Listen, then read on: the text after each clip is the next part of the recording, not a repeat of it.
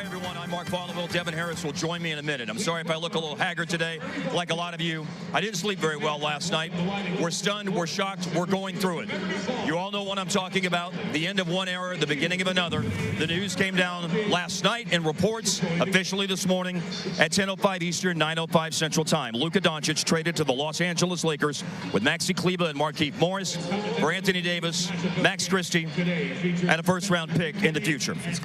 You mentioned you think this will work in the short term and the long term. Short term makes great sense. How do you see this working out well for the organization in the long term? Well, I think the long term is the time frame. I think he fits our time frame. If you pair him with Kyrie and the rest of the guys, he fits right along with our time frame to win now and win in the future. And the future to me is 3-4 years from now. The future 10 years from now, I don't know. I don't think they probably bury me and Jay by then, or we bury ourselves. Yes.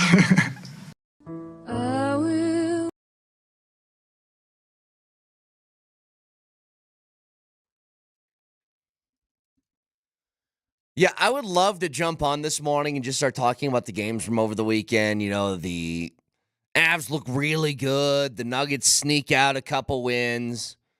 I'd love to discuss this. But this trade is one of the most insane and unhinged things that I can remember as far as you think about how you set up a team and how long you wait to find a player like a Luca Donic and to give him away for a guy who's going to be 35 at the end of this deal. You know, Anthony Davis is one of those guys, he ages in dog years. You know, he's 32 or maybe 31. He's 31 or 32. But he feels like he's 36 or 37 already. You know, at the end of this deal, he'll be 35. He's got a player option in 2027 for $62 million. And I'm trying to think, you know, it's not that hard to make the comparison to here. Here's easy. It would be like the Nuggets doing this with Jokic. And I literally don't think there's a trade that you could give me in which I would say, yep, it's smart to get rid of Nikola Jokic. You know, they can say whatever they obviously had a beef with something. Obviously. Like they either, you know, I saw some of the rumors, they thought he was out of shape, that he was, 270 pounds now or something like that. Telling you, those Europeans, they get on that American diet and they can get away from you in a hurry. But I'm in disbelief at really both sides of this. If you're the Lakers, then of course you want Luka. But if anybody even dreamt about trying to conjure up a scenario in which Luka is traded to a headline marquee kind of team, I think you would you'd spit on him and be like, shut up. You're wasting my time. Enough with this nonsense. You know, it feels the same as, would you trade for LeBron James? Yeah, I guess I would, but it's never going to happen. Well, the never going to happen thing happened. Seriously. The Lakers were just gifted a pretty generational type talent. The Mavs were just there in the finals. They were just there. And they said, no, thank you. I don't even know if there's an equivalent to this. You got AD, great. That matches up with Kyrie's timeline. Breaking news, Kyrie's getting old too. They traded youthful talent who's one of the best in the league for putting a 2012 All-Star team who was really good together. I don't get it. I've been confused all weekend. It's the only thing I could really think about sports-wise. No, I'm watching the Avs game, and I'm watching them twice in a row pitch a shutout and put up some goals over the weekend. I'm just sitting here really?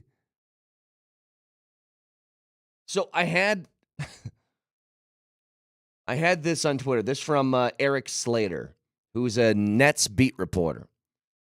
The Brooklyn Nets turned a 34-year-old Kevin Durant into Cam Johnson, Zaire Williams, 1, 2, 3, 4, 5, 6, 7, 8, 9, 10, 11 first-round picks in 4 seconds. The Mavericks turned 25-year-old Luka into Anthony Davis, Max Christie, and a first. How the hell is that even possible? Like, I think it's arguable that De'Aaron Fox got more in the trade that Sacramento just made with the Spurs than the Mavs did for Luka. Like, they got Zach LaVine, Kisoko, 3 first-round picks in 3 seconds. Like, what in the world happened? And I saw another report that the Mavericks, quote, approached at least one other team about trading away Luka, but that other team declined. First of all, who's the team that declined? Stupid. Second of all, why are you approaching teams? Like, seriously, what's going on here? If there was ever a time to think about a league being rigged, I'm not alleging that. I'm just saying. If I told you this trade was going to happen, I go, no, dude, he's going to be a Laker. Trust me. The league wants it to happen. This is the easiest way I could try and present the case. You know, how about this? And this is what I wonder about the Lakers, by the way. I wonder if LeBron had anything to do with this or not. And here's my question as to why he wouldn't. Them getting Luka seems like a, hey, man, cutthroat LeBron move. He will trade anybody. But AD? That would be as cutthroat gets. Like, they're boys. I got a hard time believing that LeBron went to management and said, let's trade AD for Luka. And so I wonder if this was the Lakers making this move, being like, hey, I'm not going to be bad and old. So if this is on the table, then I'm going to make it. But think about if you're AD. You just got used, as everybody does, by LeBron. He's like, he's like, you've taken over a land. You have, isn't that Independence Day? Isn't that what the aliens are doing? They're going to each planet, sucking up their natural resources, and then leaving them a barren wasteland. Like, that is exactly what LeBron is doing to everybody else in that roster. You like getting nailed by the king? Seriously. Like, that is, to Petros Papadakis' credit, the most accurate thing I think that's ever been said on our radio station. Because it can be applied in a million different ways. Just blown away by this. The entire thing. Like, how do you trade that? I'm trying to think, like, honestly, guys, if the Nuggets made this trade and they gave the Lakers Jokic for Max Christie, Anthony Davis, and a first, we would have torches and pitchforks outside a Ball Arena for a month. Like crazy. Next, it says, rumors the trade that was declined was Luka for Wembanyama, and the Spurs said no. Okay, well, that would make sense. And you know what? If that was the only call the Mavs made, I'd be like, you know what? I kind of get that one, because Wemby's a freak. Did you see he had a 1.5-minute long highlight reel over a game I believe they played on Friday? And it's just the most unbelievable thing you're going to watch. It's him, like, pulling up logo threes, 8 blocks, like, tip in off a long mid-range jumper for a dunk. That would be something I would understand. AD is old and hurt a lot. I just don't get it. Texture says, I've seen a few journalists pose the theory that the league knows Luka's body is broken. He's ripping cigs and drinking beer regularly, and he doesn't condition. People consider his body to be more of a mid-30s player. Yeah, here's the thing, though. He's 25, and he can change that. And even if he doesn't, all of that being true, AD, Max Christian, a first. That's it?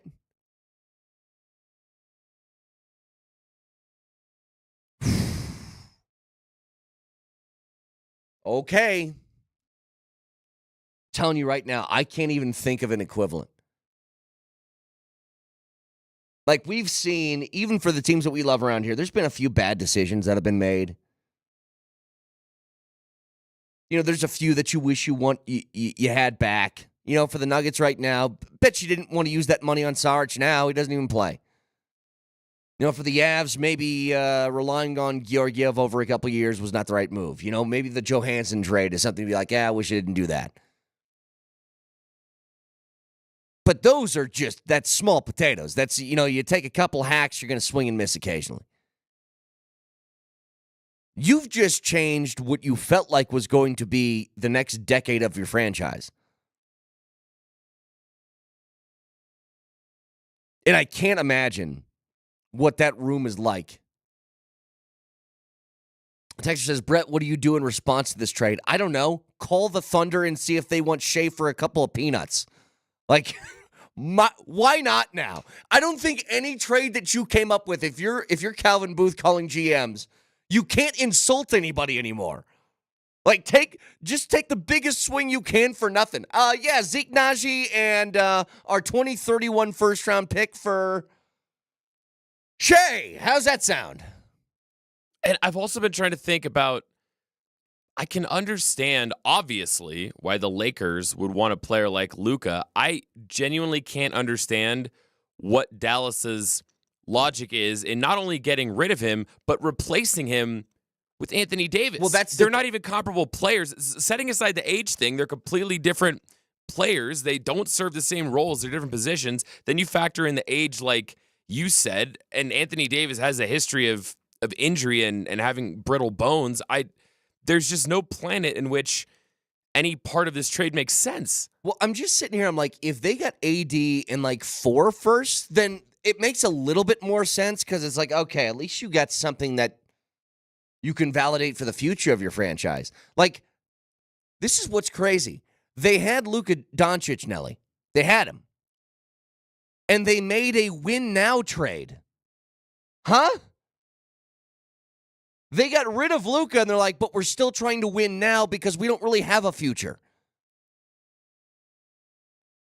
I will say to Nico Harrison, that's his name, right? Harrison. To his credit, he built the most perfect roster in 2017. Klay Thompson, Kyrie Irving. Oh, that's what I'm saying. Anthony Davis, that would be unstoppable like 8 years ago. Like, bro, if you're playing NBA 2K12, like, you got a hell of a roster now. Like, really good. Speaking of 2K, people tried to recreate this trade in 2K, and the game rejected it. Of course it gave you middle fingers. Of course it did. Couldn't even do it electronically. So what it was Luke. Yeah, you're telling me if you try and do this on a video game, Luka, AD, Max Christian a first, the game would be like, hey, not only is this trade rejected, you're not even close, pal. Like, I know I'm a video game, but no thank you. And if you look at the press conference when Nico Harrison addressed the media, Jason Kidd sitting next to him, tell me he knew what was happening. Tell me he had any idea this was coming. Jason Kidd, I don't think, looked up the entire time. His eyes were on the table. Like, that's the kind of thing that makes coaches just go, I'm out. I'm done. Texter says Luka doesn't play defense. Yeah, I know. Here's the thing. Like, this is what I want people who really are hoops fans to understand, okay? There's a clip that floated around after this trade. It was Brian Windhorst last year. It was after Game 3 of the finals. And he said, the Celtics are attacking Luka. He doesn't play defense. He's lazy. And if he wants to be a champion, then this is something he has to work on. And I think all of that is totally fair criticism. But he took the Mavericks to the finals. You understand? With one good leg. He wasn't even healthy. He took the Mavs to the finals. He gave them a shot at a title last year.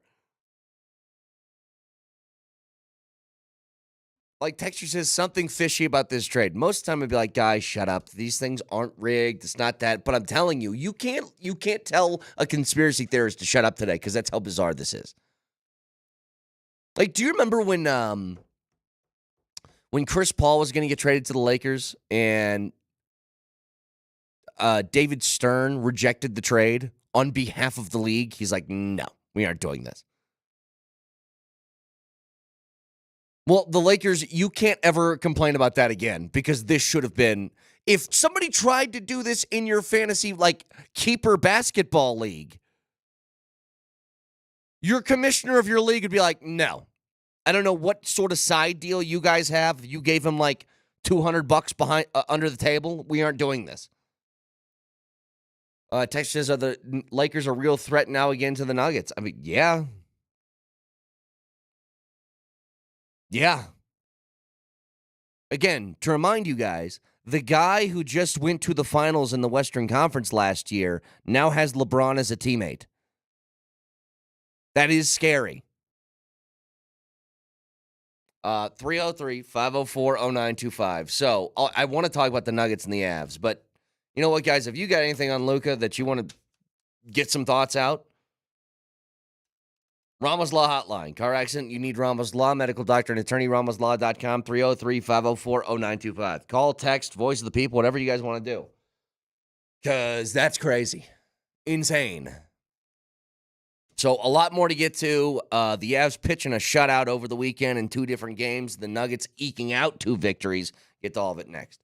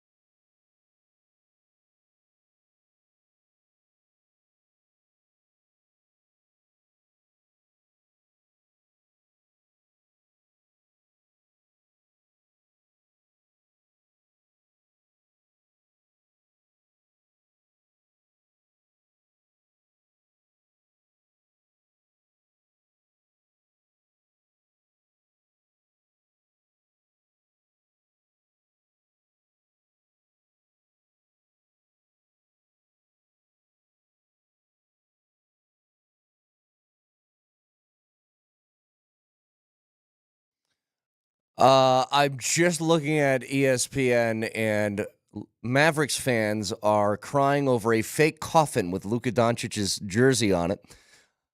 Texture says, pretty disappointed my entire drive to work was about Luca and not Avs back-to-back shutouts. I apologize, okay? I don't know what to tell you. It's the only thing I've been thinking about all weekend. It's the only thing. Because all I can think about is when people text in and we're usually like, guys, stop. That's a trade that's impossible. I can't do that anymore. You guys want to throw out Zeke, Saric, and MPJ for Giannis? Then maybe that's a thing now. I have no idea. Perhaps that'll happen. I don't know. But let's talk about the Avs. They've been a little inconsistent over the last couple of weeks, and they needed a good stretch of games here. And you got perfection, at least on the defensive side. Not only did you give up no goals, you only gave up like 42 shots in a couple games, something like that. Defensively, you were on it. And offensively, you were peppering the net, which is what we've been begging for over the last couple of games. Like everything you kind of wanted to see from this Avs team to get back on track, it happened. They had a 50% power play clip going. Out of 6 opportunities, they got 3 goals. That is what you want to see. Defensively, holding them to a minimum amount of shots is what you want to see. Offensively, throwing 36 on the Blues and 32 on the Flyers, it was pretty close to perfection. Now, on top of that, I do got to say, guys, the Nico trade shock, which now looks like a swapping of second-round picks after the Luka trade. Initial sting wore off, and I'm looking at Netjes play with this top line and him on the power play, and man, does it work. Like, the dude is playing at an incredibly high level. And if I said it once, I said it 1,000 times last week. I was expecting the Avalanche to get 2 goals from Jonathan Drouin, 1 goal from Marty Party, and 1 goal from Makar. That's the combo we all expected. We saw it coming from a mile away. I mean, I love it. It's from Nitches. Yeah, I'm going to keep going Netjes. I'm just going to trust the Moj and Riker on this. Netjes. It's exactly what you wanted to see. In basically all phases. They went out, they played solid defense, they got really good goaltending, they put pucks on net, and they finished power play opportunities. Again, when this team operates at a high level with the power play, they're really difficult to stop. Like, insanely difficult. And so their ability over the last couple of games to kind of throw that back together again, you can start putting pressure on teams in a hurry if you continue that. You're still kind of like inching your way and waiting for this Four Nations to come up so you can see what this team looks like with hopefully Val back afterwards. But right now you got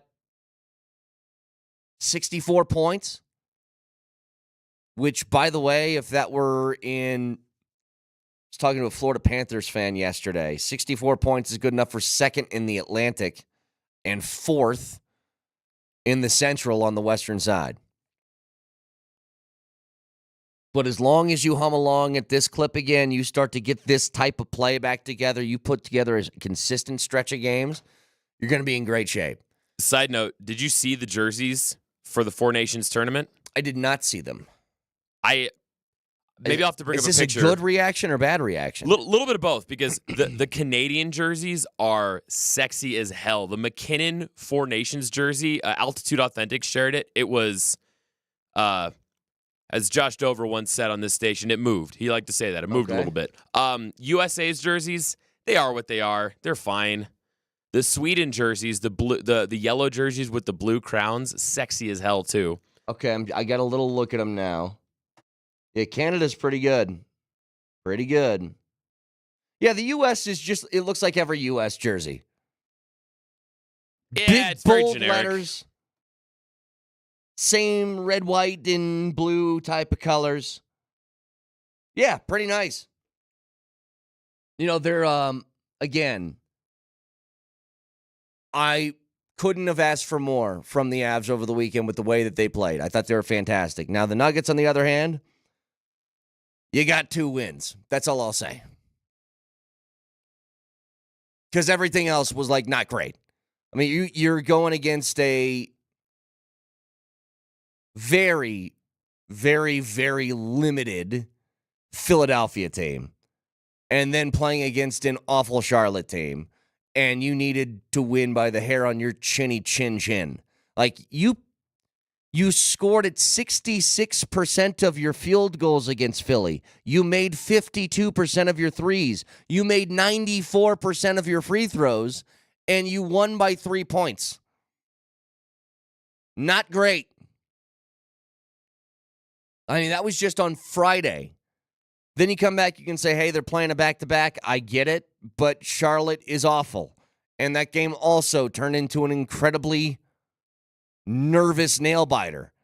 And one thing came back again at the end of that Charlotte game that has me a little bit concerned. Again, very happy with a couple of wins over the weekend. Credit to the Nuggets. They came back after being down 4 with less than a minute left to Charlotte. But the late game close stuff, you can say that that's closing a game. That's not what I'm talking about. Closing a game to me is it's late, 5 minutes left, 4 minutes left in the fourth, and you start to run away with it and choke that team out at the end. It's not what happened. Closing a game is they were up by 15 in the third quarter? Then don't blow that. That's closing a game. That stuff has me incredibly concerned because that used to be their MO. Once they were down 4 with 50 seconds left, Jokic with a bucket and 1. Jokic gets back to the free throw line. Now you're up 1. Then Murray makes a shot, and then it's like you cross your fingers and hope they miss. Again, you got the win, but both teams, Avs and Nuggets, 2-0 over the weekend, and I have 2 entirely different vibes around them. The Avs, I thought, played beautifully for 120 minutes over the weekend. Thought it was great hockey. The Nuggets have me terrified still. Well, I got to see if I can find it. There was a shot of Michael Malone on the sideline during the waning seconds of that game against the Hornets where there were, 13 seconds on the clock. Mm-hmm. Nuggets are down by a point or 2, and the cameras showed him on the sideline with this face that was just like Jim from The Office level apathy of, I can't believe this is happening again. Yeah. And he was all of us in that moment. Well, and these are, look, you just lost 3 straight games. You're looking to get some wins. And you know what? They got 2 of them. But you're expecting it to look better. You want, I know people are going to say, this doesn't matter, but I don't know how else to describe the way that I view sports, the prism I view it through. There's teams that win games that you just don't feel like are an actual threat. We see this all the time. Like the Broncos, for example, this past year. The Broncos had a great season for what their expectation was, made the postseason, all of that. But there's a certain way in which you watch a team play where you're like, yes, they win games, but is that actually championship level stuff? And I think we all kind of knew with the Broncos it wasn't. But you made the party, you made the dance, and then you got paired up with Buffalo, and what we kind of expected to happen did. They're just better. The Nuggets are not giving off these feelings that they're championship contenders. They're talented enough to win games. But there's teams around this league that when you play against them, they will prove to you on a night-in, night-out basis what they're made of. Boston's one of those teams. OKC is one of those teams. Texter says, calm down, Brett. A win is a win. Not every game is going to be a blowout. What do you want? You're sounding like Vic. Here's what I want. When you lose 3 straight games, I want you to play well. And yes, they got wins. But in one of those games, you shot 66% from the field and won by 3. In another game, you were down 4 to a team that has won 12 games this year with under a minute left. I expect better than that. I do. Especially after you lost 3 straight. You know what? If they were off, Nelly, if they had those 2 games after they won 5 in a row, then part of me would be like, yeah, you know what? A back-to-back against Charlotte. You didn't have your legs. Maybe you didn't care all that much, but they were motivated. Because they played poorly previous to that.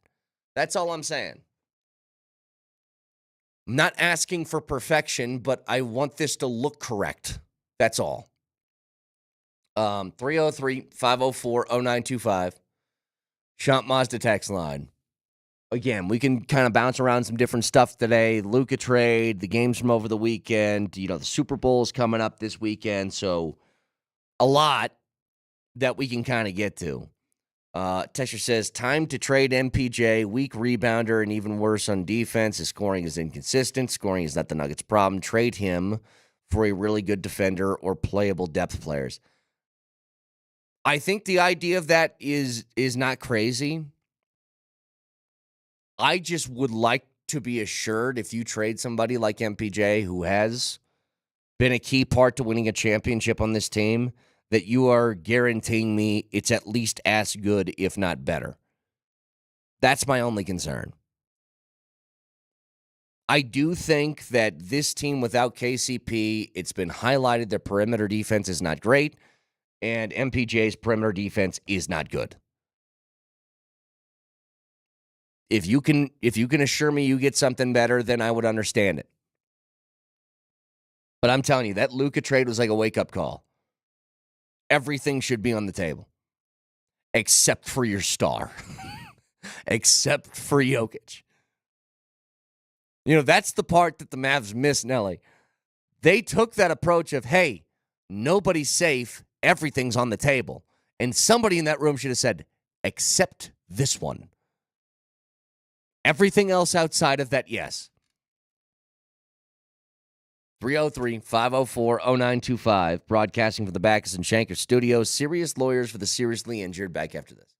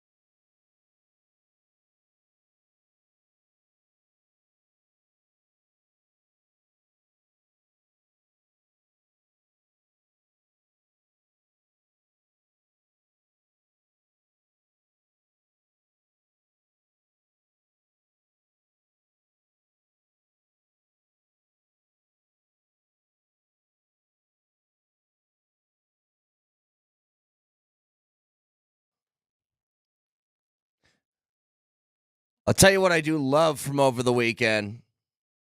Nelly, I'm in some shorts, long sleeve shirt. Like, it's beautiful over the next couple of days. Texture says this. You think Dallas would take into account by trading Luka, they've essentially nuked their own fan base. They should have leaked a rumor about the trade going down and looked at social media to gauge reaction. Well, here's the thing. I actually kind of agree with the first part. You don't do that to gauge the reaction and then base your decisions off what the fan base says. But I think we've all had this scenario happen in our lives at some point. Maybe it's a grandparent, somebody. You ever had somebody just getting older and you knew they were sick and it was, over the course of time when they eventually pass, it still hurts, but it hurts a lot less than if somebody drops dead of a heart attack. You know what I mean? The pain of that is much different than initial, just gut punch shock. This came out of nowhere. And there is something about that where, the fact that Shams had to say this, yes, it's real. You guys aren't getting Shams Garania or whatever, a fake account. That's not what's happening. This is a real thing that happened. You done know you messed up. If I walk in, how about this? If I just walked into my house today with a 200-pound English Mastiff and just put it in front of my wife, and I go, yeah, that's real. Or I had a Ferrari in my driveway. And she goes, what's going on? Did you rent this? And I was like, no, I bought it. It's real. Look at it. The amount of shock, it's not even anger or anything at first. It's just like, wait, what? You know what? We actually have a clip that perfectly explains this. The initial reaction is this. You what? We traded Luca Donic. You what? Huh? You what?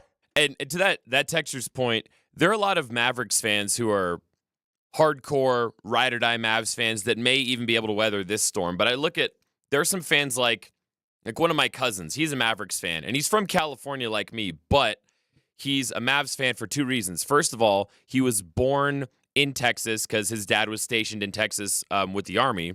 And then second of all, he is a gangly, lot of limbs white dude with a killer three-point shot. So his idol growing up was Dirk Nowitzki. Sure. So for a guy like that, Dirk is long gone and he has no actual ties to Dallas. I texted him Saturday night and he said, I'm done.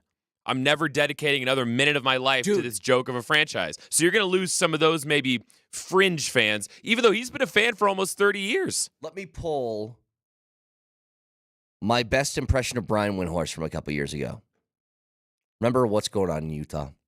Guys, what's going on in Utah? Here's my Brian Windhorst for the Dallas Mavericks. What's going on in Dallas? And here's my conspiracy theory. You guys ready for it? Are you sure?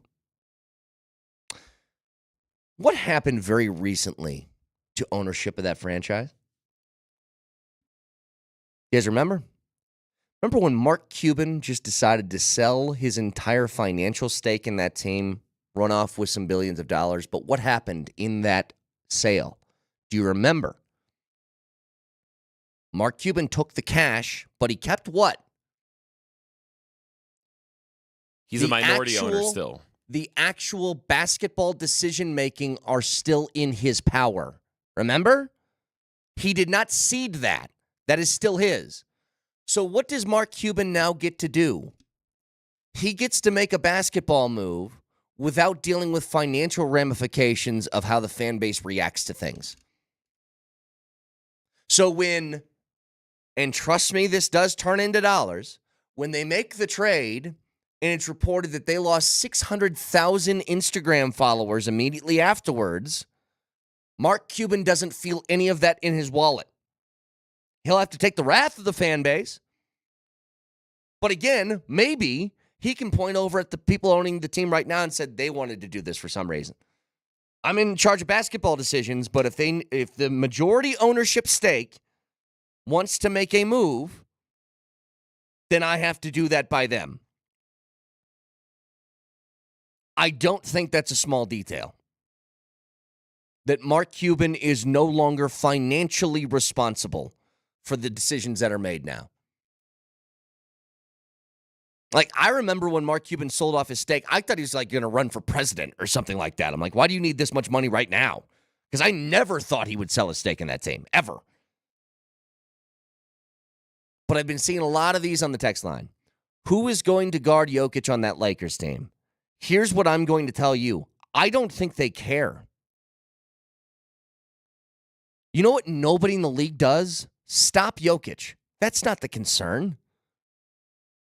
Like, let's just say that the Lakers made this trade with the Nuggets in mind. Like, they thought the Nuggets were the team to beat in the West, which I don't think is the case right now. But we'll live in make-believe land. You think that they look at the Nuggets and they go, our top priority is stopping Jokic? Of course it's not. You can't. It's impossible. AD couldn't do it. What could they say, though? The Nuggets can't stop anybody. We add Luka to the mix with LeBron, we can outscore him. That's their plan. That's what they're doing. Like, I think you guys are focused on the wrong detail for the Lakers. I don't see any way in which this is good for the Nuggets. What are the Nuggets terrible at? Perimeter defense. Who's going to be on the perimeter now? Luka. I don't see a world in which this benefited the Nuggets somehow. If it does one thing, one positive thing, it takes the Mavs kind of off the table, to me, as far as threats. You can have your Max Christie and AD who plays 50 games this year. I don't care. But the Lakers have become a problem. Now, huge spotlight. Who knows how Luka reacts to this stuff? Luka doesn't strike me. You know, he's not Jokic, but he doesn't strike me as somebody who's all that concerned about the spotlight. Like, how often do you see Luca Doncic putting himself front and center? Not that often. But I am incredibly concerned. Because they now can score in a million different ways. So 303-504-0925. Break more of this down in just a couple of minutes. Reminder to you guys that with the big game coming up this weekend, if you just log on to altitudesportsradio.com/Hooters, you got a chance to win a party for you and 4 friends with a Hooters prize pack, and it's going to be hosted by DMac. You just answer 10 simple questions about the big game. They're like prop bets without risking any money. The entry with the most correct answers wins, and a tie goes to the entry that was entered first. So hurry. You visit altitudesportsradio.com/Hooters. That's altitudesportsradio.com/Hooters. Again, I want to just throw out a million different trades now that don't make sense. Didn't Dallas also trade Maxi Kleber to the Lakers? Yes, they did. Who cares? You could have, like, literally made up a name to also throw the Lakers' way. Maxi has been on the Mavericks for a long time, but Maxi is averaging 3 points per game this year. Does not matter. I'm still kind of like in shocked. I just can't believe that the Utah Jazz got Jalen Hood Schifino. That's the biggest part of this trade. Wow. I know. They're like the thing that's also in the mix here. I'm telling you. This would be like the Nuggets trading Jokic. And by the way, keep this in mind. What's the extra sting on this? Like, Mavericks fans are pissed that they traded Luka. But who did you trade him to? The team that everybody hates, right? Like, Mavs fans can't stand the Lakers. And certainly can't stand LeBron. Just crazy. 303-504-0925. You can watch a show on Twitch. Twitch.tv. Search out the Dude SR on the search bar. The Altitude TV simulcast. And that is the Safeway Twitch feed. Order online. Safeway does the rest. Get easy delivery or free pickup with the same great deals. Get started at Safeway.com or in the Safeway app. At Safeway, fresh foods, local flavors. A lot to get to this morning. Moser, Lombardi, and Kane next.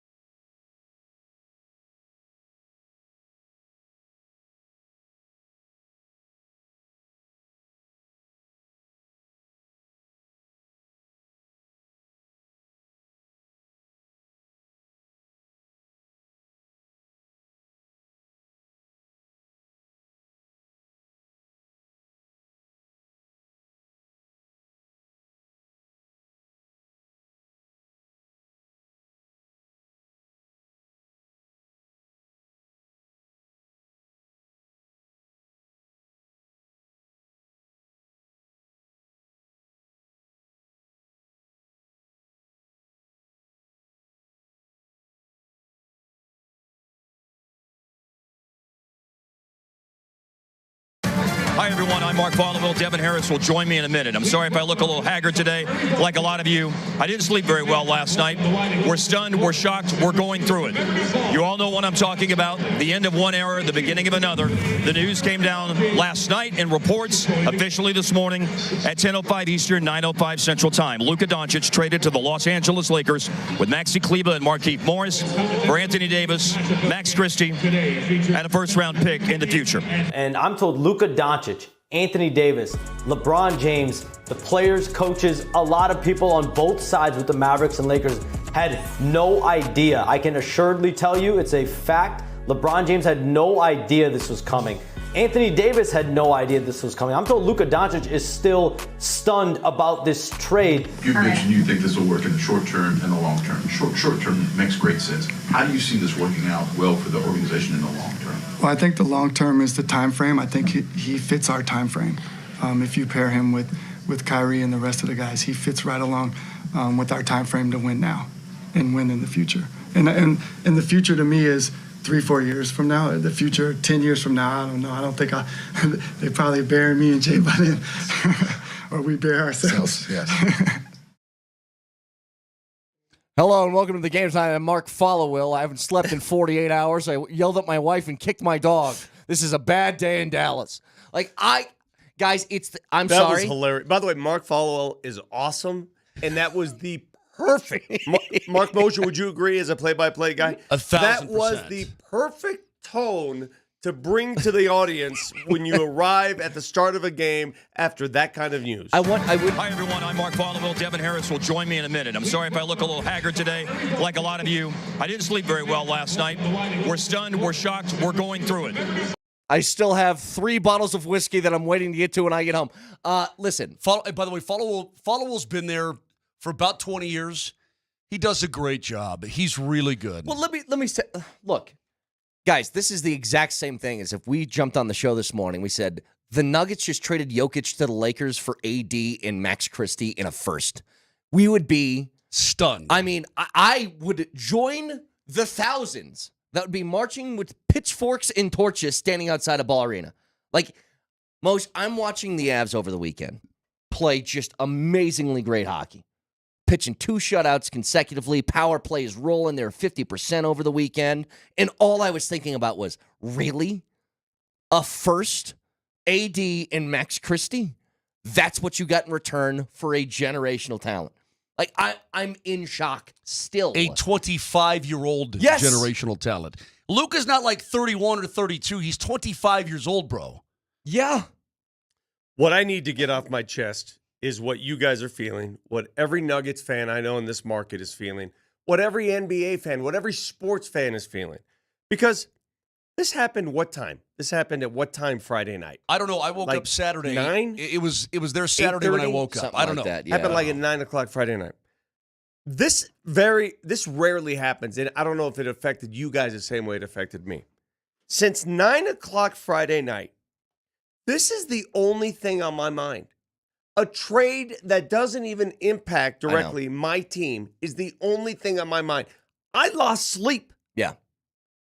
Yeah. Was it Saturday night or Friday night that this happened? It was Saturday night. Saturday night. Saturday. Yeah. I lost sleep. I was tossing and turning. It's all I was thinking about yesterday. It's all I'm thinking about right now. Because it's bigger than just 2 teams making a trade. It's 28 other teams not being known, not being told that there's a trade opportunity for a 25-year-old global superstar. I'll start here. I think the Mavericks in the short term got the better end of the bargain in the short term. And I think anybody can agree to that in the short term. I really do. I think the Mavericks this season. Explain that one. Dude, Anthony Davis is He's really good. They were just He's in the 31. finals. I know. He's 31 years old, I and understand. he's broken down. I just think in the short term, the Mavericks are pretty damn good. Good luck. I disagree. Okay, that's fine. Yeah. We can disagree. But I think in the short term, you're an idiot. but to toss the baton to the next Laker great for the next decade makes me sick. I'm really kind of tired of this crap. Let me where give the you a Lakers list. Just get a dude. Let me give you a list. And then they just get a dude, and then they just get a dude. Let me give you a list. And for those of you wondering, hey, do you not like the Lakers? Not like is a poor term. We despise the Lakers. Every other fan in the league despises the Lakers. Including the Mavericks. If you're a Lakers fan listening to this show, what the hell are you doing here? We hate you. We hate your team, your franchise, what you've gotten away with, and what you continue to get away with. We hate because it's larceny. Let me lay it out there. Yeah. It's larceny. We hate the Lakers' guts. More than anybody. The Dodgers are right there for me, bro. And let me tell you why. And by the way, as much as I hate like the Minnesota Wild, they're way down the list. Oh, man. Yeah. On the hate meter? Yeah. Let me tell you why. I'm going to give you a list of players that have gone through the Lakers, played on the Lakers hardwood over the years. And if these are all Hall of Famers, mind you. I'm going to give you a list of Hall of Famers. And it's just one after another, generation after another that keeps the baton going. George Mikan played for the Lakers. Well, he's regarded as the greatest big man of his generation by a mile. Elgin Baylor played for the Lakers. Total stud. Jerry West played for the Lakers. Beyond good. He's the logo. Yeah. I mean, the logo played for the Lakers. Wilt Chamberlain played for the Lakers. One of the greatest I heard he was pretty good. Kareem Abdul-Jabbar. Also heard he was all right. Was given to the Lakers. Practically, much like this, handed to them from Milwaukee. Here, take him. Magic Johnson played for the Lakers. He was okay, too. He was drafted, though. James Worthy on that same Magic Johnson team and Kareem team. Out of Carolina. Shaquille O'Neal showed up in L.A. Kobe Bryant. You remember what happened? Hey, by the way, that was pretty good for the Lakers. I mean, the Lakers did a good job to recognize and then make the trade because he was picked by Charlotte. Things go south for a few years. They suck. And what happens? LeBron James shows up. He plays for the Lakers. Another decade. And now for the next decade. And Anthony Davis. Yes. He's going to be Hall of Famer. Yeah, he'll be Hall of Famer too. And now Luca Donic plays for the Lakers. It is an absolute joke that this trade wasn't afforded to 28 other teams. It's an absolute joke that it was top secret between two friends, one of those friends involving the LA Lakers. Let me tell you something. I'd be breathing a lot easier today if Luka were traded to Brooklyn. Sure. Or Indiana. Memphis. You name the team. I swear to God. But the fact that it's the Lakers, and I know what every other NBA fan, what every other Nuggets fan is thinking right now, it's the Lakers. Mm-hmm. How does this keep happening? How does it keep happening, Moser? I have no idea. I'm hoping. My only last hope is this. He hooks up with some rising starlet, and she absolutely ruins him. Someone just asked why the Wild hate. The hell's wrong with you? Who said that? Okay, Who said that? Who said that? Let me say this about the trade, because here's the other thing. Who said that? It's not even, I mean, yes, it's the Lakers. But that trade, AD, Max Christie in a first, just for reference, okay, for 25-year-old generational talent. Here's some of the other moves that have been made. Like, I could argue that the Kings got more for De'Aaron Fox. Well, they did get more in first-round picks. They've got, 4 first-round picks to the Lakers 4 in 1. 3 seconds or something like that? The Lakers got 1. And Zach LaVine, by the way. Not only did the Mavs get 1 first-round pick, it's going to be a bad one because the Lakers are going to be good with Luka. Yeah. It's going to be a bad pick. Incidentally, well, let me tell you this. The Sacramento Kings come out looking like roses in that They look deal. great. Yeah. Hang on a second. When the Nets traded 34-year-old Durant to Phoenix, their haul at the end of it was 10 firsts, Cam Johnson, Zaire Williams, and 4 seconds for a 34-year-old KD. How many firsts? 10 is what it ended up being at the end of it. So they ended up spinning this to spin that to spin that, and they got. But they 10. got it was 6 or 7 originally. Like this is what I don't get. That's the deal. And why doesn't Adam Silver? Why doesn't he stop this? You know what David Stern would do? He would have kiboshed this. David Stern did that for Chris Paul. At least David Stern had balls. Yeah. David Stern would stand up there and say, this trade is not going down. Well, I'm because not going to allow it. You can't kibosh it because they really technically did nothing wrong. Here's what I want to know. At the end of the day, so Nico Harrison, the GM of the Mavericks who made the deal, and the reason there's so much anger here is because of what the Lakers got long-term, right? Long-term, they just got another 10-year run with one of the best players on the planet. And I love when I hear, well, it was a conditioning thing. Well, conditioning didn't bother him for the last 5 years, did it? He's averaging 29 a game. I mean, he's... Yeah. Did we hear the same thing when Joker was torching people? Texture says Barkley's on ESPN right now. I see him. Yeah. Saying that Luka is fat and lazy. Oh, really? Okay, fine. Like I'll go back to something from last year. If you guys remember, the Mavs went down 3-0 in the finals. And Brian Windhorst, accurately, after the game, wasn't playing D. Said he's not playing defense. He's super lazy. He's being attacked. And if he wants to be a champion, he's got to get better at that. Yeah. And everything he just said, or he said at that time, was right. Was accurate. And I'll also tell you this. They're in the bleeping finals, though.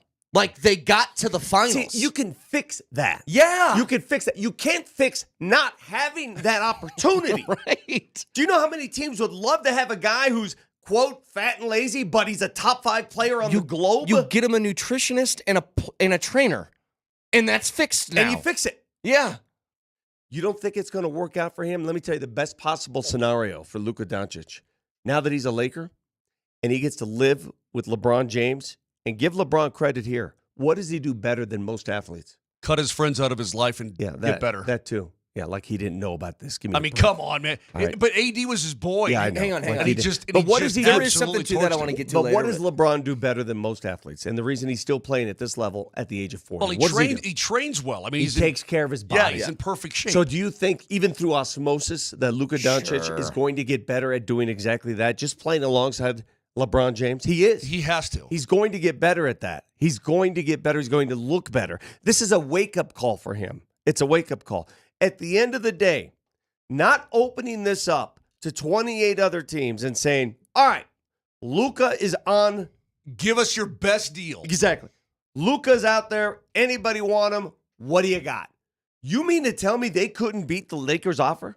I could think of 20 other teams that could beat it right 100%. now. I think the 100%. Nuggets could have beat it. Like, I'm not going to be disrespectful. Is this going to be disrespectful if I say this? If the Denver Nuggets were presented the opportunity for Luka Doncic, they'd give up everybody outside of Joker right Absolutely, they would. And They that's not disrespectful. The Luka's he's a generational player. now. I'm asking you, Nuggets fans. If you're given the opportunity for Luka Doncic, and the Nuggets don't have much of a trade opportunity because they can't trade certain players, they're stuck. They're stuck. But if all things considered equal, they'd give up everybody outside of Nikola Jokic for Luka Doncic. Yeah. That's a fact. Why didn't the Mavericks? They've done themselves a great disservice. A great disservice. You don't think that? I mean, Oklahoma City's loaded with like 800 first-round picks. I know. And plenty of talent on that roster. Blows you my don't think mind. you don't think the Oklahoma City Thunder would look and say, we got 2 centers right now. We play good. Maybe we give up Chet and 3 firsts. Maybe we give up. Yeah. I mean, there's so many players on that roster they could give up. I could go down the line and give you a better package than.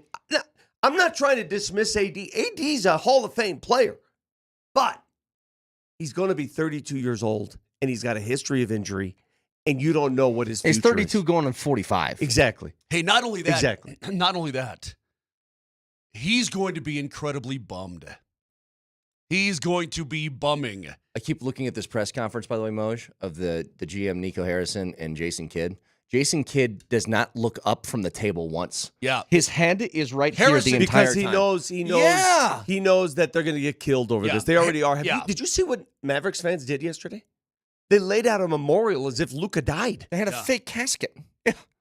They turned in their jerseys. I mean, let me tell you Understand something. If something. the Nuggets traded Nikola Jokic today, you would get the exact same reaction. Dude, you would get, I'm not kidding, you would get people who just said, I'm done. I'm done. You would. I'm going to tell you right now, if the Nuggets traded Nikola Jokic, I'd be done. Yeah. I wouldn't come in to do radio. I'm not joking. I'm going to tell you right, I'm going to look into this camera. If you think that, Nuggets, if you tried to pull that stunt, we're done. Just shut the radio show off. Shut it off. Turn it off. I ain't happening. There's another aspect, like there's a million different ways that I want to talk about this. One is from the side of the Lakers, and the other is... Should we call him the late, great Luca Donic? But here's the other thing. Imagine this, Moj. Imagine you're a fan of that basketball team. Right. And they won a championship within the last 15 years with Dirk. They were just in the finals last year. Go back 2 years ago to that Mavericks team. Do you remember who was on that roster? Just off the top of your head. 2 years ago? Maybe 3 years ago. 2 or 3 years ago. Porzingis was on that roster. Mm-hmm. They had Porzingis, Luka, and Jalen Brunson on the same team. Yeah, they let Jalen Brunson. He just walked. All of them are gone, and they have nothing to show for it. Nothing. But you've got an aging AD, human mop. You got that. Listen, and the AD thing is truly a double-edged sword because he's a great player when he plays. But is he going to be motivated to play in a Dallas Mavericks uniform? He's a great player. That's the question. Here's another factor you have to understand. Everybody says, AD was sideswiped here. He was surprised. For this deal to happen, Anthony Davis had to surrender his trade bonus. Did you guys know this? He had to surrender his trade bonus. He has a trade bonus, and the salaries would not have matched. So he had to say, okay, I'll surrender my... He had to give up money for this deal to happen. Do you know this? Mm-mm. So I had no idea. I don't know if AD is as angry as you think. You don't think that he's... I think part of AD is like, I went to L.A., I got a championship, my boy LeBron brought his kid along. We're trying to play golf, and he's got his kid along. You ever try to play golf and somebody brings their kid along? No. We got the video of the press conference going behind us, and I have never seen somebody like Jason Kidd praying for a meteor to hit the earth as much as him actively in this moment. That is the face of somebody who goes, I don't know what just happened. Right. I don't want to be here anymore. I don't know what you want me to do with this. Mm-hmm. Like, it's insane. What I want to know, so the guy on the right, Nico Harrison, who used to work for Nike, by the way. All right, so go follow his career. So he should know something about what's going to happen to his jersey sales now. I want to know what the conversation was like when Nico Harrison, the general manager, walked in to the executive office, the owners of the new owners. Because what is Mark Cuban doing? I don't know what his role is I thought he still had a anymore. basketball role. I thought he still was in charge of basketball operations. That was my understanding, but he is saying that he had nothing to do with this trade. Well, then what is your role? Yeah. So I'd like to know the conversation that Nico Harrison had with the owners. Did he sell the whole team or just the majority? He's a minority stakeholder. Okay, so he still got a minority stake in it. Okay. Nico walks in and says, "Yeah, we're gonna trade Luka." This must have been in conversation for a while. You don't just show up one day and say we're trading Luka. And the owners, do you know how much money's at stake here? Not just for Luka, like he was due to make the max. Do you know how much money the Mavericks earn with Luka just being on the Mavericks? Absolutely. A do you know boatload. do you know how much money the Nuggets earn with Nikola Jokic being on the Nuggets? A boatload. Do you understand? Just the association of having that player in your system is money. Yeah. Money. Well, Shohei Ohtani with the Dodgers. Money. This is money. This is what I was saying, though, good. Moj. I think 24 hours after they announced the trade, and this is going to sound like some stupid TikTok stuff, but it's not. It's actually affects your business. They lost like 600,000 Instagram followers. The team did. Do you know how much That's money, cash. how much value to that organization Luka Doncic represents? Especially globally? Like, think about it. Simply So now, amazing. all of that value goes to what team in the NBA? This is where I'm sick to my stomach, and I'm already getting Lakers fans on our text who are listening to the show. Not sure why you're listening to a Denver show, Lakers fans. You want to be us. Yeah, okay, yeah, blah, blah, blah, blah, blah. Congratulations. Hey, you should be throwing a party today. I don't know how you do it. It's like Wolverine. You never are hurt. You always grow a limb back if you lose one. Yeah. I don't know what it is about you. I'm surprised you don't watch cartoons, but you I don't do know that. what it is about you. Vic, a Randy Fund is dropped into your life. You survive a Randy Fund. You survive and it you all. grow another I don't know. limb. Yeah, I don't that's know it. what's going to happen to you in the afterlife, Laker fan. I don't know what's going to happen. But, man, you got the greatest luck going for 50-plus years. Do you remember Randy Fund? And it was Fund with a P. Pafund. No. Boy, did he want to be Pat Riley. And after Riley left, he started slicking his head back and all his hair and all this. Oh, my God. It was a total disaster. Lot more to discuss with this. We'll get to it later. I want to discuss how this impacts the Nuggets this week. I got you. We'll get to that in a little bit. We got Adam Schefter is going to join us at 8 o'clock as we are leading into the Super Bowl this week, so we'll talk to him about that. Also, your hockey team won. I want to get to that, too. I'm watching the Avs, and all I can think about was Luka. The hockey team looked great over the weekend. I'm watching the Avs, and I'm watching the power play, and I'm like, where's Luka? We'll get to all that in a couple minutes. Stick around.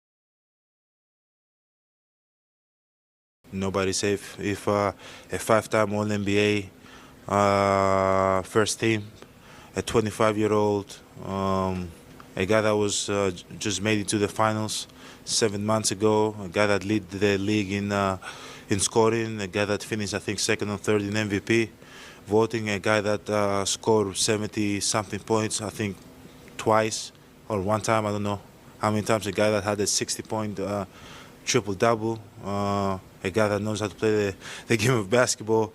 I keep going and keep going. The All-Star, not All-Star, the All-Star started, and one of a guy that averaged 34, 9 and 10. You know, but I'm not here to talk about Luka and how good he is. I think everybody in the world know that he's one of the best players in the league. After 2 minutes, I'm not here to talk about Luka though. It's just I can't get my head wrapped around. You know what? I It's a just crazy. You can't. know what? It's a crazy trade. Not when fans are clearly surprised. We're surprised when players are shell shocked. Did you see the bench? Here's the reaction Did you see of the everybody. Phoenix Suns bench during the Portland game? Phoenix Suns are losing to Portland on the road Saturday night. In the middle of the game, they get the news. Devin Booker, Kevin Durant, Royce O'Neal, all sitting side by side. All of a sudden, they're on their phones going, "Oh my God!" Like the game doesn't matter now. The game is secondary. Why do they have their phones at the bench? Somebody handed them the phone and said, "See what just happened." Okay. When players are just shell shocked like that, speechless, that tells you what kind of trade it is. I think it's the most surprise. Let me ask you guys: we've seen some surprising trades. We've seen some. Mm-hmm. I mean, your boy went to St. Louis plus $50 million in cash. Correct? But that ain't. We've seen ain't some anywhere surprise. like that. Ain't anywhere like this. Is this the most shocking trade of our lifetimes? Yeah. Of our lifetimes? Lifetime. Well, Wayne Gretzky got traded, for God's sake. But they got something in return, like major capital. Yeah. Major. What was the Gretzky trade? Go back. Give me the Gretzky trade. All right. The greatest player in the world got traded. I think the LA Kings threw in a bunch of stuff for him. they gave him half the state. I think Sacramento is now property of Canada. It was part of the package. I'm sitting here and I'm trying to imagine a scenario in where anybody thought that was a good idea. Like that they all got together, the ownership group, the GM, and they said, all right, we got this deal on the table. Are we all in? The ayes have it. All right, good. Like, you ask anybody, like, the Lakers just acquired Luka in a trade. Like, everybody was, remember when Equanimous St. Brown on their podcast had Xavier Leggett on? And he talked about eating squirrels? Yeah. You what? That was You what? Huh? He's great. He's so good. You know it costs. I got it. By the way, you want it? Yeah. What was the trade for Wayne Gretzky with McSorley and Krushelnyski Okay. to the Kings for Jimmy Carson, Martin Jelena, $15 million in cash. Kings first round picks in 89, 91, and 93. Yeah, you got to understand that $15 million in cash back then would be the equivalent of what? Ton. $75 million today. By the way, the new Democratic Party House leader in Canada demanded that the country block the trade. Yeah. It was. How old was Gretzky when that happened? He was 20. Yeah, 20. He was in the prime of his career. Okay, so the deal goes down in 88, and they just won the Stanley Cup. Yeah. So he was 27 years old. I'm telling you, Edmonton not only got cash because they needed cash, they were cash poor. Yeah. They got property in California. I guarantee right now, Edmonton owns like resorts all over California. It was Peter Pocklington who did the deal, and Glenn Sather tried to stop. Everybody tried to stop the trade.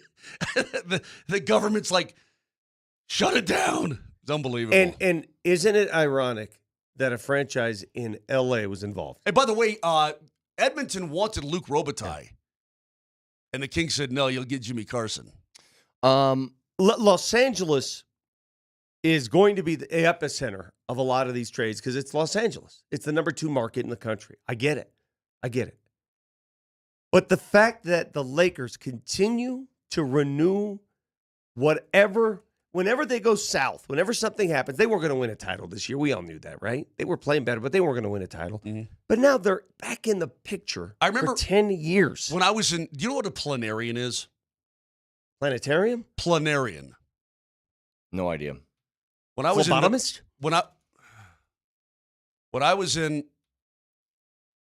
middle school, it's a little worm. It's a flatworm. So if you cut him in half, he grows back. Yeah. That's All right? exactly what That's the Lakers are. The Lakers are the NBA's planarians, right? Somebody on the Twitch feed is asking. Do you know what a planarian? You've Okay, never. we got it. Did We you got ever it. cut open a planarian? We got it. You're a big planary in our asses right now. Yeah, we got it. We got it. Say planarian one more time. One more time. Say it one more time. We got your damn analogy. People are asking, do you think Luka eventually gets tired of LA and signs with the Nuggets to play alongside his friend Nikola Jokic? No. The answer is a hard no. No. He's going to go to LA. All the money he loses in that Supermax, because he loses money. He's not, he can't sign his Supermax right now in LA. Supermax is only afforded to the team that signed you, that has you. Yeah. So he loses a lot of money. You think he's going to make that money up in endorsements by playing for the Lakers? Of course he is. He's going to make everything up playing for the Lakers. You're not leaving LA. Not willingly. There are so many side hustles that come along with playing in LA. It's not even funny. 100%. Well, it's not even. I mean, it's not even remotely funny. I want to get back to this in a second. We have Adam Schefter at 8. I do want to talk about especially the Avs in the Nuggets games over the weekends, and let's start with the Avs. Moj, that was about as perfect of a weekend as you could hope for. They played great defense. They got great goaltending. They pitched 2 shutouts. They put pucks on net, and they finished on the power play. Like, everything was working this weekend. About as good of a weekend as you could hope for a team that was struggling a little bit as of late. Bednar said heading into the weekend he was treating these like playoff games because he wanted to see the team get right. I know we're still early into this. There's a certain level of juice, though, that Netchis brings to that top line, and especially the power play, that really gives that thing a kick. It's like you're throwing a little hot sauce on there. It looks a lot different. I don't know how to describe it, but I don't want to take anything away from Mikko Rantanen, whom I love as a dude, and he's a great player. But McKinnon seems energized on that power play now, does he not? Yeah, he really does. Because McKinnon, again, you saw it yesterday when they did the old switcheroo. McKinnon's much more all over the zone now, and he seems active all over the zone on the power play. And he goes to the opposite side. Netchis parked himself in McKinnon's circle and got another one-timer off yesterday. He's going to score on that, before too long. Yep. But it looks more dynamic. The puck is moving faster. Guys that seems like the feet are moving all the time. Guys are engaged. It's a different looking power play. And now it's what? It's about almost 50% since the trade went down. How about that? Since the Luka trade? Okay. I swear, God is my witness. If your world revolves around the Luka trade for the next week, I'll kill you myself. You know what's so funny about it? The Mikko trade was a big trade. Big, surprising trade, right? You've already forgotten about it. Hey, you're done, right? It's like, it's just a little baby. It feels, in Vic's defense, compared to the Luka trade, as huge as the Mikko one was, it felt like you swapped 2 AAA guys. You know what I mean? I dig what you're saying. I mean, the Avs in that trade, they got some serious stuff back. They got, yeah, and yeah, I mean, they certainly did. You're looking at the Avs and the Mikko trade, and you're like, that's how you do a trade.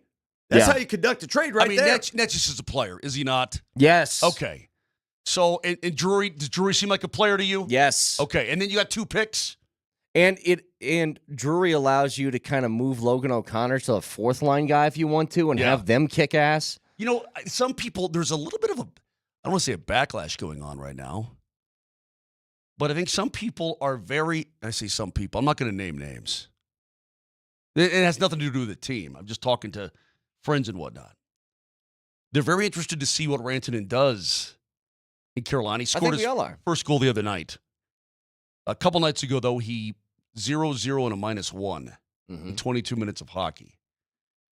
And I think some people are just mad at him for not me being proactive when it came to his contract. I think some people are just mad that he wouldn't He wouldn't come. I don't know how to even describe it. Wouldn't take man, a deal what or does whatever. that mean? He always has the option to come back at the end of the season. Absolutely, he does. Either way, the point is that these guys can play. That Netch's goal against the Blues, he comes in, 1-on-3?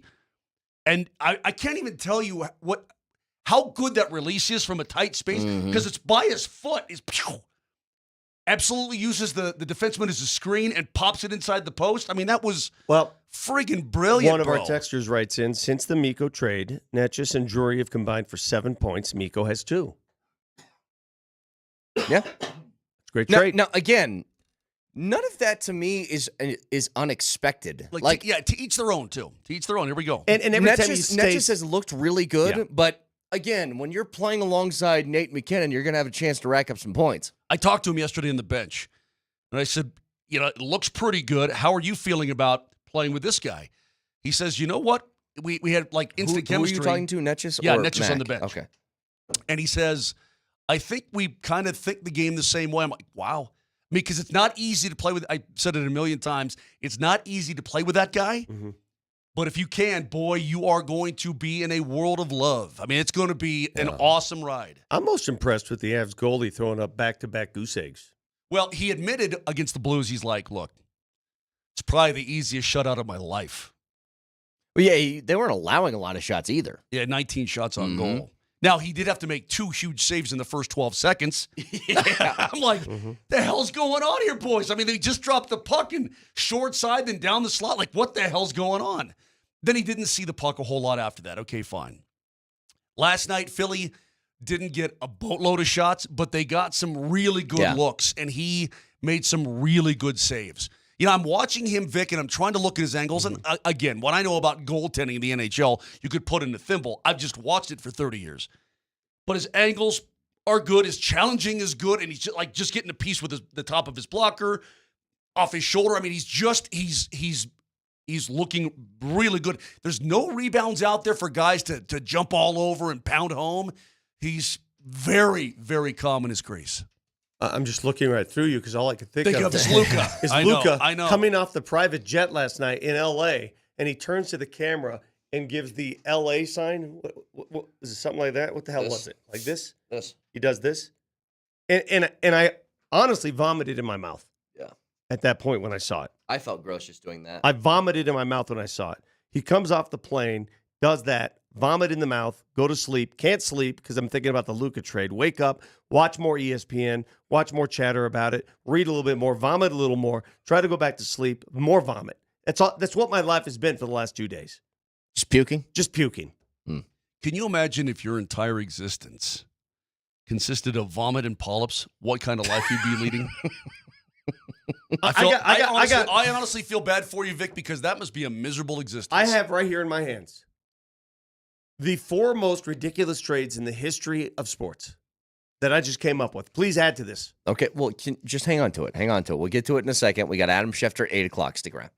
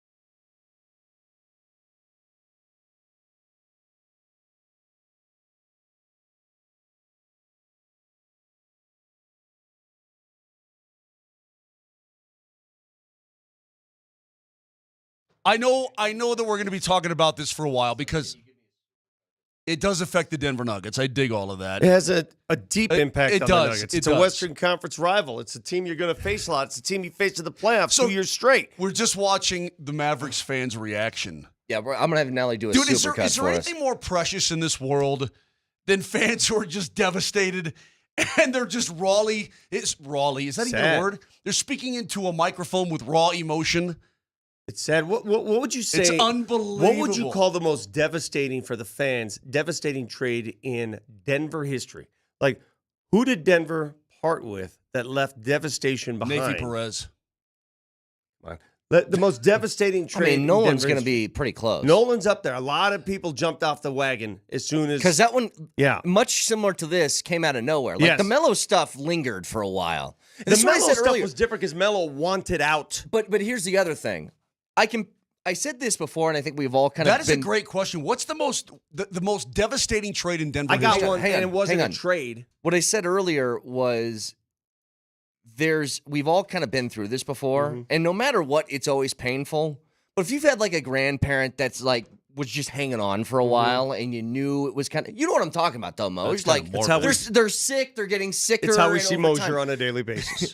Happy birthday, by the way, Moser. 60th. Good job. It's still No, it wasn't. it still stings when they pass, but it's different than your dad just having a heart attack out of nowhere and dying. You know what I mean? Yes. Like, it's different. Hey, Dikembe walking out the door. I was about to bring that up. That wasn't a trade, but he left. It and people devastated were like, us. "What's going Yeah, on here?" it hurt bad. Yeah, that was one. It hurt bad. Nolan Arenado's top 5, obviously. The Miko one, for even though you get stuff back, you lose a guy that you rooted for that won you a championship. It still hurts. When Peter Forsberg and Adam Foote walked out the door. Forsberg was a big one. But you had to. So here's, I mean, Yeah. if you're Pierre Lacroix, you're like Joe Sakic or Peter Forsberg. How unfair is that? People are saying Von Miller. The Broncos just weren't that good, and he was getting older. Let me read this from the text line. Josh writes in, Vic's daughter in L.A., what did she do? Or does she do the L.A. sign whenever she gets off the plane? That's from Josh. I want you to know something, Josh. I was in bed because the Nuggets had just won. They had just beaten Charlotte. I was in bed ready to go to sleep. I got a FaceTime from my daughter. FaceTime. This is Saturday night. I'm like, oh, what's going on? Oh, no. Is she in jail? Is she No, okay? exactly. Yeah. She's sitting on the couch next to her boyfriend, L.A. born and raised, and they're giggling. They're giggling. He's giggling. And I'm like, what? What's going on? Did you see what happened? I'm like, what are you talking about? Did you see what? Luca's coming to L.A. I'm like, what? That's how you found out? That's how I found out. Hold on. Your progeny Yeah. FaceTimes you to rub it in. No, she doesn't rub it in. Her boyfriend rubbed it in. And I said to the Why boyfriend, did you beat his ass? I told him, I said, if I ever see you next to my daughter again, and they've been. Dude, I would be, you know what? I'd be out of bed. I'd be putting on pants. I'm immediately going to Kayak, and I'm buying the cheapest airline ticket to L.A. Hey, you know That's what? how I found out. One-way ticket. I'm going to go there, and I'll end up in jail because I'm going to beat the snot out of And you. my daughter, like, she doesn't think this is. She's like, oh yeah, you know, L.A. Honey, and you Luka. have And I'm no like, idea. You don't understand. Yeah, exactly. It actually is. That's really funny just to think about. You, the Nuggets reporter, found out through a Lakers fan who is dating your daughter. On the FaceTime. only way he could have made it better is if he goes, "Yeah, the Lakers just got Doncic," and then he goes, "So Vic, 5 big booms for the Lakers. Boom, boom." Hey, let me tell you something right now. Okay, You know, I'm behind the scenes. He's actually shopping for rings. Oh, Christ. well, should you have said that over the air? Does your daughter know that? She's the one who told me. Yeah. Oh, okay. Gotcha. I didn't know if he did that on the side. Dude, they've been That's together. another thing. Dude, That's another they've been thing. together 4 forever. years. That's the other thing. Like back in the day, when I proposed, it's like a surprise. Now they're like in cahoots with this stuff. Now, Yeah. like I don't understand how this works I anymore. was trying. Well, it's not a surprise that I was going to propose to my wife, but She I was knew it gonna was coming. I was gonna surprise like when. Right. And then she was looking through she was looking at a picture on my phone, and she was scrolling through, and she saw a picture of the ring, and I was like, oh well, this is now ruined. Now you're here. But I wanted to say one thing to Nuggets By the fans way, out there. I surprised the crap out of the bear, and it was awesome. Great job. To Nuggets fans out there, I want you guys to hear this, okay? Sometimes things suck, and you just have to admit they suck. I've seen a lot of cope this morning, especially in the 6 o'clock hour from people Quit on the trying text to line. cope. Just give where the they say victory something to like LA. this. Oh, yeah? Well, who's No. going to guard Jokic? It doesn't matter. It's they not couldn't about that. guard Jokic beforehand. Yeah. It's not Here's what about I'm that. concerned about. I agree 100% with you. Really concerned about Take the the L. Lakers. You know what? Take the L. Yes. Here's what scares the hell out of me with the Lakers now. The Nuggets also had 2 games over the weekend in which they went 2-0, but I did not feel the way I did about the Avs with the Nuggets because the Nuggets had to eat their way through victories. And I'll give you a perfect example why this scares and terrifies me. And it should. The Nuggets shot 66% from the field in a game on Friday night, and they won by 3. That's what concerns me. The Nuggets Because had- what can they not do? Defend. Play perimeter Yeah. defense. You didn't even Who did finish they it. just add to the Lakers? Yeah. An insane perimeter offensive player. You didn't finish the sentence. The Nuggets had the most historic offensive night in the history of the NBA. No team has ever shot 66% from the field, 90% from the foul line, and 52% from 3 in the history of the NBA. That's never happened This on a close night. to losing. That's never happened, and Brett. they won by 3. Brett, I'm doing the Bass thing. I got the Nuggets on, and I'm calling my own game. But I call Victor in the intermission, second intermission, and he's on his way home after doing the postgame show. Mm-hmm. And Vic, what was my demeanor on the phone? You were mad. I was mad. They won the game, but he was mad, and you should be. I was mad. I was mad. You should be. I was mad 2 days I ago, was mad too. 2 nights in a row. They won 2 games. They won second game of a back-to-back. They won 2 games, and I left both post-game shows Angry. annoyed. Yeah. Yeah. I shouldn't have been mad, but I was mad. And this is where we are. I mean, you put 137 up in Philly, and historic night shooting the ball, and you barely win. Now a win's a win. I guess I shouldn't be that mad, but I was like, it's human nature. what are we You doing can't here? lie. You know, What are we everybody doing? wants us to. Oh, well, you can't. Don't listen. We're lucky. We're lucky at altitude. No one's ever told us what to say on the air or how to think. Mm-hmm. I'm never going to lie to you people. All right. I'm never going to lie. I'm going to tell you how I feel at all times. And that's how I felt. Moser, that's how you felt. yeah. 2 wins are great. 2 wins are great. They felt dirty. Yes. It felt You like agree? Yeah, Those it are- felt like we had to pay for him somehow. I had It a just list. felt You weird. shoot 66% from the field, you should win that They game by felt dirty. 30 points. I was making a list of the worst Nuggets losses of all time right before. They were down by 4 points with 42 seconds to play in Charlotte, of all Unbelievable. places. They were down by 4. So I'm making a list. I'm just thinking to myself, what are the worst losses of the year? I had Washington, number 1, losing to the Wizards, which Minnesota did too, by the way. Charlotte as number 2. Portland, Chicago's up there. Portland, New Orleans when they were missing 6 rotational players. I was making this list. And lo and behold, I look up and Nikola goes takeover mode and they win the game. It doesn't change the fact that with 42 seconds left, they were down by 4 in Charlotte.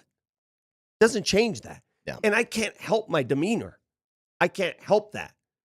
And it doesn't change the fact that the Lakers make a trade for one of the top 5 players on the globe, and we are bitter about it. We are. If Luca Donic is playing for the Miami Heat this morning, I'm like, oh, okay. That's crazy. If he's playing for Brooklyn, look at that. But it had Look to at that. be. Look at this. Look at that. But it had to be LA, didn't it? Look at this. Look at that. It had to be LA. And it had to be It paired couldn't with be LeBron. one of those other teams. And it had to be LA. Yep. It had to be LA. It's always LA. It had to be LA. LA. If you guys would like to hear how Mavericks fans are taking this, Oh, my God. this is what it sounds like. Why are we trading the best player, the franchise player? How are we trading the franchise player? He went to the NBA Finals. He's supposed to have a statue. Hell yeah. He's supposed to have a statue. Dirk got a statue right there. It's supposed to be Luka right there. Why we don't got a statue for Luka? This new Yeah, management. pause for a second. He's so right. Like, guys, they were just in the finals. I know. They were just in the I know. finals. All right, He's go ahead. got his jersey on backwards. He's freaking. Okay, go ahead. This new management is putting profit over fans. Profit over fans. They just want to make their gambling money, make a couple $100 million, and leave us stuck out here. Luka fill that stadium. Who gonna fill it now? Who gonna fill that stadium Okay, now? pause it again. Do they? That one I don't get. I don't think they're making money off this. No, this is not some financial incentive. Yeah. You're losing money. Yeah. You're going to lose money by dealing But they're Luka not Doncic. paying. They're not paying him The max. 345. But The Moj, worth Moj, of your at the end of the franchise day, with Luka. I'm just saying. You're losing money. This is a gambling family. They come from Vegas. Yeah. I'm not sure what. I'm not sure what their long-term play is here. Mm-hmm. But you can't tell me they didn't know that this was happening, right? This wasn't Nico Harrison doing it rogue. No, you can't drop Luka off that team and not tell the owners ahead of time. Let's make one thing clear. That's where that fan is wrong. Luka on your team affords you more money than Luka off your team.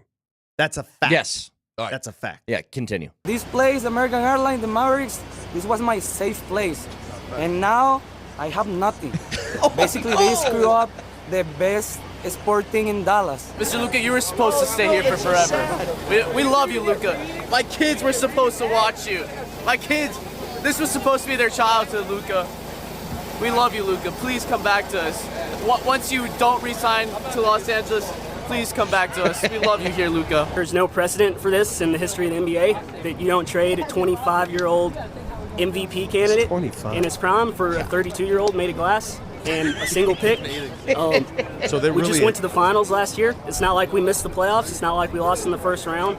And they could win every game the rest of the season and win the championship, and it wouldn't really matter because all of the emotional value and in that journey just got sucked away. But it feels like someone close to you died in a way. Hey, dude, I'm telling you. Wait, go back to the guy who was talking about his safe place. That was the saddest I've ever heard a sports fan. This place, American Airlines, the Mavericks, this was my safe place. And now I have nothing. No, that is so bad. I also like how he makes sure to say they screwed up the best sports team in Dallas. So the Cowboys even caught a stray in this whole mess. Stars caught a stray. Jason writes in, is the move, because these are Vegas-based owners, is the move for the Mavericks to move the franchise to Vegas. Let me tell you something. No way on God's green earth they're moving the Dallas Mavericks out of Dallas. It's Dallas. It's not. This isn't OKC. Yeah, they're in Green Bay. This is Dallas. They're not moving the Mavericks out of Dallas, because if that is the intent here, that's not going to happen. You know what that reminded me of?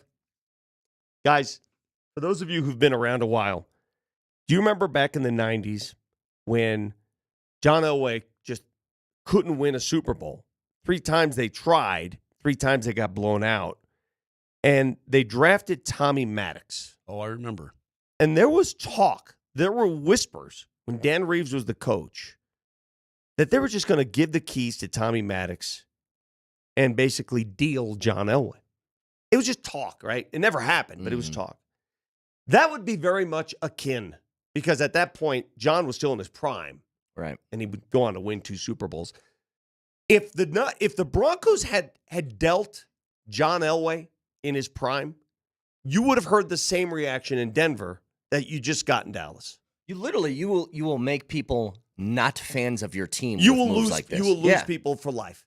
Like I saw a couple texts from people saying, I have not watched or been to a Rockies game since the Nolan trade. That's why you have to be thankful that the Denver Nuggets would never entertain. And I'm going to tell you something else too. The Nuggets as an organization were shocked like every other organization at this news. They had no knowledge of it. I'm shocked it's allowed to go down. It well, was they're probably shocking shocked to the like, system. I got a first-round pick 15 years from now and a couple of peanuts I could throw for Let me tell you why they were. You realize, though, that the commissioner has the power. He could veto it, but there's nothing. I know, but why would he? There's nothing. He doesn't need a reason. He can void it if he wants to. But what would be? You can't void this. It was done on the up and up. It was just done dumbly. Do you remember when David Stern? Yes. Chris Paul was going to go But there. that's because the NBA owned the old New Orleans So franchise. what? No, different matters. These are 2 adults in a room, and one adult decided, hey, I'm just going to deal with you. Forget the open market. Forget the bidding war. I'm just going to deal with you. How dumb is he? We'll get back to this in a little bit. Got to make way for Adam Schefter. We can ask him what he heard about this stuff as it was all going down as a reporter at ESPN. Also, 6 days away from the Super Bowl. Get to that, Adam Schefter, next. This was my safe place. And now I have nothing.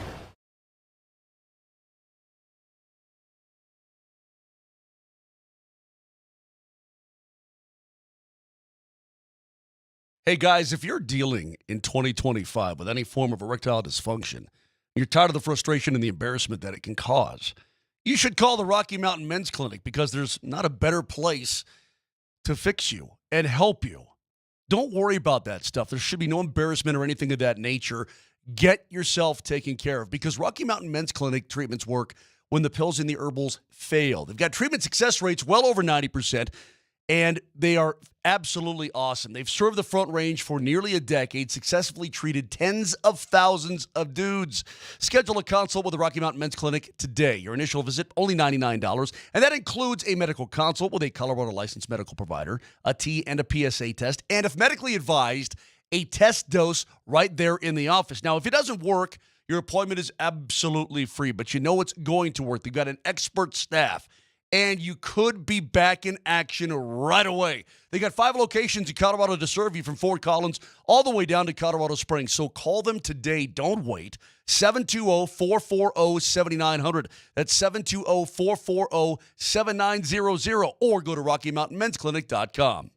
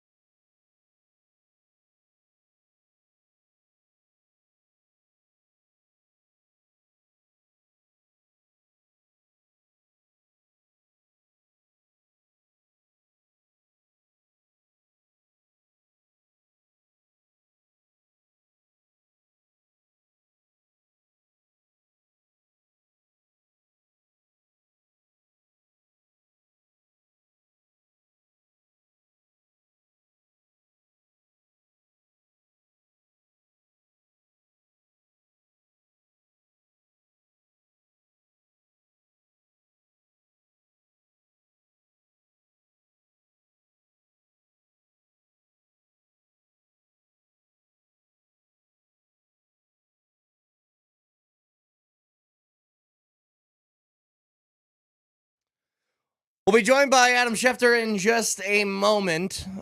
Break down some of the stuff leading into 6 days from now. Super Bowl.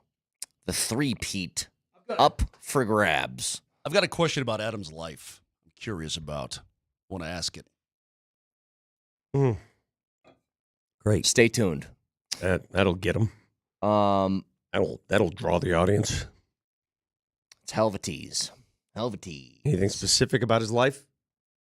Can I say one thing? Does he have polyps and sleep apnea? One thing just quickly about over the weekend. Somebody was telling us we're being way too harsh on the Nuggets because they won 2 games. I'm like, I understand, but they don't look right. Yeah. I mean, come on, man. You want to believe, they got their entire crew. It's one thing if they went 2-3 on the road trip. All right, they went 2-3. All right. It's one thing if you had everybody healthy. Yeah. Except for the last game when Russ and Peyton Watson couldn't play. Mm-hmm.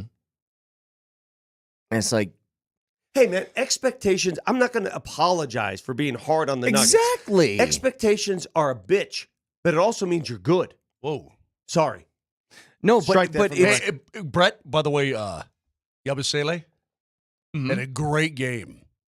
Yeah, I want him. Well, I couldn't, the entire game, I couldn't help watch his butt.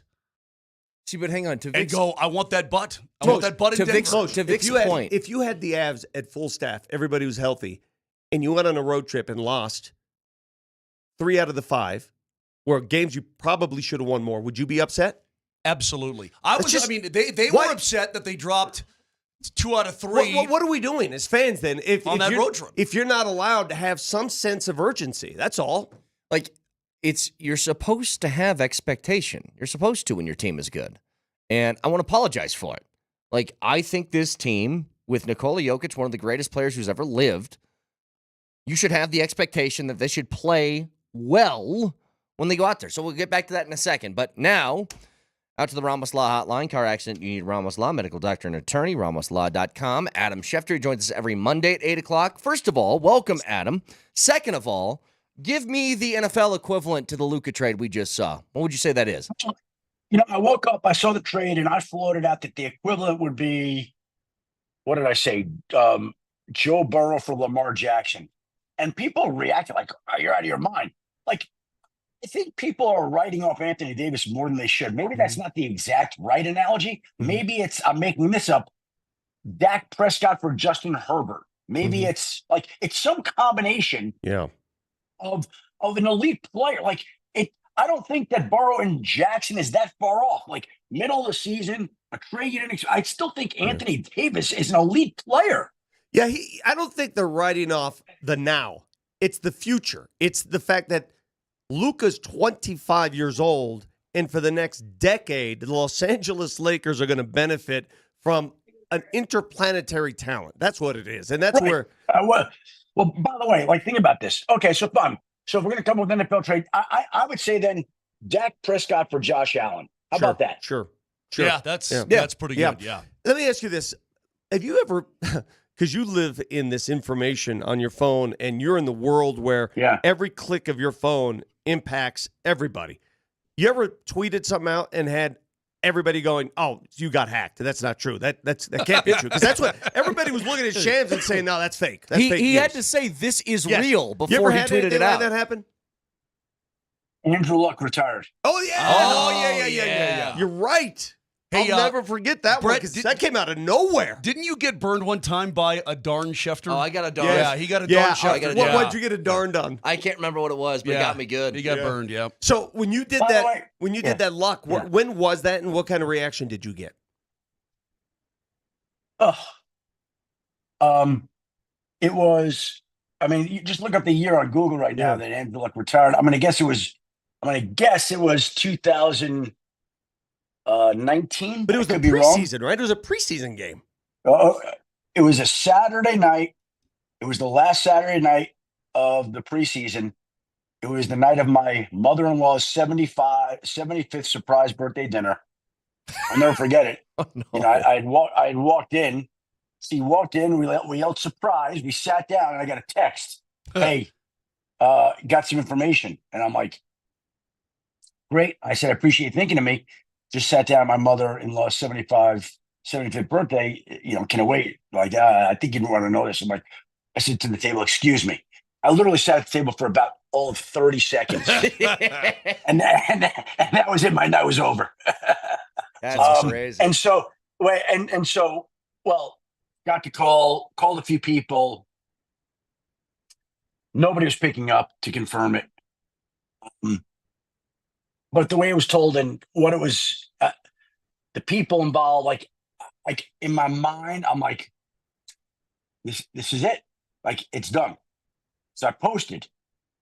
And literally, the very first phone call I got was from Matthew Hasselbeck, who at that time was working with ESPN Sunday NFL Countdown. And he used to be the backup quarterback to Andrew Luck in Indianapolis. So I followed the note, Andrew Luck's retiring, da-da-da. And my phone rings 90 seconds later, it's Matthew Hasselbeck. And he goes, did you report that Andrew Luck is retiring? And I'm like, yeah. And he said, are you sure?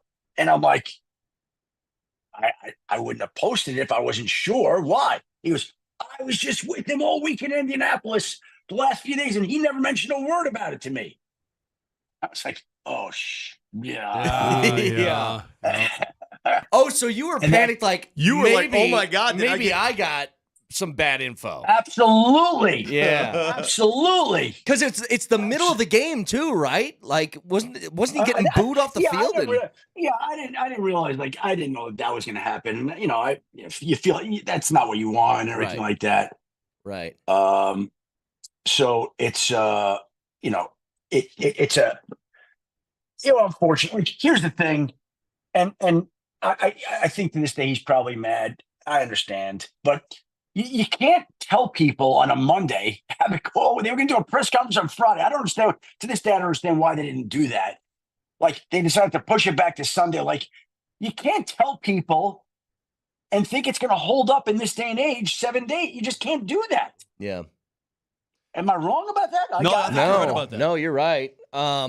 So as we kind of look ahead to this weekend, obviously, chance for a three-peat for the Chiefs and the big storylines there. What do you think a win for the Eagles would do for the perception of Jalen Hurts? Right now, it feels like to me that he's like somehow, as the quarterback of a Super Bowl team, an off-piece to what the defense in Saquon Barkley is. What do you think that does for just his perception around the league if he does get a win? Look, you know, it's funny. I just finished taping my podcast, and we talked about what a win in this game would mean to various people. And one of the people we mentioned was Jalen Hurts. You know, there's a guy that I think some people have questioned at various points. We don't talk about him the way we do Lamar Jackson, Josh Allen, Patrick Mahomes, Joe Burrow. Like, he's not in that category. He's just not. We don't view him there. And if he wins this game, I'm not telling you he gets vaulted into that conversation, but there's no way that there's not infinitely more respect heaped upon him in a well-deserved manner. And so, I don't know. What does it do for him? It enhances. Look, what does it do for anybody that wins this game? It enhances their legacy, right? Yeah. Like, that's the whole thing. It's a Super Bowl. What did that win in Super Bowl 32 do for the Denver Broncos? It put Terrell Davis into the Hall of Fame. It put Shannon Sharp into the Hall of Fame. It should have put Mike Shanahan in the Hall of Fame by now, but that's an entirely different story and can't help the voters screwing up there. But that's how much it means to various people. There's so much on the line. There's a certain respect. There's a certain foreverness. There's a certain everything that comes along with winning this game that, you know, yes, certain people have questioned Jalen Hurts at times because he doesn't perform the way that other top quarterbacks do, but it doesn't mean he's any less effective. And he is this great quiet leader, and he is incredibly strong and tough. And this would be the linchpin of that.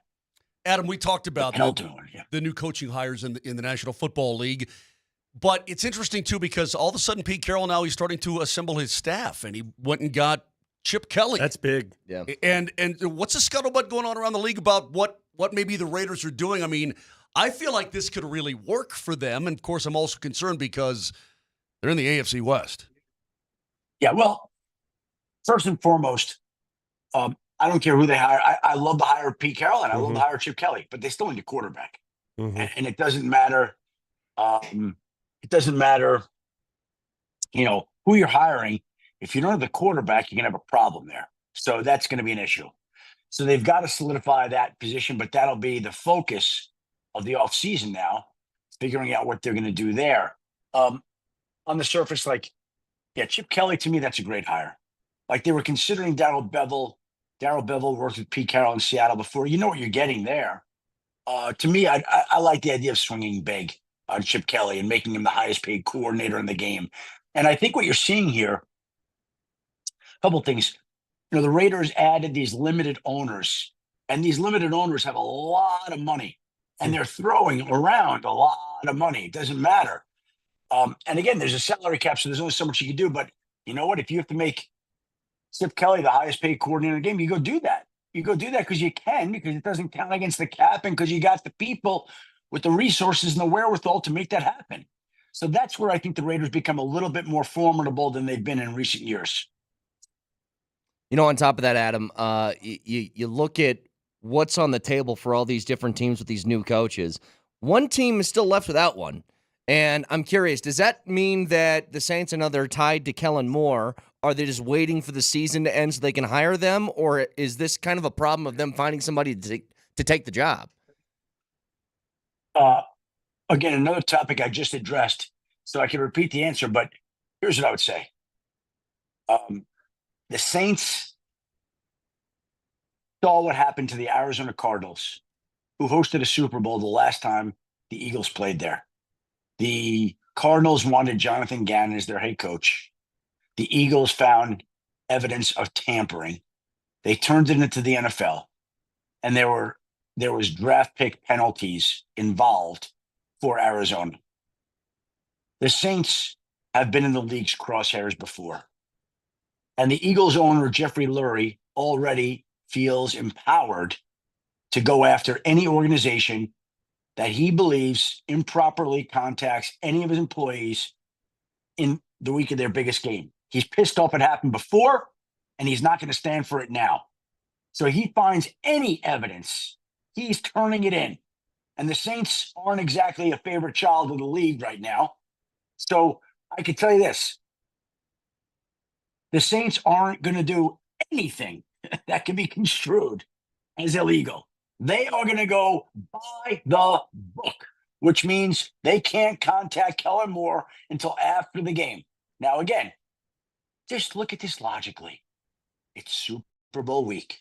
There's one team with a head coach opening. They want him, okay? He wants them. If they wanted to hire Darren Rizzi, they would have. Wouldn't they have done that already? Mm-hmm. Yeah. If they wanted to hire Anthony Weaver, wouldn't they have done it already? What are they waiting for? Right. Oh, we got to talk to Kellen Moore one more just to make sure they don't know. Come on. Let's wake up, people. Mm-hmm. Let's wake up, people. It's not that nobody wants their job. Like, I've heard that narrative, Kelly. Let me state for the record right now, okay? I haven't said this any. Kellen Moore wants the Saints job, okay? I'm reporting that right now to you, okay? Kellen Moore wants the Saints job. So, with him wanting that job, with them having the vacancy, with them willing to wait, are they going to get it done? That's the only question. I would expect that they would, but I would have expected that Colts and Josh McDaniels would have gotten it done. I would have expected that the Jets and Bill Belichick would have gotten it done. I would have expected the Buccaneers and Liam Cohen would have gotten it done. Sometimes they don't get it done. So you never know. But it's fair to say that Kellen Moore is tracking to become the next head coach of the New Orleans Saints. Gotcha. Adam, this one is tough and it's sensitive, but I've never seen a player, well, I have, a player fall from grace so quickly than Justin Tucker, who this year struggled. He struggled as a kicker, number one. We know about his background. This guy's an opera singer. He's a do-gooder. Yeah. And all this news breaks. Does the NFL have a massage therapist problem? What the hell's going on in this league? It's a troubling story. It's another one. And it's another one. It feels the same, right? Like, yes. It comes out. Team says, player says no. Team says not a big deal. Everybody's looking at, and then it just keeps growing. Uh-huh. Right. So we'll see what happens. But look, it's Justin Tucker deserves to say, but there are troubling signs, and it's a problematic story, and there's a lot of things in there that make you squeamish and uncomfortable, right? So we'll see what happens, but I don't like the way it's going right now. I'll leave you with this. I know Moser probably has one more, but I've seen Shams Charania in action. I've seen him. I've talked to him. He's a one-phone guy. You're a two-phone guy. Have you ever talked to him about how a two-phone operation might be more efficient than a one-phone operation in this information age we live in? Is he a one phone guy? He's a Vic? I one didn't know phone that. guy. Yeah. Oh, yeah. He stresses one phone. Yeah, and I've seen you with multiple phones. I don't know how you juggle so many. By the way, on this show, Adam, we don't trust people with two phones. Yeah, Moser has two. Don't phones. trust him. Yeah, untrustworthy. Sorry, Sorry, both of you guys. Well, are you saying like a two phone guy? Like that's like a guy with a burner phone? Oh, like yeah, that kind yeah. of thing. Look, you can Well, say I can that's tell you for this. work. I don't know what kind of work. I ain't the guy with the burner phone, okay? that ain't me. Okay? You could be Walter White for I'll tell all I know. That's all I'm saying. Yeah, no, that ain't that. But I will say this: you raise an excellent point. And once the trade deadline is passed, Yeah. I'm going to call Shams and I'm going to convert him to a two phone guy. We'll see. Okay, we'll see. Hold on. Watch this. I'm going to text him right now. Yeah. Hold on. Let's see if we get a response before we're done. Hold on. Great. Okay, hold on. Ready? Please do. Sorry to bother you. Know you're busy. But was just told you're a one phone guy. After the deadline, we're going to talk, and I'm going to change that. You're a phone pusher. By the way, if he does respond, can you text him one more thing? Zeke Najee for Shea Gilgeous-Alexander. Would that work? Oh, yeah. If you could get Luka for that. Hey. In the middle of the night, Shea Gilgeous, that's a great trade. Perfect. That's fair. By the way, can you believe that a team once traded away Shea Gilgeous? Holy cow. God. Dude, we were just talking about this. Like, the Dallas Mavericks were just in the finals. 3 years ago, had Jalen Brunson, Luca Doncic, and Kristaps Porzingis, and they're all gone. It's unbelievable. It's insane. Did he get back to you, or is he busy with Luca stuff? Hold on. Oh, do we get the bubbles? Dot. Bubbles are coming. This is going to be a long one. You're changing NBA history right now. You're changing it. No, just says delivery. And again, I don't want to reach out. It's a busy week and a busy time for him. I don't want to be a bird, but if when he responds, I'll By the way, I understand I'm going to see Vic later this month, huh? Yeah, we are. I'm happy to be a part of that with the Broncos. Adam's coming into town. It's always going to be fun. I can't wait to do that. When is that? Like mid-April? Oh wait, mid-March? No, February. Oh, February. Never mind. Maybe you won't get be on my there. schedule. I know. Maybe you I'm won't busy. see him, Adam. I You'll just be there, forgot but the night. dude's not going to be there. MCing something with Adam, so I'm looking forward to that. That's I think it's the 22nd, Vic. That Thursday. Actually, the 20th. February 20th is when we're doing it, now that I look at my calendar. So put Is that that on yours. Thursday? I don't know which of your Thursday, phones right? occupies your calendar, but make sure it's the right one. Yes, it is Thursday. Hold on. Thursday. That's right. Yeah. That's correct. Yeah, honored and flattered by the Broncos. By the way, did you see what the Broncos did? Did you see them give away 15,000 helmets here locally? How cool is that? How cool is that, man? They're doing it right. So, hey, Adam, thanks for your time. Enjoy Super Bowl week. Let us know what Sham says. Text me and let me know how many phones he operates with. I'm told it's one. So we'll see what the final tally is. By the way, no Shams response. I've gotten a couple of front office texts, and there we go. But Shams is like, who's this? Thanks, Vic. Adam, you're the best. We'll talk next week. Take care. Hey, I told next week I'm flying back from New Orleans, so we have to find a different time next week. No problem. We'll find another. No problem. Just so we'll figure that out. Okay. All right. Take care. Thank you, guys. Appreciate it.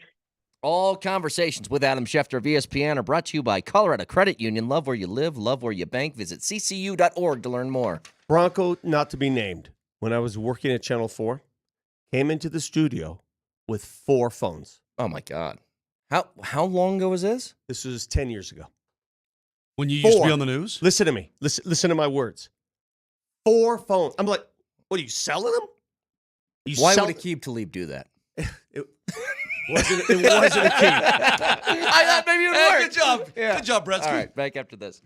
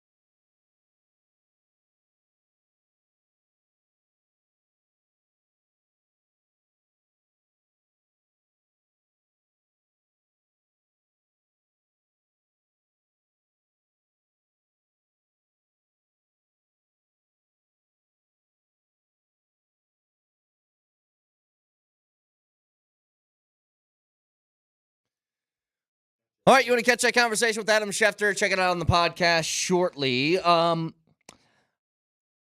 Let's go back to the topic of the day. There is something I want to get to, by the way. There's a projection for Courtland Sutton when he hits free agency, what his contract's going to be. The projection is 3 years, $72 million. And I would like to know where you guys stand on that if the Broncos should pay a guy who's going to turn 30 that kind of money, if that's real. So we'll get to that in a little bit. I have in front of me, this is my own little, I didn't look this up. Obviously, when I bring this up, most of you will have other trades.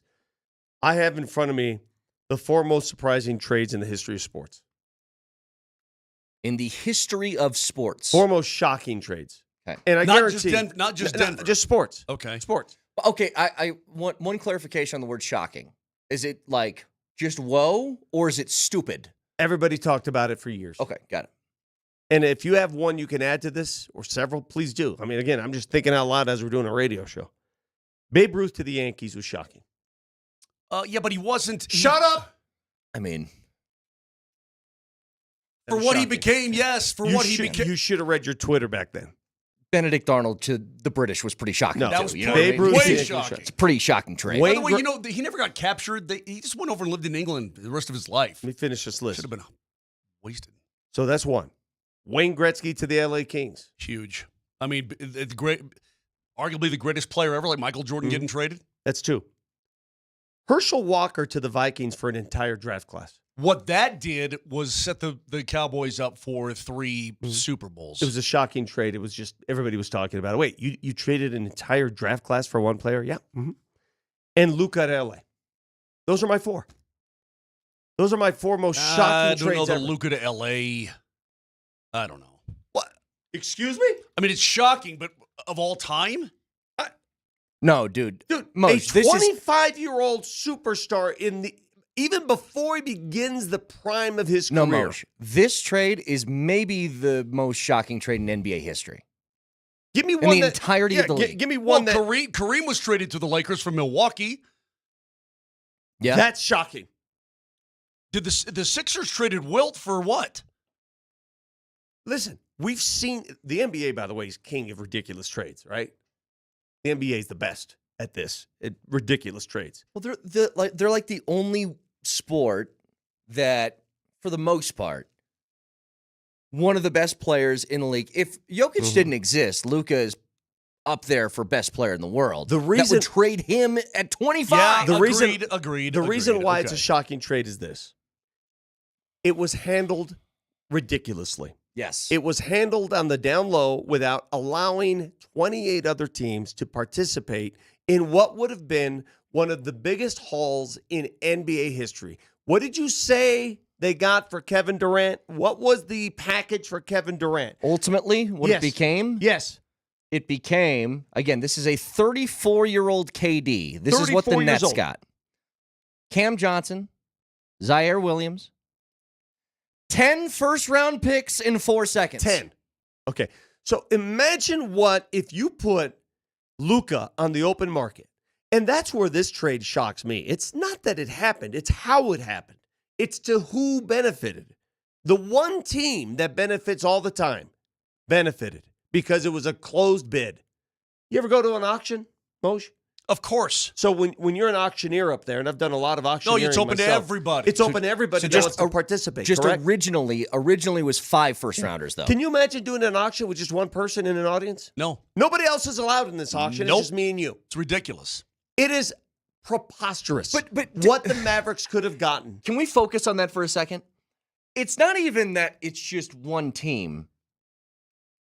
It's the fact that when you're trading somebody of the magnitude of Luka, and if you told 29 teams in the league, hey, all of you guys pay attention.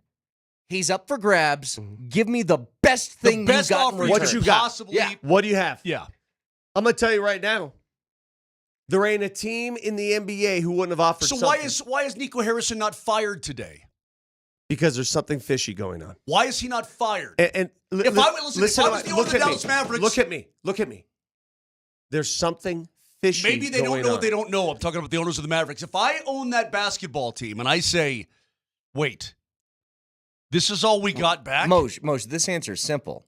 They don't do this deal without telling ownership, here's what it is first. So they had to pass off on that. So if why you fire him, but you're calling maybe they yourself don't an know idiot. hoops. I don't know. So why didn't ownership say your retort should have been, hey, any other looks? Can we get a better package? Anybody else? Anybody else? Oh, no. Sorry, ownership. We're just limiting this to one team, the Lakers. We really, really want Anthony Davis. You mean to tell me, again, go to Oklahoma City. Go to Oklahoma City. They're stocked with first-round picks. They have 13 first-round picks. They have Chet. They have Isaiah Hartenstein. They've got Jalen Williams. They got all this young, promising talent. You mean to tell me they wouldn't have played ball and improved that package? Look at Cleveland and look at the all-stars they have on that roster. They couldn't have improved the package? You can go down the line. Every team in the NBA would have taken a swing at this package. And I guarantee, the Nuggets may have given up their entire roster. You know, can I go to one other aspect of this story that I think is weird? LeBron said he didn't know about the trade.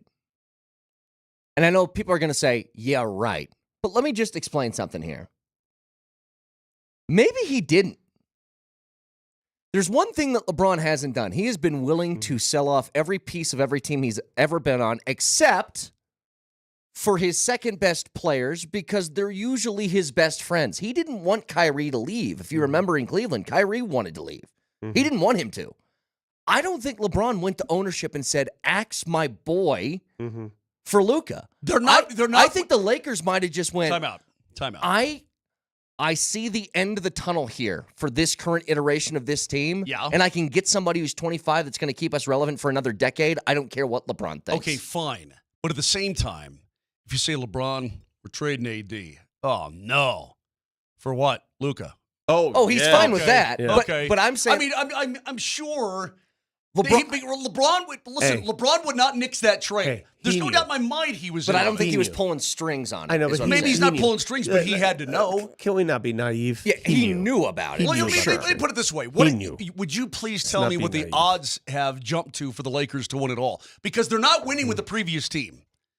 The team tell that you was right there now. last Thursday, they're not winning jack They've crap. got the sixth best odds in the NBA. Okay, so now they've all of a sudden jumped to the sixth best odds in the NBA because of Luka. They should, by the way. Let's reverse this. You're talking about Why didn't they say throw in Austin Reeves? Or I mean, what? Well, that's what I'm saying. You should have gotten more. Yes. It's not that you should have gotten at least 3 first rounds, not 1. And it's a bad first round pick. You're getting LA's first round pick in Which is gonna be 2031. crappy. It's going to be crap. Yeah. You got nothing.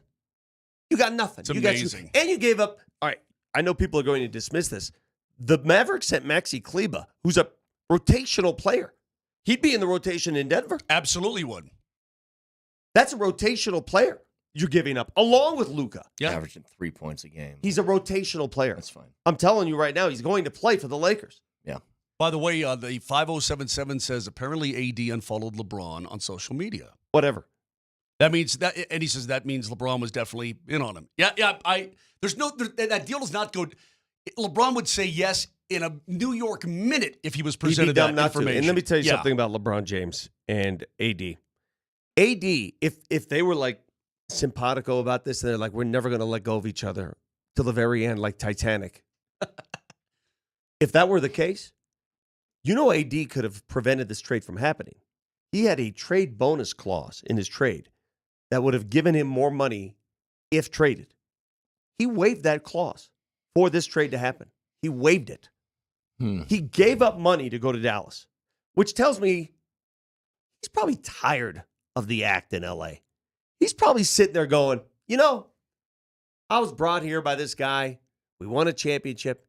And then his son comes along, and that's the story. He's the story all the time. He's the guy. I'm always getting flack for being hurt, whatever. He's got his kid at the dining room table when we're trying to have an adult conversation here. You like getting nailed by the king? If you're AD, aren't you looking at it going, all right. He could have. Maybe he got wind of it and he goes, fine, you guys don't want me, then bleep you. Exactly. Maybe that too. I don't know. Hey, let me give some credit to Buckham down here. We haven't talked about this. This is on the Twitch feed. It was different because we were acquiring this player as opposed to this player leaving Denver, Colorado. But when Patrick Waugh was traded by Montreal to the Colorado Avalanche, That sent, That was shocking. The city of Montreal and the entire province of Quebec, and the way basically had a coronary. And the way it went down, with Patrick walking up to his coach, the GM, the spectacle, and saying he'll never play for another minute for this team again. The spectacle of it all was huge. I mean, it doesn't get any more Montreal hockey than that. The spectacle of it all. Yeah. So that was. I mean, I don't think Avalanche fans really knew probably what they were getting, or they didn't fully realize they're getting at the time the best goalie in the world. Became the winningest goalie of all time at that point. But for Montreal, it devastated that entire province. Let me go back to a question that's being asked now on the text line. Fellas, how come the NBA doesn't veto this trade like they did when Chris Paul was getting traded to the Lakers from the Hornets? You have to understand, major difference. At that time, the NBA was controlling the Hornets franchise. They didn't have an owner. So the NBA came in and basically ran the team. So they had a hand in that prospective trade. And they said, no, it's unfair. We're involved. It's not going to happen. This trade did not involve the NBA at hand. No NBA team was owned by the league. And number two, there was nothing illegal here. It's not illegal to conduct a trade and only talk to one team. It's foolish. It's stupid. It's freaking insane. But it's not illegal. I mean, the NBA's got to be sitting there going, hold on a second. You mean to tell me you didn't open this up to the entire league? You just talked to one team? All right. Texture says, is the Rantanen-Natchez trade kind of similar? No, it would be like trading Kale, not Mikko. Yeah, exactly right. This would be like trading Kale to a player who is in his 30s, who had already won a championship, is on his way down. Yeah, like Kale for Crosby or something like that. No disrespect to Crosby, like no disrespect to AD, but it's like you aren't better in the short term nor the long term. So what the hell is going on here? What is this? Like you've traded a decade's worth of being a championship contender with that guy to be worse in the short term. I don't get it. Doesn't make any sense whatsoever. Unless the owners said, maybe the owner said, you know what? I don't want to give him a 5-year, $345 million contract. Find a way to move it. Well, you know what? Then try and find another guy who's that good again. That's all I can think. Wesley writes in. That's all I can think. Wesley writes in. Wesley, you have to understand my mindset here, our mindset on this. He writes in and says, y'all are crazy if you think this trade makes the Lakers better this year. Happy face, happy face, happy face. Maybe in a couple of years, but definitely not now. Insane. Insanity. First of all, nobody's saying that it suddenly makes them a title contender. Nobody's saying I'm saying that.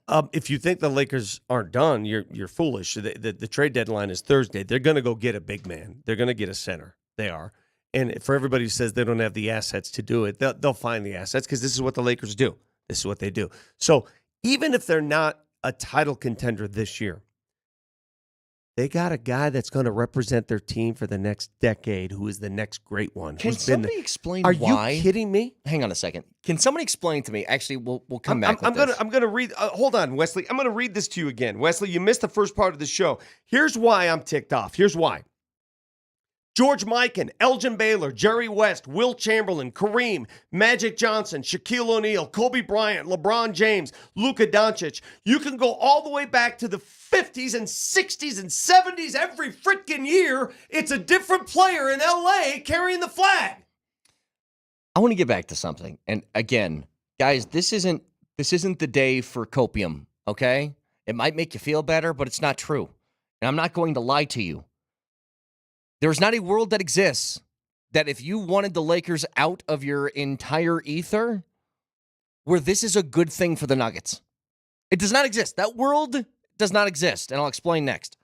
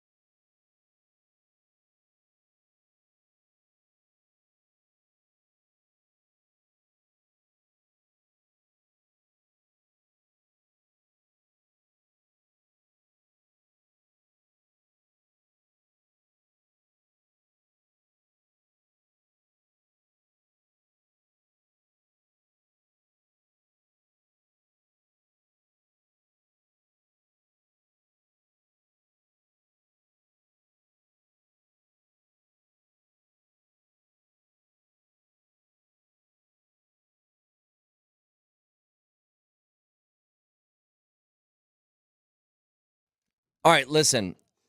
There is. I don't want to hear the cope today. Okay, this is bad for the Nuggets. It is. It's bad. Well, now you got a bunch of texters saying, guys, you didn't hear the reports that Luka's lazy and 270 and out of shape.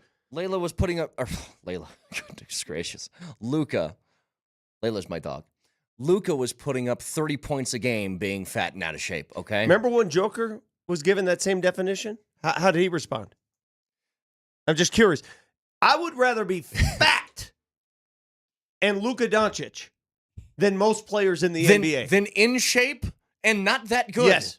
Fat can be handled. Seriously. Great, I know. Hey, I agree. Fat can be trimmed. Greatness is forever. You know what? I don't want to give too much credit to a Lakers fan, but he had a tweet underneath one of these about the Luka trade that made me laugh. Because people mention that. It's like, he's 270. And he goes, then tie him to the back of a motorcycle and have him run for 200 miles. I mean, give me he a can break. still shoot threes. It doesn't matter. See, that's when fans cope. You want him to be bad. Well, and this is what I've been trying to tell people. There's not a world that exists where this is good for the Nuggets. Okay? It's not. And I've seen a common refrain on the text line of, oh, well, who's going to stop Jokic now? Newsflash. AD didn't stop Jokic. He hasn't for 2 years now. That's not the point. The issue with the Nuggets is they're terrible around the perimeter defensively. And they just got one of the best perimeter offensive players to exist in the NBA right now. That's a problem. You just won a basketball game this weekend in which you shot 66% of the field from the field, and you won by 3, okay? James, I stop texting the show. You're making my blood boil now. He mentioned weighing 270, and he follows up by saying, yeah, but bad work ethic cannot be trimmed. He's a 5-time All-NBA player. He's 25. What if he just randomly decides to take his weight and conditioning seriously? Then he's going to be an animal. Anyway. He already is an... okay, stop for a second. You're right. He already is. That's he already is an animal. I mean, I don't care how much he weighs. The guy is one of the top players on planet Earth.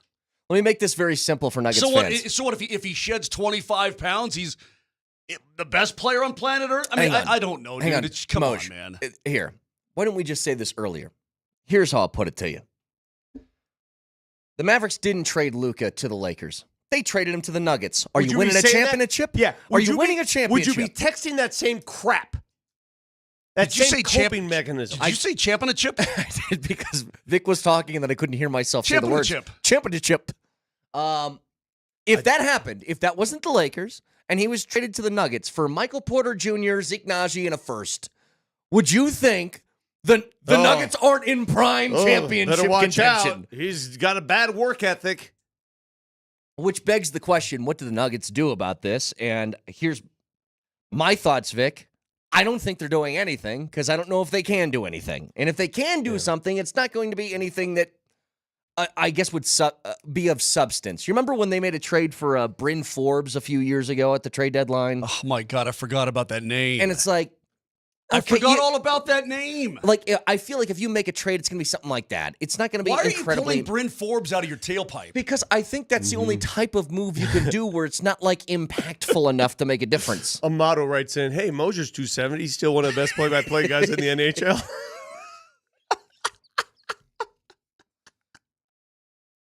It's a really weird bit. Well, butter my butt and call me a biscuit. Where on this show, like, Moser is fat when he's not at all.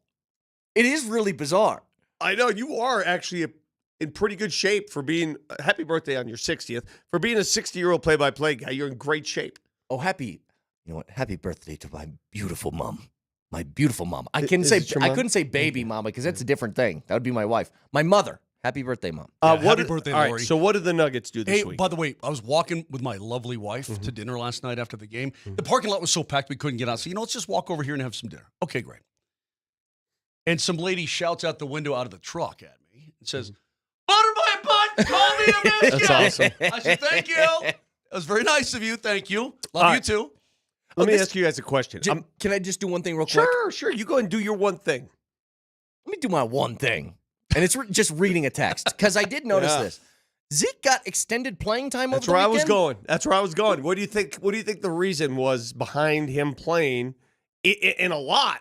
Well, P-Watt was out. That's one thing. The other thing is, yeah, it's reasonable to think that they're trying to showcase him before the deadline. Why wouldn't you? Yeah. Let me ask you this. Why wouldn't you? Why wouldn't you put him out there if you're working on something or you're engaging with someone and someone wants to say, let's say there is a trade partner. Well, we got to know if this guy can play. Yeah. All right, we'll show you. Watch this game. He had a fairly efficient game in 22 5 blocks, minutes. 6 points. Yeah. 5 blocks. When's the last time a Nuggets player had 5 blocks in one game? I don't want to be pessimistic about this. You just know Calvin Booth up there watching every block going, yes! I don't want to be pessimistic. Do you think Zeke goes, wait, me? Huh? Oh, crap, I'm on the block. Does that mean that the kid sitting on the couch going, me? Yeah. Mm-hmm. So I'm looking at... That's being ridiculous, but he doesn't play a lot. And he got 22 minutes against Charlotte, so there you go. And you know what? He may play again tonight. I don't know the status of Russell Westbrook and Peyton Watson tonight. Peyton Watson looks like he banged knees, and Westbrook's got the hammy-ish. I have no idea. We'll see what they do tonight against the first of 2 against New Orleans. But this is a critical week for the Nuggets. It's also a week where they're very much handcuffed. And I hate to break it to you, Nuggets fans, because most of you are going to look back and say, what do you mean? Oh, well, look what the Mavericks did. Yeah. I wish we could benefit from such a ill-fated trade like the Mavericks. Maybe this maybe this allows the Nuggets and of every other team when they wouldn't even engage in a thought because they'd be like, oh, that team would never do this. Maybe they start knocking on more doors. That's why I said, Moj, it's like, call the Bucks and say, Saric and Zeke for Giannis. Who knows? Maybe. Fine, take him, whatever. But it's not like the Nuggets. See, here's the problem. The Nuggets, unlike the Lakers, they don't have much to deal with here. Here's what they have. Here's what the Nuggets have to deal with. MPJ, your big max contract, okay? If you want to trade him, if you deem there's something better out there, you can do that. You can't trade AG. You can't trade Jamal. They're untouchable till next year. If you even mention Joker, I'll slap you across the face, obviously. You could trade every other player on the roster. There's other players you can throw in, but what do you get? Right. They got no picks to trade. So Vic, unless they go create picks, much like Phoenix did. Help me. I don't need to call Jake Coyne. I can use Vic Lombardi. When can they start doing real stuff? Is it next year? This summer. So I don't know the CBA's legalities. Yes. This is why I think the Nuggets aren't going to do much, because I think their outlook this summer is far different than now. This summer, everyone's on the table. But I don't want to trade Jamal and AG and I like these guys. If it got to that, I don't know. And MPG, these are my guys. I like these guys. What if they get it together and win a championship? That'd be awesome. But if you're saying, hey, guys, what can they add to this roster this year at the deadline that would really, really help the team, spark the team? I don't know the answer. I just need perimeter defense. There's Vic. ideas. I just need perimeter defense. Yeah, what do you give up to get that perimeter defense? All right, so tell me, like I'm a kid, and I'll tell you why they can't do it. Who do you want? Give me a perimeter player you want defensively. No, I understand. Give me your somebody. Point. I understand your point. And then I'm going to come back to you and say, okay, great, I love that. You're going to give up something for it. You're going to give up something that's going to hurt. I understand your point. Watching that Philadelphia game, and Maxey was terrific. By the way, Yabusele can really shoot the ball. Do you know that? Yeah, we've noticed that. I mean, he's got a giant caboose, but he can chuck it from 27 feet, baby. Mm-hmm. Yeah. Watching like Ricky Council. What's going on here? They made a lot of shots from outside to Philly. I don't know, man. We need some perimeter defense. Period. End of story. Well, that's it. That's all. I don't disagree with you. Getting that defense for what? Hold, please. We have to do our keys to the game. Do whatever it takes to win. It's the Johnson Auto Plaza keys to the game. Johnson Auto Plaza. Experience the power of the plaza, where they have the keys to performance and style with Ram, Jeep, Chevy, Buick, and GMC, and a huge selection of used all in one place. Johnson Auto Plaza. Here's Moser, Lombardi, and Kane. Nuggets, Pelicans, Vic, 7 o'clock tonight right here, Altitude Sports Radio, 92.5, 30 seconds on the keys. Key, it's pretty simple. In light of what just occurred over the weekend, the key tonight, the key to the season, trade Zeke and Saric to Milwaukee for Giannis. Yeah, That's the key to the game tonight. Got anything on the Pelicans? Yeah, I do. The Pelicans have lost 5 in a row. They stink. They're the second worst team in the Western Conference. They have 12 wins on the season. Mm-hmm. You should destroy them. I gave you my key the other day. Absolutely destroy them. You don't even need a dang key. I gave you my key on Friday, and that key can hold again. When MPJ scores 20-plus, the Nuggets win. He scored 24 in Philly. They barely won, but they won the game. And I think it's a big factor in how this team plays. When he's scoring, they're playing better basketball. He has to be up there. Keys to the game, powered by Johnson Auto Plaza. Experience the power of the Plaza, where they have the keys to performance and style with Ram, Jeep, Chevy, Buick, and GMC, and a huge selection of used all in one place. Boy, your boy Yabusele, as a texter pointed out, do you know how much money he makes? No. Do you know how much money Brett Yabusele makes? He was like an entry-level guy. He makes the veteran minimum. Yeah. He was signed after the Olympics. He makes just over $2 million. Yeah, somebody watched him in the Olympics. It was like, you want to try and play here? Huh? Yeah, and then... Well, he already played here. He played for Boston. Then he went back to the European League. And then he went. He shook that thing. My milkshake brings all the teams to the court. Damn right. Exactly. Better than yours. All right, back after this. The Mavericks didn't trade Luka to the Lakers. They traded him to the Nuggets. Are you winning a championship? Yeah. Did you say championship?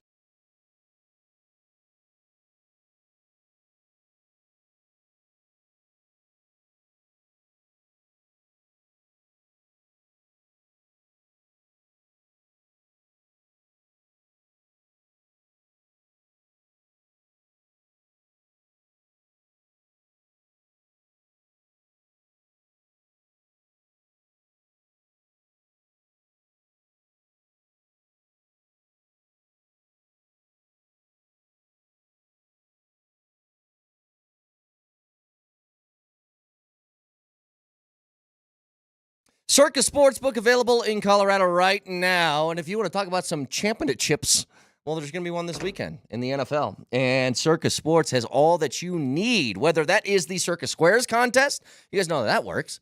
But in this case, you choose your own numbers. And with a minimum $1 bet, you can win up to $100,000. I'm looking at all these props, by the way. This is endless, this list of all of these props on Circa, whether it's first halves, it's quarters, it's defensive player props, special props, most rushing yards, whatever you want, Circa Sports has got. So download the app right now and use it this weekend for the big game. That is Circa Sports. Download the app or circasports.com. And always remember, any gambling problem, call or text 1-800-GAMBLER.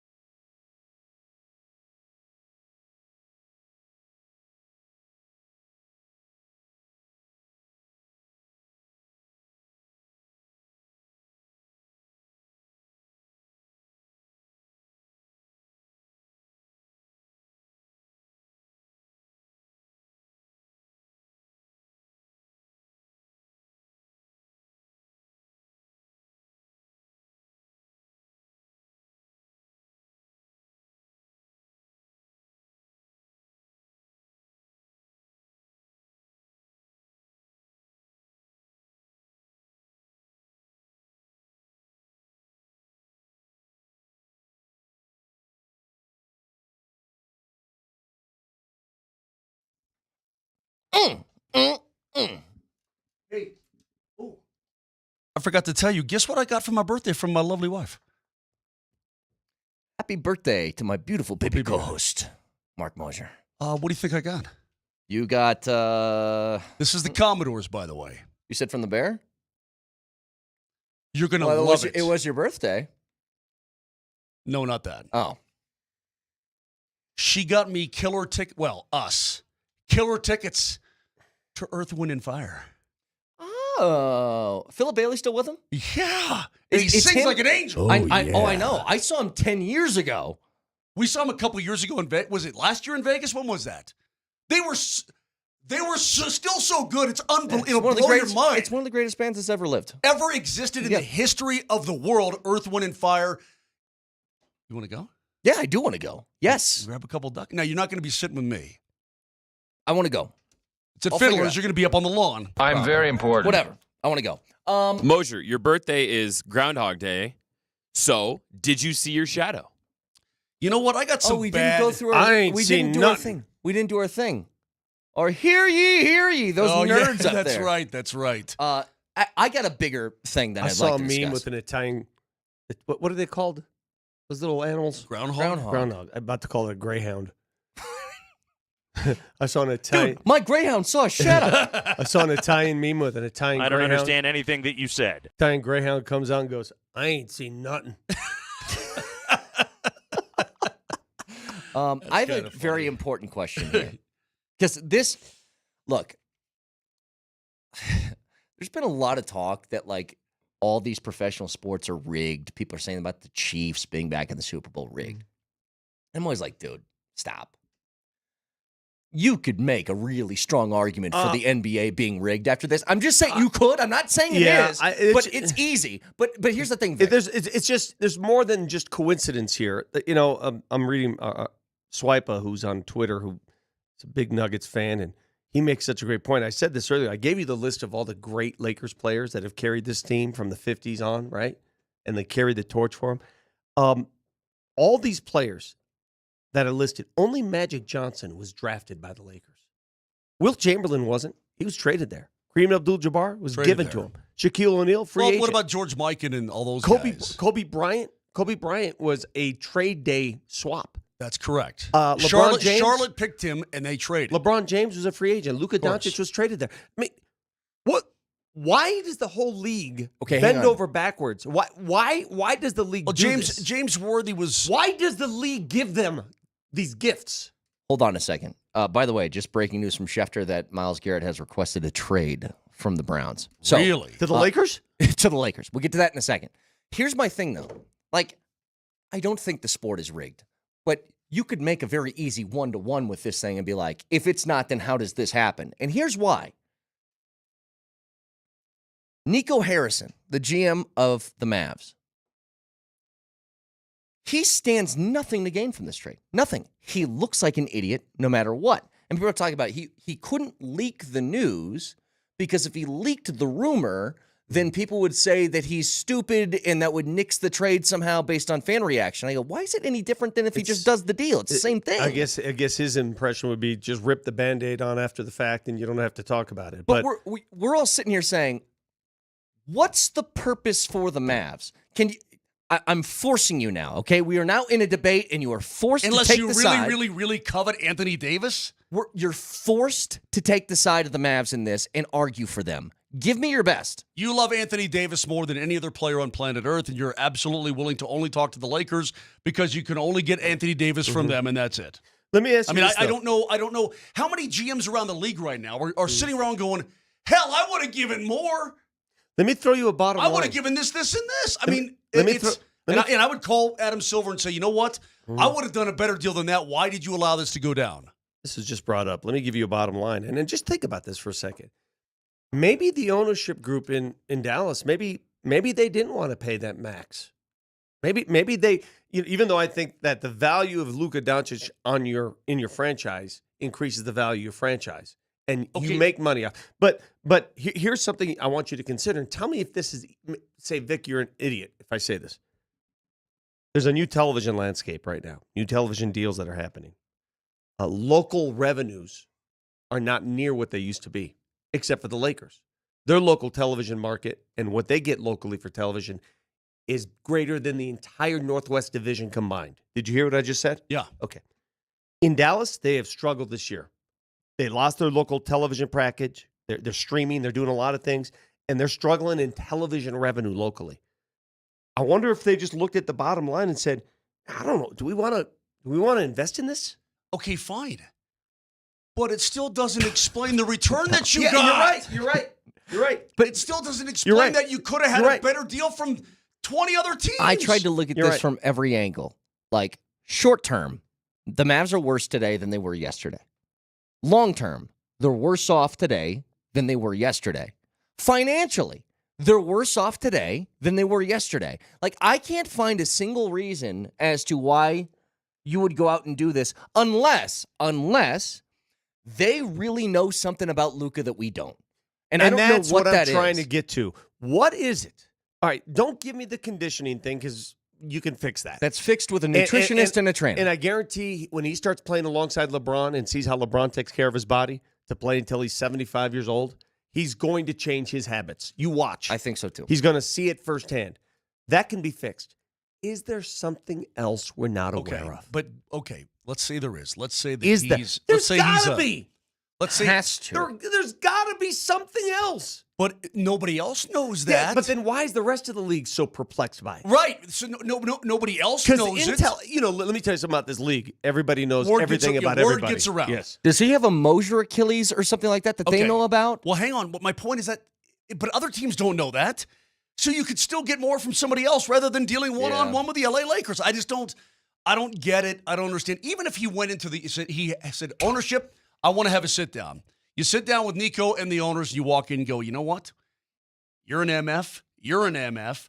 MFU, you're cool. MF, right? Yeah. And then you say, I want out. Okay, fine, we'll get you out. You still don't just say, just call the Lakers and get something done. I mean, I don't, it just doesn't make any, it challenges your rational thought process is what it does. I'm trying to look back here and just see. Do you guys know off the top of your head, do you remember what the AD trade was when the Lakers first acquired him? From New Orleans? Yeah, Julius Randle was involved. So it was Lonzo Ball, Josh Hart, Brandon Ingram, DeAndre Hunter, and 2 firsts. Wait, Julius Randle wasn't part of that package? No. This is going to New Orleans for Anthony Davis. Okay, Julius Randle was he predated that then. Okay, you're exactly right. So Lonzo, Josh Hart, Brandon Ingram, and DeAndre Hunter, and 2 firsts. Okay, so let's look at all those players just singularly. Josh Hart's turned into a hell of a piece for pretty good the Knicks, player. right? Yeah, pretty good player. Brandon Ingram, you could argue, is the most reliable player for the Pelicans now. Very well. Ingram's good. All right, Lonzo Ball, given what happened to him injury-wise, Lonzo was a pretty good player, though. Before he was injured, he was a hell of a player. He was right on the cusp of being an all-star type player. Mm-hmm. And he's back playing. I mean, he had that same surgery. He's back playing. Were there picks involved too? 2 firsts. 2 firsts. That's what they got for. That's a bigger haul for AD. Got a bigger haul than Luka got for a trade where basically your hand was forced, right? Because it was Anthony Davis was going one place and one place only, and you knew it for months. Right. They didn't volunteer that. That was done because of why? Because LeBron's agent, LeBron's friend, is Anthony Davis's agent. Yeah. Texture saying, is this like a Russell Wilson situation? Seattle knew something we didn't. Yeah, Seattle might have known that maybe Russell Wilson was older and getting worse. Luka's 25. I keep going back to he's 25 years old. If Luka's 31 and this deal goes down, I'm going, Different. all right, yeah. He's 25 years old. He's younger than my son.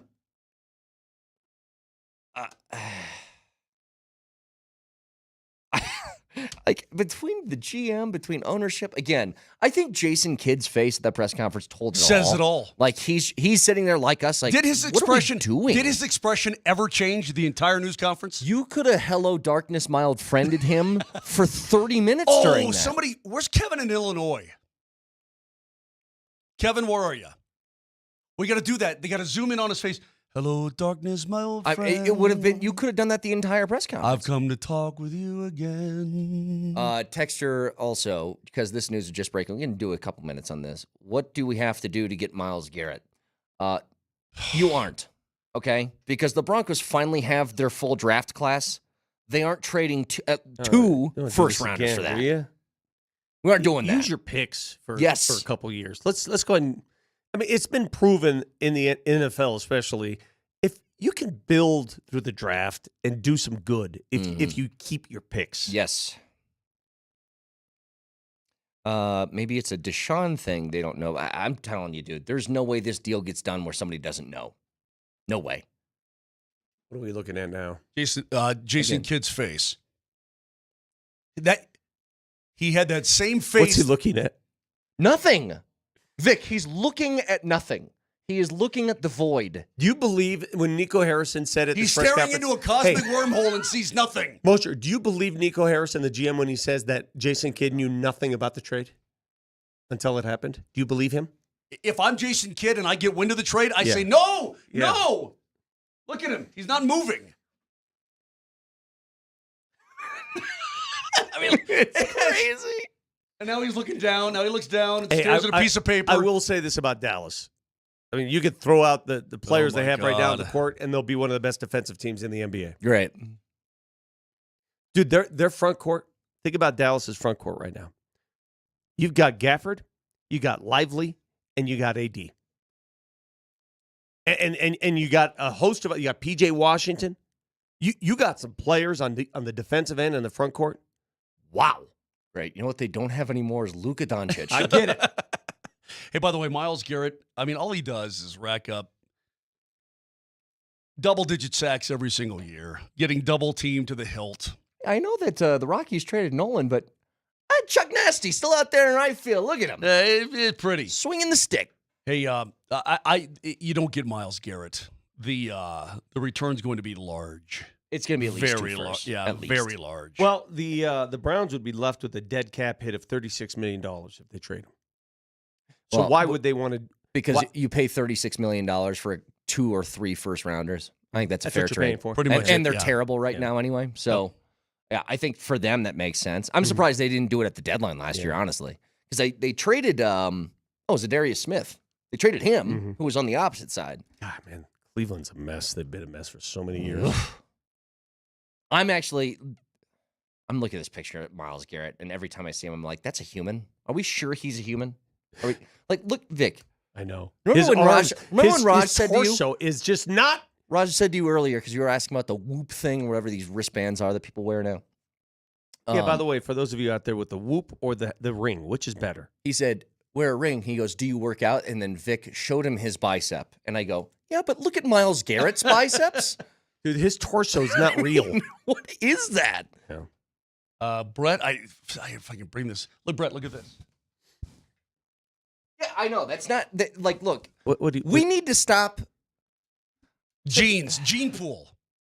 There's a certain amount of people out there, whether it's you Myles guys going to Garrett, jump on genetics like I have for the last 3 years? Well, listen. I've been the one clamoring that genetics needs to stop. Myles Garrett. I've been the one on this show Aaron who's been Donald. on the forefront of genetics, and you guys don't listen to me. It's a problem. You guys know how genetics is a problem. We're all humans, and I understand that. We're all humans, okay?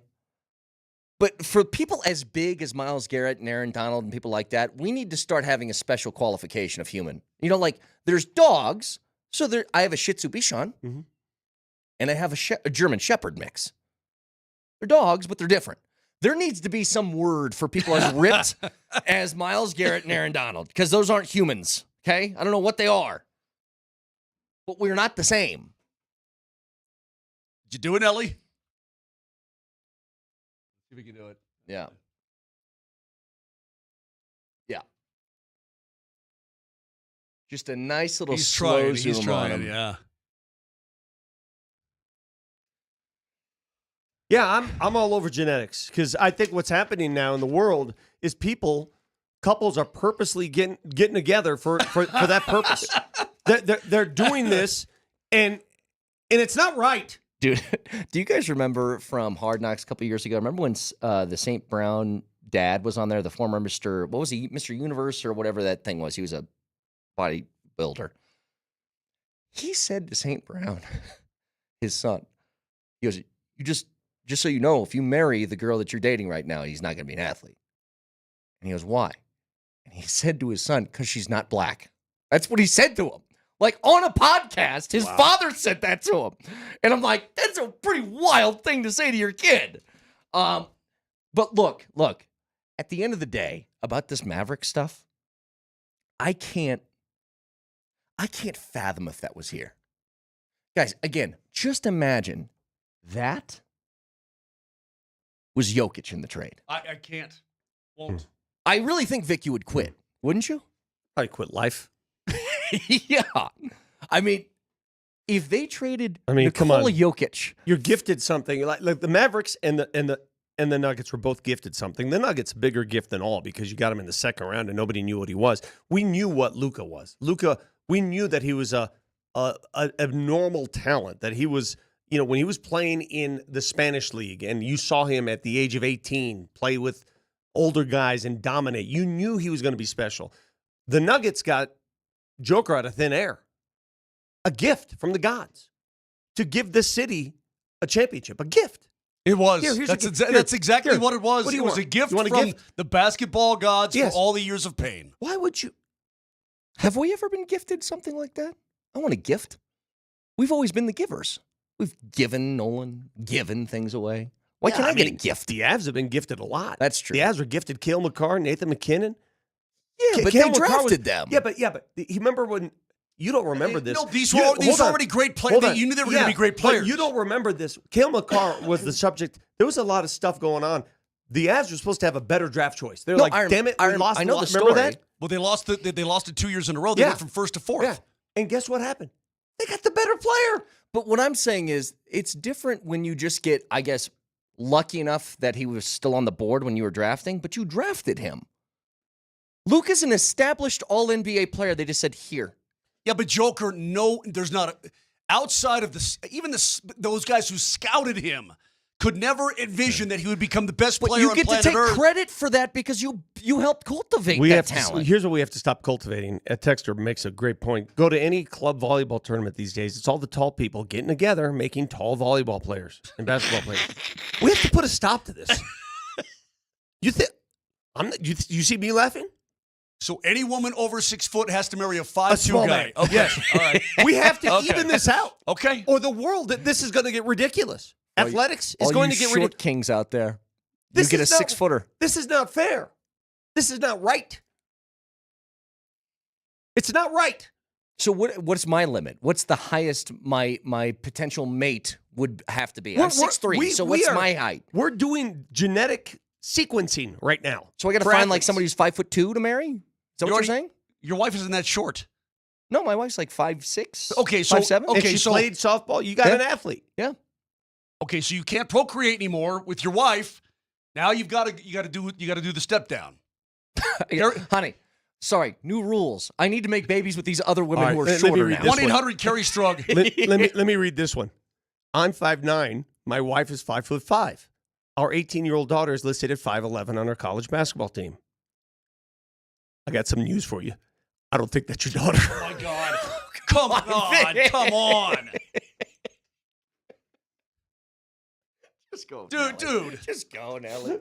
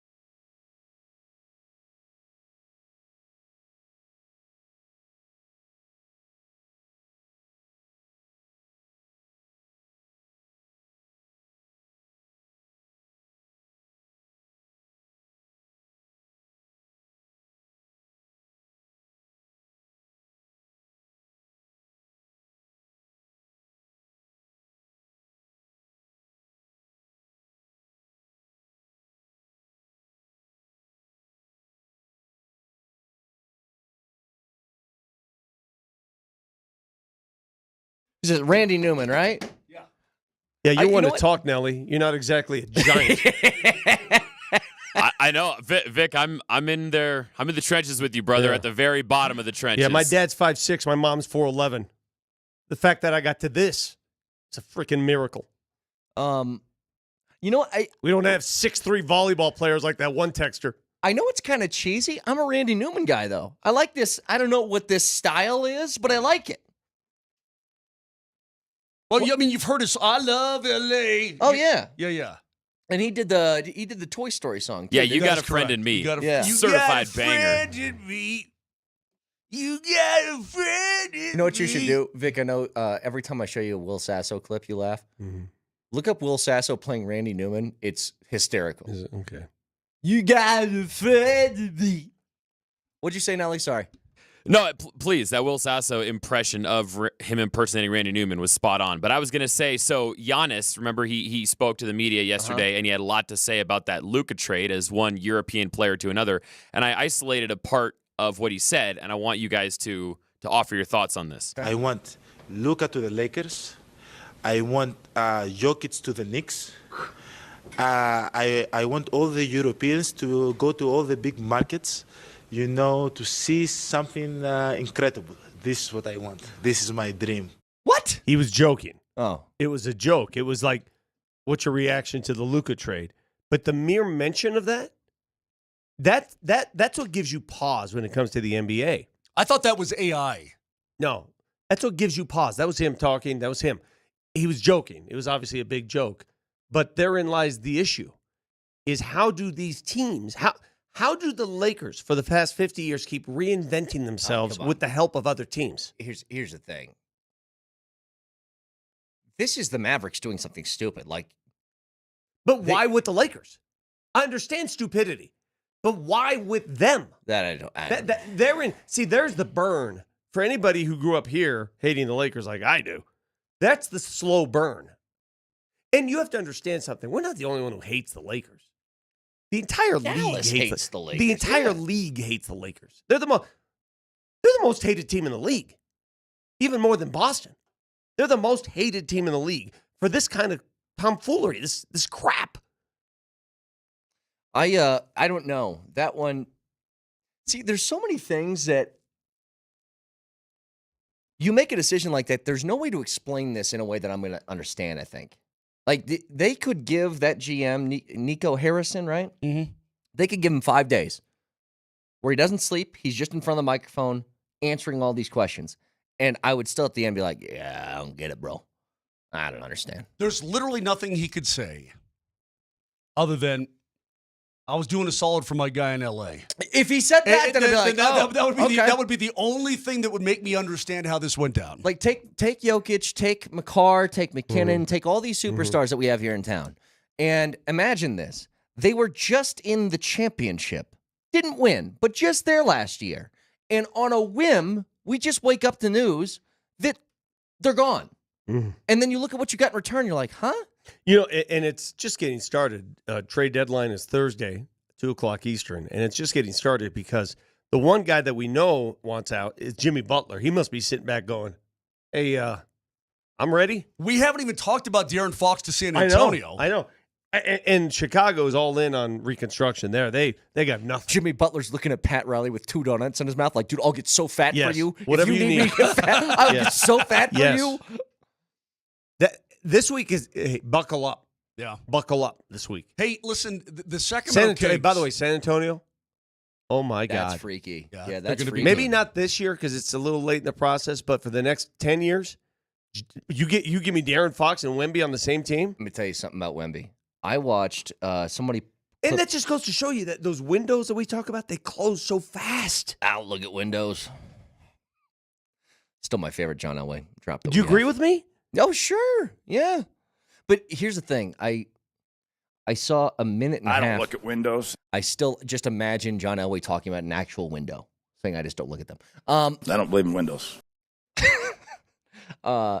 He was right. Hang on a second. I saw a minute and a half. It was Wemby's game over the weekend. I forget who he was playing. It was just a minute and a half highlight reel just from that game. And I saw about 5 plays that he made in one game. I know. Where I said, there's not another human being in the world that does it. I watched a man who's 7'6" cross half court and just pull up with 20 seconds left from the logo and drain it. And then the next highlight was him missing a mid-range and jumping over 2 people for a tip-in dunk and then blocking 5 shots. And I'm just like, what is this? Speaking of genetics, what the hell's going on there? Well, apparently Fox, we know that he wanted to go to San Antonio, correct? Vic, he made that known. He said, well, not really, but okay. He wanted to play with Wemby because he knows how much easier his job will be now. You got to focus on Wemby. Who's the GM in Sacramento? God, I know his name, and now it's escaping me. But Sacramento's that team that they were very much like the Nuggets for so many years. So close. Oh, yeah. So close, but just couldn't get over the top. The difference is they don't have a Jokic. Monty McNair. They don't have a Jokic, right? They don't have a Jokic, no. They don't. But I think considering that he wanted out, and by the way, everybody seemingly wants out of Sacramento. Look, I'm from there. You wanted out, you got out. You wanted out of Sacramento. You forced your trade. You grew up there. Now, I don't know if somebody wanted you back, but you certainly wanted out. You could have easily, hey, look at me. I came back to my hometown. I wanted in. Hey, you wanted out. How about this? I got an interesting question. I'm just going to say this real quick. I think they did about as good as they could possibly do on that trade. I'm going to be really hesitant here. It's going to sound like I'm patting myself on the back. It's like a Vic thing. When Vic thinks of something, he goes, oh my gosh, this is brilliant, what I just thought of. But let me ask you a question after this Luka trade. For the first time in LeBron's career, is there somebody on his team that holds more power than he does? Yes. If they have an issue, if they're thinking about making a trade for a big man, and LeBron says, I want him, and Luka says, I don't, who wins? That's a great question. It is now, listen, LeBron's at the tail end of his career, clearly. It is Luca Doncic's team. For the first time. But LeBron's still not holds the guy.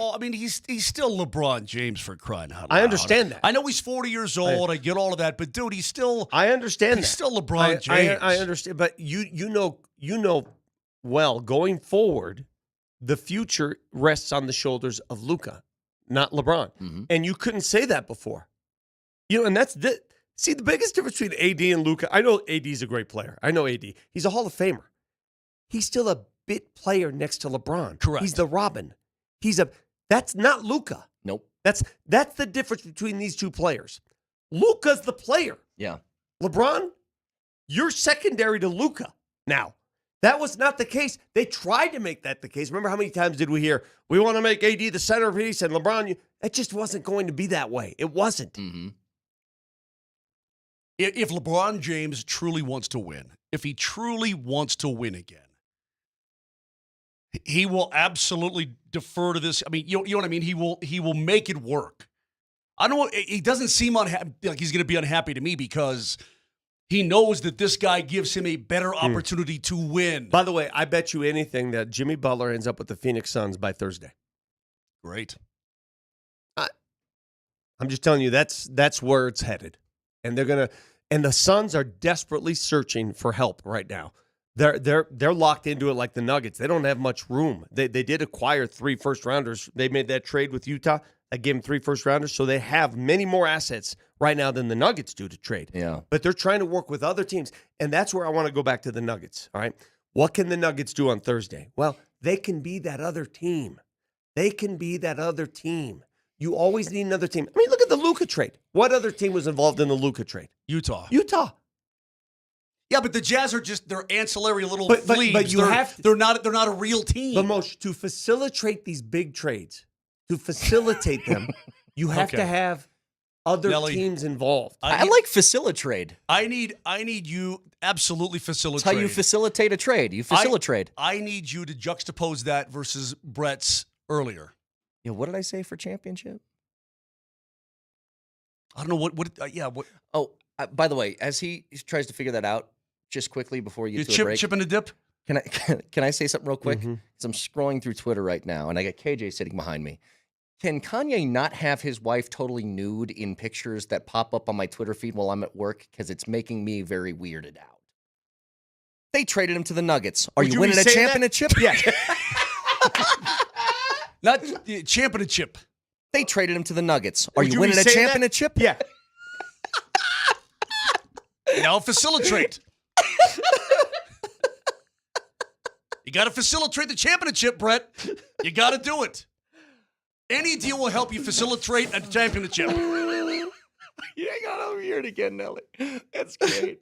They traded him to the Nuggets. Are Would you you be winning a saying that? championship? Yeah. Are you... Dude. Why'd you guys go silent, by the way, when I brought up the Kanye thing? It's true. It's making me But very it's weird. I don't know what human being in the world would bring his wife to an award show like that and just have her be naked. If that's what you want to do, then I guess you live your life. But I can't have that on my work computer when I'm at work and I'm just trying to find Luca news. Well, don't follow him. But that's the thing What with Twitter. It algorithm doesn't are you matter. on? My algorithm just gives me golf tips. Yeah. Oh, incidentally. Really? You just reminded me. What was on your phone earlier, Vic? Oh, that's right. Yeah. So what's your algorithm? That reminds me, before we get to break here. By the way, I'm leaving for Vancouver today. Good talk. Did you see what happened at Pebble Beach over the weekend? Did I see it? I'm not talking about Rory winning. Can I tell you, they got to Rory and those guys because they kept running the Ohio State basketball game. Yeah. And like most golf fans, I'm sitting there going, who the hell cares about this Ohio State basketball game? Can we get to the freaking Pebble Beach? Yeah. Did you see? I just love Did you see the guy get hit? Yeah, did you see Shane Lowry take that dude out? Yeah. He hits a cut with a driver. And by the way, A low cut. This poor volunteer. I'd like to see his face. He's today. the only Let's all human give him being. 5 booms real quick. Boom. He's the only human being within 100 yards of this tee shot. And he went down. Did you see him go down? It was like a delayed reaction. This old man, he's like, I wonder if he made unbelievable. the Brandon Evans sound. Dude, that guy went down in a heap. Yeah. I'm telling you, have you ever been hit by a golf ball? Have you ever been hit by a golf ball? Yes, it hurts. I got like hit hell. by a wedge, just flying a 90-yard wedge, and I thought I died. It was like a cannonball to my back. I couldn't fathom a driver from a PGA Pro, a driver. That dude got hit. Where did he get hit? In the chest? No, at the shoulder. Shoulder? Yeah. I think it dislocated his shoulder. I mean, he went down, dude. That poor old man, he went down in a heap. Can I bring something up about how He's the only guy within 100 yards. I mean, there's literally no other Was human he a being. volunteer? Was he? Yes. And it's always a volunteer. You know, the poor guy volunteers to help with this tournament. So there's no crowd on that side. It's just rough. So Lowry hits this high little fade. slicey. Dude's out there by himself. I swear to God, the odds of this are like, Oh my God. Oh my God. It's not funny. I know dude. It is funny. It is funny. It is funny. We're dudes. Look, we I mean, laugh he's out when there people by get hurt. There's literally no other humans. Dude, I'm gonna tell you right now, if he gets hit in the face, he He could he's be in the dead, hospital. yeah, for sure. Well, he already is. Can I go back to something real quick when you Oh my brought this God, up? And I dude. want to say how Vic sounded like a 5-year-old. Did you see what happened at Pebble Beach over the weekend? Did I see it? It's like, boy, did I? Dude, Pebble Beach is so special. It's such a special place. And to be able to see the pros A man play. get hit by a driver is pretty cool at Pebble Beach. I agree with you. No, but to see Rory, what he did on that par 5 to hit it over that tree. Sick. It's so sick. My hatred of Rory will not allow me to compliment him. How on many anything. people in the world can make that shot, can hit A that handful. shot? Me. A handful. Sepp Straka. What did he say? He said on that same hole, yeah, we both had 7 in. I had 7 wood. He had 7 iron. Yeah, it's incredible. Hey, also, last thing. The Mavericks were in town over the weekend. The UNO Mavericks. Go To Mavs. play the DU Pioneers. Yeah. 3-3. Game 1. Friday night. The Pios were down 2-0 on Saturday. Yeah. And won 11-2. Jesus. I felt like throwing you a bone for a day. Is that what you felt like? Yeah, it just felt like throwing you a bone. Whatever you say. Uh-huh. Coach Carl was at the Avs game. I saw that, yesterday. Yeah. Pretty cool. Okay. 303-504-0925. You can listen to us anywhere on the Altitude Sports Radio app. It's powered by the Will Height Law Firm. Injury lawyers go to willheightwins.com. That's willheightwins.com. You know what I love? This war of words going on between Stephen A. Smith and LeBron's reps. It's What are you back. talk- what are you It's talking about? intense. What are you talking about? Well, Stephen A. Smith has criticized LeBron because of the Bronny thing, and I guess he's hearing it from Clutch Sports. Wait, Oh, wait. really? What did he say again, Nelly? We played it last week. LeBron, I'm begging you, as a father, stop this. That sounded really You good. do a good impression. You do. That's really good. No, I got like the toned down sort of begging tone of Stephen A. Like I can do some of that. Mhm. I'm not going to sit here and say that LeBron James is better than Michael Jordan. But yeah, the toned down, Yeah, it's okay, calmer not bad. Stephen A. I can do. I saw a meme. I am pleading with LeBron James as a father. Stop this. Stop this. I'm looking at the difference between Jordan and LeBron. Jordan had Pippen, who's a Hall of Famer. Eventually lost Pippen, right? And that was it. He had Pippen. You know the list of Hall of Famers that have played alongside LeBron James in his sure. career? Do you know how been a many lot. Hall of Famers he has played alongside? Part of it speaks to how long LeBron's been in Why the would league, too. LeBron's? I know we got to go, but why would LeBron's side push back? Everybody knows it's nepotism gone berserk. Everybody knows, and I feel terrible for Bronny, who seems like an awesome kid. Texter, your Stephen A. impression is very close to Jason Statham. It It is is. pretty close. What if? Hang on, let's try and do a mix. All right, hang on. All right, here we go. Ooh, on the fly? Oh man, I don't know if I can do it. Come That's on. tough. Come on. All right, hang on. Let me get in my Statham mode. What's the job? Okay, all right, got it. LeBron, I'm begging you, as a father, stop this. You know That's what? good. It's That's kind of like pretty in good. between. Yeah. I like it. I think it's good, baby. Fact checker next.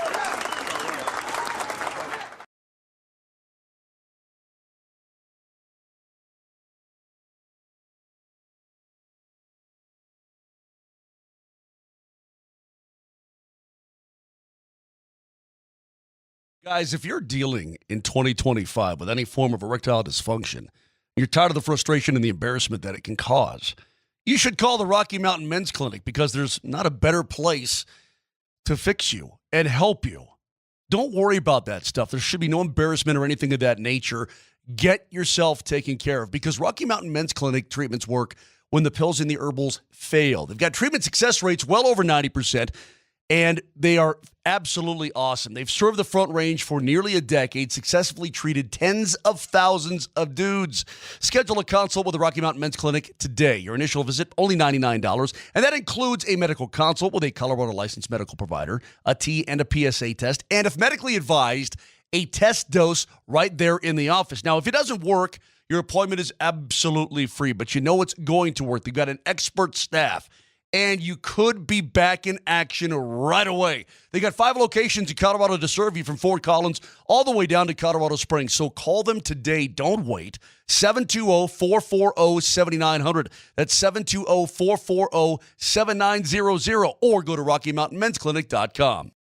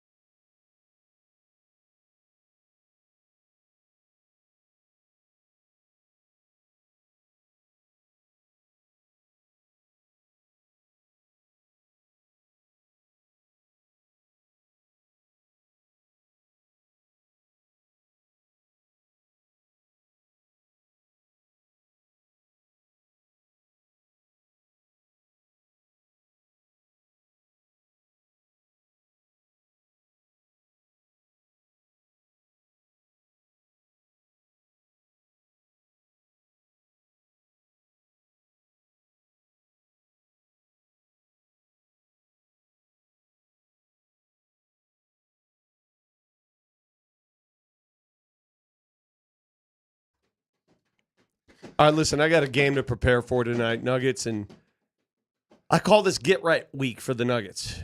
I'm going to Canada. All right. It's Get Right Week, right? Because you're at home. Do you have your passport? Okay, good. You got 2 straight games against a team that you should beat. You should. You got New Orleans tonight, New Orleans Wednesday, then a back-to-back Orlando who is struggling. They hit the struggle bus hard, Orlando has. Then you have to go to Phoenix Saturday. That's the toughest one of the week, clearly. And I guarantee that Phoenix team's going to look different on Saturday than it looks right now. It will, okay? But it's a get-right week for the Nuggets. So we live in Denver. We'll see what they do by trade deadline, if anything, if they can do anything. But if they want to reclaim that championship pedigree, that championship look, this is one of those weeks where they can, get back into it because their lead is down to 1 game over the Lakers. Yeah, can you just look good tonight? Is that so much to ask for? Just look good? But I want to ask you guys one question before we say goodbye on this show. And we talked mostly about the Luka trade. When it's all said and done, when the book is written, when the information is out there, when they open up this file, what do you think? Right now, what would you guess is the reason the Dallas Mavericks traded 25-year-old Luca Donic? They didn't want to pay him. That's your guess. The owners didn't want to pay him. Okay, I think it would have to be, you're going to give this guy a supermax. I don't think it's about the money. Maybe they felt like he didn't give good enough effort. Okay. Maybe. I think there's something personally they know that we don't. Okay, maybe. Because he kept talking about culture, and he didn't fit our culture, right? Usually that's a code word for So you're something saying else. that Luka's what, a 25-year-old wild card? I don't know. I don't know Maybe what he it is. is. And I'm not making any claims. Is he partying too much? I don't What's know. he doing? So he's like Jimmy Butler I don't just know at 25. I don't know what it is. It's the only thing I can think of. It's the only guess I can give you. You would never do it. That's all I got for you. I don't want to hear this. Oh, he doesn't play defense. Some of the greatest players in the history of the game don't play defense. Steph Curry is not exactly a lockdown defender. You don't trade Steph Curry. You ever had a friend who was dating a really hot girl and they broke up? And you're like, what's the matter with you? Why'd you break up? He's like, dude, she's crazy. She's insane. Something like that. Maybe that's what's going on with Luka. Because I can't find another thing that would justify it. Not a single other thing. People keep saying he weighs 270. I watched him walk off that plane, dude. He doesn't look like he's packing extra weight or anything like that. He looks fine. What's his playing weight? 230? We should know. See, in Denver, we should be sensitive to that because we've heard that trash that people have tried to rip on. Hell, Stephen A. Smith does it all the time to this day. Yeah. On Nikola Jokic. Yeah, still calls Nikola Jokic puffy and all he this still crap. does that. Yeah. Do you think it's... Can't jump onto a damn curb. Yeah. What impact does that have? Nothing. It's an excuse. It's not a reason. You can just fix that. You're right, Vic. This feels so weird today, not just from the trade, because it's never going to make sense to me, ever. Because most of these trades make sense. Like when Patrick Waugh was traded here, it made sense because Patrick Waugh told them, I'm not playing here, trade me. When you traded Miko, you're like, okay, the contract was the issue. That was the impediment. That's why they didn't want to make the trade, but they felt like they had to because of that. Like, you can look at a specific thing. What's the thing? This is shrouded in mystery, and there's a lot of clandestine stuff. It feels like there has to be more to it, Vic. Maybe you're trying to find a conspiracy theory when just they didn't want to pay him and they wanted AD, they wanted that player in return, and so they did the deal. I mean, no GM. Why didn't they go to Minnesota to try to get Anthony Edwards? I don't know. Who's younger and has a long. If let me ask you this: if you're the Dallas Mavericks and if you're Minnesota, would you trade Anthony Edwards straight up for Luka Doncic? I was just going to ask you, how many players in the NBA right now would you not trade? I would not Luka? trade Nikola Jokic. Okay, for anybody. I would not. I wouldn't trade Wemby. Okay, Wemby and Jokic. Let me take that back. If you brought up Wemby, that's a different discussion. For Jokic? Yeah. But if you're any other player in the league, I wouldn't even do it for Wemby. Jokic is off limits to everybody. I don't disagree with you. Yeah. I'm just saying it would give me pause to think. You'd think about it. Just pause to think. But Luka straight up for player X. Not Jokic. I wouldn't do that deal. I wouldn't do Wemby. I think everybody else, I would. Truly. Vic, maybe you just look at it as an Occam's Like everybody razor. else in the league outside of Wemby and Jokic, I would do it. Okay. I Vic, just Occam's razor. Giannis? Of course. Absolutely. Of course. Why? He's better. Giannis won a championship. He did. But I watched Giannis play last night against Memphis. I watched the end of that game. He's got a one-note type of offense. His problem is he just cannot, Yeah. unless he's in the open court, he'll hit an occasional three. He's not an offensive threat like some of these other players are. Giannis would give me pause. So basically, if you're European, maybe you're off limits in the league. That's it. We just talked about some of the top players in the league, and what do they have in common? They're all European players. Yeah. There's not another player. Durant, right now. No. Curry, right now. Nope. I'm talking about for Luca, right now. Oh, I'm agreeing. I'm Yeah. saying, yes, I would do that without hesitation. Keep Yes. going. Give me other players. Right now. Wouldn't even blink.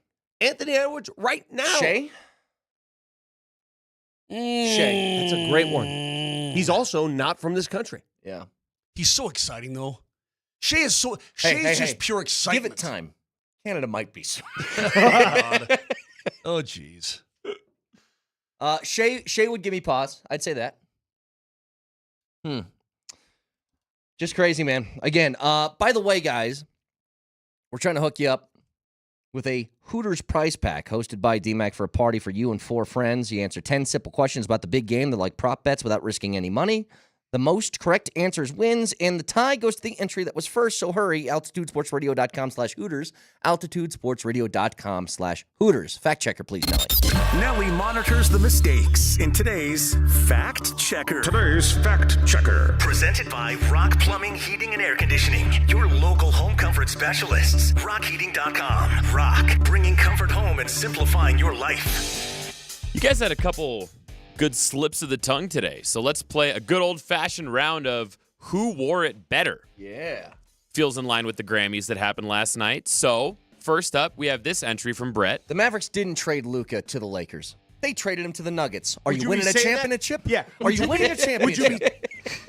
Championship coming in strong on the red carpet, but Vic was not to be outdone. But you have they're not a real team. But Moshe, to facilitate these big trades. Fellas, who wore it better? I think championship I is think better. championship is better, yeah. Like, Crazy. it sounds- Although we're going to use facilitate. Actually, he said facilitate. I want It's facilitate. They're not Yeah. a real team. But Moshe, to facilitate these big trades. I don't even remember saying that. I want facilitate. That's what I want. By the way, champ, it sounds like I'm saying champ and a chip. So you're a champ and you got a chip. Champ and a chip. I like it. Are you you winning be a saying champ that? and a chip? Yeah.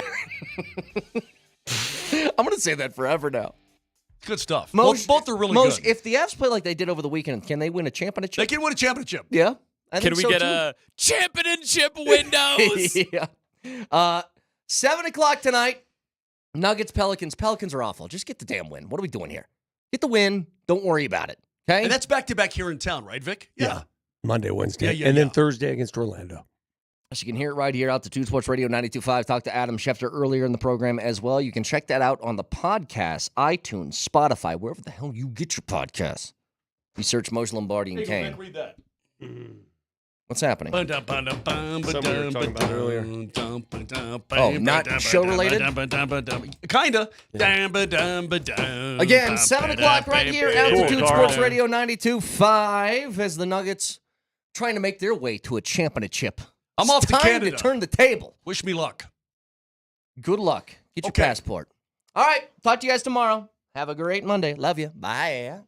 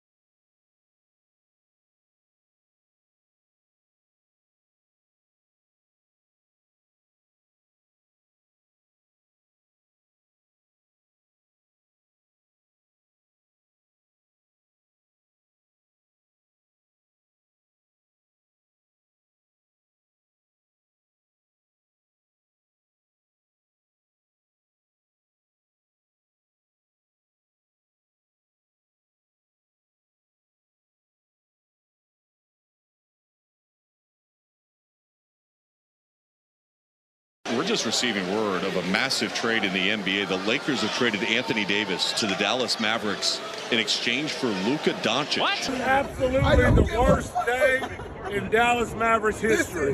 This is the worst trade of all time in Dallas history. Dude, it feels you cannot name me a worse trade than this one. It feels this like is the JFK worst just got trade. shot. You mentioned you think this will work in the short term and the long term. Short term makes great sense. How do you see this working out well for the organization in the long term? Well, I think the long term is the time frame. I think he fits our time frame.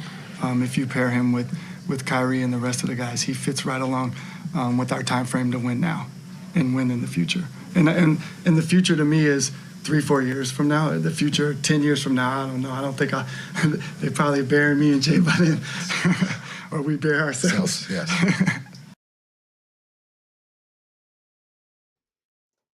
What? I was about to walk in and talk about 2 Nuggets wins, talk about back-to-back Avs shutouts over the weekends, and then we get that bomb? Luca Doncic traded to the LA Lakers for AD and nothing? AD and nothing is what they get that guy for? And you heard the GM right there. Does that sound like a guy who's confident in the move that he just made? One of the biggest trades in the history of the NBA. Does he sound confident as he laughs his way through that press conference saying that, well, 10 years from now, they might bury me and Jay Kidd? Jason Kidd didn't look up from the ground the entirety of the press conference. It is one of the most shocking trades that I have seen in my lifetime.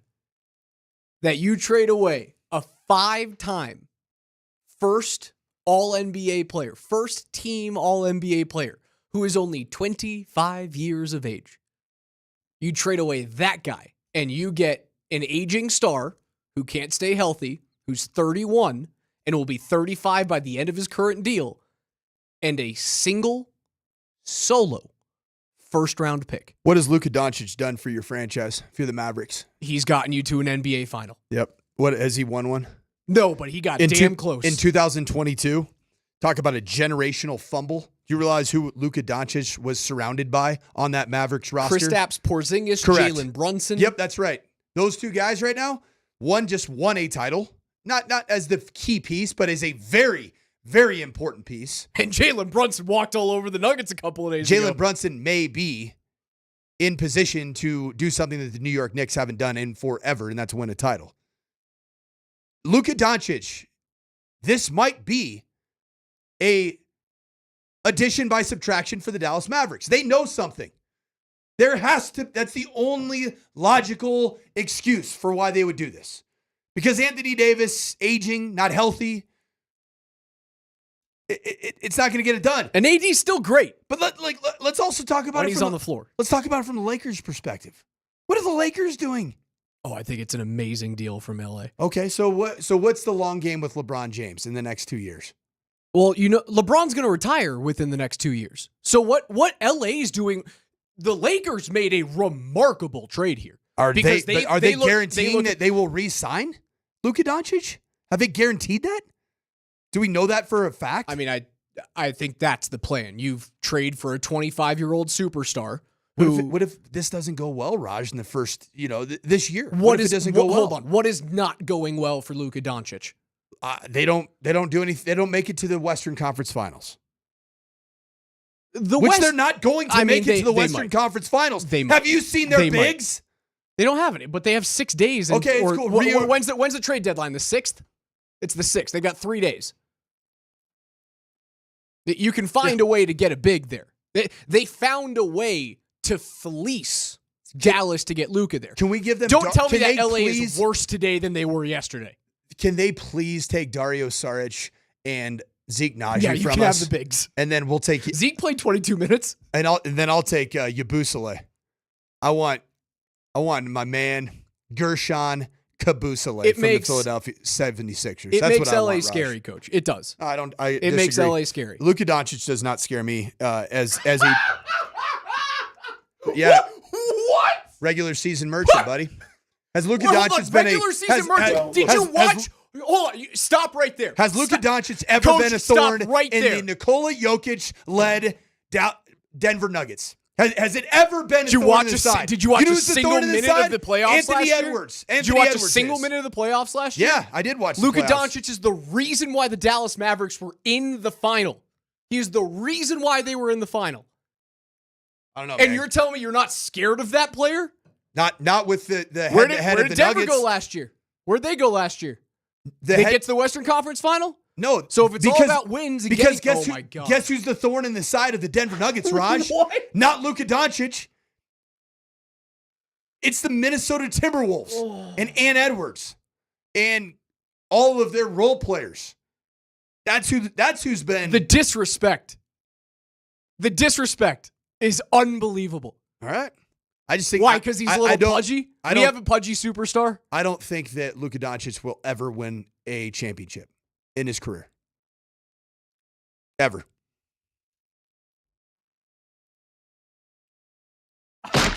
I am flabbergasted. KJ, will Luka Doncic win a title in his career? Are you trying to make the argument that Dallas got the better end of the deal? I think both teams are. I don't believe that this is a good trade for either team. To answer Let's your look question, back- I think they're still ascending. So I will say yes. I think Luka will win one. Let's look back. He's 25. It's not like he's 31. It's not like he's Anthony Davis's age. He's 25. Body lets you tell you he's like 38. Doesn't matter. We have a pudgy superstar here. Doesn't matter. Nikola Jokic He is gets it done. pudgy. He was. Nikola Jokic isn't a Certainly guard. was. He's a big. Luka Doncic is a guard. The Kevin Durant trade, Brooklyn to Phoenix. He's a terrible defender. Durant and TJ Warren for Bridges, Cam Johnson, 4 first-round draft picks, a pick swap, in 2 seconds. That happened with a 34-year-old Kevin Durant. Not a 25-year-old Luka Doncic, who has 5 first-team All-NBA selections. And dragged the Dallas Mavericks, a 6th seed, am I correct? 6th seed last year, off the top of my head? Dragged the Dallas Mavericks to a final. The AD to the Lakers trade in 2019. Lakers get Anthony Davis from New Orleans for Brandon Ingram, Lonzo Ball, Josh Hart, and 3 first-round draft picks. LA got a 25-year-old superstar, arguably the best pure scorer in the game today. Arguably. It's either him or him, SGA right now, maybe. SGA is. And Luka's right up there. Luka's there. On any given day, Luka can go off for 40 plus. You traded that for a single first and an aging star who, granted, still when he's on the court, Anthony Davis is a top 10 player in the world. And if completely healthy, you can make the argument he's the best defensive player in the world. He's been there on all NBA teams on the defensive side before, and he will be later. Dallas got fleeced. And maybe they know something, Coach. I guess I understand that argument. Maybe they know something. They initiated Raj. So how did they get fleeced? They initiated it. I just told you It was hold on. It was their doing. It was their doing. No. Fleeced from a pure transactional standpoint. Reevaluate in 5 years. I just told you the haul that 34-year-old Kevin Durant got. 34-year-old Kevin Durant is not the same as 25-year-old Luka Doncic. If you hold those two things on a scale, Luka's is way better. Luka is an incredible scorer of the basketball. A great shooter. He is Nikola Jokic-like in his way that he reads the game offensively, that he sees the floor. He is a dream statistically as an offensive player. He is a major liability on the defensive side. Major liability. So the Lakers, for example, now have multiple massive liabilities on the defensive side of the glass. Tell me, who are your defenders for the Los Angeles Lakers? You don't have any interior defenders right now, but again, you have 3 days, and I would be perimeter shocked. I would be defenders? shocked. 52-year-old LeBron James? LeBron still gets after it when he's out there. 277-pound shooting guard. He's not Luca 277. That's been blown. He's not 277. So, hey, you know what? Stop it. We learned that Ryu Hashimura is an elite defender. He shut down Nikola Jokic that one time. That one time for like 20 minutes. Yeah, and they were, we got it. We got the solution. It makes LA tougher. In 3 days, they're going to find a way to get a big or two in there because you're not going to be able to compete in the playoffs without doing that, but you have time. LA's not done making trades. LA is scarier today than they were yesterday. Hands down. They added a top 5 player in the world. I don't see how Dallas gets out on the better end of this. And again, I will admit maybe Dallas sees something that we don't. Maybe they know something about Luka that like he's never going to fix the dietary thing. He's never going to fix the conditioning thing, but he still scores. Just so let's leave that there. Just wait till he learns Southern California breakfast burritos, bro. Just wait. I'm telling you, man, that is a real thing, Get the guy on Ozempic, handcuff him to, who's the lady from Biggest Loser? You know, the ripped hot brunette, something Michaels. Just wait I till don't he think she learns even lives there anymore. I think she moved away. Just wait till Luca Doncic, a nice triple-double king, understands that after getting a triple-double on the court, he can just go to his local real In-N-Out burger and get a triple-double there as well. From a pure transactional standpoint, and again, all you have to do is look at the 2 recent trades for superstars. They didn't get enough back. You can argue that the trade that sent De'Aaron Fox and Zach LaVine to San Antonio and Sacramento, you can argue that those teams got more for those players who are an ounce of what Luka is. If you're going to put 270 pounds on them, they're an ounce to Luka's 270 pounds. They got more. It was a stunning deal. I think all you have to do is look at Jason Kidd. All you have to do is take a peek at the video of Jason Kidd at the press conference. And that's a baller. That is a baller, Jason Kidd, guy who knows the game. All you have to do How's Jason Kidd been as a head coach? You like Jason Kidd as a head coach? I mean, I don't think he's Phil Jackson. He's been below average at best. Jason Kidd's coaching record is 349 wins, 320 losses. Yeah, nothing special. He is 31-33 in the playoffs. Mid. Got to a final last year, coach. Cool. He got to the final with a 6. I'm going to swear. I'm going to curse at you today. Go ahead, say it. It is an. Get that button ready. Get that button. I'm going to get fired. The disrespect to Luca Doncic right now is out of control. 2022, Luca Doncic was surrounded by Kristaps Porzingis, Jalen Brunson. Last year, surrounded by a scorching hot Kyrie in the postseason. 0 titles, 5 years in. I like Luca Doncic. I like watching Luca Doncic. I'm talking about the threat to the Denver Nuggets solely. Drama will continue to perpetuate in the Los Angeles Lakers organization. Mark my words. It's Coach Mike Sanford. I'm Alex Ranemi, 303-504-0925 today. Join us in the Shop Mazda text line. One price, one person, and 1 hour. Altitude Sports Radio and our friends at Hooters want to set you up with a party for you and 4 friends with a Hooters prize pack that gets hosted by DMac. Just answer 10 simple questions about the big game coming up on Sunday. They're like prop bets without risking any money. The entry with the most correct answers wins, and a tie goes to the entry that was entered first. So if you haven't, hurry up. Get to altitudesportsradio.com/Hooters. That is altitudesportsradio.com/Hooters. I'm going to try not to kill Coach in the break. 10 years from now, I don't know. I don't think they probably bury me and Jay by then. Or we bury ourselves. Yes.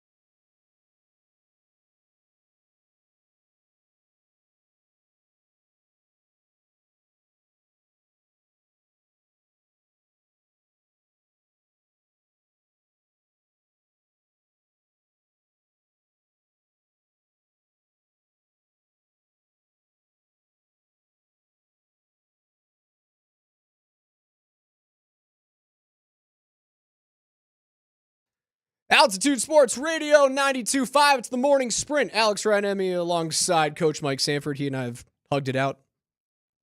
We still love each other. It was fun for me to kind of look through some of your belongings and find that you are a card-carrying member and the president of the Rocky Mountain Charter of the Luca Donic fan club. I mean, So I think he's a that's very awesome. good player. And I see the text coming in. They're like, oh, Raj, you'll talk about how he, dragged them to a final last year but got beat in 5 games. But you won't talk about how they missed the playoffs 2 years ago. You know the best players on the Dallas Mavericks were 2 years ago? Not 3 years ago when they had Kristaps and Brunson, but 2 years ago when they made that late trade for Kyrie Irving and it just didn't work out. Like, the best players on that team around him were like Timmy Hardaway Jr. and Christian Wood. They shouldn't have made the playoffs that year. And then once they finally got everyone back into the fold, they extend Kyrie. You figure it out. They get into the playoffs. They get hot. They make a final. We also don't hold the finals loss in 5 games against the Miami Heat when they made it as a lower seed against the Nuggets. Miami had no chance in that final. Just like once the Nuggets got there, you knew it was done. The Celtics tried to tell us themselves last year. Remember when Jason Tatum came out and said, once we saw that Denver got beat by Minnesota, we knew we were winning. There was one team that Boston thought could beat them in a final. It was Nikola Jokic and the Nuggets. So I'm not holding that against the Dallas Mavericks. I still think it's a crazy trade for Dallas to not get back the return that the Nets got from the Phoenix trade with Kevin Durant, that even New Orleans got back in 2019 with Anthony Davis. The play for them, I do think that the Lakers are closer to a championship now than they were over the weekend. Do I think that they can win one this year? They got to make some serious additions in the paint. They have to. I agree. I still think the West... They're further away right now without Anthony Davis to winning a title. Today. This second. Oh, no, they're not. Raj, how the hell are they going to defend in the paint? I told you have 3 days left until the trade deadline to make sure that you get a center. I just said right now, Raj, because we can live in a hypothetical world that all these great defensive bigs are just going to plop into the Lakers' laps. There's a lot of other teams that are trying to solve some of the same problems. Okay, sure. Including the Denver Nuggets. Okay, sure. Today, no, but we don't live in that type of world, right? Like if it was a 1-game final right now, no, they're not going to win. We have to figure out what that looks like at the end of the week. I think they're a harder out once 3 days from now plays out, and they inevitably find a way to get some help in the interior. I think they're a harder out for the Nuggets in the playoffs than they were a couple of days ago. And what this play is for LA, it's not a play on just this year.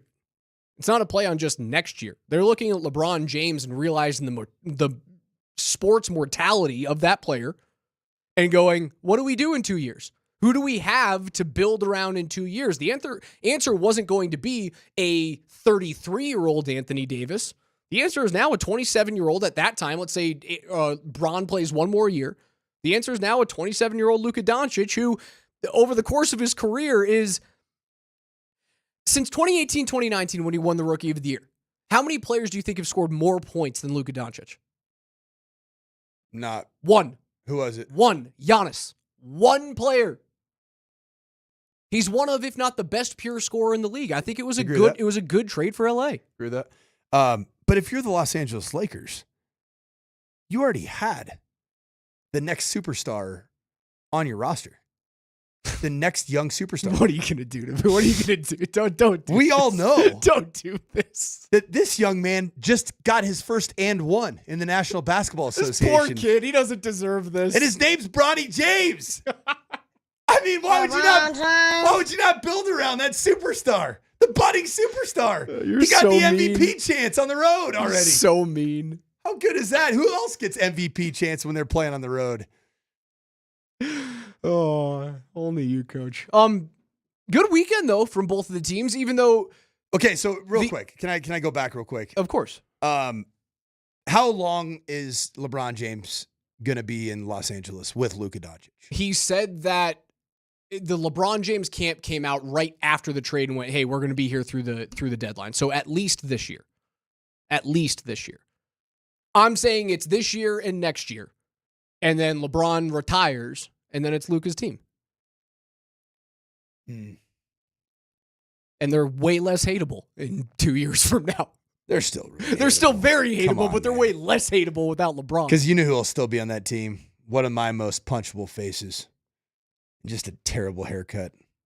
Austin Reeves. Yeah, punchable face. I can't stand that dude. Real punchable face. Yeah. It's too pale.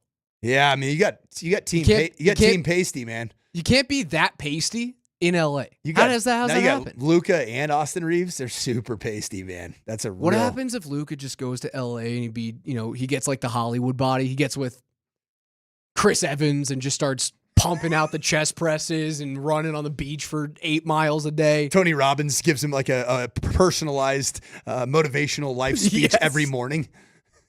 Then they become way more hateable. At least I love Luca because he has that pudgy everyman feeling from him, but then he can put up 40 a night. Both teams get 2 wins over the weekend. The Avs get back-to-back shutouts over St. Louis and Philly, not playoff teams. The Nuggets squeak away and salvage 2 and 3 on the 5-game road trip after losing 3 straight. And I mean squeak away. I'm saying it was a good weekend for the team, not an inspiring one for the Nuggets. Yeah, you get to the point a little bit where you were just, with some of the injuries that were starting to accumulate, just win the games. Just win the freaking games and get back home. And they did. It was certainly a tale of 2 games, right? Like, you shoot lights out against Philly. 66%. They go 95% from the free throw line, 55% from beyond the arc. You put up north of 130 points, and you have to hold on for dear life in that game against a Joel Embiid-less and Paul George-less Sixers team. Maxey goes off for 42. Unbelievable. I'll tell you what. How good was Gershon Yabusele? How good was he, Raj? He'd look good in a Nugget uniform. And I've been talking about that for a while, haven't I, Raj? I wasn't late to the hot take party on Kabusele being a Nugget, am I? No, I jumped on with you. I was never part of that. I just like the fact that his last name it rolls off the tongue with Caboose. Correct. Oh yeah. Mm-hmm. And then what I'd still to this, I don't understand, Raj. Also, if he comes to the Nuggets and the Nuggets steal Kabusele from me and Coach, that will be the second time that a team has stolen a wonderful nickname that I've created. What was the other one? The Choo Choo Train for Val Nichushkin. You started that. That is me and Mark Springer. Me and Mark Springer. And I never got my flowers for that one. Wow. Never got my gift for that one. So if you're going to steal the Kabusele, if he comes to Denver, I better have a bouquet waiting in my office. You don't have anything for Netches yet, do you? No, I don't. Netches is what we've been told. Martin Netches. Marty Natchez. Marty, we just changed it. I know, I'm going to say it a bunch of different ways. Nesas. How's Bednar says it on Neckis? Ben said he called him Neckis. Oh my goodness. It's like Waugh, Patrick Waugh when he was here and Miko was a very, very young player. Not Rantanen, not Rantanen. He would call him Rantanen. that broken like Quebec accent, like, Rantanen. It's like Dan Tanner's. Rolls off tongue. Yes. Rantanen and Dan Tanner. Take a lap. But back-to-back shutouts for the Avs, it was good. St. Louis is not a playoff team. Philly is rebuilding. They're very offensively challenged. And to see back-to-back shutouts for the first time since, can you tell me the last Avs goaltender that had back-to-back shutouts in starts? His name was not Alexander Georgiev. It was not Alexander Georgiev, Correct. but in the same time frame. Did you? It's happened way more recent than you think. Justus Sonnen. I knew that. Back-to-back shutouts. Yeah, I was glazing. I was all down with some juice, man. I want to get the juice loose. Blackie shows up. Back-to-back shutouts. That's his nickname. It's on the helmet. I can say it. I can say it. No, I don't. I give you no. I do not give you permission on that front. Cage is laughing behind the glass. Oh, come on. Man, I had to step in there. The power play looks like it's fixed. Right, it's moving. 88, Netches fits in wonderfully with Nathan McKinnon. Yeah, I like Nichas. Nichas, good player. And I think that he's fast skater, that Nasassi. He creates more offense by himself than I knew he was capable of. I always knew laser one-timer, very, very fast. I didn't think he could, to steal a basketball term, create his own shot. And he opens up space. You could also use that in hockey, couldn't you? Certainly. Create your own shot. Yeah, you don't hear it all that much, but I think that's a basketball term. That's a hoops term. Yeah. So I'll give them the credit where it's due. Hey, speaking of creating your own shot, and the football equivalent of that would be that you extend the play and create the second play at the quarterback position. Raj, you realize that it's Super Bowl week, man? It's Super Bowl week, Raj. Football's back. I am so happy it's back. And I missed football. I mean, this weekend, I watched the Grammys last night. What a bad decision that was. Bad decision. Did you see Sabrina Carpenter? Oh, yes, I did. Bad decision.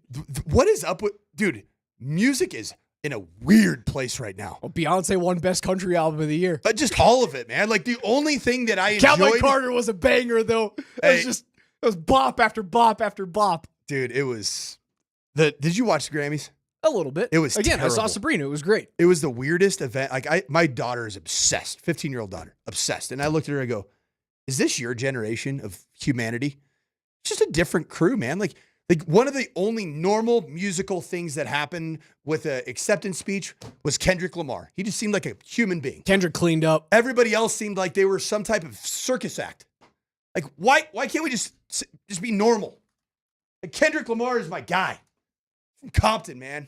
About 7 miles away from where I grew up. So a week ahead of performing at the Super Bowl, because Kendrick has the halftime show this year, correct? You bet. That guy cleans with up. SZA. He has Best Album of the Year, Best Song of the Year, and then I think another couple awards.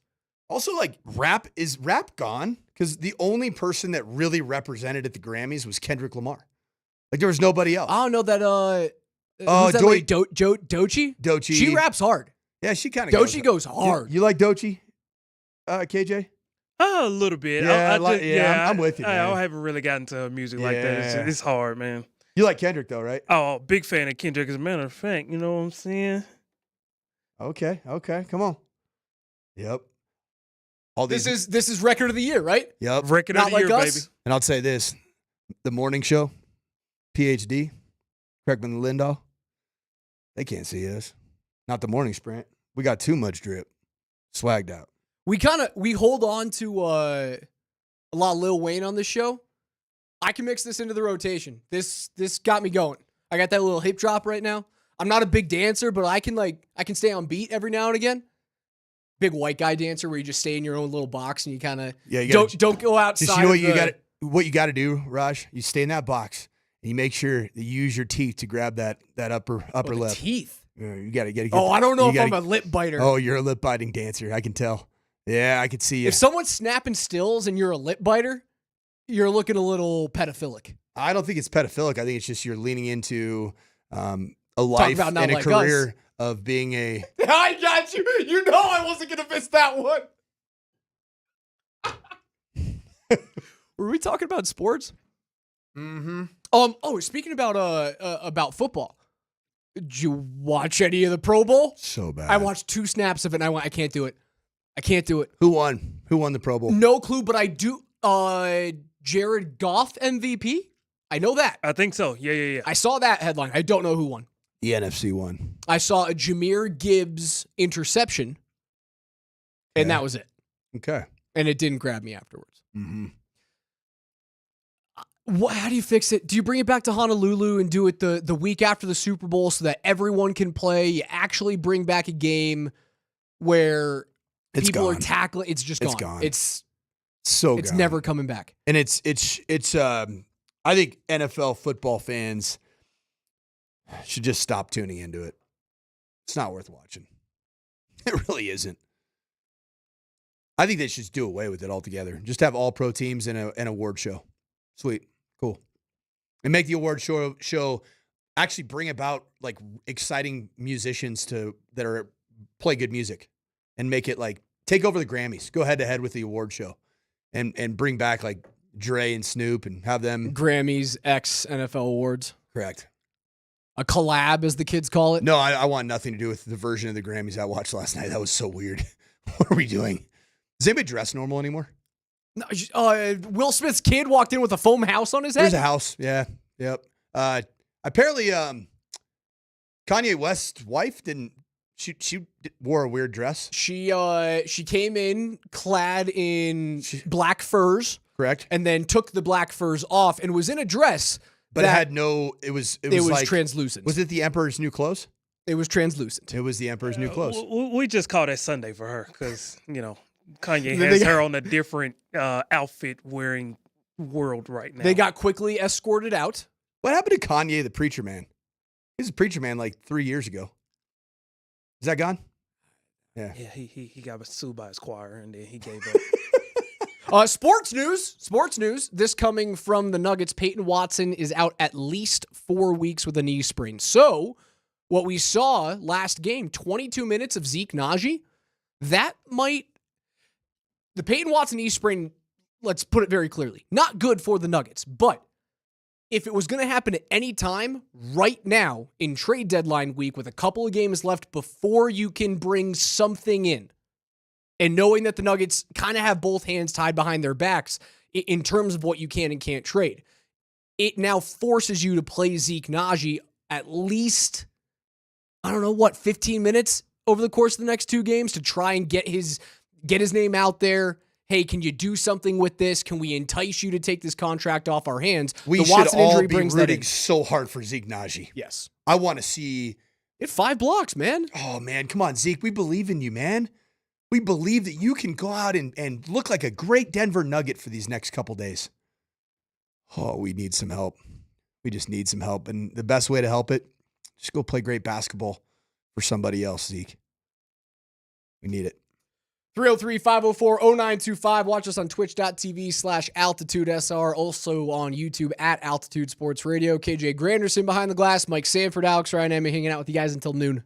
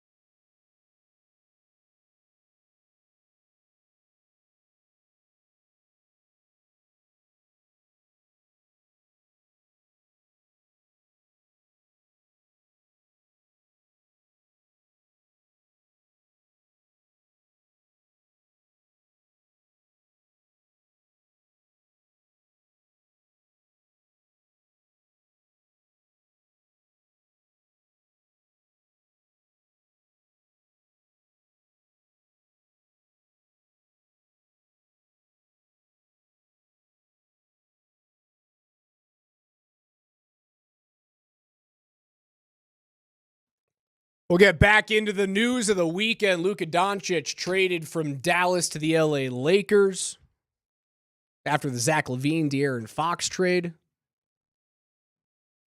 See, Myles Garrett just requested a trade from the Cleveland Browns? Yeah, the NFL looked at the NBA and Myles Garrett's like, hey, hold my beer, man.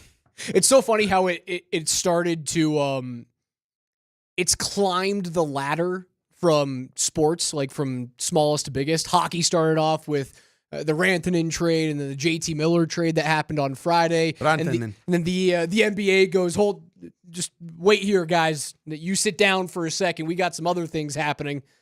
Remember that big trade chip, Zach LaVine? Well, yeah, he's going to move. And then they go, whack, over the top with Luca Donic.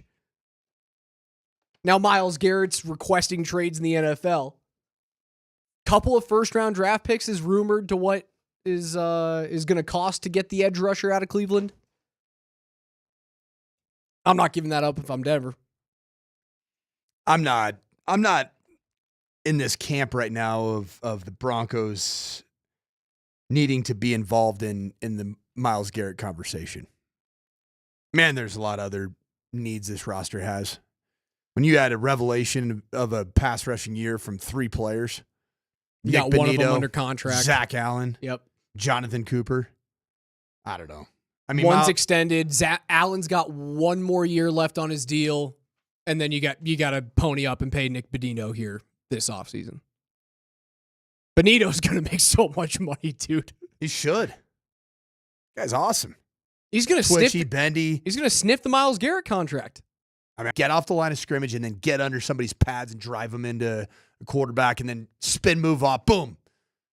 But I think that the Von Miller traits of a pass rusher, the ability to bend a corner, play with unbelievable pad level, that kind of just the elusiveness and twitch, I would give Nick Bonito today an edge in that category of just ballistic pass rusher. So the 5-year deals or more that are worth more than $100 million right now for edge linebackers. Bradley Chubb, 5 years, 110 at 22 average. TJ Watt is a little different. 4 years at 112 at a 28 average.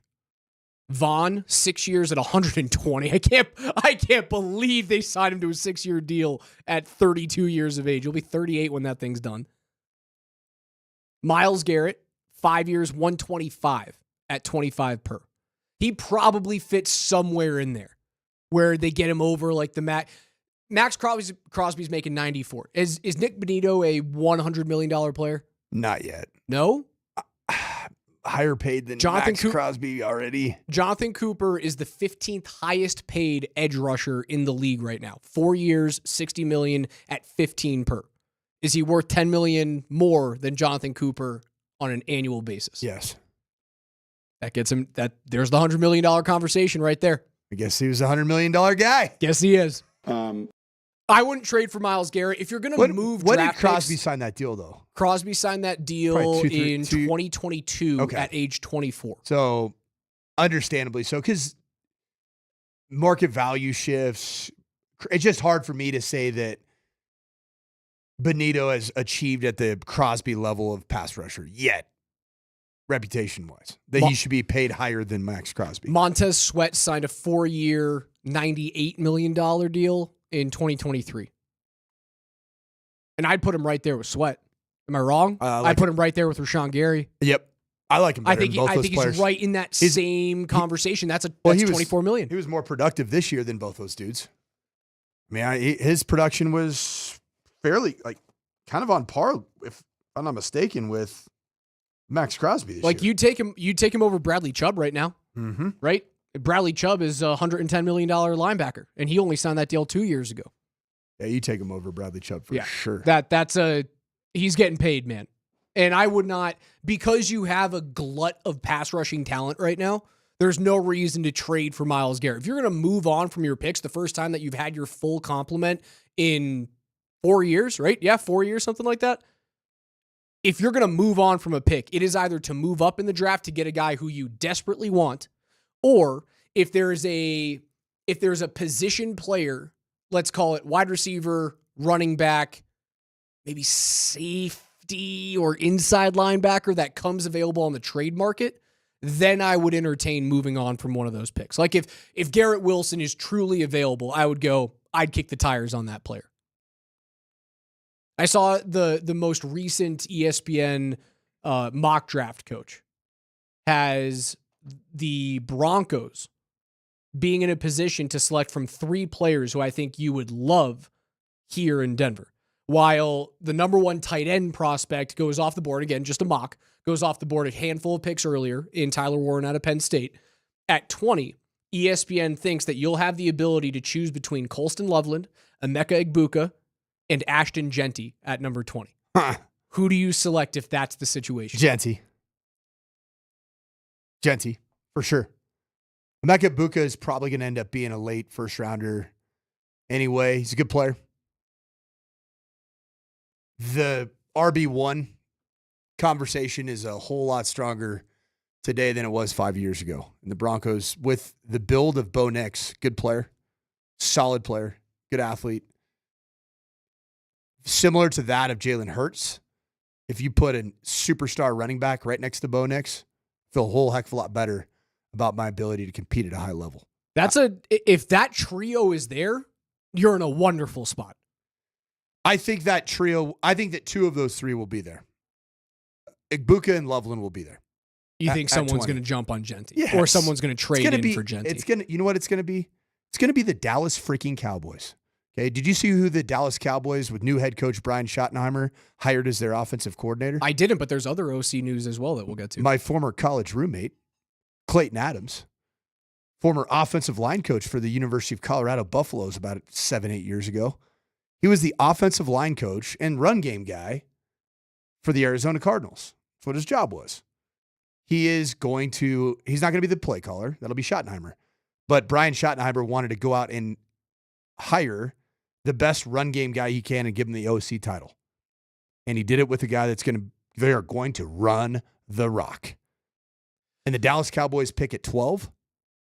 There's 0 chance that Ashton Genty is going to survive past 12. Mitch goes, don't draft running backs in the first round. I disagree. I don't draft a running back very high in the first round. I love the idea of having a running back on my team with the 5th-year option because then you get the best years out of that guy.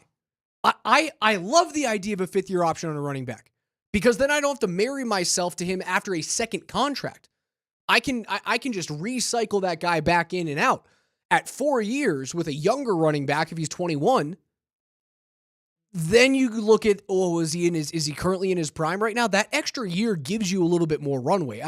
I don't think it's the worst idea to draft a running back in the first round when you need it this badly. Other OC news. The Raiders make Chip Kelly the highest paid offensive coordinator in the game at around $6 million. $6 million. So he leaves Ohio State. What does that do for the Broncos? What does that do for the guys that the Raiders might draft this year? And who is 2025 Chip Kelly? Because is he Marcus Mariota Chip Kelly? Because that's all I have in my head. Completely different offensive scheme. His experience going from Oregon, where it was tempo, it was spread offense, it was quarterback-driven run game, and it was lightning speed. He took his talents to the National Football League, and he ran that offense for a while. With Philly. With the Philadelphia Eagles. And I studied his film that whole time at the Eagles. Frankly, early on, it was pretty good. It was successful for a year and a half. And then he started kind of saying, no, you know what? I'm going to be more of an NFL-y type of an offensive play caller. Started getting under center, a whole lot less shotgun. Started running the football in more of a traditional sense. Started running gap schemes in, pin and pull. And his offense at Ohio State is really a good hybrid of a college system with RPOs, which we all know the NFL is using the run-pass option, but also some really good under center and shotgun versions of the duo wrap play, which is it's a gap scheme run where it's double teams at the point of attack all the way down. But now you're bringing in a motion receiver and a tight end to wrap around and be an escort. This is a new scheme, Raj. Like, it is very I'd call it groundbreaking, revolutionary. And when you saw some of those massive runs that Ohio State was ripping off in the college football playoffs, I mean, my football eyes and knowing the game and the history of the schemes in the run game, I was like, oh, that's different. I like that. I like that a lot. And I think that Chip Kelly is a good mixture of what is pro football run game, but with a background in tempo offenses that allow a quarterback to be athletic. And you know who I think is going to be the perfect fit for all of this? Shedeur Sanders. So it's a greater Point chance now that Shedeur is in Vegas than it was prior to the weekend. 100%. Outside the box hire at the offensive coordinator position. It's a good fit for Chip. Is it a good fit for Shedeur? Chip with Shedeur? It's a good fit for Chip Kelly to have a quarterback like Shedeur. Yes. A guy with his tools. Yes. Is it a good fit for Shedeur to be with Chip? Because those are different. Those are different conversations. It's very good. It's a very good fit.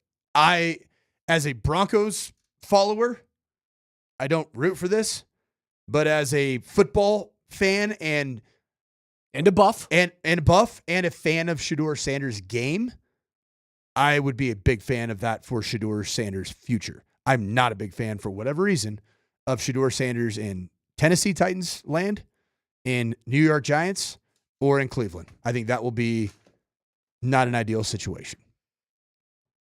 Take us wherever you guys want to go on the Altitude Sports Radio mobile app that is powered by our friends at the Wilhite Law Firm. They're injury lawyers. Go to WilhiteWins.com. That is WilhiteWins.com. So much more to get into in hour number 2. NFL notes at 11:15. We'll get back into the Luca Donic conversation. What are the comps to other leagues, right? This is one of the most groundbreaking trades in the history of the NBA. What would it look like in the NHL, MLB, the National Football League? That and so much more coming up on the other side. Don't go anywhere.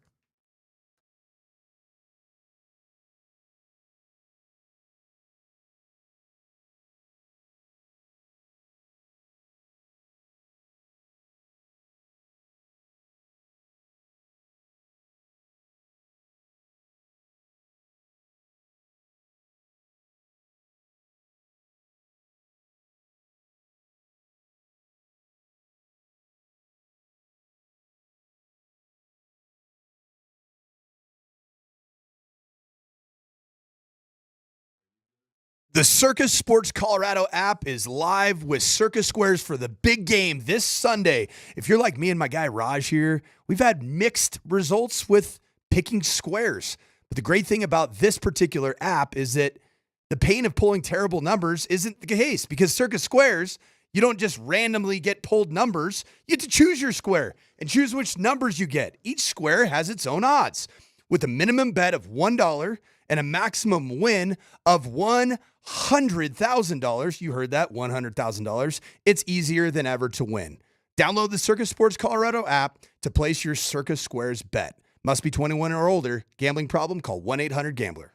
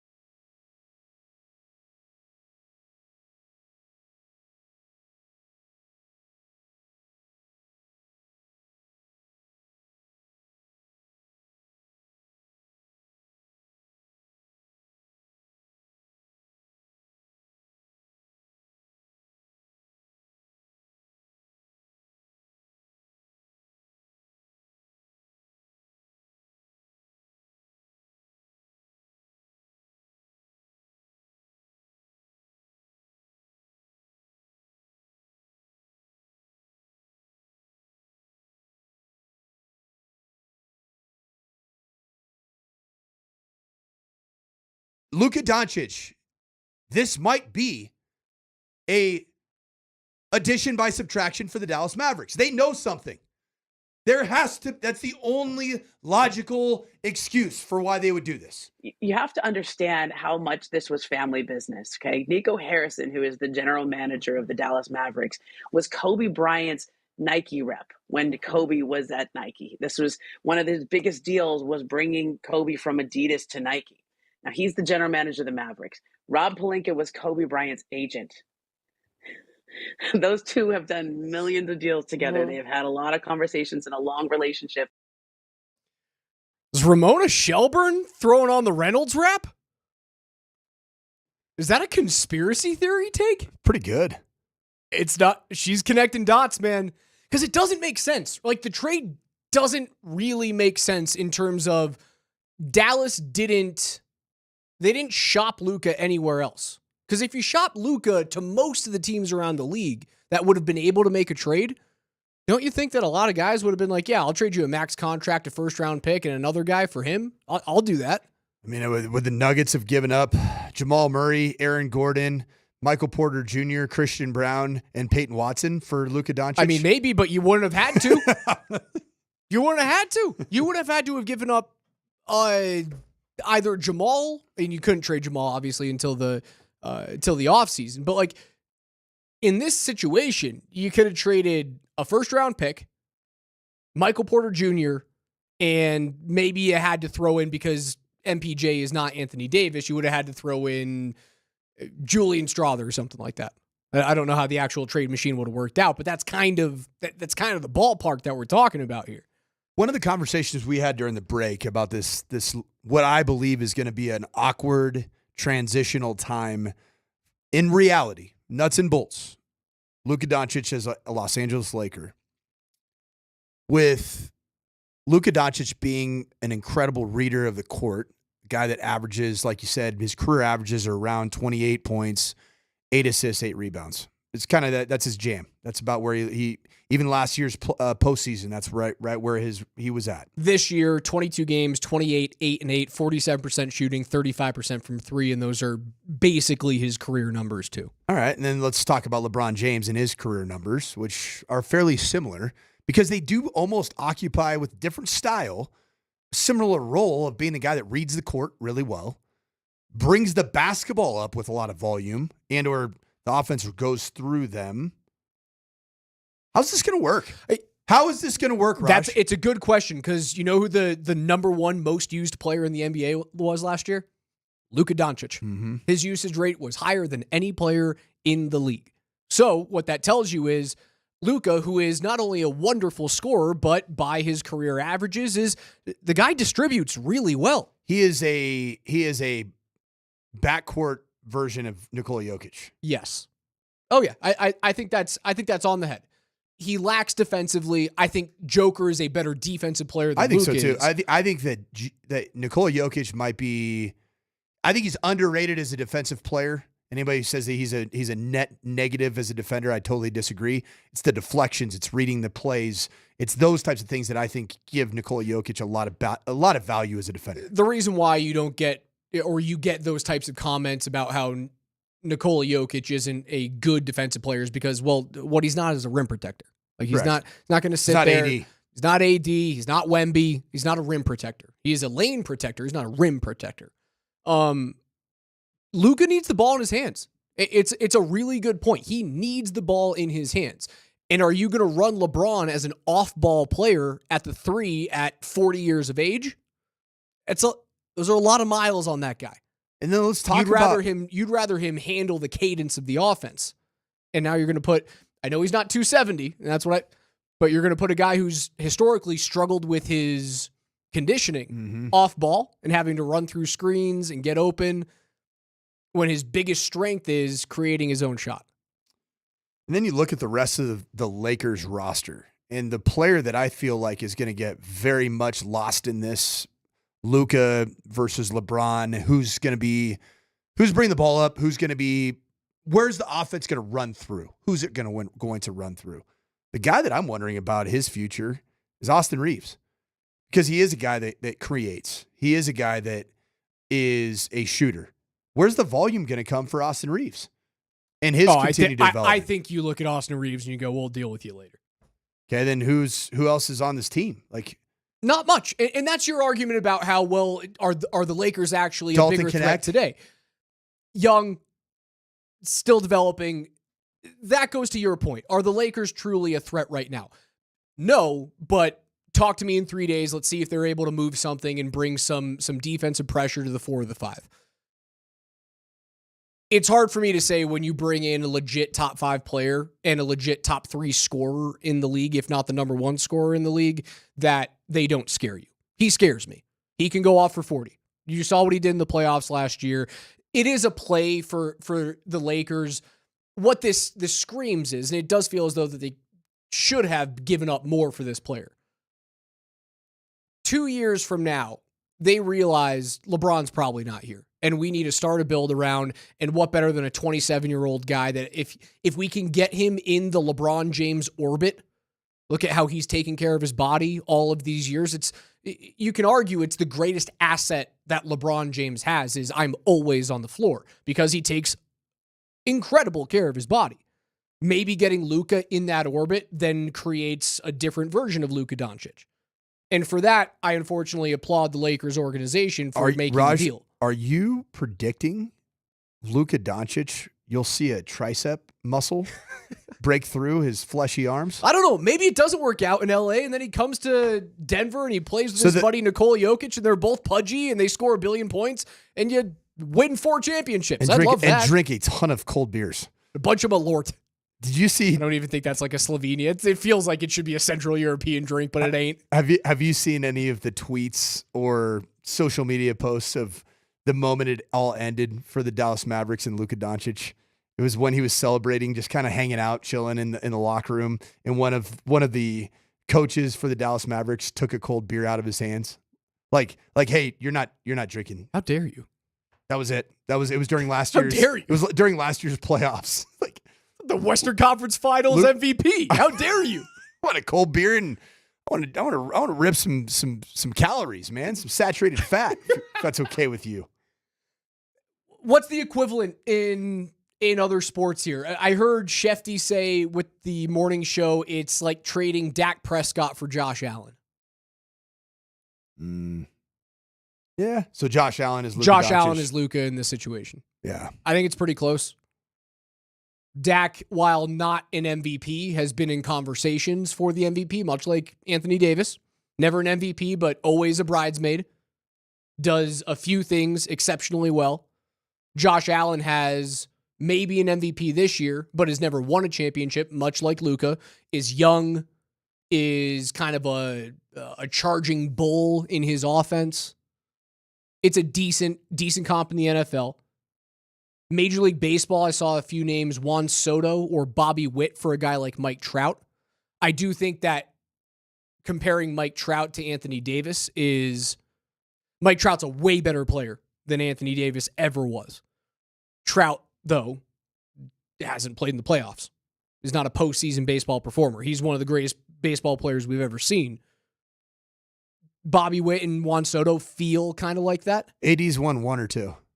AD's won 1. He had the one bubble championship with LA. Which we all know doesn't count. It's an asterisk championship. Yeah. Like, in my opinion, the Dodgers hadn't won a real World Series since 1988. Because it didn't count. 2020 doesn't count. Yeah, it counted this year. I was going to say it counts this year. Yeah, that hurt me. My argument is gone for here till the end. The of time. NHL, Austin Matthews for Nikita Kucherov. I think that's a pretty good one. Austin Matthews in this situation is Luka. Kucherov is AD. What about Connor Hellebuck as AD? No, dude, Hellebuck's going to win back-to-back Vezinas right now. Connor Hellebuck's... Anthony Davis is in conversation for the best defensive player in the game. Connor Hellebuck is the best goaltender in the league. Yeah.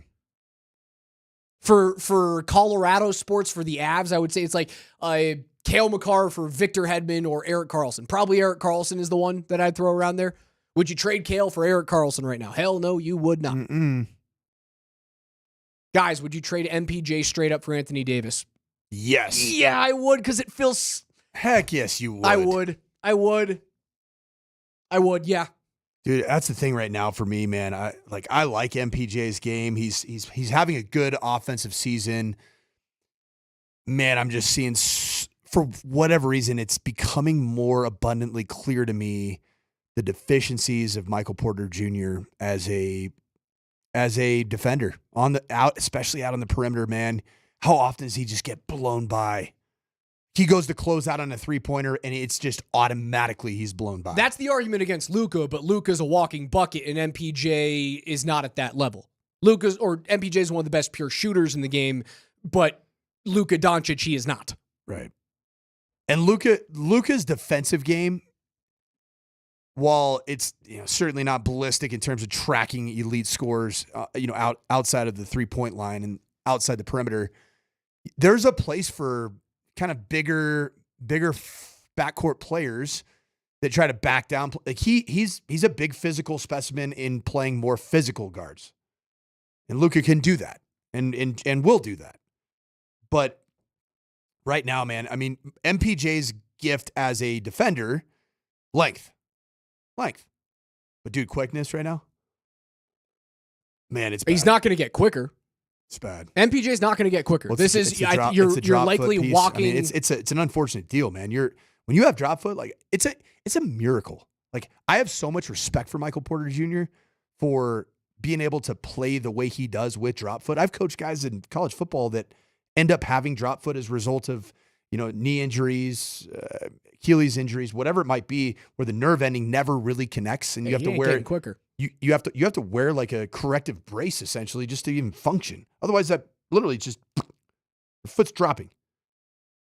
Man, like what he's able to do, massive respect for him, dude. Massive respect. But the more and more I'm watching the woes that do exist with this Denver Nuggets defensive unit, I do it in a heartbeat. I would make that trade in a heartbeat. And I know you worry about the injury history with Anthony Davis. How often is he going to play? You still have that same concern with MPJ, although he has been way healthier the last 2+ seasons. It fills a massive hole for Denver. It's not going to happen. Like you won't be able to make that trade. Would you take just came right here from the Safeway Twitch feed. MPJ straight up for Domantas Sabonis. Yeah. I love that player. Yeah, I would. Because what's the hole for the Nuggets right now? They score better than anyone. Arguably, they're the best scoring team in the NBA. They can't stop anyone. They shot 66% against Philly. Without Joel Embiid, without Paul George, they shot 66% from the floor. And they damn near lost the basketball game. 66% of the floor. You should win the game by 40? By 30? That helps them on the defensive side. They get bigger, they get meaner, you get a better rim protector. A guy who can still shoot, can certainly shoot from 3, Domantas. I would make that trade. But the issue is they can't do anything. They don't have the arrows in the quiver. They can't trade the picks. They have cinder block contracts in Saric and in Zeke Naji. They're up a river right now. And unless someone comes in, because again, I think that Dallas got fleeced because they didn't get the return back. They would have to find a GM like that to get over on. And I don't think it's so. We just got to be searching for somebody who's really, really is looking for a good fleecing. Yes. I want to be fleeced today. Oh, yeah. Let's do business with the Nuggets because they're looking for somebody who's going to ruin their franchise by getting fleeced. NFL Notes is next.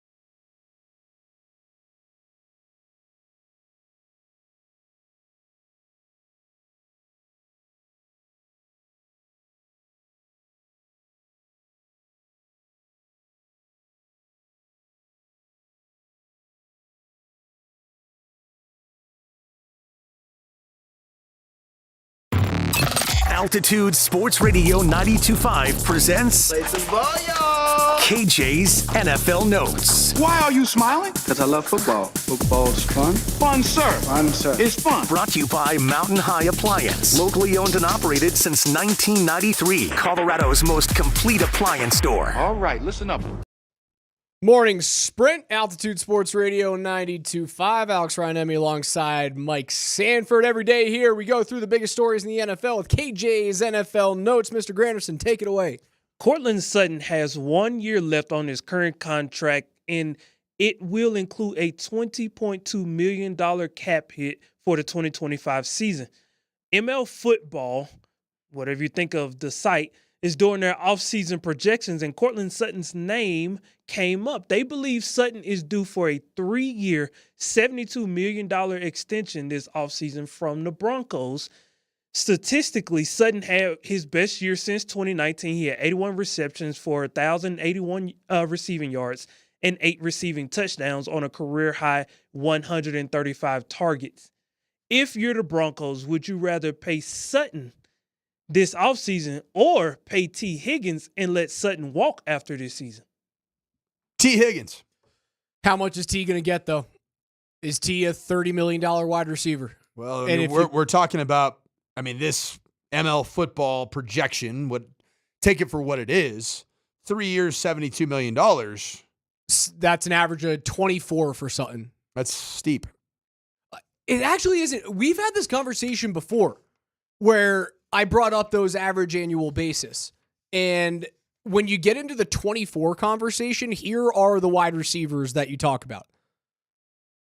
Stephon Diggs, Calvin Ridley, Michael Pittman, Debo, DK Metcalf, Nico Collins. Those are all within the 24 average range. Those guys are better than every single player that you named is more dynamic and can take over a game more so than Courtland Sutton ever has. Name one player that you would say is not a game wrecker for a defensive coordinator that's preparing to play that receiving core. I think I would take, because of his age and relative decline, I don't know if I'd take Stephon Diggs right now. Yeah, Diggs is the odd man out there. Now, Diggs with the physical attributes in his prime, in his heyday. Minnesota Diggs I take. Buffalo Diggs I take.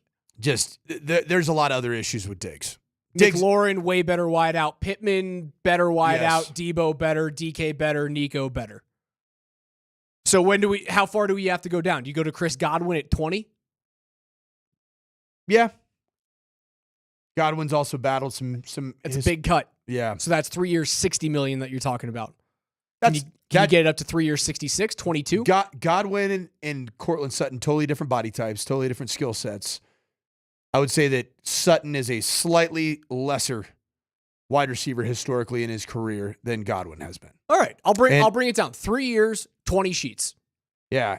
I would then, why not go 3 years, 26 for T. Higgins? I think it's going to be more for T. 28? He's the guy. There's like no competition. Isn't Jamar hasn't been long term yet, has he? Yeah, he's not going anywhere though. Yeah. Jamar's not going anywhere. They made that decision, right? That you had to choose one wideout over the other because you've already paid Joe Burrow.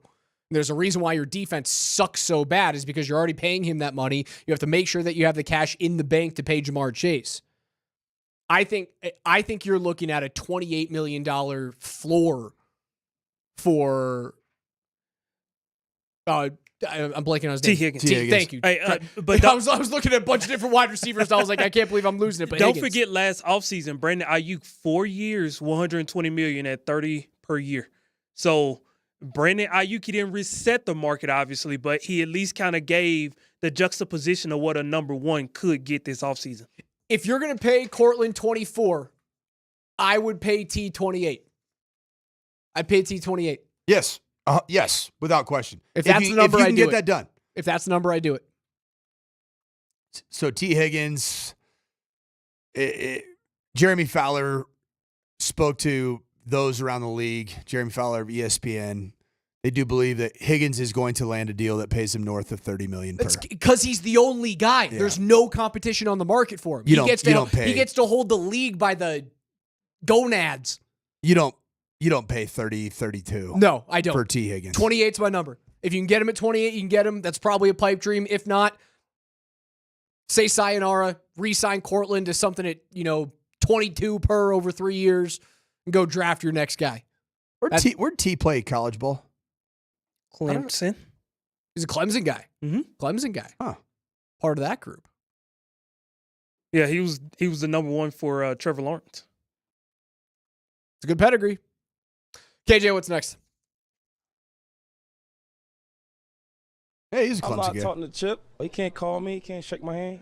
The Las Vegas Raiders and Pete Carroll have decided to bring in a college football national champion as their OC.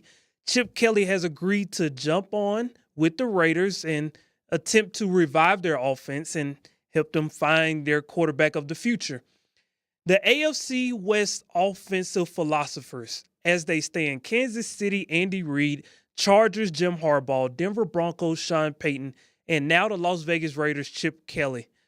If we had to rank them in order, which offense is most likely to be the most successful over the next decade, taking where they are now and where they will be over the next 10? KJ, when you read that list of offensive play callers in the AFC West, it takes me back to when I was coaching in the Pac-10 conference, the Pacific 10 conference in 2008, and I'm working for Jim Harbaugh at Sanford. Pete Carroll is the head coach.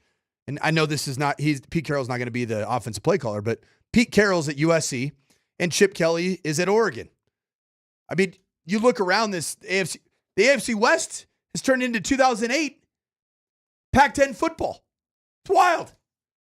I would say this, man, outside of Sean Payton, who doesn't fit that bill of a Pac-10 coach, I think that Andy Reid, without question, is number 1A, 1B, 1C in the conversation about best play callers and offensive strategizers. And a lot of that is because he's got the best quarterback in the game, too. And the pairing of them, until you show me otherwise, when the game matters, the game's on the line, there's nobody quite like those two. And that'll never be the case. Reid, Payton, Harbaugh, Kelly in that order right now. Say it one more time. Reid, Payton, Harbaugh, Kelly in that order right now. So you, even though Harbaugh with probably a worse roster this past year, surrounding cast on the offensive side of the ball, they finished 2-0 against the Denver Broncos this year, beat them twice, and finished second in the AFC West. You just on reputation What alone, did you just you're say? going, Hold on. What did you just say about Andy Reid? What about him? He's got the guy. He's got the quarterback. And when he has that quarterback, that if we're going over 10 years, Patrick Mahomes is going to be elite for 7 of those, right? I'm talking about Likely. Harbaugh. Why would you have Peyton over Harbaugh? I have Peyton over Harbaugh because I think he's done more with less. He did that with a rookie quarterback this year. Harbaugh has Justin Herbert. Harbaugh has Lad McConkey. He has Justin Herbert. He's got Quentin Johnston. He has Justin Herbert. He can't catch a freaking cold, man. He has Justin Herbert. What would Sean Payton do with Justin Herbert? I don't know. He would have gotten beat 31-7, or whatever the final was against the Bills. He would have gotten smoked. But I thought Bo Nix is going to be as good or better than Justin Herbert. I never said that. I've never said that. You've never heard me say that. I mean, I sure have heard a lot of that around town these days. From that guy, I've heard that. Yeah, Justin Herbert, just. Let's kind go of a back guy. into trade scenarios. Bo Nix for Justin Herbert. The trade is 1-for-1. Do you take it? The answer is yes. And you run streaking down Broadway. You don't believe? I believe, Raj, but you I don't believe? believe harder in the tools of Justin Herbert. I think your belief has been kind of evaporating since the end of the season. Your belief, it took a big hit. It did not take a big hit. I love the trajectory of Bo Nix. I love the pairing of him and Sean Payton. But I think if you were to put that trade in front of Payton, he would take Justin Herbert. There's tools that Herbert has that Nix doesn't. Who? No, tools. Physical tools, attributes. Oh, I thought you meant surrounding cast. His surrounding cast stunk this year. It's terrible. I stand by my ranking. Skill player, I stand by my ranking. Justin Herbert's best skill player was an offensive lineman named Joe Alt. That was the best pass catcher for the... Loop goes, Raj said Bo Nix wouldn't accrue 20 passing touchdowns. No, I said if he got 20 passing touchdowns, I would be shocked. Would you trade? Difference. I wasn't I was believing. I am believing. I'm part of this group. I'm just saying that. I think I really think that your belief is not here anymore. I'm not. Yeah. I'm there. I believe in the quarterback. No, but if you're asking me if I would trade Nix for Herbert, you can't say I believe in the quarterback. Moron not to trade Bo Nix for Justin Herbert straight up. A moron. But you can't say I believe in the quarterback here in Denver. You have to say, if you really are, you have to say I believe in the quarterback here in Denver. And you didn't say that. Just makes me realize that you just don't believe like you used to. Like 2 months ago, you were a real believer. I've had a lot of time to think. Very introspective man. KJ? I'm not talking to Chip. He can't call me. He can't shake my hand. Shout out to the text line. They said, Bo Nix for Luka. I'll take it. Last week during the Senior Bowl, Browns GM Andrew Berry said keeping Myles Garrett in Cleveland was their main priority and that he wasn't going to be traded. Now, reigning Defensive Player of the Year Myles Garrett has requested a trade from the Cleveland Browns. Quote, while I've loved calling this city my home, my desire to win and compete on the biggest stages won't allow me to be complacent. The goal was never to come from Cleveland to Canton. It has always been to compete for and win a Super Bowl. With that in mind, I have requested to be traded from the Cleveland Browns, end quote. Earlier, you guys said that the Broncos have their full draft per capita for the first time in 4 years, and you guys said it's time for the Broncos to draft. I would ask you guys straight up, if what the Cleveland Browns would ask of you doesn't involve a first-round pick, would you listen then? Nope. I don't see the need for Myles Garrett. I don't think there's a need. What's the need? There isn't a need. The need is offensive skill production. The need is interior defensive line help to not get pushed off the line of scrimmage like he did in the AFC divisional round or wild card round. The greater against the Bills. I think a different question here. All right, so let's frame it differently. You're already expecting to make Nick Bonito a top 10, top 7 paid pass rusher in the game. Just like the Cortland Sutton conversation that we had with T. Higgins. If you're already going to pay him $25 to $27 million a year, Nick Bonito, what's an extra $4 to $5 million a year for Myles Garrett, who is a better pass rusher right now and is still very young? Would you do that? If it costs you a couple of seconds and a third? If you're already going to pay that guy, right? So you're already going to pay Bonito. Let's now take that money, add a second and a third to get Myles Garrett and then pay him his big contract. Yeah. I mean, I just don't think you'd be able to get that. You wouldn't. It's a hypothetical Yeah. that's probably not going to get out there. But Someone he will asked the pay. question, so yeah, that's Someone fair. will pay a first and change. Of course. I would not. No shot, KJ. What's next? I'm not talking to Chip. He can't call me. He can't shake my hand. Who is that? Who's talking about Chip Kelly there? LaShawn McCoy. Remember, Shady McCoy. Chip had forced LaShawn to be traded to the Buffalo Bills. Oh, yeah, Shady. Yeah, that got interesting back in the day. ESPN draft expert Matt Miller released his mock draft for rounds 1 and 2 of the NFL draft. He currently has the Titans taking Abdul Carter, number 1 overall, the Cleveland Browns taking Travis Hunter, number 2, and the New York Giants taking Cam Ward, number 3. Which means it's lining up. Which means it's lining up. Which means Shedeur Sanders could drop down to number 6, according to Matt Miller. How realistic is it for the Raiders to stay put and not have to give up any assets to get their future star quarterback? Does he have the Raiders taking in his mock draft, Matt Miller? Yes, he has them taking Shedeur Sanders. At 6? At 6. That's something that I've been feeling and sensing, and I don't know. It's not based on me talking to any organizations, but, man, I just think organizational fit, I don't see it with Titans. I could see it with Shedeur. Like, that's the one. Like, I actually think he might go to the Titans. Like, that could happen. But are the Titans going to give Will Levis one more shot at this and try to just get best available player, period, whether that's Abdul Carter or Travis Hunter? I don't know. But I do think that I think Cam Ward, I think he's going to be a Giant. I just do. You don't think that we're going to have a QB going number 1? We could, and we could not. Tennessee needs the guy. They need to find the guy. What if they don't like the guys? And it's funny because I heard all this stuff about Jackson Dart having this awesome Senior Bowl week. Dude, I watched the entirety of the first practice, and I'm like, Jackson Dart's he's got a long ways to go. I watched everybody was talking about how he had a great Senior Bowl. I watched every drop back pass attempt from Jackson Dart. That dude walked himself into some sacks, and the timing of it all, I was not impressed. Yeah, he's got a good arm. He's a nice player, but he's not going to end up being a top 10 pick. Man, I just think that there's not a lot of positive juice about this quarterback Bad class. year to be a QB needy team. It's not elite. Not elite. Every year we hear this. And then you've got a few teams that need it. And then you start hearing all these quarterbacks that skyrocket up the board, teams that get nervous and itchy and start trading up to get to that number 1, number 2 pick. And you have a team that's sitting right there that like their future is Will Levis. It's going to be really enticing for Tennessee to take a QB and have to hold on for that or off of that for Abdul Carter or Travis Hunter. For Will Levis, he ain't the answer. I know that.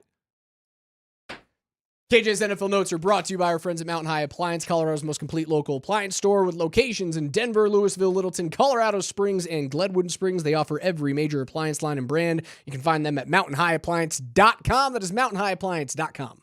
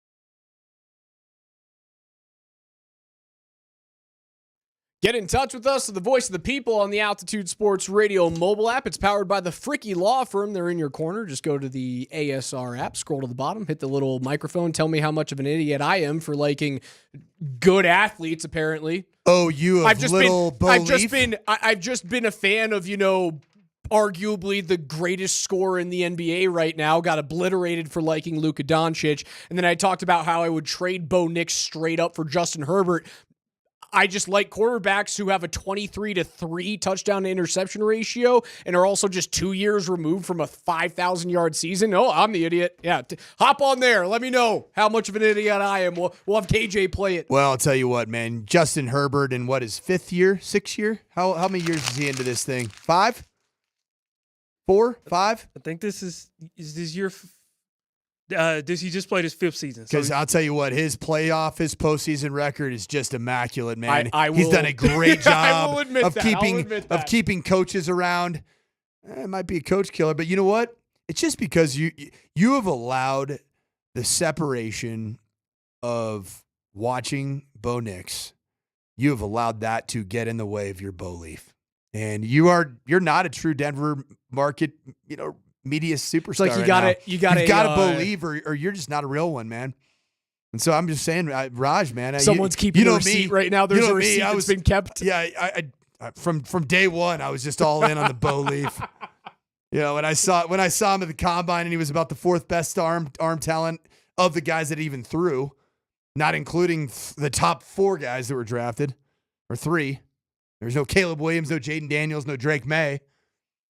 And I was throwing shade at the Boaster. I believe in Bo. I do. But he's never going to throw for 5,000 yards. It's never going to happen. There's things that Justin Herbert can do that Bo simply can't. What if we get T. Higgins around these parts? I give you my number for T. My number for T is 28 sheets. I'll do it. 28 a year, I'll do it, but it's going to be $4 million short. T doesn't want to mess around with your 28 sheets. No, he doesn't. He spits on my 28 sheets. Yeah. Although T will like the fact that Sean Payton hates committing to the run game. T's like, it's a lot of touches. I like this. I like this guy. This guy here, he doesn't want a bona fide number 1 running back. I think I saw that in the offseason. He said that. Yeah, I'm in. This is my place. This is my spot. He's gonna run. He's gonna run the ball in Times New Roman 73 on the top of his call sheet, and then just run the ball for 2 series to start the game, and then just abandon it the rest of the game. Yeah, I want to play for this guy. I will admit, Justin Herbert has shrunk in big games, and that's for a guy who's on his 5th year. That's a red mark against you. Like Bo's a rookie. Yeah, Bo's a rookie. You get your passes. The one big game that Bo. Let's be honest, they didn't play in a really big game this year that mattered all that much, other than the Bills game.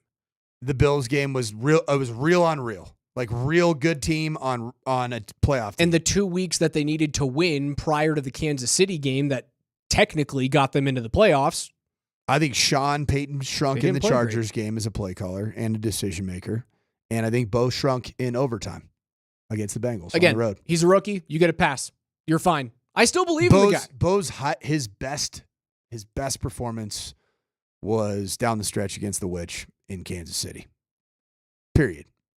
2-minute drill, walk down, got it done, field goal kick blocked. Just think back to how absurd that was. How absurd that was. He walked into Arrowhead in the middle of what essentially was a 1-loss regular season for Kansas City. Because the team that was playing on the football field was not the same one when you beat them in the final week of the season. Essentially a 1-loss KC team. You walked into Arrowhead and marched down the field and got yourself pretty much a chip-in, pretty much a pitch. You had a win. Bo Nix won the game. How absurd that was that it came down to a blocked kick. That it wasn't a finger. Raj, do you see what I'm doing here? The guy could have jumped on top of the ball in midair. Do you see what I'm doing here? You're getting me back into Bo Leaf stance. Yes. I walked you right into this memory to get you to Bo Leave again. I do. I believe in the guy. We didn't talk all that, but the Luca stuff derailed me today. 4 wins over the weekend. It's a really good weekend was a for the great- Avs and Nugs. A great weekend. And I said it on Friday. It's like, Nuggets and Avs got to go 4-0 we this need weekend. It. And they did. And the Nuggets did not look great It in doesn't their matter. 2 wins. I They don't looked care. terrible I in could the care 2 less. wins. Peyton Watson now, who's going to be out for 4 weeks at least. Don't love that. You need Russ to get back and healthy, right? A little hamstring action. Obviously, Peyton's out tonight. Do we know if Russ is out tonight? Questionable. Probably a game time decision tonight for Russ. Yeah, we'll have to probably wait until actually tonight to see what Berto's going to let us know about Tonight. It's another game that, like, you look at New Orleans, a 12-win team, you go, without Peyton, without Russ, you should still be fine. And then I look back at what happened over the weekend against another 12-win team in Charlotte, where, like, if the basketball if a mosquito lands on the basketball, you lose the game.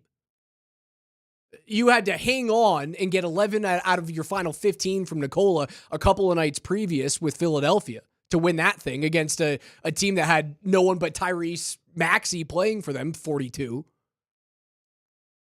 The Avs looked better, but I'm not gonna sing the praises of the Avs right now because the 2 wins that they got, St. Louis and Philly, are not playoff teams. Good wins, not playoff teams. Okay. So it didn't prove all that much. So what do you got lying ahead before you go in the Four Nations break? You have Vancouver and Calgary, 2 teams. Is Vancouver kind of chalked it up though? No. So when they traded away, if you guys JT? didn't catch this, Vancouver traded away JT Miller to the New York Rangers. They got a first. They got a defensive prospect. Was JT Miller a bit of a malcontent and an internal strife issue? He and Elias Pettersson hate each other. So that was a bit like my Luca Doncic addition by subtraction. Maybe for the there's Mavericks. you're right. And they were either going to move on from Pettersson or Miller. They just need to get those 2 guys away from each other, and then we're going to go our separate way. That's not them throwing in the towel. They then flipped that first-round draft pick to Pittsburgh and got a defenseman who is likely the number 1 D prospect trade chip on the board. So Vancouver still thinks they can get something done. They should. They've got Quinn Hughes. They've got some good players. All right, there. so we got Vancouver. You have Vancouver, Calgary, who's currently in a playoff spot right now, and then Edmonton is when you finish up on Friday. So you have 3 left? 3 left. 2 borderline playoff teams. One of those teams is likely getting into the playoffs. And then home or away? They're all away, all in Canada. And then Edmonton on Friday night. 2-1 is a success. 2-1's a success. Edmonton's second leg of a back-to-back, though, which 3-0 would be a wild success. Oh, yeah. 2-1 is you got the job done. Congratulations. Go enjoy your 2 weeks off. Raj, they owe Edmonton. They do, yeah. Because Edmonton came back from that 3-0 deficit here in Ball Arena. They owe Edmonton big time. I think, am I correct? Edmonton was on a back-to-back when they came back and beat Colorado? If I remember correctly, yep. They were at Minnesota the night previous. They won 5-3. Avs go up 3-0 in the first. They score with 42 seconds to go in that first period and then complete the come-from-behind win 4-3 in the third. You will be on the second leg of a back-to-back on Friday after you take on, I think it's Calgary is the second game, question mark?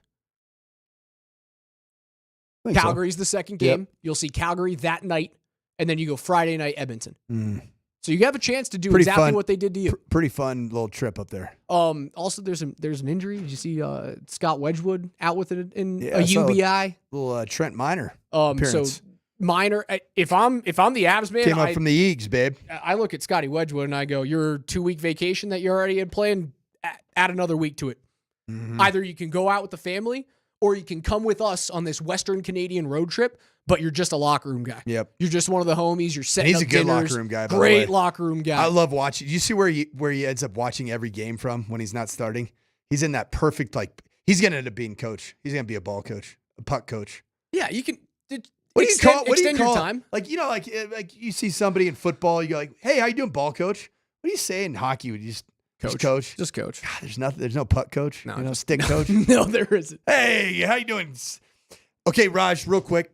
Have you seen all of the uniforms for the Four Nations? I have. Give me a power ranking, 1 through 4.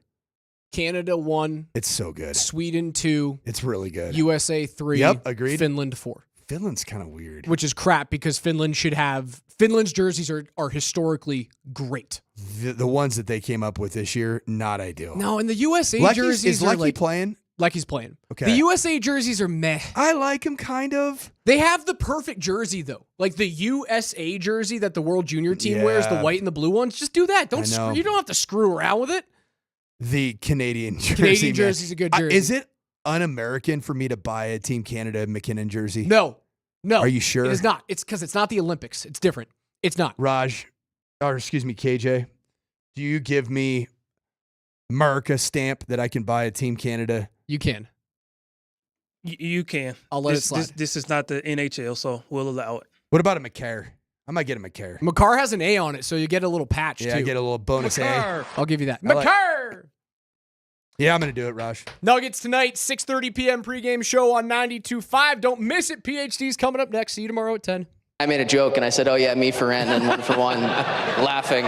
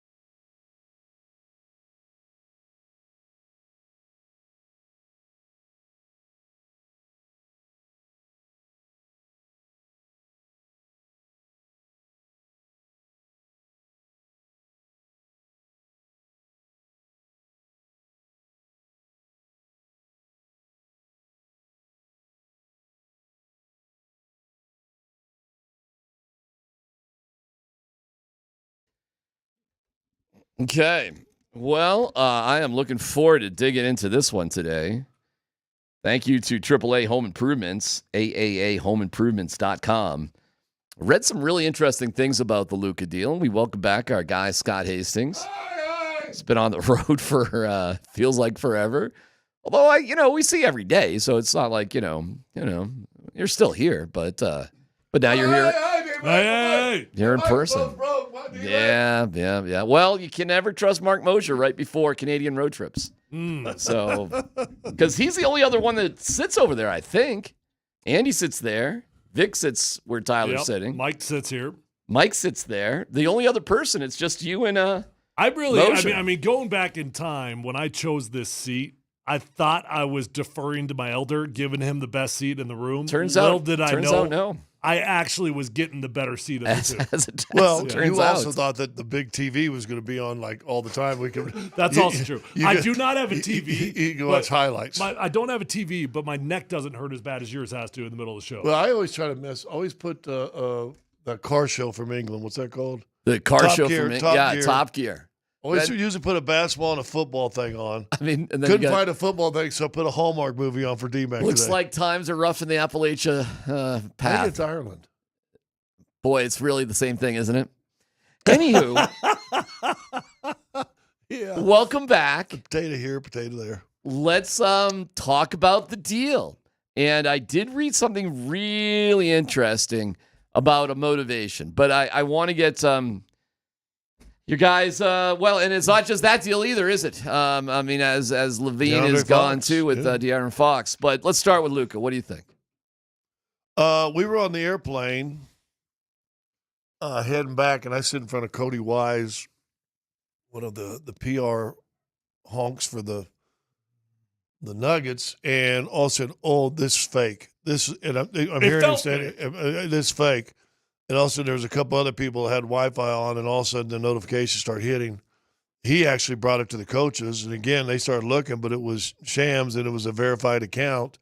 So I mean, it hit. I mean, it was like you could feel like a small, like the tide was coming in the plane. All of a sudden, everybody was. I mean, the plane was buzzing a little bit. I will say one thing I heard. I can't remember who was saying this. Not Greg Anthony, but it was one of those guys. I think one of the former player, whatever. He goes, "This ain't a GM thing. GMs get to be the mouthpiece." He said, "You're making deals at midnight. This is owners. Owners are heavily involved in this." That's funny because that's what I read about. Yeah. Should I bring you the conspiracy? Luca actually sent out a screenshot of his phone, and the GM had called him like 10 times between 2:30 and 3 a.m. about it. And it very well could just be passed down there. I mean, this is arguably, since I've been in this industry, the wildest trade I've seen in any sport, right? And also the most wildly unequal trade I've ever seen. I mean, it just seems bizarre. So when DMac started out the show saying about motivation, I'm like, the only motivation I can think of is they just hate Luca. Like, they just hate him. Ooh, I got something else besides that. Now, I'm not saying that they don't or they don't have some issues. But you got to keep in mind, Mark Cuban owns a smaller percentage of the team. And I was told we were down there, and from people in on the team, he has zero say. Okay. Well, he owns a percentage of the team, and they let him keep his courtside seats. Oh, really? They don't give him the choice seats like he used to get on the road. Remember, he'd travel with the team and sit by the team. Okay. They won't let him do that. They don't even let him fly on the plane anymore. Oh, wow. He has almost zero say to anything doing with the operation of the team. And Mark Cuban actually came out and said he had absolutely nothing to do with the Luka trade. Okay. Well, this all is seeming to make more sense. Because why are they doing it? Well, I read this article from this guy, Christopher Crateville, who is a Texas litigator and appellate lawyer focused on the motivations behind this. It's the Adelsons, I guess, who are the primary owners. Just bought it last summer, I think. Right? Okay. Late last spring, maybe. They are angling, according to this Texas litigator, they are angling for a casino facility built for the Mavericks. Well, that when he sold it, that was what they were going to do. They were rebuilding it into all that. They own casinos, right? Okay. I don't know. I don't know anything about it. I thought they did. Maybe I'm wrong. I don't know, but we can certainly look into it. So his play... He runs the Sands. The guy that bought it runs the Sands Casino in Vegas. Okay. So this Texas litigator is saying the primary motivation is basically to tank the team. It's kind of like a real-life major league. And to either do one of two things. Get some sort of negotiation with Dallas, Texas, so they can build the facility they really want, which will be part of some sort of mega casino. So it's not really about the Mavericks. It's about building some sort of mega casino in Dallas. Or simply move the whole kit and caboodle to Vegas. And the best way to do that, supposedly, is to do this. And they really don't care how the Mavericks turn out as a team right now. Break that down for me, why? I guess I don't really understand the correlation between moving on from Luka and wanting to build a casino. Let's see here. Well, I can read a little bit. The Adelsons didn't trade Luka to the Lakers for old Unibrow Davis.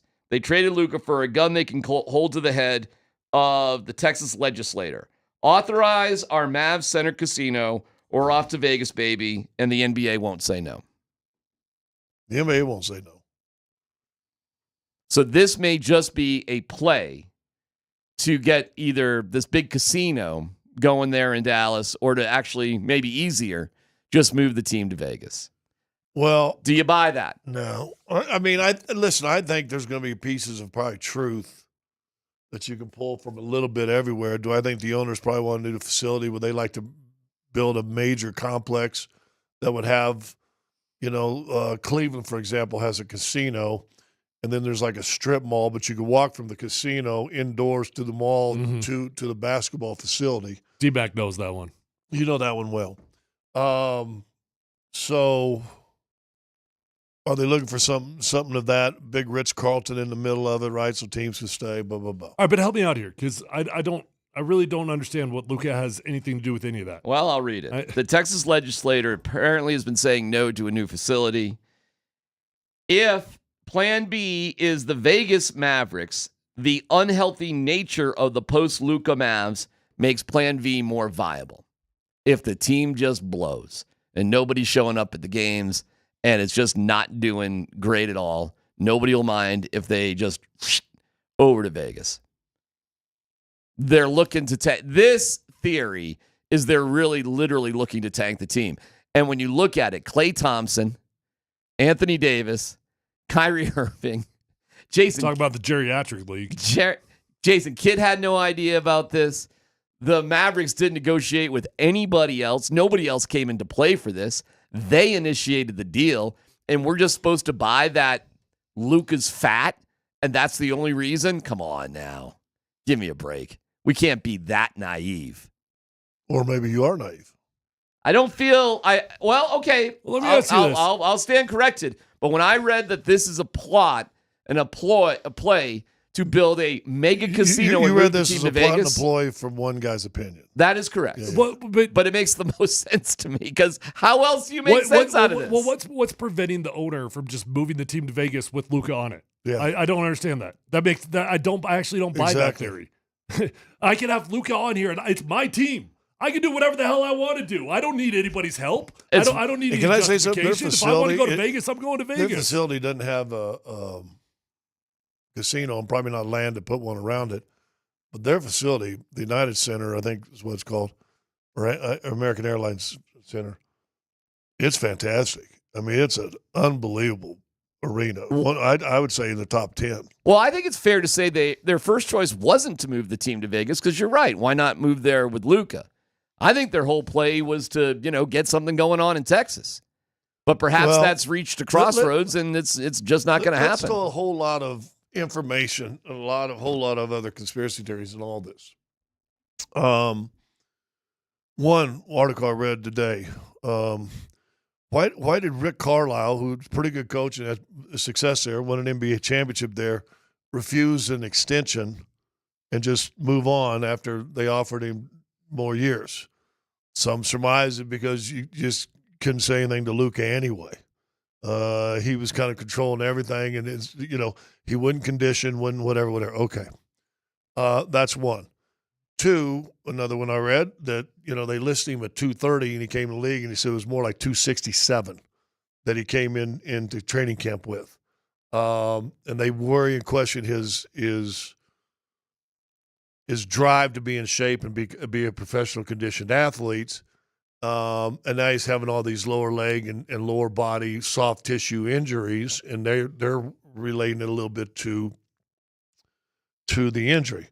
I've heard that there may be a drink involved that they're concerned about also. There's 4 different things now. And then finally, a franchise sitting there saying, well, wait a minute, next summer I got to pay him $354 million. And I'm concerned about his aptitude to conditioning. I'm worried about his aptitude to living a cleaner life or whatever it might be, playing around with the team. All of a sudden, do you want to pay a guy $354 million that you can't control? Fine. And I think that's reasonable. If you've already made the decision, I don't want to pay him that amount of money. I get that. But why not open it up for bidding and get twice as much value as you got? Because you cannot convince me that was the best value they could get. No, I'm not buying that for 1 second. Well, I will say this, and I talked with one of the Nuggets coaches when we landed. If Luka gets right, here's this thing has a lot of depth to it. If Luka gets right, the Lakers will be better for this trade in the long run. But right now, Anthony Davis makes Dallas better right now. Mm-hmm. Now, I don't know if it lasts more than a couple of years. They just lost their big jumping center that can run to the lively, that can roll the basket and dunk, great defender. 0 offense. Now you offered a guy who's great at rolling, great defender, but can give you offense on top of it. I think they're better right now. But you're talking about a guy who's 35. Mm-hmm. How long are you going to get him? So this coach thought that this helps Dallas immediately, but really could play out in the benefit of the Lakers in the long run, right? Another thing I thought of, to me, this is saying, and I got 2 thoughts on this. LeBron's almost done, or he's done. Because Charles Barkley talked about this, they play so similar, you got to have the ball in their hands. I mean, how do you play both of them with 2 guys got to just dominate the ball like they both have to do it? Maybe this last year we see LeBron. Well, it brings up a ton of big questions. LeBron's a big one. Free agency for Luka is another. How this impacts the Nuggets and the Levine, De'Aaron Fox deal as well. Did the Nuggets get caught sleeping a little bit? Or is there something that still will happen before Thursday at 1 o'clock? Let's get your reaction, 303-504-0925. How does this impact the Nuggets? And I'll give you a crazy one. Is there a path for LeBron as a rental on the Nuggets? It's PhD on 92.5.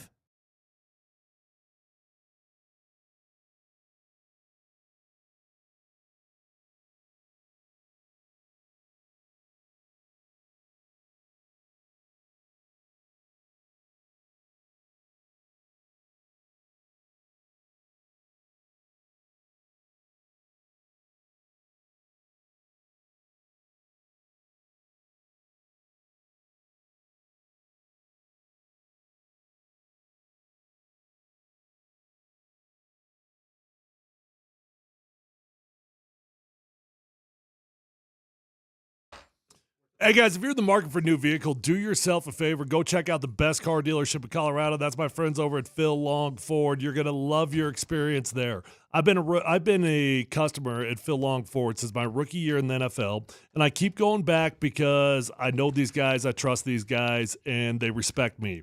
That's not unique to me. That's going to be unique to everybody that walks in the doors at Phil Long Ford. They're going to respect your time by getting you in and out. They're going to respect you by giving you the best price. You're not going to have to haggle for it. You're going to get great interest rates. The incentive deals are rock solid right now. And maybe more important than anything else, you don't have to waste an entire weekend car shopping with Phil Long Ford.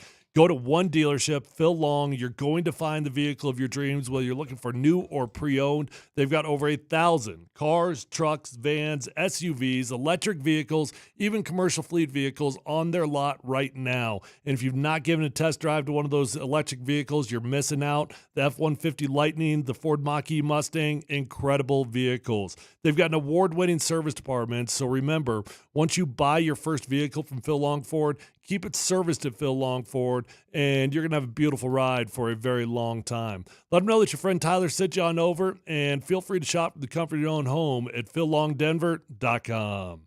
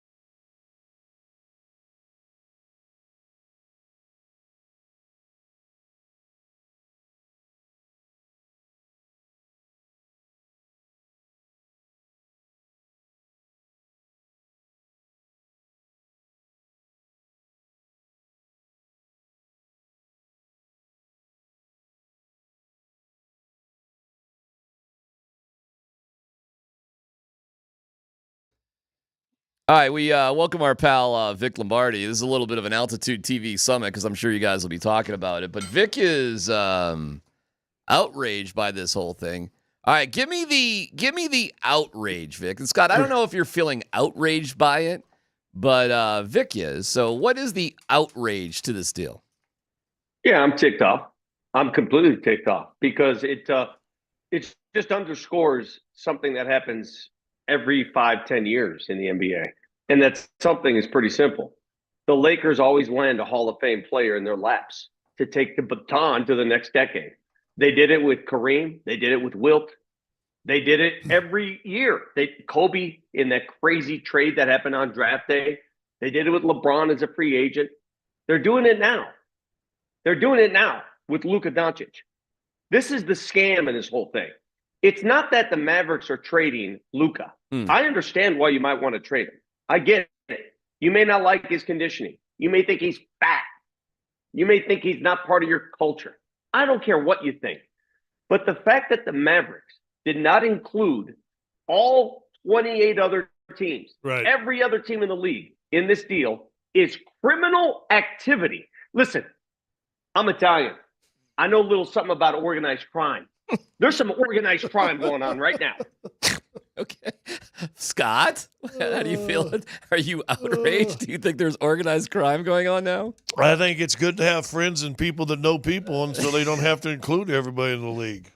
You know, Palenko was a former agent, and what's the cat's name? And Nico in Dallas was with Nike for 19 years. Scott, I know that the Nuggets, the Nuggets don't have, obviously Joker's untouchable, so let's leave that alone. Outside of Joker, the Nuggets don't have a player like AD. They don't have a future Hall of Famer just sitting here ready to go play. But if you're the Nuggets and the Dallas Mavericks approached you and said, hey, we want to deal Luka. I know that Joker and Luka are really good friends. They're probably best friends in the league. What will you give us? I think the Nuggets may unload their entire roster. Just take anybody you want. Yeah. Take them all. I think they'd give up everybody. Yeah, I mean, to be more realistic, it would have to be Christian, MPJ, I guess Straw there too, right? Would you have done that deal? Well, they don't have the picks, not like the Lakers gave them a bunch of picks, but, AD's worth picks. All I'm saying is you could have asked that. You could have brought up that scenario to 28 other teams, and I guarantee at least 20 of them could have given you a better package than what they got from the Lakers. That's why I'm outraged. And you do wonder, say it was the same players on the smallest market teams. I don't know. I guess Memphis is pretty good this year, but if it was the same players in a different market, does the NBA just say no? Do they just shut it down? I don't know, but let me ask you, would you guys be this is shocking to all of us, right? If Luka went to Memphis, if Luka went to Indianapolis, if Luka went to Brooklyn, I'd be like, oh, wow, okay, they must not like Luka. But it's LA. It's the Lakers. It's them benefiting from the system yet again. It is the elitist of the elite given an under-the-table deal, and that's what it feels like to me. It feels like something was off on this, and I don't know how to investigate it. I don't know where to go to. But it's a bunch of BS. Well, listen now. Back when CP3 could play, remember, and it might have been it was David Stern was the commissioner then. CP3 was going to be traded to the Lakers, and he said, "Nah, this isn't fair," and he stopped the deal. And the reason he stopped that deal is a little different. If you remember, Scotty, at that point the NBA was running the New Orleans franchise because their ownership group fell into trouble. So the NBA came in and they were running. So they had the means, and they could pretty much nix any deal coming out of New Orleans because the NBA ran the franchise. Well, that being said, they had a better deal offer from the Lakers than they end up getting in the end anyway. Yes. I'm just telling you guys. You guys know the answer to this. You know the answer. If the Mavericks open this up to the rest of the league, they get a much bigger haul. Of course. Take a look at the haul Kevin Durant brought in for his deal from Brooklyn. He brought in like 10 first-round picks. It's a joke. Look how many first-round picks went for Rudy Gobert. They got one first-rounder and a 32-year-old AD. Are you kidding me? You're kidding me, right? That's a joke. So Silver's to blame for not stopping this. No, he's not to blame because they did nothing wrong. There's nothing that wrong was done. There's something going on between the Mavericks and the Lakers, their front offices, maybe their ownership groups. I don't know. You guys were talking about the ownership situation. That could have, but there's something going on where you don't open up a trade opportunity. And I don't want to hear this other BS that, well, we didn't want to make a circus of it. What do you call it now? Circus before, circus after? What? Circuses are circuses. What are you talking about? Do you not want the best package for your player? All right, because the what I'm hearing right now, Scott, is Luka's fat. And then that's Luka's fat, and then you just put everything under it. Drinking, okay, fine, whatever. Luka's fat, Luka, whatever. Okay, are we supposed to buy that? And Vic brings up an interesting point. You got to be kidding me. This is the only team? This is it? No, it's BS. It's BS. And you could say, you can call him fat. And by the way, watch what happens. He's going to go to LA. He's going to watch how LeBron takes care of his body because LeBron, that's one thing he does very well. And Luka's going to turn into this, he's going to start eating everything organic and just plants from now on. And he's going to turn into this super freak. Watch. It's going to happen. And I don't care about the fat thing. Any Nuggets fan should know that's foolery because how many years now has Nikola Jokic been criticized for being overweight, and yet all he does is dominate? Give me a break. He's a 5-time All-NBA player, and he's fat? Shut up. All right, let's go around the room. Scott, how does this impact the Nuggets? 2 less opponents to worry about this year. Really? Both are harmed. Both won't be challenging. Yeah. Really? No. Okay. Vic, how does it impact the Nuggets? I hope that the Nuggets in this whole scenario with the trade deadline on Thursday, Jimmy Butler's going to want to get traded. I hope it just makes them a little more aggressive. I hope the aggressive nature of the Nuggets comes out before Thursday. There's not much they can do. Mm-hmm. Scott knows. Not much the Nuggets can do, man. They don't have much to work with here. But perhaps they can hang on to another, these multi-team deals. Maybe they can be that third team, that fourth team to facilitate one of these big deals. And being that third or fourth team, they get something of consequence out of it. Well, it does feel like in any sport, when you've got a blockbuster deal like this, it's almost contagious. And all of a sudden something comes after it, and then the next biggest deal of all time happens shortly after it because somebody saw it. They're like, okay, well now we can do something risky. I don't know if it affects the Nuggets at all because I think if anything, they might be looking at it like, well, we can't do anything like that. So should we do anything at all? But I want you to ask yourself this question. I remember last year, 2 years ago, I went to the All-Star game and Luca and Joker were hanging out and they were laughing. They're having such a good time. And someone said to me, "Man, can you imagine if these two ever got to play on the same team?" Well, the opportunity could have been presented. The big rumor this summer, they talked about this summer. Well, and at the All-Star game last year, it was talked about a lot between those two guys. Well, could you imagine Nikola Jokic and Luca Donic on the same team? Well, it's no longer just, you can't scoff at it and say, that'll never happen. Because had they been in the talks, they would have had an opportunity to at least talk about it. They weren't even allowed. They weren't even in the room. They weren't given an invitation. This is like doing an auction. Instead of open up the auction to 1,000 people, I'm just dealing with one person in the front room who's the richest and nobody else is involved. It's a joke. Let me give you a couple of ridiculous scenarios and see what you think. Is it possible to get Luka on the Nuggets in free agency next year? No. Why? Because he's going to go to LA and he's going to make a ton of endorsement money and he's going to be the face of the LA Lakers. And that is going to weigh more heavily than coming to Denver at that point. I just think that's the way it works. I totally agree. You're a superstar. You're 25 years old. You're on top of the world and you're in LA. If they want to give you the $354 million or whatever it is that he's capable of getting, they can't? No. But they can't. Well, then that changes things. They gave him like $260. No. That changes things drastically. The Nuggets couldn't either. The Nuggets couldn't pay him. But down the line, he will make more money in LA than he would in Denver. Oh, but endorsement money. Oh yeah. But if you're saying it's $100, but hold on, if you're saying it's $100 million, how big of a difference? I heard somewhere today it was like it cost him $110 million. Then in my mind, that seems like he's not going to be there. Because who's going to sign a deal right now for $100 million less than I could today somewhere else? But that deal's not off the table. If he stays because of years of service in Dallas, he would have been offered $360 instead. I think the most he can get next year is like $2 something. From anybody? Yeah. Okay. Let me tell you how dirty the Mavericks did Luca Donic. Yeah, they did. Here's what they They should did have him $100 million dirty. But here's what they should have done, Scott. Here's Wow. what they should have done. That's crazy. They should have re-signed him. They should have signed his extension to the max. They should have done that. And if they still felt like trading him, great. But now what you do is when you sign a player to the max contract, he carries with him that max contract to any other team. And so he couldn't say, oh, wait, you're trading me to Memphis? I'm going to walk after 2 years. He's not walking from a max contract after 2 years. He would have to go. Well, it opens up so many more opportunities. The problem is, though, after you sign him to max, you got a year that you can't trade him. So they wouldn't be able to have traded him anyway at this time. Okay, let me run another ridiculous scenario past you guys. The future is Luka. Scott, you just said both teams got a little bit weaker this year for the playoffs. Doesn't make either one of them contenders. Luka is the future that they'll be building around. Right. LeBron is 40 years old. Is it crazy that the Nuggets acquire LeBron as a rental for the rest of this year? Yes.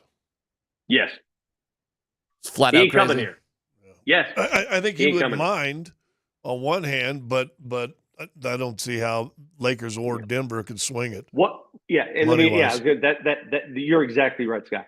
What on earth are the Denver Nuggets going to give the Lakers to make that deal? MPJ. I don't know. I'm just throwing it out there. I mean, how long is LeBron going to be the future of? Well, he's not the future of the Lakers. Well, they're the thing I clearly brought moving on from LeBron. Also, to me now, because the new face of the Lakers are going to be Luka. That's what they've set up the future to be. Right. So is this a bye-bye for LeBron? I'm thinking this should be a sign LeBron's adios at the end of the season. He's retiring. That's why I brought it up. But then I ask you this. Do you think LeBron and his Eagles the kind of guy that isn't going to go out with a farewell tour? Oh, I don't think LeBron would be done playing for the NBA, even if he left the Lakers, Well, even if they ditched him. Well, I think he would keep playing somewhere. I mean, You already got Bron. You think he doesn't want to play with Bryce? Oh, maybe. And there was talks about Bron joining the Golden State Warriors last year. So How about Jimmy saying no to Golden State? Yeah, well, I don't know what to make of Jimmy Butler. So what's next here, Vic, Scott, Tyler? What's next? Vic, tonight, what will you guys be focusing on TV here? Well, I mean, I don't know about Scotty, but this is a week where I call this the get right week for the Nuggets. You know, they clearly weren't right last week on that road trip. They win 2 of the 5, and the 2 they won were by the hair of their chinny chin. So they weren't right. That was what you saw there. That's not the Nuggets. So this is a week now at home. You have 2 against New Orleans, then 1 against Orlando, who's been playing poorly. The toughest game of the week is at Phoenix. This is a get right week, and you better get right because the All-Star game's right around the corner. You're not going to have Peyton Watson for a month. I don't know if you guys saw that news. He's out for 4 weeks. And I think you have to take advantage of the schedule. The schedule is easier. You're at home. Win at home, Scott. Yeah, you played a lot more games. What is it after by the All-Star break? It's going to be like you only got 12 road games the rest of the year. Is that right? Something like that. Okay, great. So, hey, but real quick before we let you go, Vic, did the Nuggets lose out with the De'Aaron Fox, Zach LaVine deal? No, because I don't know what they could have done to get in those trade talks. Okay. Again, that's another one of those. What do you expect the Nuggets to do there? And to me, Sacramento just weakened themselves. Okay. Well, yeah, but I agree. I think LaVine is one of those. Every time one of these trades happens, everybody says, well, why weren't the Nuggets involved? The Nuggets don't have the artillery. They just don't. They have 2 players they can't trade because they just signed contracts. They have no trade assets. They just don't have it. I had a coach in the NBA years and years ago when I got traded to Atlanta, Fred Carter, and I love Fred to death. Did some bunch of TV stuff, national stuff for a while. Mm-hmm. Great guy, but boy, he talked trash. We were out playing horse, and I busted him on horse or something. He goes, man, listen, you being a guy who led an NBA team in scoring one season. I was the leading scorer for the Philadelphia 76ers, man. So, hey, he's all hyped up. I was the leading scorer. Dang, that's great. Well, back then we had the NBA encyclopedia, so I had to go back and look of the year. I go, Fred, you led him in scoring, but they won 9 games that year. It's the worst team in NBA history. That ain't really something to brag about, is it? To me, that's Zach LaVine. All right, we'll see you on TV tonight. Vic, 6 o'clock, pregame show, 7 o'clock game time. Scotty, you're sitting, where are you sitting next to Marlo?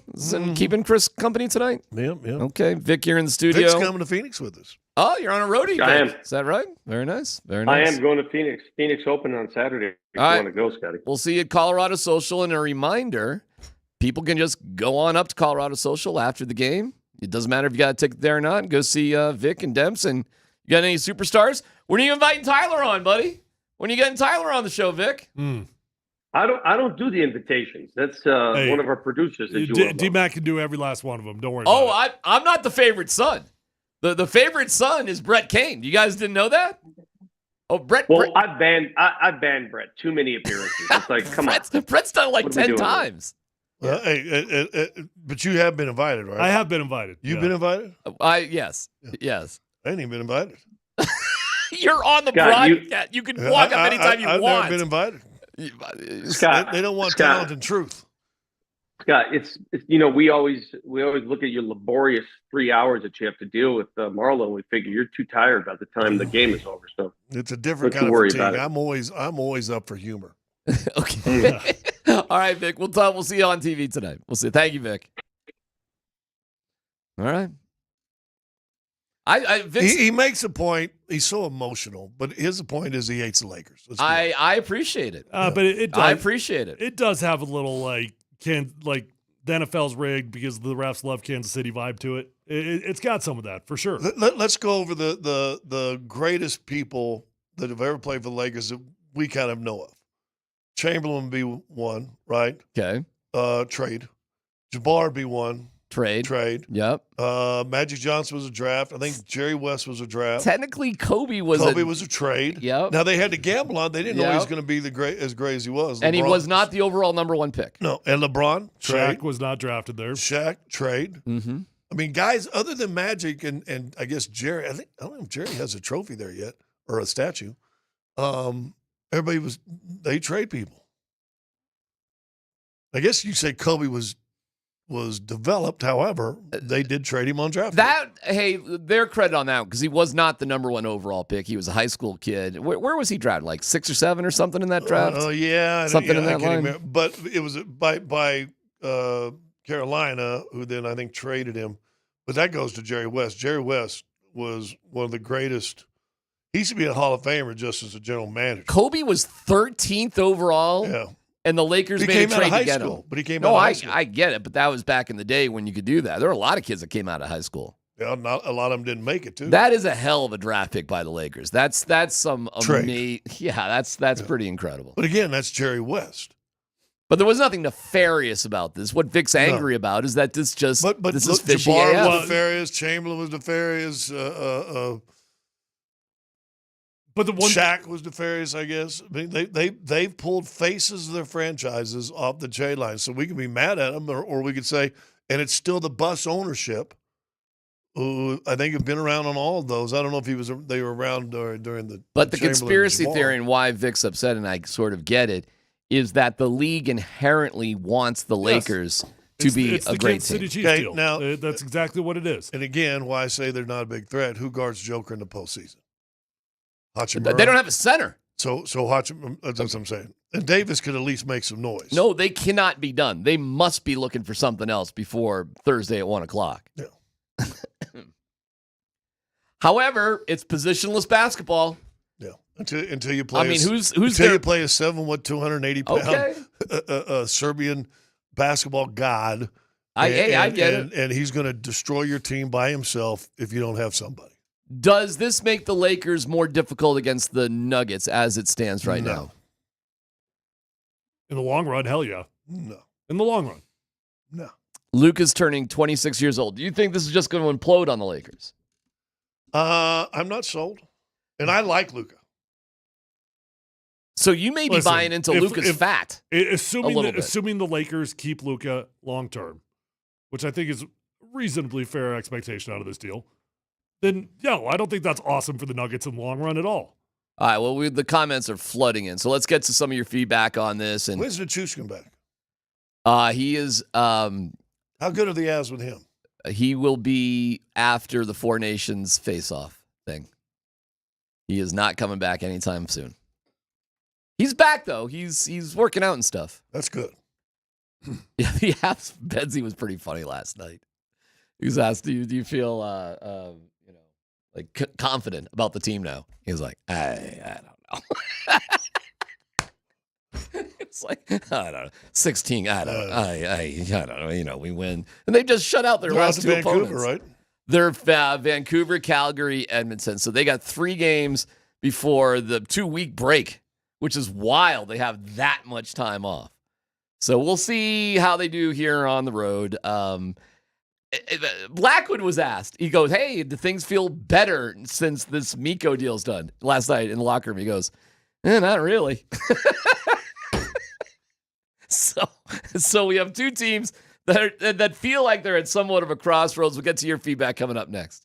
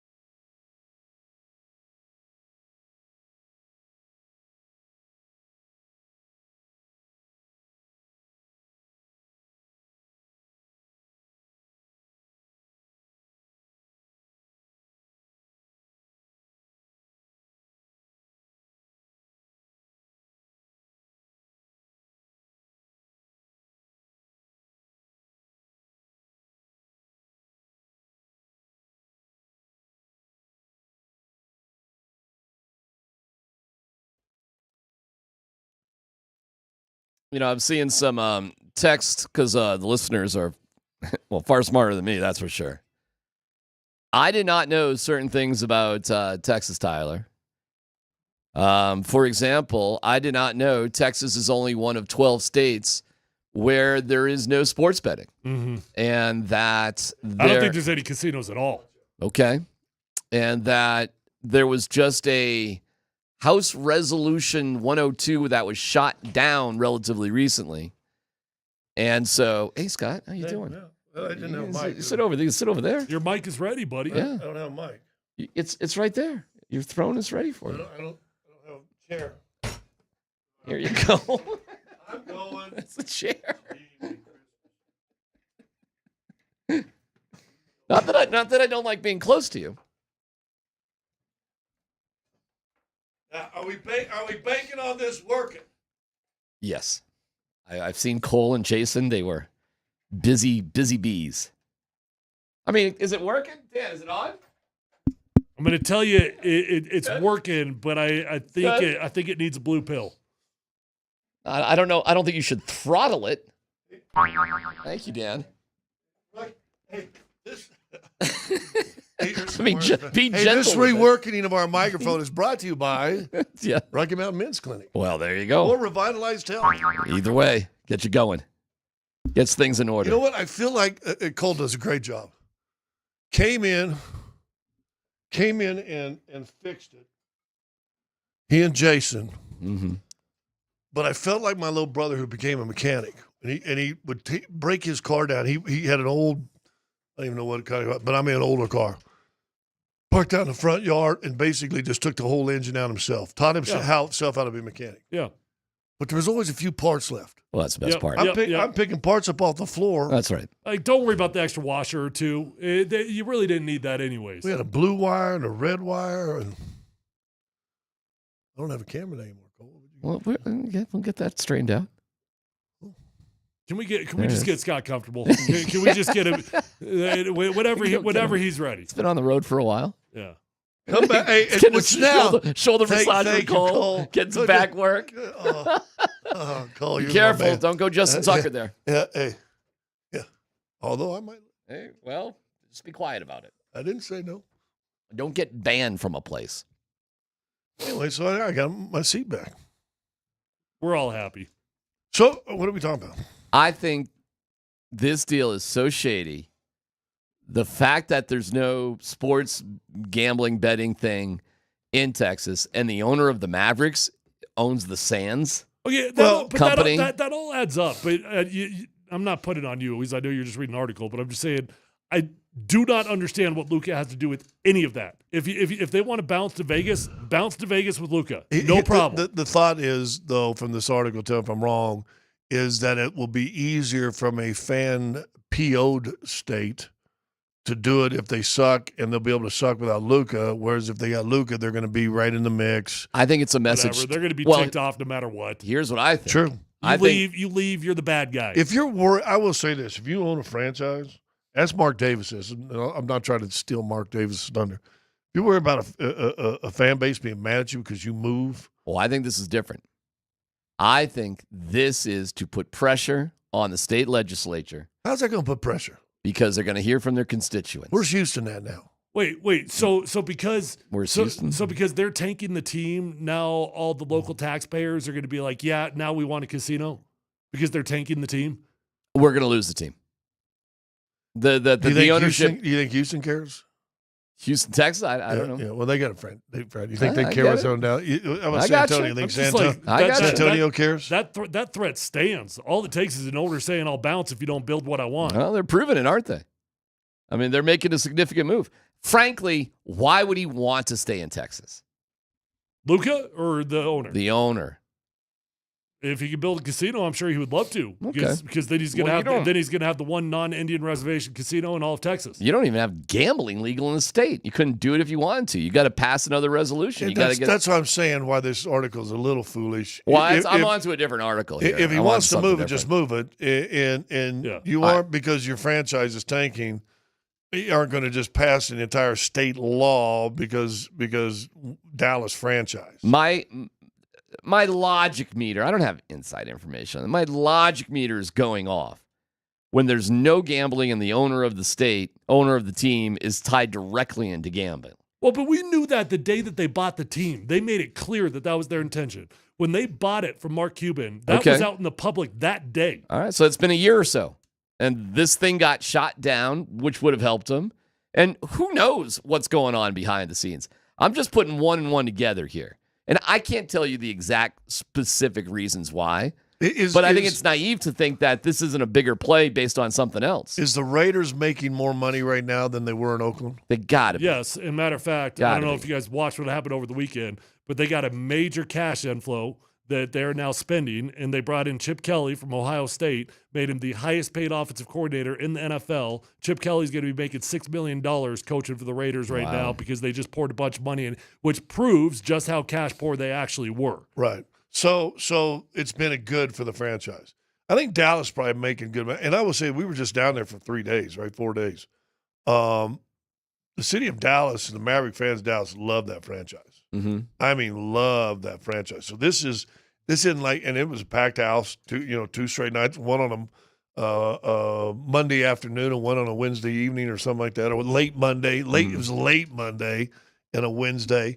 And it was packed. I mean, both games were packed. So there's support there. So if they're wanting to move, it has nothing to do with it. Bad attendance, bad team, or anything else. No, but let me ask you this. Have you ever been to the MGM? In New Orleans or No, in Las Vegas. Yes. Have you ever been to the MGM Arena? It holds 10,000 people. Just for a fight once. Okay. 10,000 people. Where do those people go after that fight? The casino. They just stay in the MGM. Right. Where do the people go that go to the Mavericks game? Where do they go? Home. Wherever, right? Who knows? Although they build a nice little downtown area. Okay, cool. Cool. Do the Mavericks own all of that? McCormick Square. Do they own all? Yeah. I think they own a little bit of it. Okay. They don't own all of it, though. No, but I think they own some stuff. Listen, man, it's pretty obvious to me. This dude wants to build some sort of monstrous facility that would hold 20,000 people, and you're part of something else that he also owns. It's pretty damn obvious, one way or the other, whether it's in Texas or Vegas. And that's the bigger play. And by the way, this is not an overnight play. This is going to take some years to But I agree with Tyler from this. I think that may be the overall play in 10, 15 years, whatever their time frame is, 5, 10 years, whatever it is. But I don't think they need to just dump Luka. I think the dumping of Luka, there is a bigger message.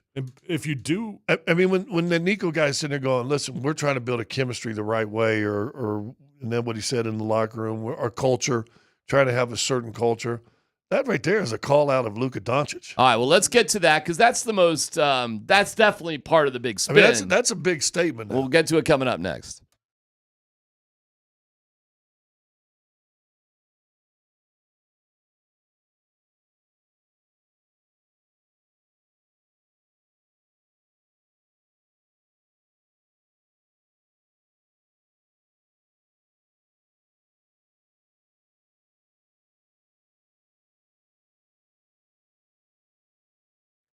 Hey, what's going on? It's DMac for the Rocky Mountain Men's Clinic. Perhaps your love life is like Scott's microphone, just down and out. I'd like to thank the Rocky Mountain Men's Clinic for my new hard mic. It's hardwired and just perfect. I'm sure that's exactly what you meant. If you want to get your mic hardwired, go to the Rocky Mountain Men's Clinic. They'll take care of business. They'll get that mic going in the right direction, that's for sure. They've served the Front Range of Colorado for nearly a decade. They've successfully treated a lot of people's microphones. They got an expert staff, and like a lot of men, you could be having sex the day after your appointment. 5 locations: Fort Collins, North Denver, Central Denver, Castle Rock, and Colorado Springs. Hit them up today at 720-440-7900. That's 720-440-7900. RockyMountainMen'sClinic.com.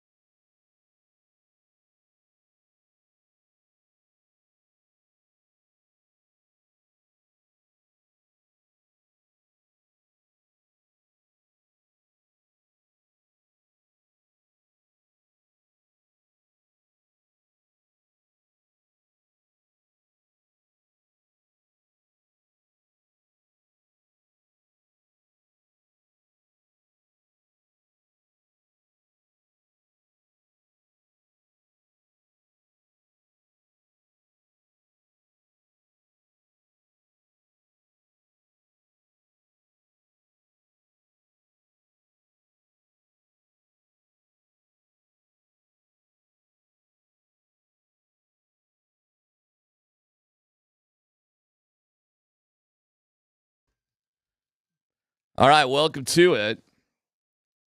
Tonight it's listen, man, you got 2 games against New Orleans, who's won 4 games on the road all year. Yeesh. I mean, and you're home, you're relatively rested. Bad news about Peyton Watson. That sucks. 4 weeks minimum, some sort of knee injury that he banged up in Philadelphia. I feel bad for him. Who comes off the bench now? Sounds like an MCL when you talk 4 weeks and sprained knee, doesn't it? Could be. MCLs are one of those deals that it's painful, but you can come back as soon as you can handle the pain. You're not at further risk. We got ourselves some Zeke Naji in meaningful time. About I that? thought played well. Okay. Here's the difference. I'm going to tell you about Zeke Naji in that Carolina game. Still wish he had better hands. I think he's got to be able to catch better in traffic. But whatever. He had 5 blocks in like 15 minutes. And so he can replace Peyton with that. Actually had 6 points, right? He had little dishes from Gordon, got around the basket. There's his range. Mm-hmm. But guys that tend to never get time, some reason play better when everybody around them is great. Because they're not the focus of attention. They're not in the last 2 minutes where it's everybody get yours type of play. And if you're big, in the get yours type of moments, that's tough for a big. And guess what? Joker's out there, so he gets to play what? He gets to play his natural position, which is a 4. Well, so without Peyton Watson, maybe he gets a little bit more time. He probably will. Maybe Jalen Pickett, perhaps, depending on what Malone needs off the bench, gets a little bit more light. Those are the 2 most logical guys to me, I think. Yeah. No, I think so too. Because you could see either of those guys, depending on what they need at the game, being the more logical 3rd guy off the bench. So, little opportunity. We'll see what they do with it. But the big news, of course, is what's going on with the Doncic Davis deal and everything that goes into that. I don't want to sleep on the Fox, Levine deal as well. I mean, that was something. I think it's great for San Antonio. San Antonio is going to be back relatively quick. They're going to be a problem. You got a young all-star caliber guard with Wemby. Yeah, that's dangerous. Which I think makes it. I think it hurts. Although that means Malik Monk's going to have the ball in his hand, who's a heck of a player. And I think they got another little short guard there that's pretty quick and fast. But Fox is talented, man. He's scary. Shoots it too much from 3. He's not a great shooter, but I think he's trying to add that to his game. But the story, of course, is the Luca deal to Los Angeles. Now, Mavericks fans are showing their protest by taking things like caskets to the arena. Don't know if you caught that, but a couple guys brought a casket to the. I don't know if that'll get through security. They just placed it out front. They didn't try to get it inside, but they placed it outside. So it's kind of like that. There's protests going on. People don't understand what happened. And you get it. I mean, can you imagine, because Jokic is what, 30 now? Can you imagine 4 years 25 ago? years old. He's actually, Luka turns 26 this month, so it's more like but still. Can you imagine 4 years ago, the Denver Nuggets trading Jokic?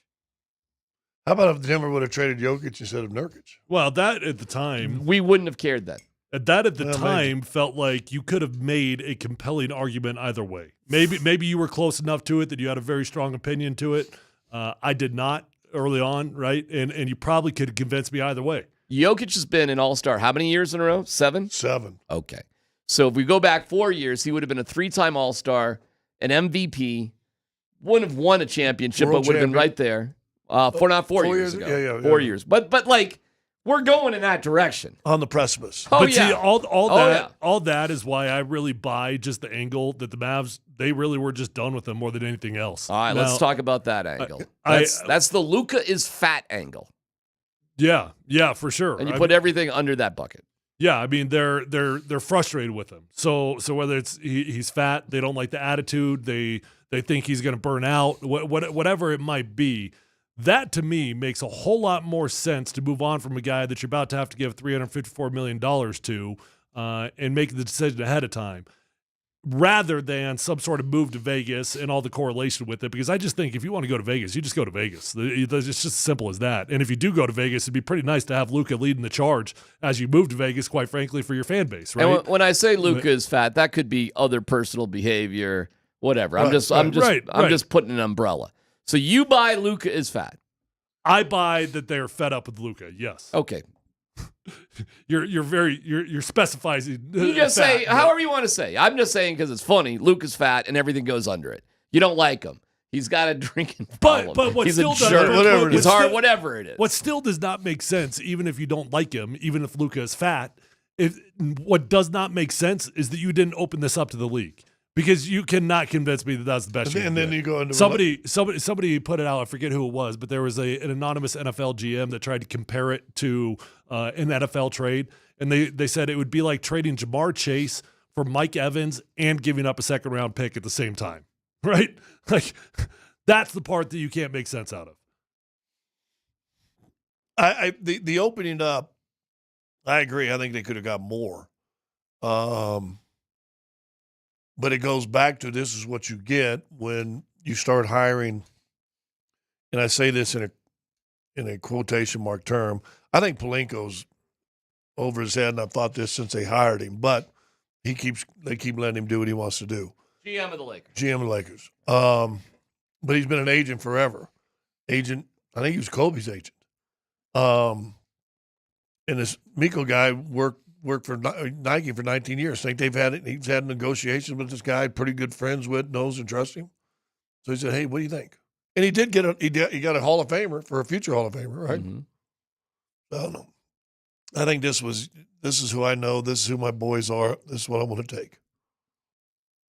See, I'm cynical. Basically, they think that Luka is going to be 3 times as bad of a deal as Jamal Murray was. That's what they're saying. Oh, it's going to be. It's going to be 130. Well, I didn't mean just 3 times as much. I meant 3 times as bad of a deal. Here's why I'm not buying Luka's fat, frankly. If it was a Luka's fat thing, wouldn't Jason Kidd have known about this deal? The coach of the Mavs. Well, are we just taking them at face value? It's pretty easy for a coach to be able to save face with his team to just say I'm not involved. He said he knew at the 11th hour. He said he was informed at the 11th hour. Well, that is one hell of an acting job. If he is, is he that good of an actor? I mean, I believe. I feel like most coaches say that though. I had nothing to do with this. That's not my department. Do you think LeBron knew about this? Yeah, he says he didn't. I do. I believe he absolutely knew. Scott? Although they are sort of trying to replace him. Yeah, I don't know. That does complicate it a little bit. Mm-hmm. I believe he knew. I bet he knew before J.J. Redick. Do you think J.J. Redick knew this? After LeBron. Mm-hmm. I think it went LeBron, Redick as far as the conversation. Man, I don't know. We'll see what happens. But I don't think Kidd knew about it really till the last minute. I don't think that's LeBron knew about it. I don't think anybody knew about it. I think these are the owners for whatever the reasons are, and I don't think it's Luka is fat. Now, is Luka fat? Well, I'll tell you this. Maybe. If LeBron did not know, that's going to be a toxic situation. Oh, well, welcome to it. He's 40 years old. He's out the door. They're obviously going nowhere with LeBron, and they need to turn the page as an organization. He ain't the first superstar they've moved on from. How's that for keeping it real? I mean, he's 40 years old, guys. I mean, what he's doing is extraordinary. But if I'm running the team, I'm thinking about the next 10 years. Yeah, which you just got a 10-year replacement. 8. Just did it. 8-year replacement at least for LeBron. Luka is fat. Luka can get on the Stairmaster. He can eat better. I mean, whatever. You don't find superstar talent like that. And it's an easy sort of, way to throw Luka under the bus as far as I'm concerned by trashing his reputation, if that makes you feel better. But again, that'll be just interesting. I still go, why did Carlisle not sign an extension to his contract? He had to go in there. They won championships. They had a good team. Rumor was he didn't like having to deal with the headache of whatever Luka said. We did. Okay. So Jason Kidd didn't seem upset in that press conference. Okay. All right, so you're buying it a little bit. Well, you're buying it a little bit. I can't remember who said it. God darn it, on ESPN Day, basketball guy, he or somebody else said it, but they said, "Listen, you're acting like this, making $40 million. We're going to pay you $70. We don't need this culture." All right. I mean, when you throw the word, Tyler, help me out here. When you throw the word culture out, as hard as they threw out defending this trade, that's an indictment complete and utterly on Luca Donic. Absolutely, 100% it is. I mean, the GM, Patrick Dumont, he said that when he presented the trade to the owner just laughed at him. And he said, "What are you talking about?" But then this is where I don't believe that Jason Kidd is just totally oblivious to this. And two lines later, the GM says, "Yeah, Patrick, he's the owner, obviously. He's the ultimate decision maker, but he's also entrusted Jason and I to lead the team." Like, come on. Jason's not – he might have been told what's happening, not had a choice in it, but he's not blind to this thing. Yeah. And if you're an owner that I guess lives in Vegas, I mean, I don't know where their home is. Usually they do own like the worst casino that's left out there, but so okay. So do they care about the slings and arrows and fans bringing coffins to the games? Usually billionaires, Scott, they live in the world, not in any one location. So, when you travel and you got a set of clothes in one place and another place and a car here and a car there, where do you really live? Are you that committed to any place? Seriously? Unless you got kids that go to school. I don't know if that's the case or not. I can't get over that this has got to be a bigger play for something else. I can't get over it. So if it's Luka's a jerk and Luka's fat and Luka's, likes to drink and Luka this and Luka that, okay. He's a prima donna. Luka's a prima donna. Luka's got bad culture. Maybe all those things are kind of true. Maybe it's also, again, the owner, even though he owns, as you said, the worst casino in Vegas, is cheaper than we may have thought than what we've seen in owners, and goes, dude, I ain't paying this guy $350 million. Well, then he doesn't want to compete. I mean, if that's the case, then they're just going to have a terrible team always. What about the Nuggets, though? Thursday at 1:00, what happens? Or before then? I don't think anything's going to happen. I think you'll see a small shift somewhere. Something. Yeah, I think you'll see a small. Now, does Peyton Watson injury slow that down? Okay. But I'd be surprised. Hold on. Meaning because he would have been involved? Or meaning the guy that's replaced him now for the next 4 weeks might have been involved. Got it. So, and you need a spot. You don't have that spot. I don't know. If we're talking minor of adjustments, Peyton Watson would have been a central figure in something minor happening. P.J. Tucker just got traded to Utah. He was a veteran guy, older guy, but you got to believe when Utah's moving, they'll probably buy him out. So you're going to have 3 or 4 guys on that secondary buyout market that could be able to pull in there if you got spot. And that's how the Nuggets got Reggie Jackson. Yeah. So it could be something like that. But these are minor moves. Let's not mistake it. These are relatively minor moves. Yeah. If it works out, great. But when Reggie first got bought out, we're like, oh, okay. But he didn't even play in the playoffs. He was nothing. He got like in one game, and he actually did good, but he got in one game. Thomas Bryant, same thing, barely played. Didn't make a difference. So how confident are we that this Nuggets team, as constituted, can give it a run this year? More confident than I was. Really? Yeah. Well, I tell you what, man. Thank goodness you won those last 2 games. Well, that's big, yeah. That's I tell you what. What'd you see in the last 2 games? I saw a team that's resilient, that can, at the end of the day, has the best player on earth and can figure things out even when it doesn't go great. And when you play together, watch out, because they're down with 40 seconds to go, 4 points. I got the game by 3. Yeah. Come on now. I mean, that don't happen. So that shows you a little bit who they should be. They were this close from going 0-5 on that road trip. Oh yeah. But I think they could have beat the Knicks too. I don't. I think the Knicks are just better. But I'm glad, okay. That'd have been unbelievable if they could have beat the Knicks, in all honesty. They gave it a good shot. But that was got beat like 2 days later by the Lakers. Good win for the Lakers. Yeah. I think they could beat the Knicks. I'm not Do you worried think, at all. do you think I Lakers this- fans are pumped up right now today? Yes. That they're Yes. excited? Yes. Hell yeah. Yes. Okay. They got a long future in front of them right now. Do you think LeBron's excited? No, he for the first time in his career is upset Depends on if he's because he included. realized he's not the man. He's not the man. How do you think Bronny's feeling about things? Actually, Bronny's been funny on Twitter. I don't know if you've been watching any. I haven't, no. Oh, he's memeing it up like crazy. Photos of him and Luka talking about the future duo to come for the Lakers. He's actually he's very self-deprecating. That's a fun sense of humor. Yeah. Is he really? Yeah, That's yeah. pretty good. Yeah. All right, we'll take more of your comments on this. We got a lot of other odds and ends to take care of. Avalanche on a good little run here. Got an interesting mock draft, Scott. Welcome back.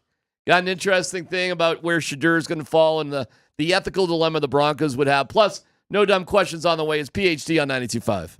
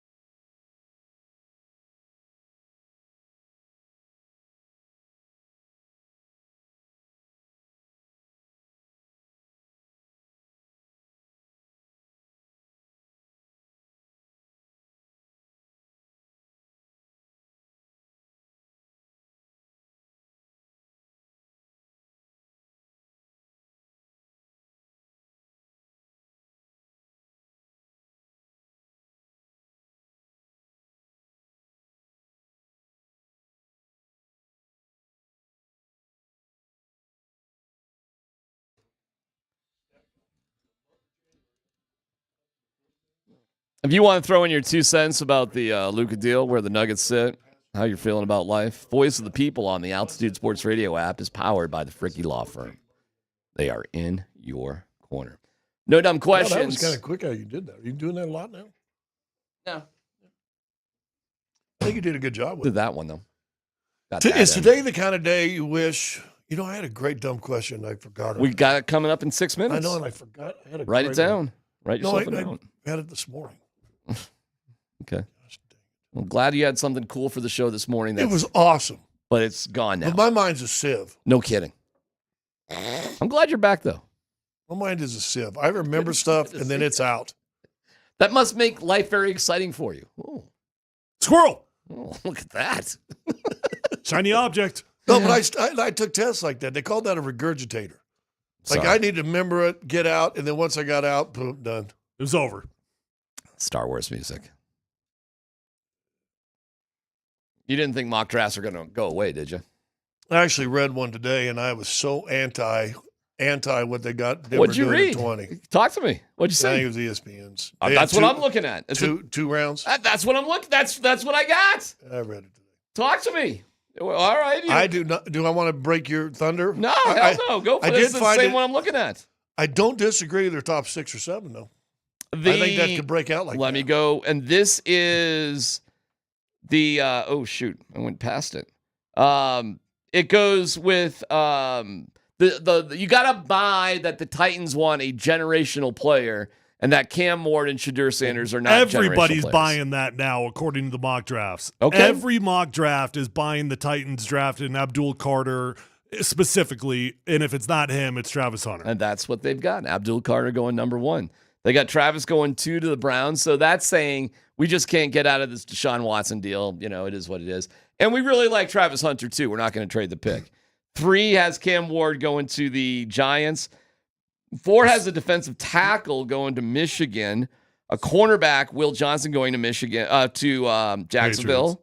And then Vegas. Because the Patriots and Jacksonville have quarterbacks, their need for a quarterback isn't there. 4 Patriots, Mason Graham, defensive tackle from Michigan. Oh. And that puts Shedeur Sanders at number 6 for the Raiders, which we're seeing more and more of, by the way. So I think the Chip Kelly situation out there in Las Vegas is pretty fascinating right now. They made a very aggressive move to go pull Chip Kelly from Ohio State. Just a year before that, Chip Kelly walked away from a head coaching job to be at Ohio State. The Raiders have now made Chip Kelly the highest paid OC in the NFL at $6 million per year as an offensive coordinator, which is freaking insane to make that type of investment in it. And I do think that is a very, very strong indicator that they're going to be aggressive to go get Shedeur. What I think they're actually going to do, I think they're going to bump up to number 4. Once Abdul Carter goes 1, Travis Hunter goes 2, Cam Ward goes 3 to New York, and then the Raiders probably get a little bit antsy. Somebody might jump them, and they move up to number 4 with the Patriots to grab Shedeur. Okay. But you still think Raiders Shedeur? I do. I don't disagree with that. I kind of think Raiders Shedeur no matter what anyways, if they read it the right way and he falls to 6 or they move up. I mean, I would advocate for them to move up, but... Well, they got the Jets sitting one spot behind them, okay? Would the Jets be liable to jump them if they wanted Shedeur? Of course they would. Hey. So I think they're going to have to be aggressive and move up at least a couple spots. You got the Jets and the Saints, which kind of scream we could come and get them if we wanted to. Yep. No. So 6, 7, 8 could be in play to move up to 4, 5. Meanwhile, in this mock, which is a 2-round mock... So I like that part. That was fun. All right. And I wish I would have put the article down after that. This one has Tyler Warren going to the Colts, which I've seen a million times. So the Colts' need for a tight end is obvious. They're trying to replace a Dallas Clark from yesteryear. However, for the Broncos, they have them making a choice because they got Ashton Genty falling.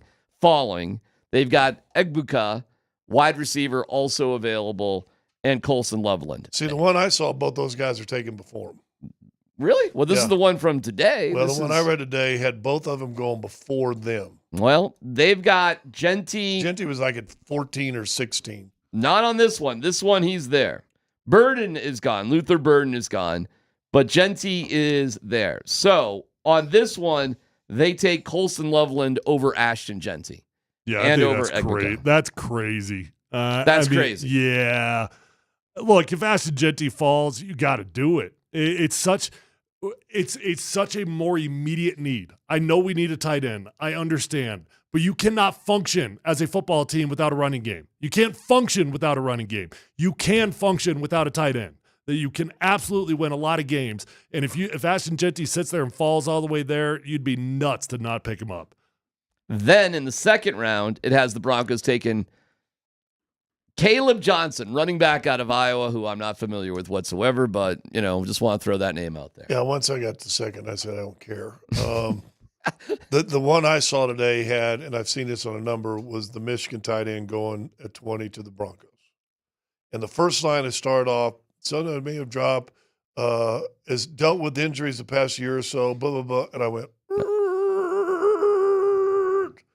and I go, and again, I told you jokingly earlier, I don't want a Michigan tight end because of the Jake Butts thing still sour in my mouth. And then when it said, dealt with a lot of injuries last year, and I went, put the kibosh on that right there. I do not want the tight end from Michigan. It's a nightmare to think that you'd get at somebody with injury history that comes up and snatches you. I do like Colson Loveland a lot. I'm not opposed. You said to you liked him more than Tyler Warren. I'm not opposed to selecting Colson Loveland, but I would be opposed to it if Ashton was on the board. Okay. All right, there you go. I don't want a Michigan tight end. You'd rather have the running back. You'd rather have a wide receiver. I'd rather have Scadaboo. I could say this though. If according to this draft, the logic is we're still getting a running back in the second round. Yeah. Okay. Yes. And Caleb Johnson's a hell of a football player. He was injured a year before last, so a little bit of a down year. He had a great freshman year, and his junior year he rushed for 1,500 yards. I mean, he's a player now. So I guess I could understand the logic there if you're just saying we want both and we think Colston is more important. You like him better than Devin Neal? I mean, you probably got a little bit of recency bias there on Devin Neal based off what happened against CU. Yeah. I do think that Caleb Johnson is a better football player. Yeah. Okay. All right, just checking. Where's Devin Neal projected? Like third, fourth round guy. And I saw one that the Broncos picked him up in the third round. So just checking on that. Well, I mean, crapshoot with running backs. Who knows? Listen, I'm not an advocate of drafting running backs high at all. And I know I'm sitting here saying take Ashton if he's on the board, but I'm not an advocate of it in the first or second round. So I guess you can convince me if there's just a marginal drop-off between Caleb Johnson and Devin Neal that you get better value out of selecting a third or fourth rounder. Let's get to no dumb questions, Dan. Polumbus, Hastings, and DMac present Dumb, dumb, dumb, dumb, dumb. No Dumb Questions. This is your safe space. I like to use no dumb questions as parenting advice for myself. You're a smart guy. Send us your not dumb question now. Tweet it, text it, or Twitch it. It's No Dumb Questions on Altitude Sports Radio 92.5. Other than the typical, which I'm sure you guys, even DMac, has at his house, screwdriver, hammer, got a couple of those, pliers. Mm-hmm. What tools should every man have in their toolbox at home? You got to have some. You got to have a ratchet, and you got to have everything that goes with it, right? You say a ratchet set? Yeah, ratchet set. I had one of those. We sold it. You sold it? You sold it? Yeah. For $12? Something like that. Facebook Marketplace. We sold all sorts of stuff we just never used. Had the whole set. There's a great meme. This guy driving his car with a paper towel holder. He goes, "I'm risking my life to make $3 on Facebook Market." Right. For a paper towel dispenser. We've done some extraordinary things to make $5. I'll tell you one that is crucial. Stud finder. That's another crucial one. Oh, do you have one of those? It's called a mirror. No, do I have a stud finder? Does DMac know what a stud finder is? I don't have a. You just knock on the wall. Is it solid or not? That's it. That's a stud. Yeah, look up top. You can sometimes you can see tape. Oh, hollow, not hollow, stud. Or you just down there. Oh, that's all. Yeah. Down there. Oh, that's hollow. Yeah. Oh, just do that. Toothpaste in the holes. You're good, right? No. You got to understand, man. I feel stupid with these manly conversations because I recently moved, so I don't have to do anything manly whatsoever. You still need a tool because you just never know. Now I'll tell you one of my favorite tools that I just don't have a reason to use a lot. My circular saw. I love that thing, but how many times do I really have a need for that? Not unless you're going to build some. I know. Hey, I've framed my whole basement before. I framed the whole basement, put up the drywall. I did all that. So are you talking I'm thinking the radio saw where you pull down. Oh, that's different. That's different. I've always the circular one. We got one. Is the handheld one. I actually don't have one of those. That's a table saw, I think. No, a table saws come out with the blades on the bottom. You slide a board through. Yeah. I think it's a radial arm saw. Despite the fact I have none of this stuff, I do spend time watching videos of like two guys in the Amazon building a hut. Underground swimming pool. With like an axe. Oh, that's a lady that does that. So like in Vietnam or someplace. Multiple. Yeah. I know her too. Yeah, I know her work. It actually kind of dyed it blue somehow. And then I was told that they just film those two guys and then a whole construction crew actually comes in and builds all that crap. I hope that's not true. Well, that supposedly is true, but I don't care. I'm going to throw out there a Sawzall. Sawzall? Yeah. I used one yesterday and I'm like thinking, man, what a great tool to have. It is. Yeah, that's a multi-purpose tool. Isn't it? No dumb question. Did you guys catch cardboard? Did you guys catch a big giant thing of cardboard that I had to squeeze into a trash can? There you go. So I got cardboard with a Sawzall. Okay. What else do you use? Utility knife. But you know how long that would take with a utility knife? It was more fun with the Sawzall. Did you guys catch Kanye showing up to the Grammys uninvited with his wife, who took her jacket off and was basically nude? I did see that. And then they got escorted off. Well, they weren't invited. They just showed up. They crashed the red carpet. She took her jacket off. Here's the no dumb question. Is that art? No. Okay. No. Because that's how but I saw my it deeper defended. question, and I'm being serious, is that poor lady a sex slave? I doubt she's a sex slave. I don't know about that. My question is it art? Because that's how I saw it defended, that the human form is beautiful in paintings and the whole thing. It's not art. It's not art. Naked body, no. Okay. Well, I wouldn't necessarily consider it art, but I mean, sure it's beautiful. Whatever. Yeah. Scotty liked it. I had about as much interest to watch the Grammys as I did reading mock I didn't drafts. ask about the Grammys. I just asked you about Kanye and his wife on the red carpet. I did see Will Smith's son showed up with a house on his face. He did? Yeah. Well, it was technically his face was coming through the house. The house was on his head. Yeah. That would have been a bad one to sit behind. Ah, man, I thought I had maybe these great that seats. was that a house or was that slap protection? I'm sure there was some sort of political reasoning for it that I'm not aware of. By the way, the Grammys were pretty good, man. There's some artists these days who are unbelievably talented. Yeah. Beyonce won Country Album of the Year. I'll listen to them when they make the Grammys suck. radio. The Grammys, well, you didn't watch it. Yeah, because Beyonce won. The Grammys suck because Beyonce won? Yeah. Why do you say that? You don't like Beyonce? Country Album of the Year? Country Album of the Year, yeah. Really? Cowboy Carter. Really? Good song. Yeah, I think it was like the #1 country album of the year. I'm not going to get baited into this, but she did not have any right winning that thing. I hope she stays in that venue. In the country venue? In the country venue for a while, because I watched her perform at that Christmas Day halftime in Houston, and it was fantastic. Oh, she's gorgeous. No, she but I puts mean, on a great show. The whole performance was fantastic. I think she calls herself Bay. Okay. Something like Bay or something like that, in her country name or pseudonym or whatever All that's right. called. Yeah, I mean, whatever. Well, clearly you can be an expert in more than one genre. I mean, Taylor Swift started off as country. She moved into pop. I mean, Darius Rucker started off into pop and went into country. I mean, why can't Beyonce do the same thing? Yeah, I hope she What's does. the difference? I hope she does. I hope she stays in it. Well, she won. I don't like Shabuzi either, but he had a far better right to win that than Beyonce did. Shabuzi's pretty awesome, too. Chris Stapleton's pretty good. I don't know. I mean, Chris Stapleton, quietly one of the great guitar players. Oh, Chris playing right Stapleton, now. he's incredible. He's coming to Denver this summer. The guy that really won the night, though, was Kendrick Lamar, whose whole thing was ripping on Drake. And that won, like, every meaningful award in the book. The whole place was singing the song. Yeah, so kind of a tough moment for Drake, I guess, when the entire place is singing the diss track about you. Look, if you thought Luca getting traded to the Lakers was rigged, that's how equally rigged Beyonce winning Country Album Man, of the you Year really was. feel strongly about this, huh? Yes. Okay. Who should have won the Country Album of the Year? I just said Shabuzi probably should have, and I'm not a huge fan of him, but he at least earned the right to it. Why didn't she earn it? Wow, man, you really feel like this. Okay. Yep. All right. Well, we ought to have Dan in his shades. He's wearing shades since you went and talked to Grammy. He brought his shades on, which means obviously he's lost his glasses again, right? I just forgot him. Idiot. Yeah. I wouldn't know the other country albums well enough to say who should win and who shouldn't win because I'm just, it's just not my thing. But okay. But Kendrick Lamar, he won a ton of stuff too. I don't know, man. I was highly entertained. I couldn't believe how good it actually was.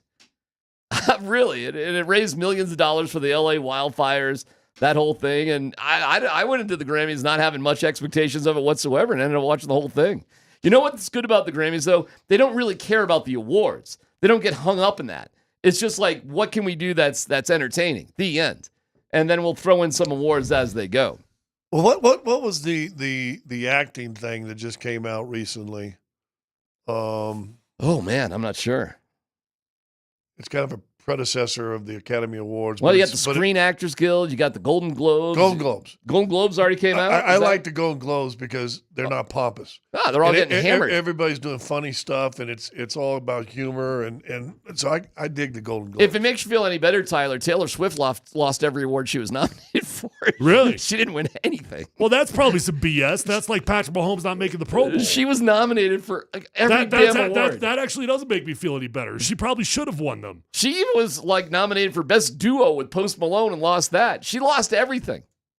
She lost every damn thing that she was nominated for. And made $1 billion on her tour this past year. Post Malone's one of my favorite artists of all time. Well, he's a country guy. Yep. Now. He's really good on the album, not so good in real life. It appears, but I love Post Malone. Yeah, well, that's the way it's going. Do you like, dumb question, the new Bud Light commercials with Post Malone and Shane Gillis? Hilarious. See what Bud Light's doing, right? Oh, yes. They're going in the other direction here. Does that make you cool with Bud Light?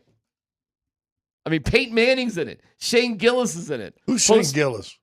Shane Gillis is the most blue-collar sort of regular dude comedian out there. He's freaking hysterical. They're sitting in the driveway? Yes. Okay, I thought it was and he said, we can't. Shane Gillis is probably the hottest comedian in America and right we go, now. we can't drink a beer on the commercial till it's over. And they start counting it down. I think it's hilarious. That's Shane Gillis. It's hilarious. Really? You don't know Shane Gillis? No. I would be stunned if you didn't find him Do you know anything about Bluey? I don't know anything about there you go. Wait, no, I do. Bluey's a little kid thing. And but you don't know anything about Bluey's it's a little whale or something. No, he's a dog from Australia. Ah, okay. I was close. And his sister Bingo, or her sister Bingo. No. Do you know that Beyonce's album wasn't even in the top 50 of the best country albums of the year? I don't know anything about her album. Yeah. I don't know nothing about it. Yeah. It was a commercial disaster. Really? Yes. Okay. What should have won? Shabuzi, I already told you. Shabuzi. Okay. Shabuzi. He's drinking at the bar. Is that Shabuzi, Basel, Hot and Pepper Incorporated? That's right. He was also in Laverne and Shirley. Okay. It's PhD on 92.5.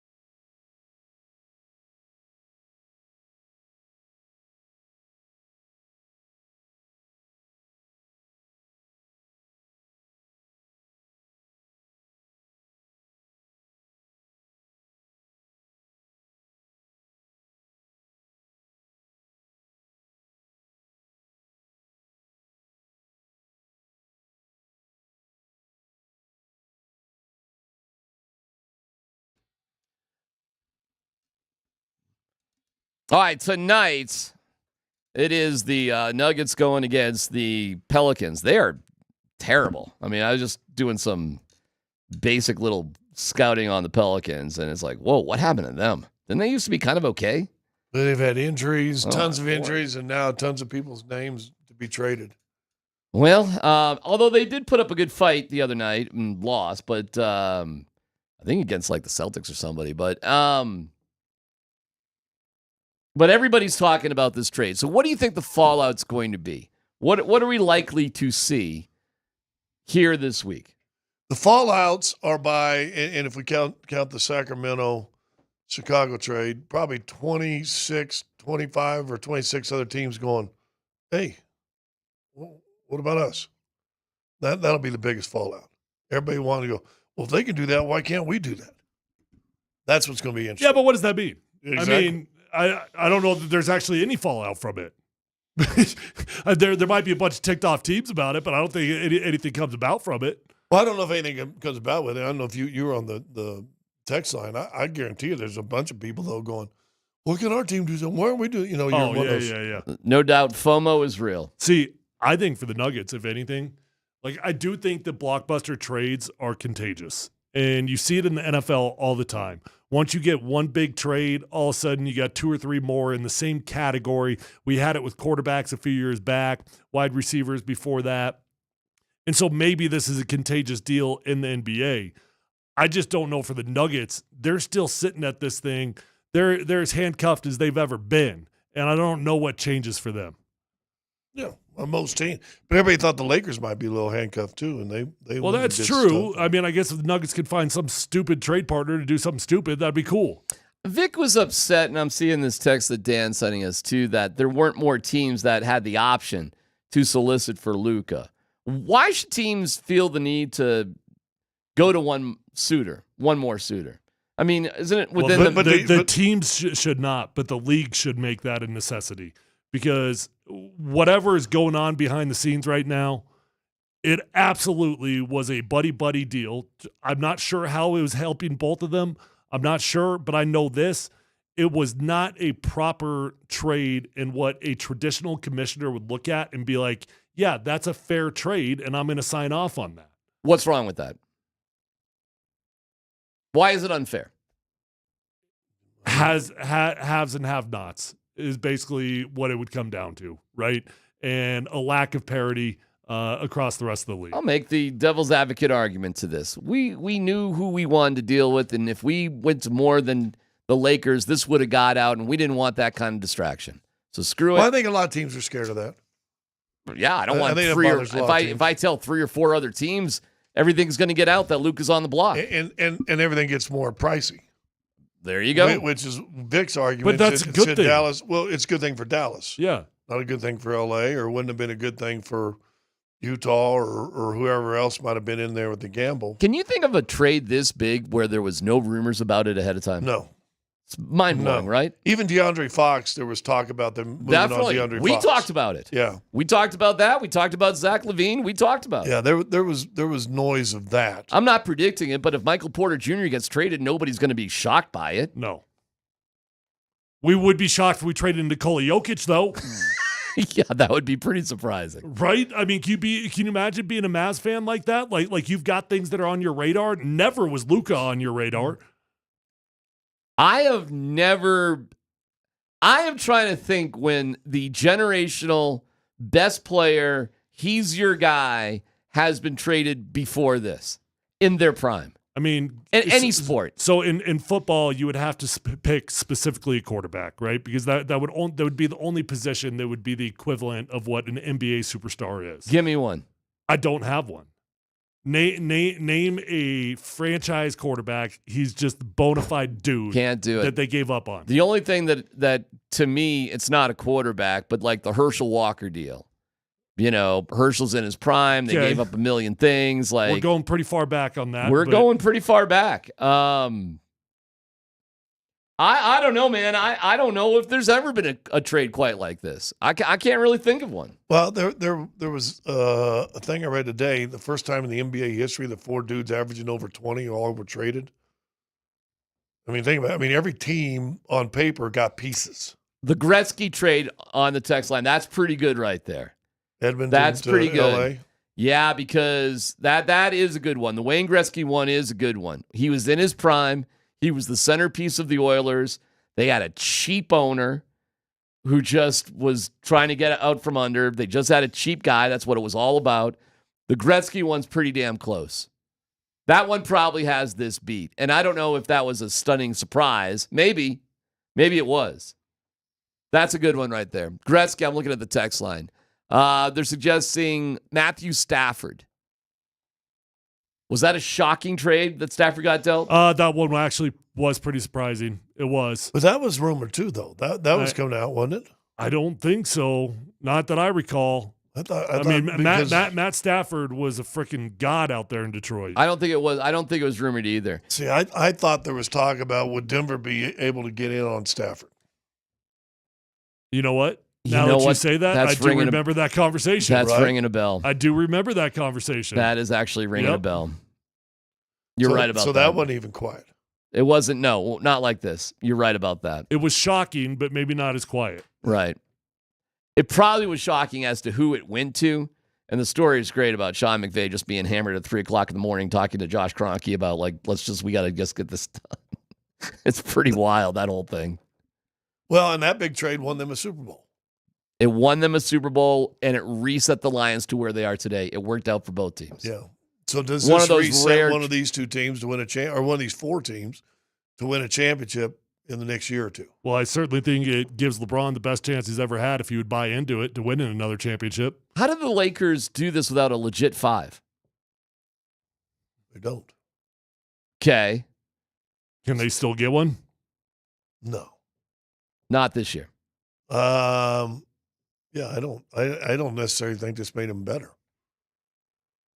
I don't think it was for the temporary. I just think it was, LeBron's phasing out, and you got to have another. You're the Lakers. You got to have that dude. So why would?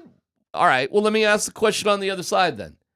Why would LeBron want to stay on this team? It's PhD on 92.5.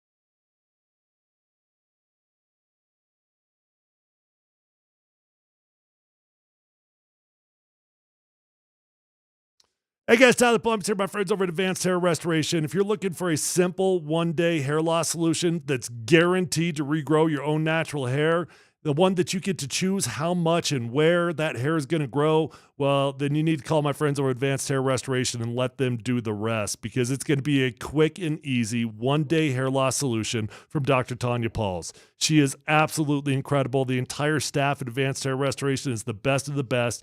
And check this out. Advanced Hair Restoration, when you go there, you receive the Advanced FUE. Your own natural hair is going to start to regrow the very next day. The best part, and this is important, it's even guaranteed to grow for life. I know this because it worked for me, and a lifetime guarantee is a comforting thing. Guys, when you know a company believes in what they do so much, they guarantee it for life, there's a difference in what they do. You just know it right then and there.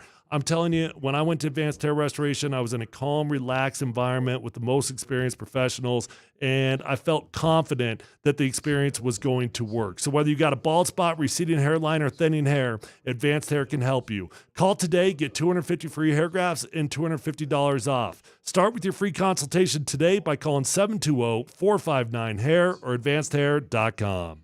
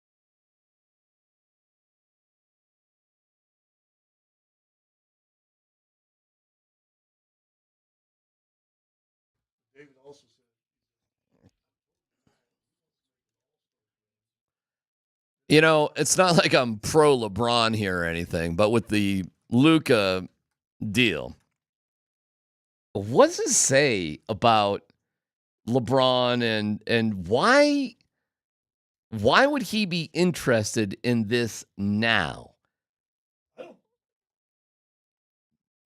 I don't.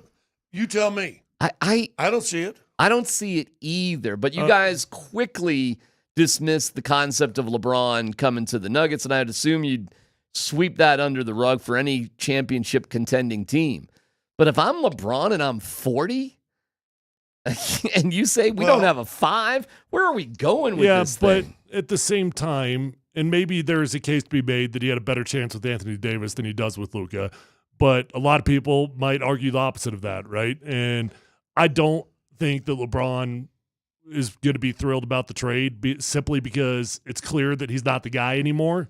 But if you were able to take that away, you could sell it to him like, hey, man, this is going to give you the most interesting, this will be the best chance you've got to win another championship before you retire. Really? See, I think the Lakers was wise by them, because LeBron, even though he's doing stuff at 40, no one could think he'd do, he's still not the same guy. If you watch him play, he's still not the same guy he was, and that's okay. He's 40 years old. Of course. But he's not the future of the Lakers.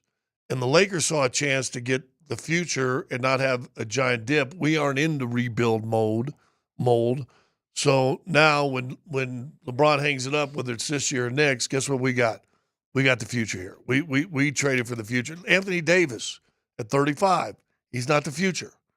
So you get a chance to bring a guy who's, what do you say, just turned 26 or will turn 26 sometime this month. Yeah.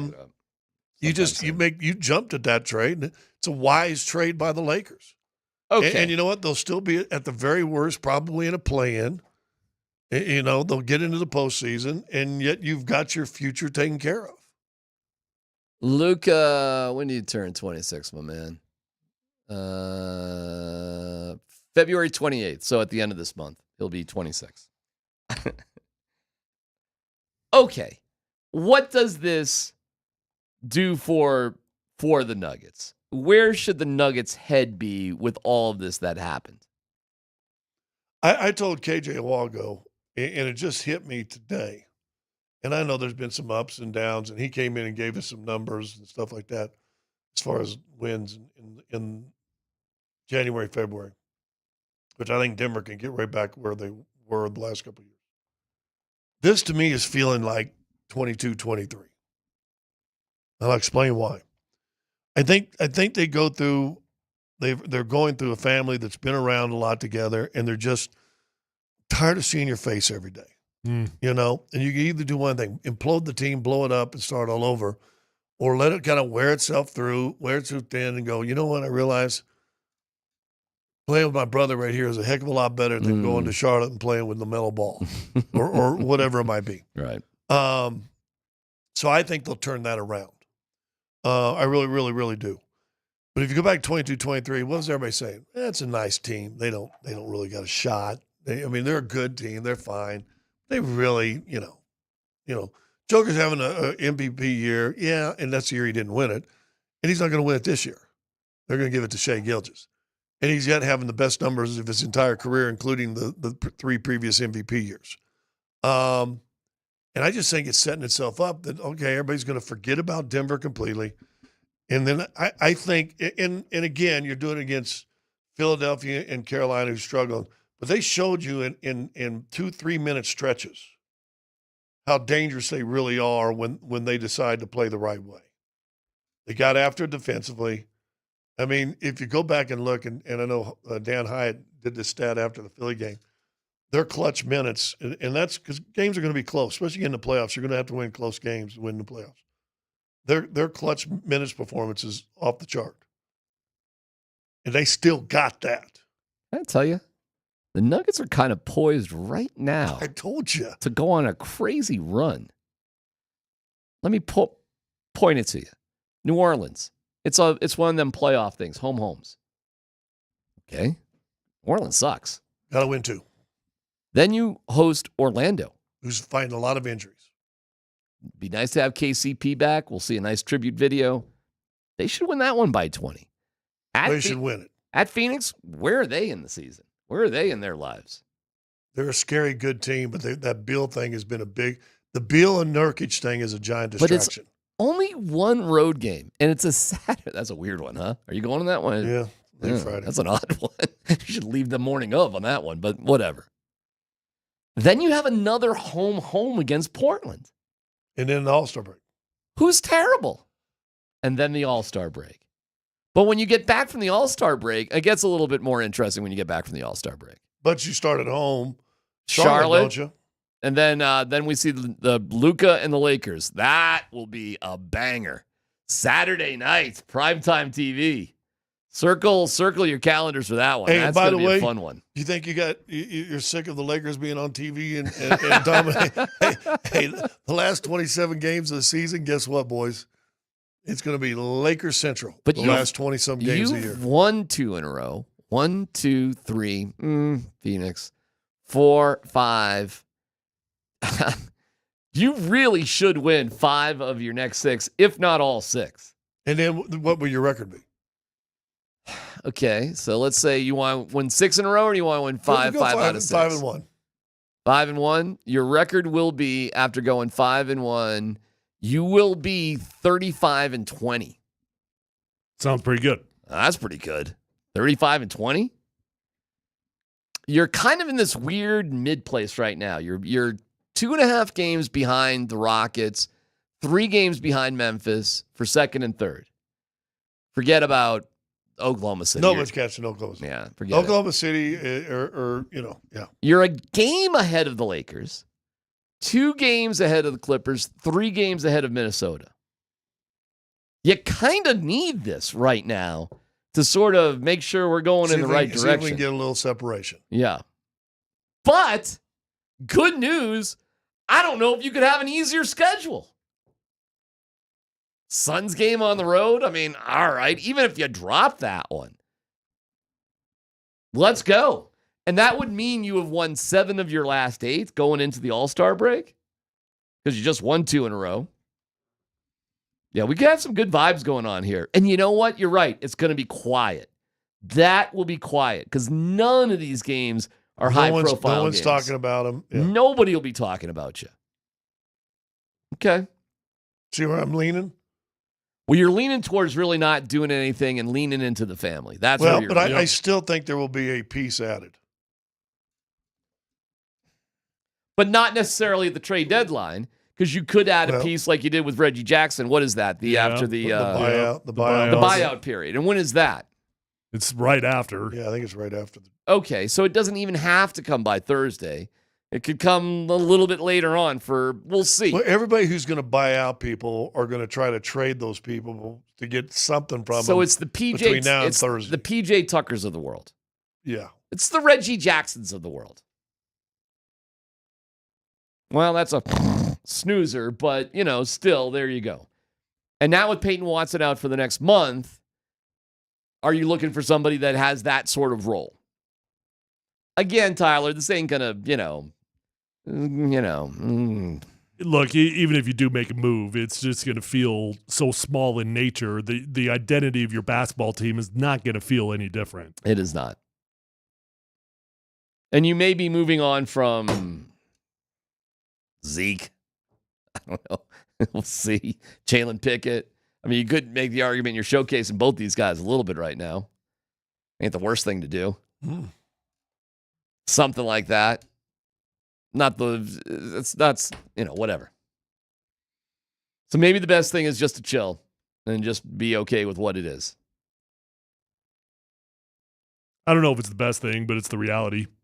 It doesn't seem like there's a lot of other options. Like, I mean, who would you want to get? Who's out there? You got to get a guy that's not a zero from the 3. So you want a guy that's floating around 36, 39 if you can.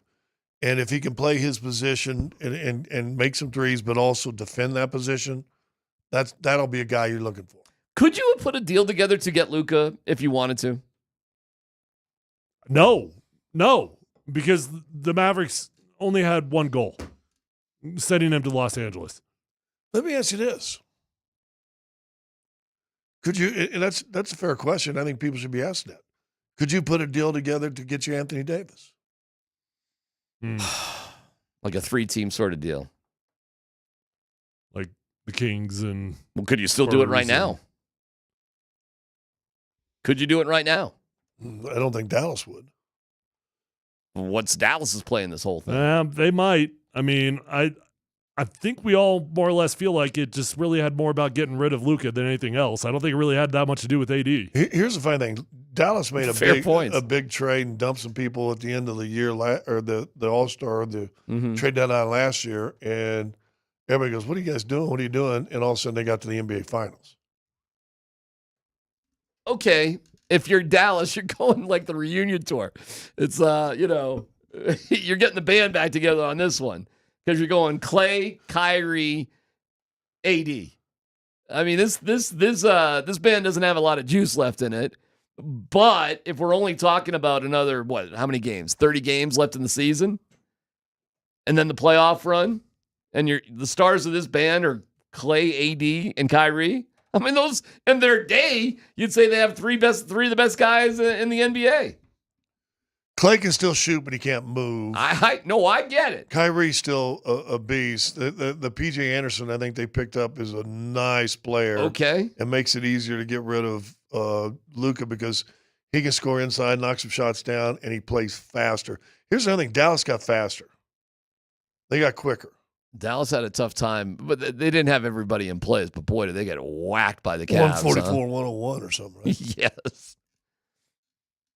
But they didn't have AD. It's Lively's hurt.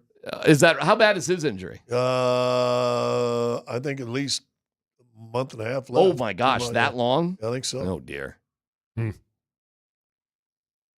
God, when did those two teams play each other next? Well, I take that back. Lively might be out for the year, and he's out for the year. He might be out for the year, and the guy they traded, the German guy they traded to LA, is out for another 4 or 5 weeks. We talked about this the other day, but James on the text line asked, should the Nuggets entertain a trade for Bogdanovic? He was on the Serbian team. They do have connection. His numbers this year are terrible. I talked to somebody about it. Yeah, what'd they say? You talked to DMac about that. Well, I talked to the internet about it and didn't look good. It's not necessarily great, but it's not bad. Okay. What I was told is he loves the coach, hates the system. So I'm not sure he likes to play with Trey because, again, remember, where's he from? And those guys are big on, let's play the right way.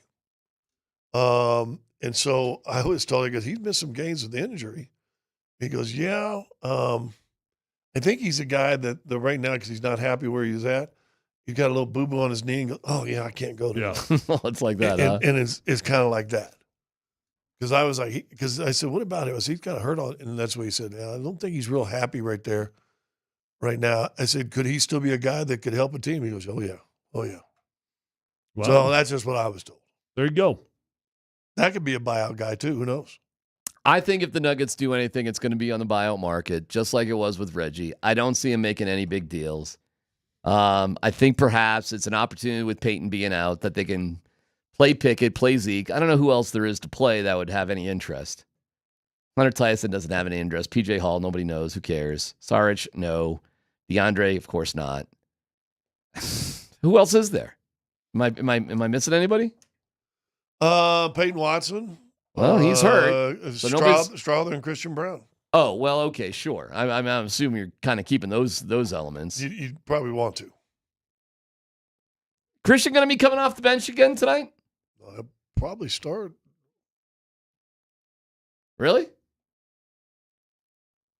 Who was out last game? Well, Russ was hurt.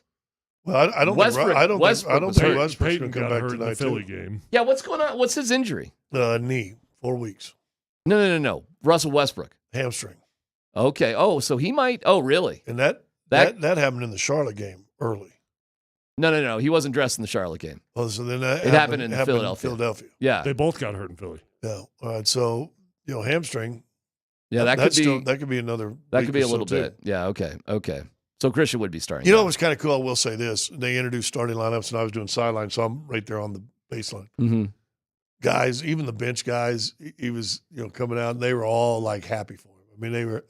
So I think he's a well-liked dude on the team. I mean, dude's rubbing his head, and he's trying to be all that Mr. Tough guy. And he's smiling and happy, and so. All right. Well, tonight, 6:30 pregame right here on Altitude, 7:00. And yeah, you should clown hammer this team. A loss would be unacceptable. This one and Wednesday. And then you kind of go from there. But everybody's buzzing about the big deal. And yeah, you don't see the Lakers for actually quite a bit. So, or Dallas, we're not lined up against them. So it's time for the Nuggets to just go in the basement. You might be done with Dallas. Oh, is that right? Is that right? You might be done with Dallas, yeah.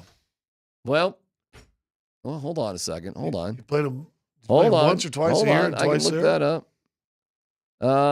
Come on now. Come on, man. All right, I'll look it up during the break. They are done with Dallas, huh? Okay. Got the Lakers, though. That'll be cool. Well, I'm excited to watch LeBron and Luka. I'm fascinated by it. Yeah, when is that first game? When is that, Dan? We'll see how bad the that Mavs Cavs play train at is. LA on February 25th. Yeah, we just want to watch them. Luka, is Luka going to play right away with the Lakers? When's the Lakers? Why wouldn't he? Well, I have no idea. He's been out with the calf. Oh, is he still hurt? Well, was that a calf or was that I'm not happy? Well, if he's not happy, then do you have a question why he traded? And then the Lakers will be in Dallas on April 9th. 3 games before the end hold of the on. season. I'm just curious when the Lakers' next game is, period. Because I saw Luka fly to Los Angeles. So are you telling me they're playing the Clippers tomorrow? So you're telling me he wouldn't be available? Don't know? With that cat. That's what you're talking about, right? He wasn't available last game for the Dallas. All right, we'll get into the NFL and, oh my gosh, some bizarre things going on there. Details next.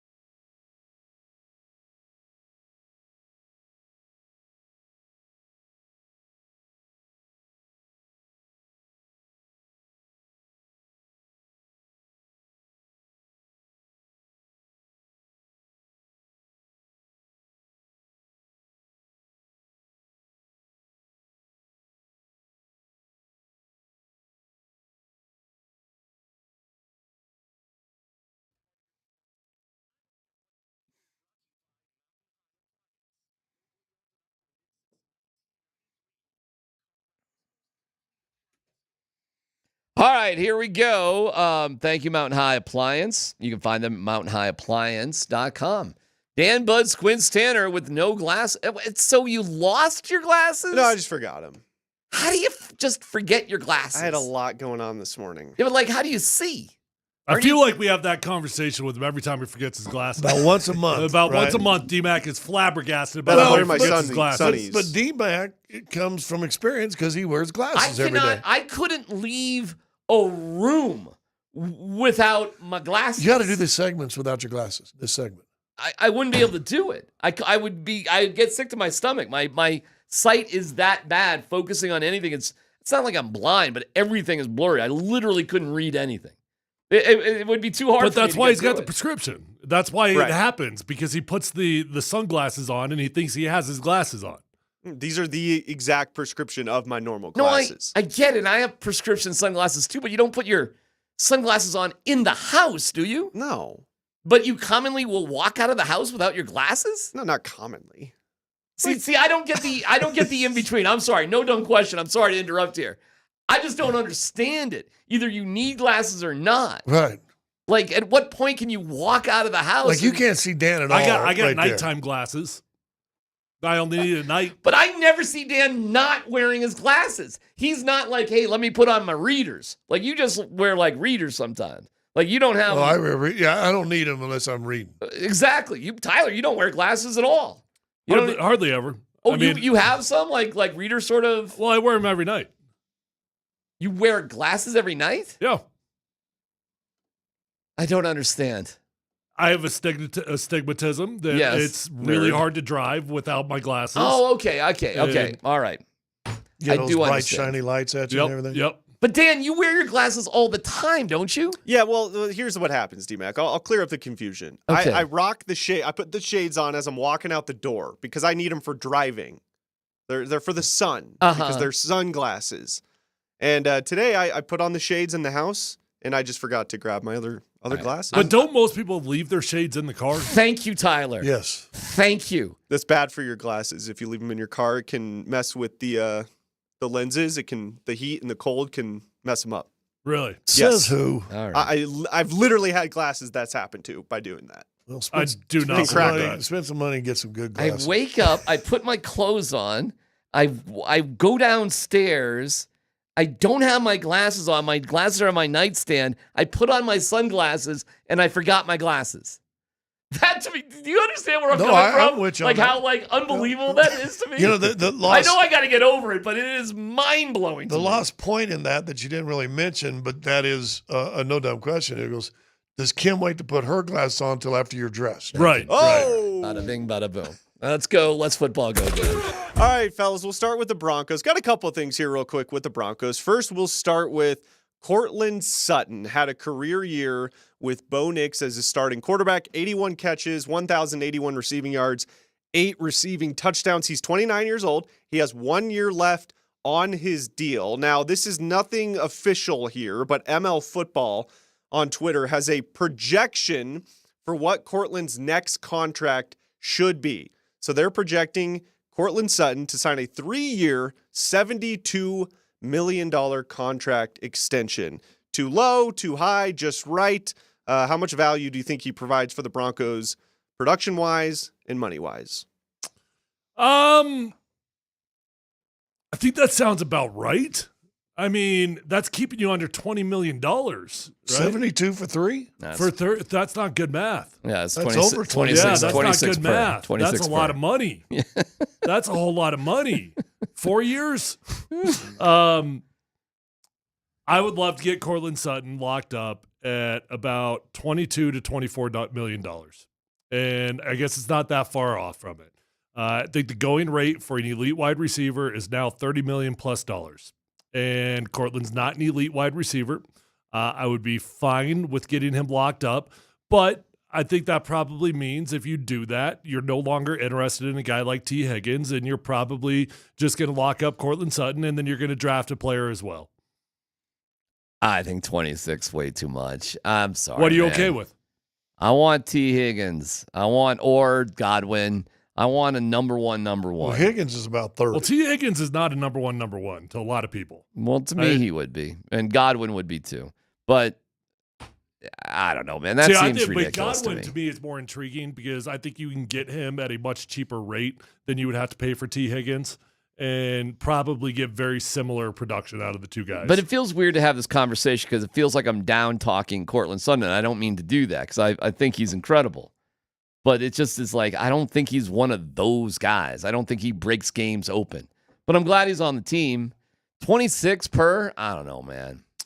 Seems ridiculous. If you're saying the going rate for an elite wide receiver is $30 million plus, I'd feel pretty damn good getting him between 22 and 24. Hey, it's not my money. What do I care? I mean, I like him. I want him on the team. And quite frankly, if it went to 24, what's the difference? I just wouldn't want to hear that we weren't going after somebody we could have got because we were spending more money on Courtland Sutton. But that being said, you need better. That's where you can upgrade. However, I don't think receiver is the most compelling category this year for the Broncos. I think it's running back. And what they do there, to me, is way more complicated. Actually, now that I see the specifics of this would be a $24 million per year contract. So actually, according to what I'm saying, I would have to be okay with it. All right, next up, Dan. All right, this next story is for mostly Scott because, Scott, do you remember early on in the NFL season, you were all in on the March for Arch, right? You weren't in on Bo. Yeah. You were.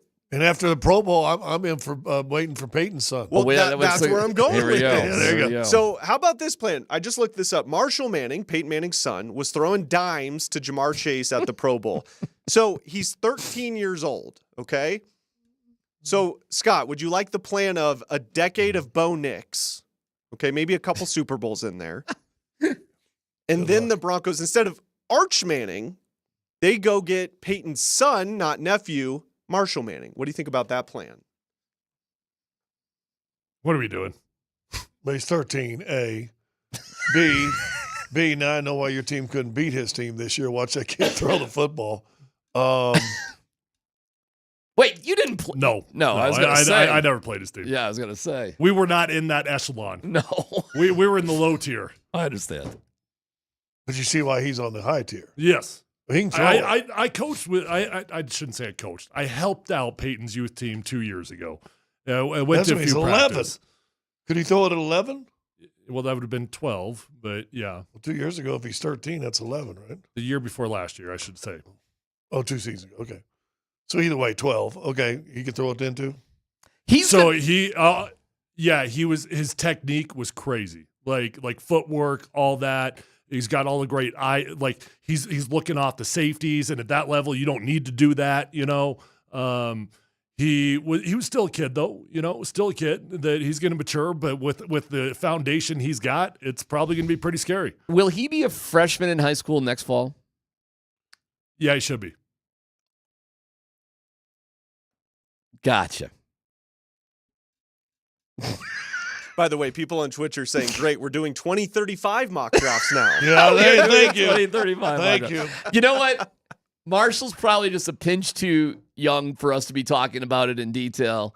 However, when he goes out there and he's throwing and it's on TV and everything, it's and other players are going, oh, God. It's just one of those moments of like, you know, maybe we should stay away from a little bit, but I'll tell you this. Where Marshall Manning goes to high school to play high school football will be a big story. Oh, for sure it will. And I do remember when Jack Elway, you know, was going through this as well, and it was a big deal back then too.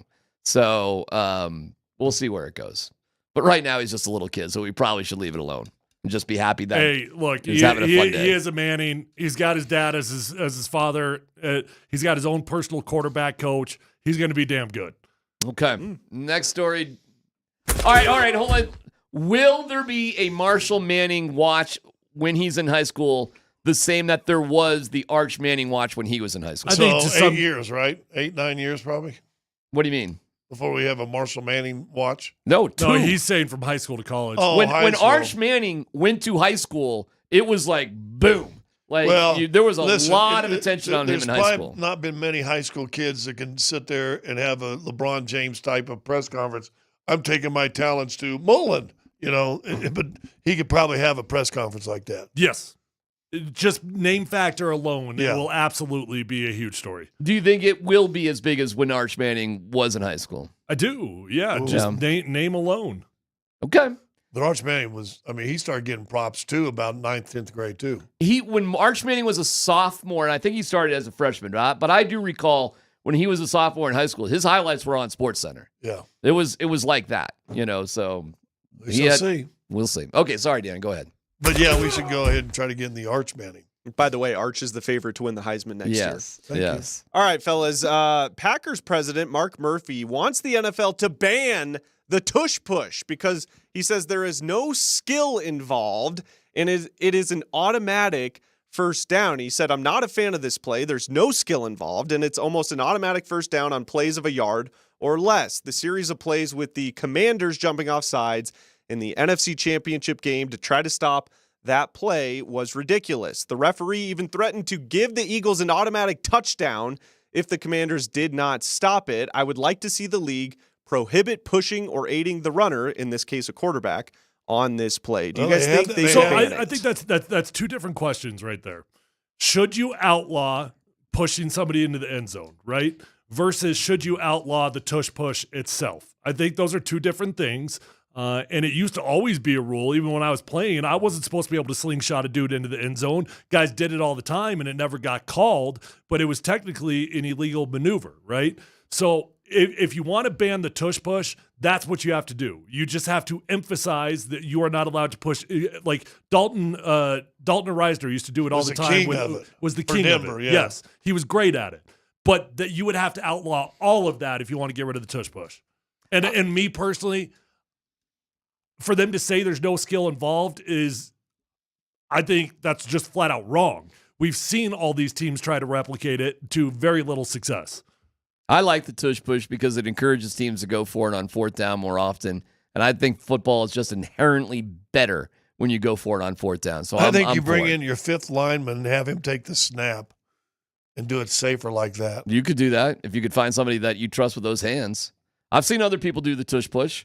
Like the Chiefs, when they do it, use a different guy. So what makes Jalen Hurts so good at it is that he can squat 500 pounds. So what other teams have done to try to replicate that, they'll bring a tight end in motion, and they'll have him take the QB sneak.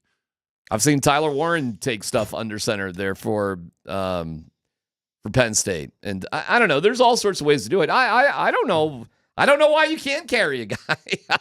I'm fine with it. It doesn't look great. However, it does encourage teams to go for it more often. It does. Stop them. There has been more go for it and fourth downs this season in the playoffs. And is anybody complaining about that? Everybody loves it. I love it. I love it. It's so much more interesting than watching my team or a team punt the ball. I thought you hated Dan Campbell. I love Dan Campbell. It all ended up where it should have ended up. It all wrapped itself up. I don't hate Dan Campbell. You hate Dan Campbell. Yeah, you do. I'm not a fan of the Dan Campbell cult. You think Dan Campbell's an idiot?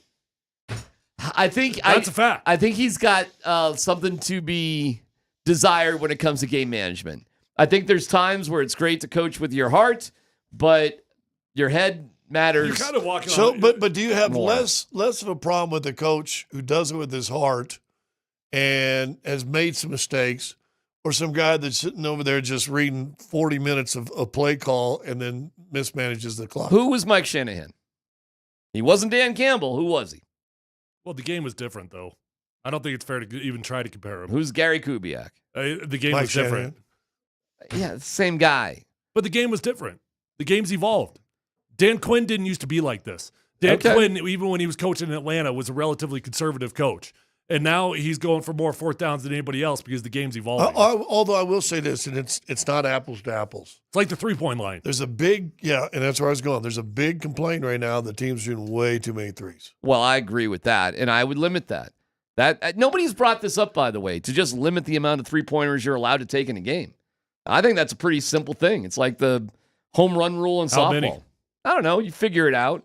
Like they figured out how to move the extra point back. They figured out in baseball where the shift you can have it and where you can't have it. There's got to be a number in basketball that's a fair an amount of three-pointers. But here's the bad thing. All of a sudden you get a 3-point game, late and a team's over the mark. There's 4 seconds to go, and now the team can't even try to tie the game. Perhaps you make a rule. It changes in the last minute of a game. You have but you're going to have then you're telling incompetent people to make sure they understand how to pay attention. I don't know what to tell you. If you want to stop the amount of three-pointers taken, because this strategy is not changing, you'd have to limit the amount of three-pointers you're allowed to take. There really is no other solution. If that's an issue. If it's not an issue, it's not an issue. And you're just going to have... Do you do it? Do you regulate it off? Well, then same thing with push tush. You can do it 3 times a game. Well, that's actually kind of interesting. I guess that's actually pretty interesting. So you have to... That's not bad. You can do it 3 times a game. See, there you go. That's kind of a nice in-between sort of thing. It's a weapon. You have to use it, judiciously. Can't use it all the time. And can you just pick up a running back and throw him across the line at any time like a sack of flour? You were allowed to do that? Probably. I mean, how often does that happen? I don't really understand the problem with it. They wrote it off to safety concerns. Really? The sport's pretty dangerous. Pretty dangerous sport. That's not a bad compromise. You can use it. All right, would you be in favor of limiting the amount of three-pointers you can take in a game? All right, let me say this. I really wouldn't. The Nuggets take the least, 30. The Celtics or Cavs take the most, 50. Give me a just number. by numbers, you could have a great game and lose the game. How many do you need to take away to make it a better basketball game? 40?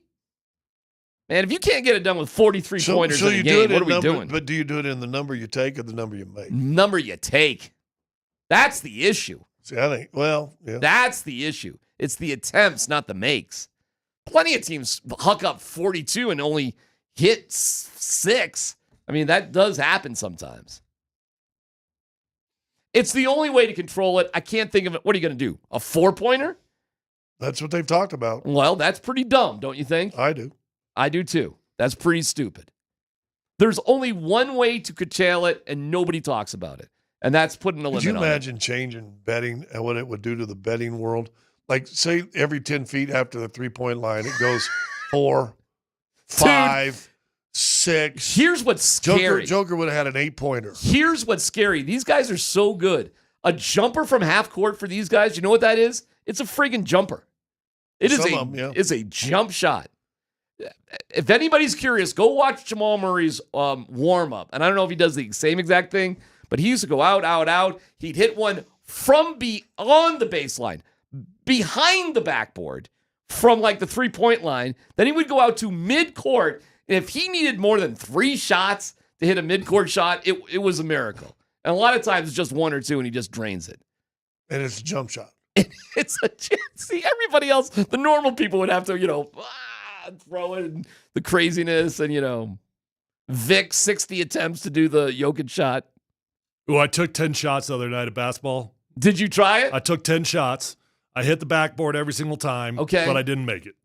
But you got it there, no problem. Oh, a piece of cake getting it there. Oh, so it would drain. It would go in eventually. If you just kept going, it would drop. Yeah, I mean, getting it there was not even remotely Do you challenging. think you could do it in less shots than Vic? You think you could beat 60? I don't know. I mean, I think 60 is actually pretty solid. Well, why don't you go for the next 5 practices, limit to 10. 10 more? Yeah, see if you can do it. There you go. What did the kids think when you were hucking them up like that? What were they saying? They actually all knew exactly what I was doing. That's pretty cool. I told them I was replicating what my coworker did because of Joker. Yeah, and they all knew exactly the shot. That's pretty cool. All right, it's PhD here on 92.5.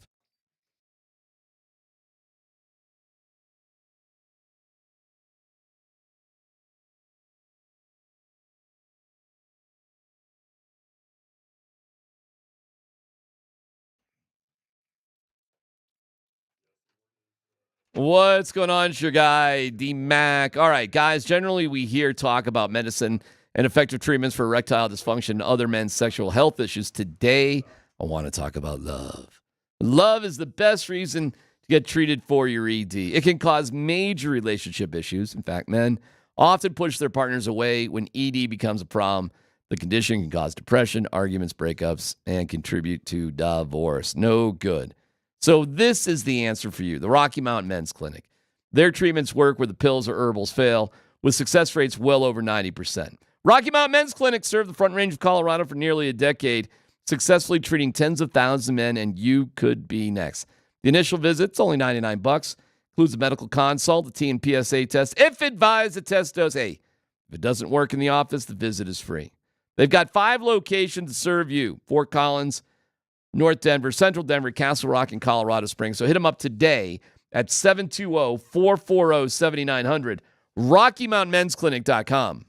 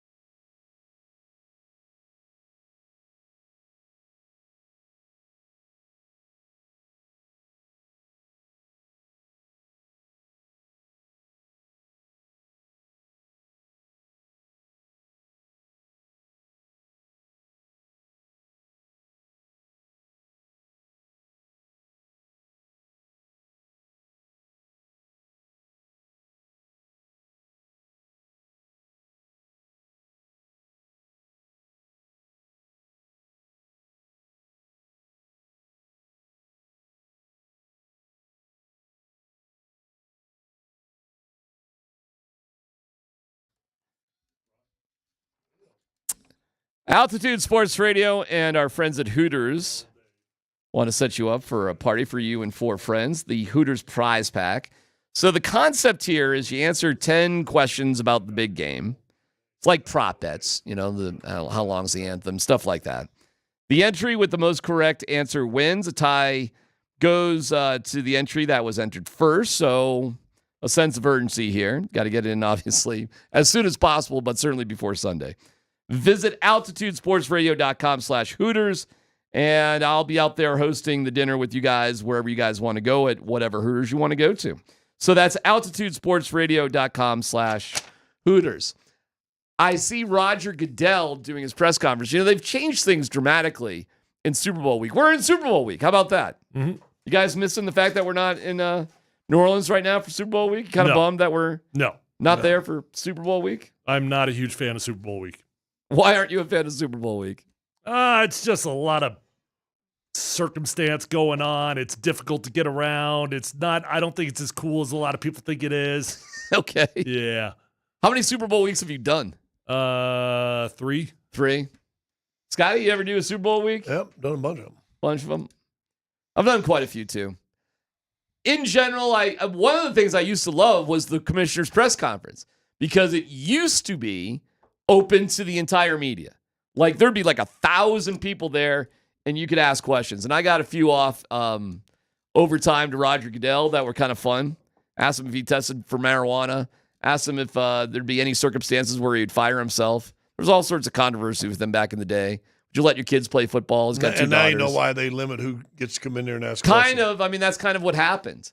But it's, again, now it's boring. It's not as interesting. And they used to do it in the middle of the week, and it was a big deal. Now it's on a Monday, and it's in a small room, and they just allow like the really hardcore NFL reporters to ask the question. It was fun having they allow the people that are in the pocket. They do, and if you remember, Jim Trotter a couple years ago, who worked for the NFL, asked him about basically why is the NFL racist towards people that work for the NFL. It was wild, and he does not work for the NFL anymore. That's what happened there. So I don't know what he's saying here. Usually, that was a fun one. Now they changed it. The halftime show one was a fun one. Beyonce was controversial one year because she was accused of lip syncing, so she just came up and just blasted out the national anthem, which was kind of cool. Prince came up one year and just kind of played guitar and just walked off the stage. I mean, there's been cool things.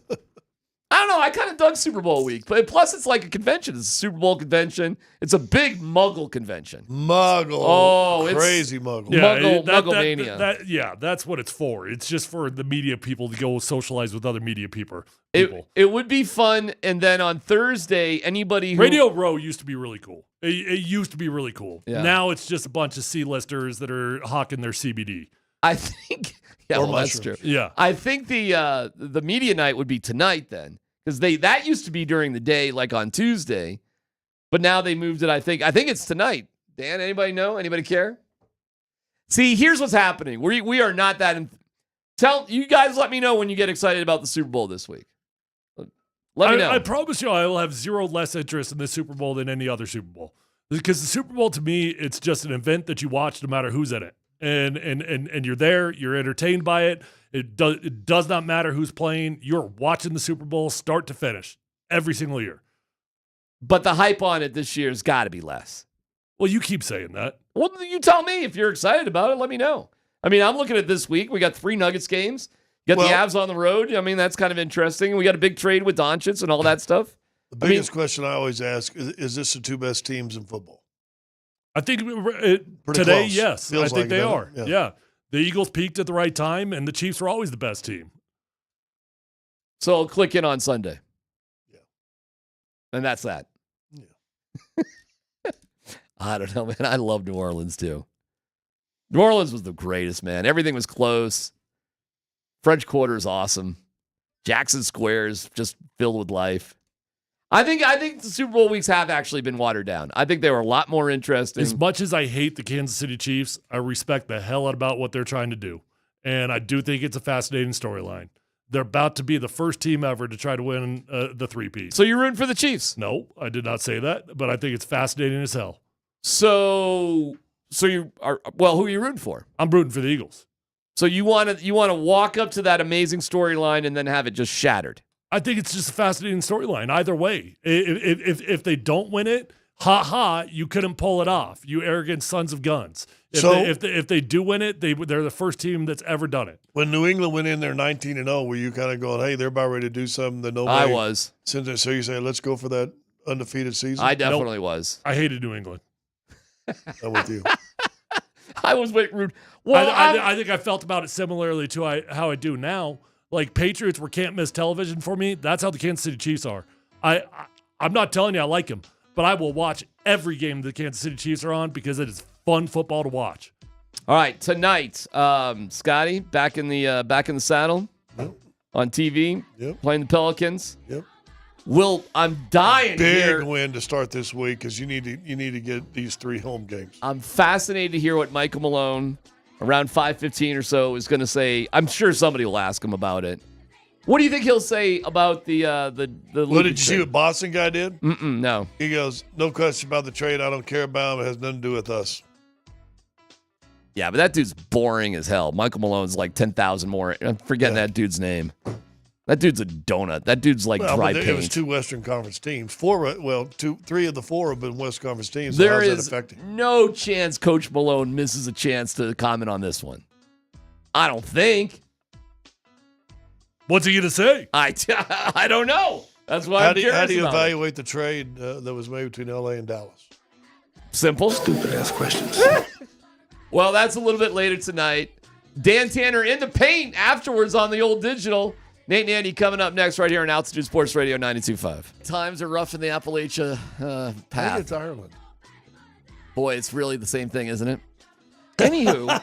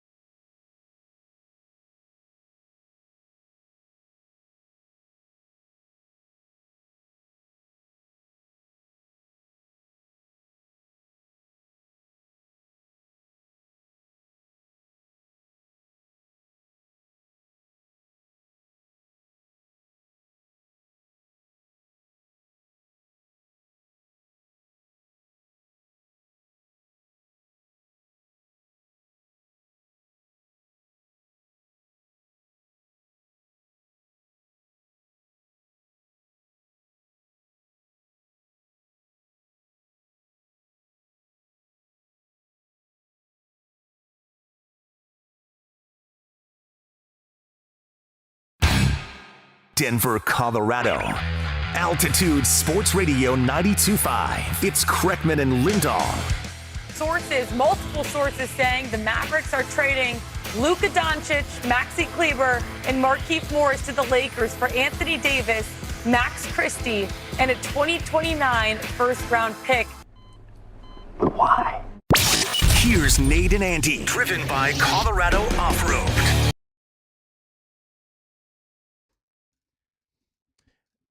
You know, all the updates that we got on this, and, you know, ESPN did a big breakdown today of the trade, how it all happened, the relationship between Nico Harrison and Rob Pelinka, that it was not opened up for bidding or anything like that. It wasn't, hey, everybody call and make your best offer for Luka, that apparently Nico Harrison, for whatever reason, was really hot to trot to have Anthony Davis on his team. But all I could think is, like, how disappointing that is, that Nico Harrison never stopped to really consider, should I trade Luka Doncic to Denver for Zeke Naji? And that is probably the most upsetting thing to me about this trade. Yeah, I mean, if you wanted to talk, you know what this feels like? Touch of Russ vibes. I'm not talking Westbrook. Remember, nobody else got to weigh in on the Russ bidding when Russell Wilson was traded to Denver. Not really. So maybe I'd warn you a little bit about how these one price, one person, 1 hour deals kind of go. So apparently, with all due respect to Shop, they'd give you a better deal than I think you got, dude. Do you think, like, the whole time, and Ramona Shelburne wrote about this today, like, okay, so Nico Harrison and Rob Pelinka, they go way back. They've known each other for 20 years. All right, and they came up together working with Kobe and the shoe deals and all of that.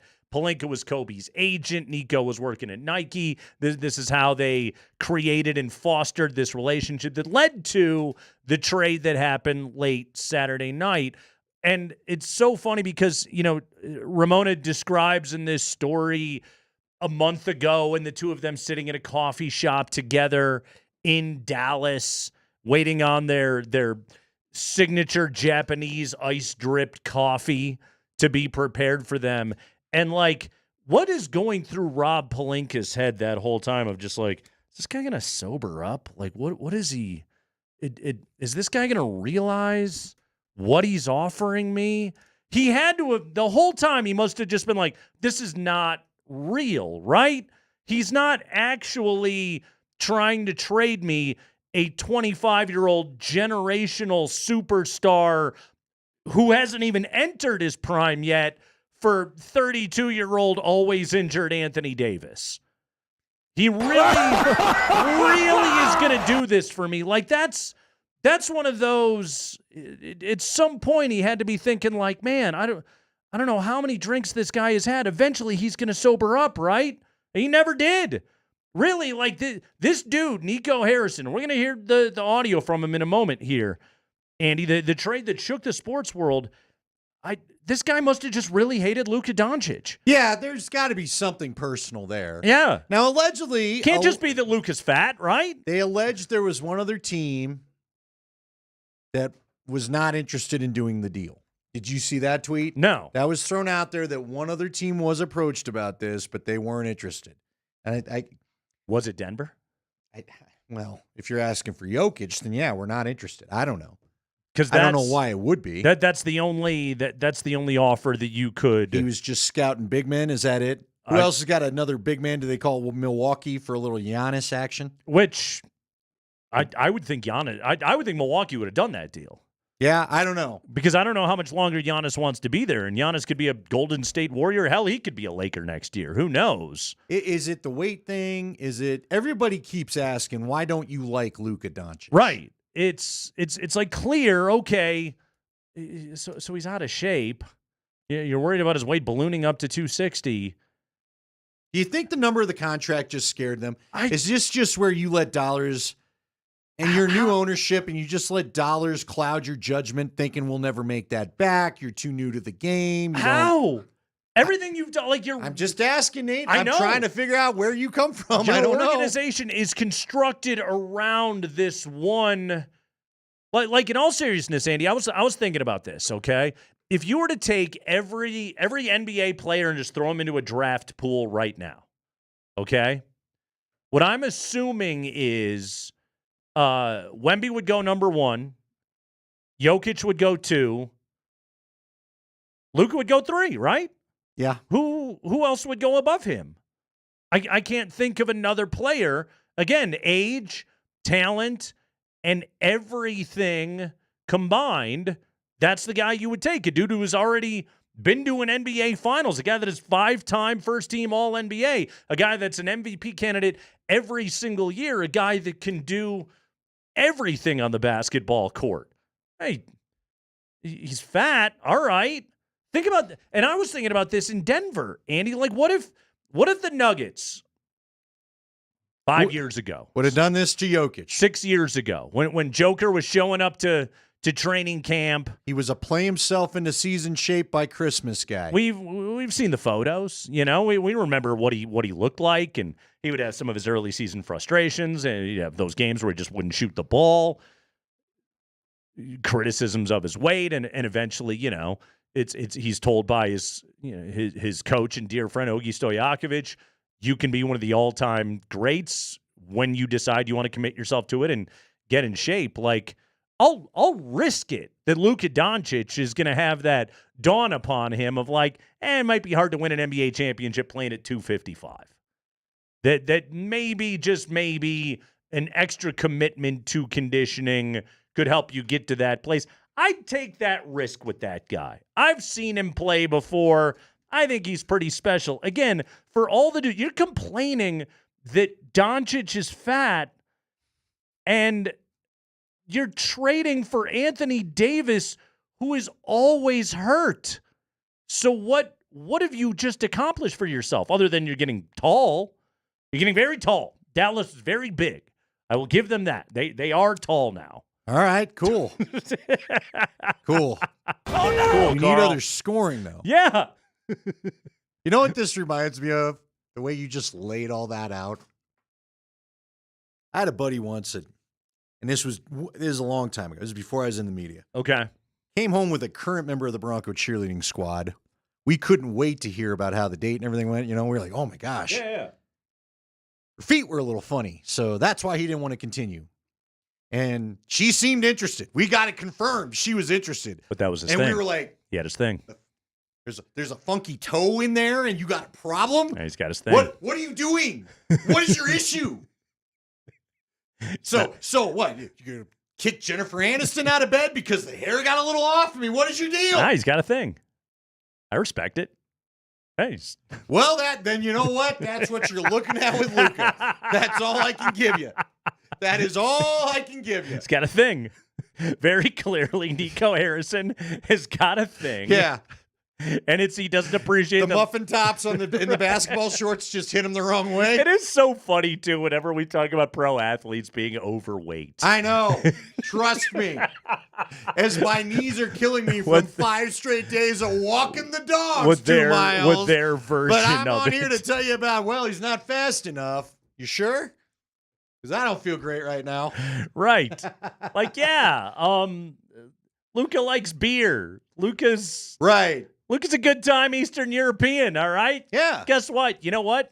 Our guy likes it too. He may be, guess what? He may have some Kenny Stabler after-hour parties, whatever. Yeah. I'll live with it.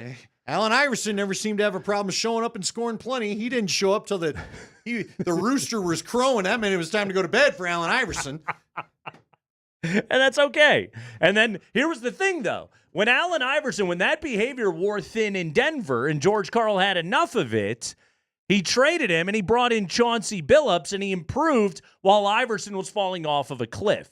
Now, look, if Luca Doncic is about to turn into, I don't know, a 17-point-a-game, 5-turnover guard, then maybe Nico Harrison is onto something. I just don't think at 25 years of age, there's a cliff that guy's about to fall off of. I don't quite see it. Iverson was getting up there a little bit, you know? And again, he's a straight-up jump shooter, right, Nate? It's not like he's not Michael Jordan in the early years. It's only going to be able to dunk. No, he's That shot doesn't really go away. A part of his brilliance is that he is 260, 255, whatever it is, because nobody can get in front of him. He'll just steamroll your ass and then go score. Because that's what he does every single time that he touches the ball. And oh, by the way, while he's doing that, you foul him, and then he goes to the line, and then he bangs a free throw, and then he jogs back on defense, and he complains to the referees, and he gives a half-hearted effort on defense, and you live with it because he's going for 38. Yeah, he's outscoring what he's giving up. Yeah. Maybe he wasn't into Lone Star beer. Maybe that's the issue. Maybe that was so. I don't he know. didn't care for his choice of beer. You're going to be in Texas. You're going to drink Lone Star. Real quick on that. Uh-huh. Just for fun. Okay. What's the worst local beer? And I want it 303-504-0925. Get in the hunt early. Okay. What is the beer everybody tells you about that you got to have, and you have it, and you're like, all right, everybody calm down. You know what I mean? Like, it's fine, but Lone Star is one of them. What's the Pittsburgh one, too? Oh, Steel City or something like that? Not Steel Reserve, is it? That's the 40. That sounds dangerous. I know. I think it's like Steel City or something. I'm probably the wrong guy to ask this because I love all beer. I know, but again, they're like, oh, you got to have it. You got to seek it out. Can't leave till you had one. And maybe I am the problem. Maybe you're pointing that out. I'm like, it's a lager. It's fine. I'll still take my Coors, you hippies. You rednecks. You know what? You know what beer people used to freak out about? Iron City. Thank you, Mike. Yes. Fat Tire. It's already catching strays. Fat Tire. Yeah. People used to freak about Fat Tire, and Fat Tire wasn't bad.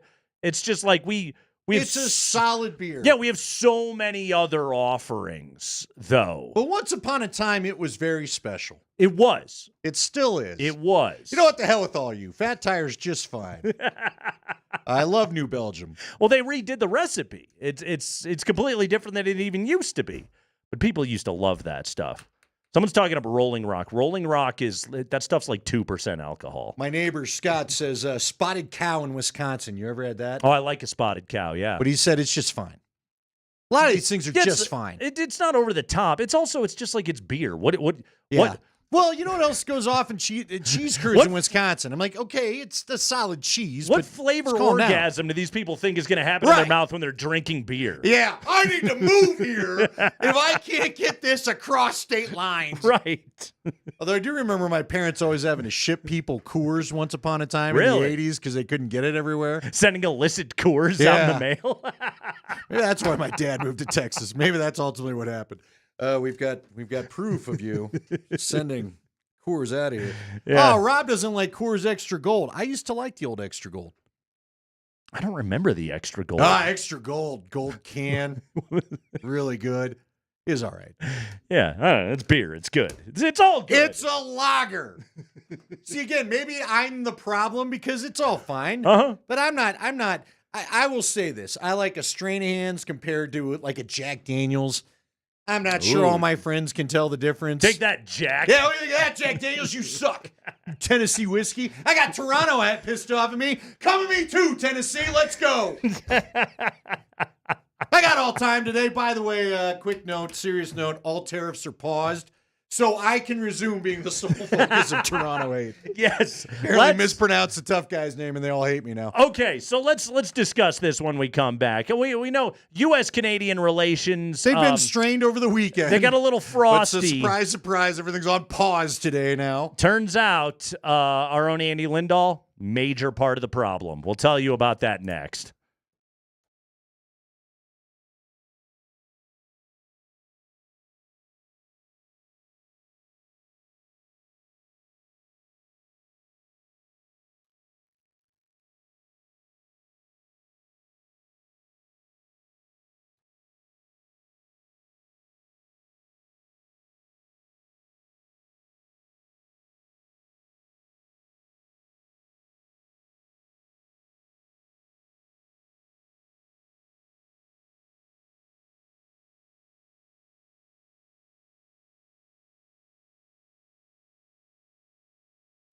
Hey guys, Andy Lindahl here for Colorado Off-Road. Well, if you're looking for truck or 4x4 accessories, this is the spot for you. I'm going to help you find it here. If you're new to Colorado, this is the place to check out. If you've been in Colorado forever and didn't know about it, please go check them out. They're coming up on 25 years in business here. It's a good long time running Colorado business, which means they know what works and what doesn't for the Colorado climate with the snow and the cold and the temperature swings. Remember, a week ago we were freezing, and now it's going to be near 70 today. I got a bed cover for them off the suggestion of Jerry Jones. Not only am I happier with the fact that it folds into 3 rather than just one solid unit that works as a lid, but it's held up great. We're going on 6 years of having this bed cover on my truck, and it looks like the day. Got a little sunwear on it now, but as far as the stability of it, works like the day that I got it. Love it. And Jerry Jones will do the same for you also, even though it's 70 and going to be warm this week. Looks like winter returns next week. Great time to get a remote start put in the vehicle if you don't have that already. Anything you could want over at Colorado Off-Road. If you're a contractor, they can upfit your vehicle as well. Find them at cooffroad.com or give them a call, 303-761-1264.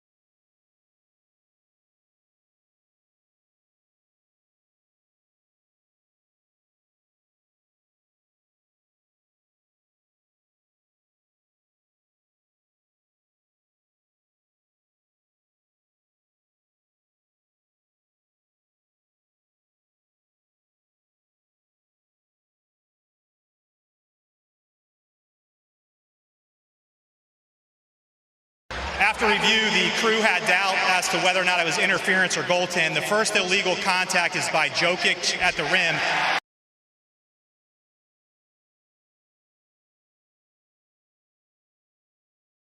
I'm sorry, what was that? What do you call him?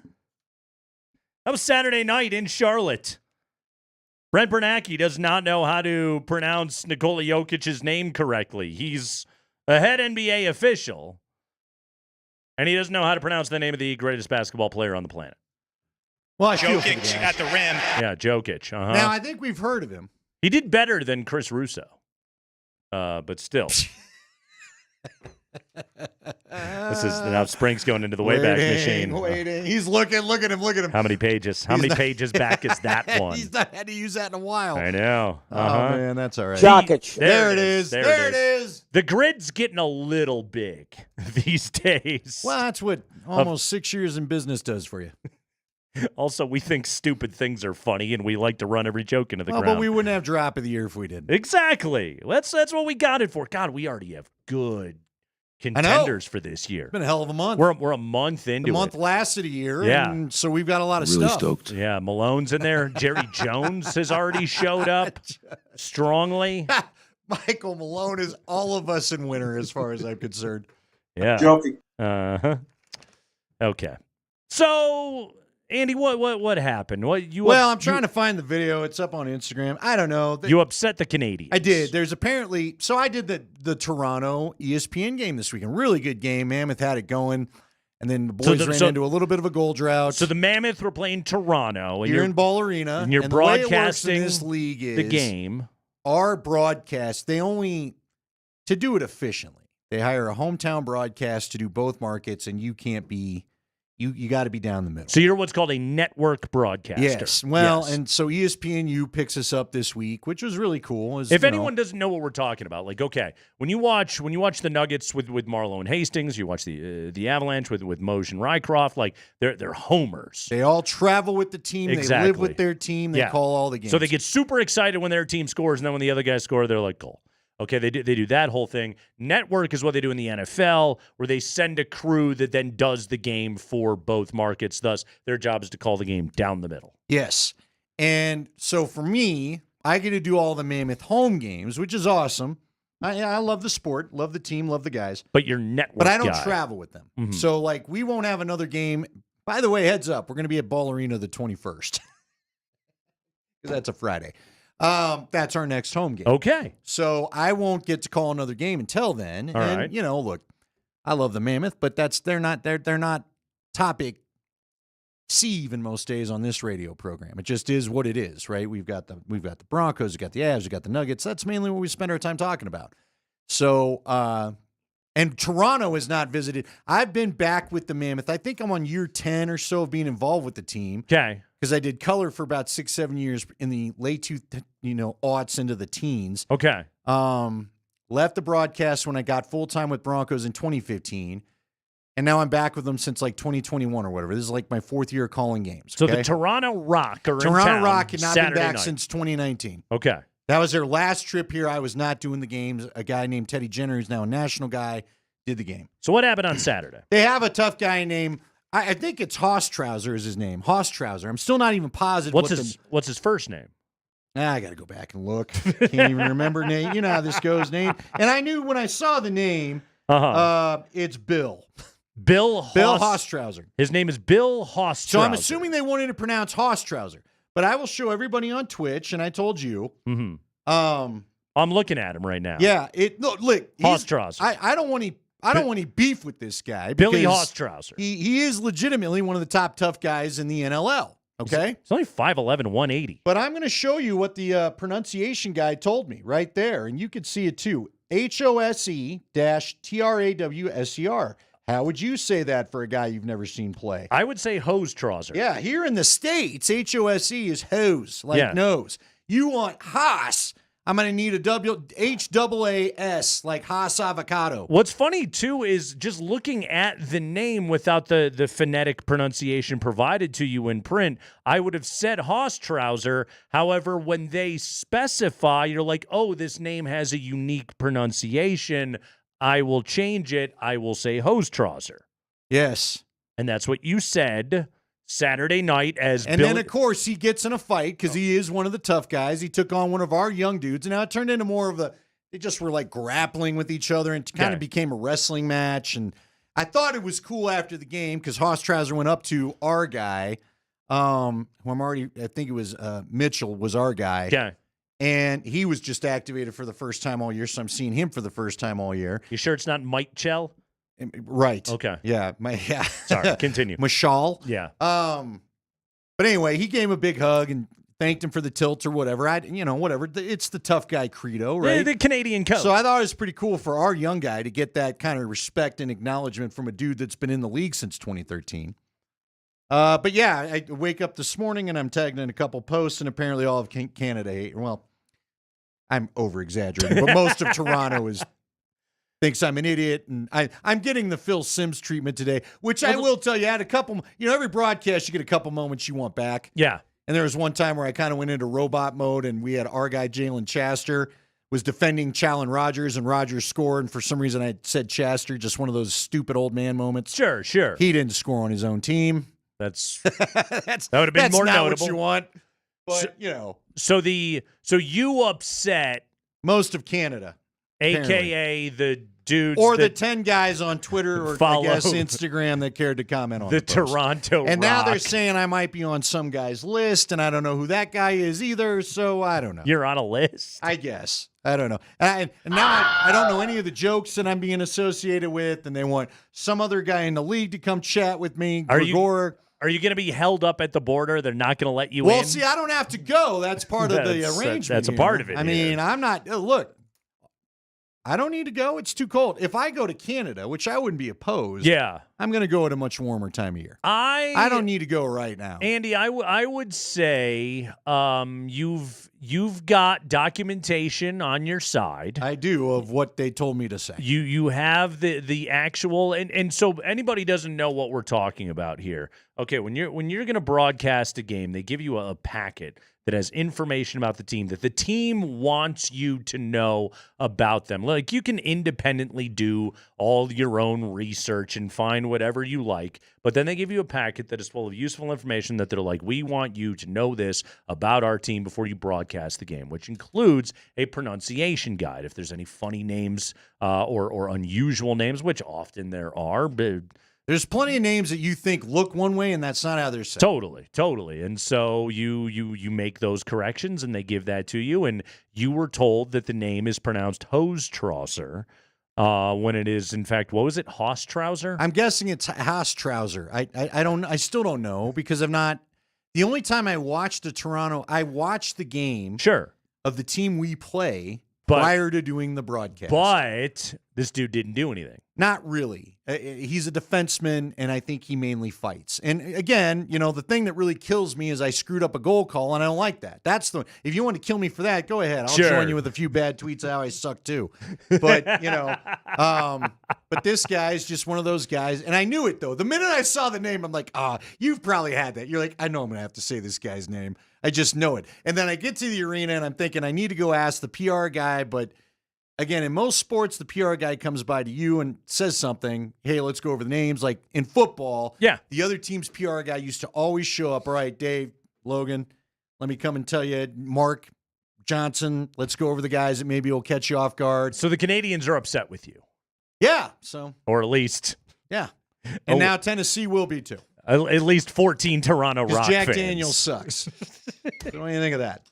I'm a Strain Hands guy, 10th Mountain, all those Colorado whiskeys all day. Yeah. What do you think of that, pal? Mountains 1 through 9 as well. That's right. What you want. Yeah. What you want. Little old elk. Let's do it. Still better than your trash Jack. Even Gentleman Jack. 281 wants to know if it was trouser hose. Okay. All right. Yeah, well. Mm-hmm. Yeah. We got some other neat local beers people are throwing out there that are kind of like the fake call you get. The Nuggets, Andy, they play the Pelicans tonight. I know how to say that name. Pelicans? Pelicans? I don't know. Do you go Pelicans? New Orleans or New Orleans? I've always been New Orleans. Yeah, but I know plenty of people that say New Orleans or New Orleans. Yeah, there's like you said. There's New Orleans, there's New Orleans, or there's New Orleans. Which one is it? I've always just been New Orleans. No Peyton Watson. He's going to be out for 4 weeks. That's not great. Yeah, That's not ideal.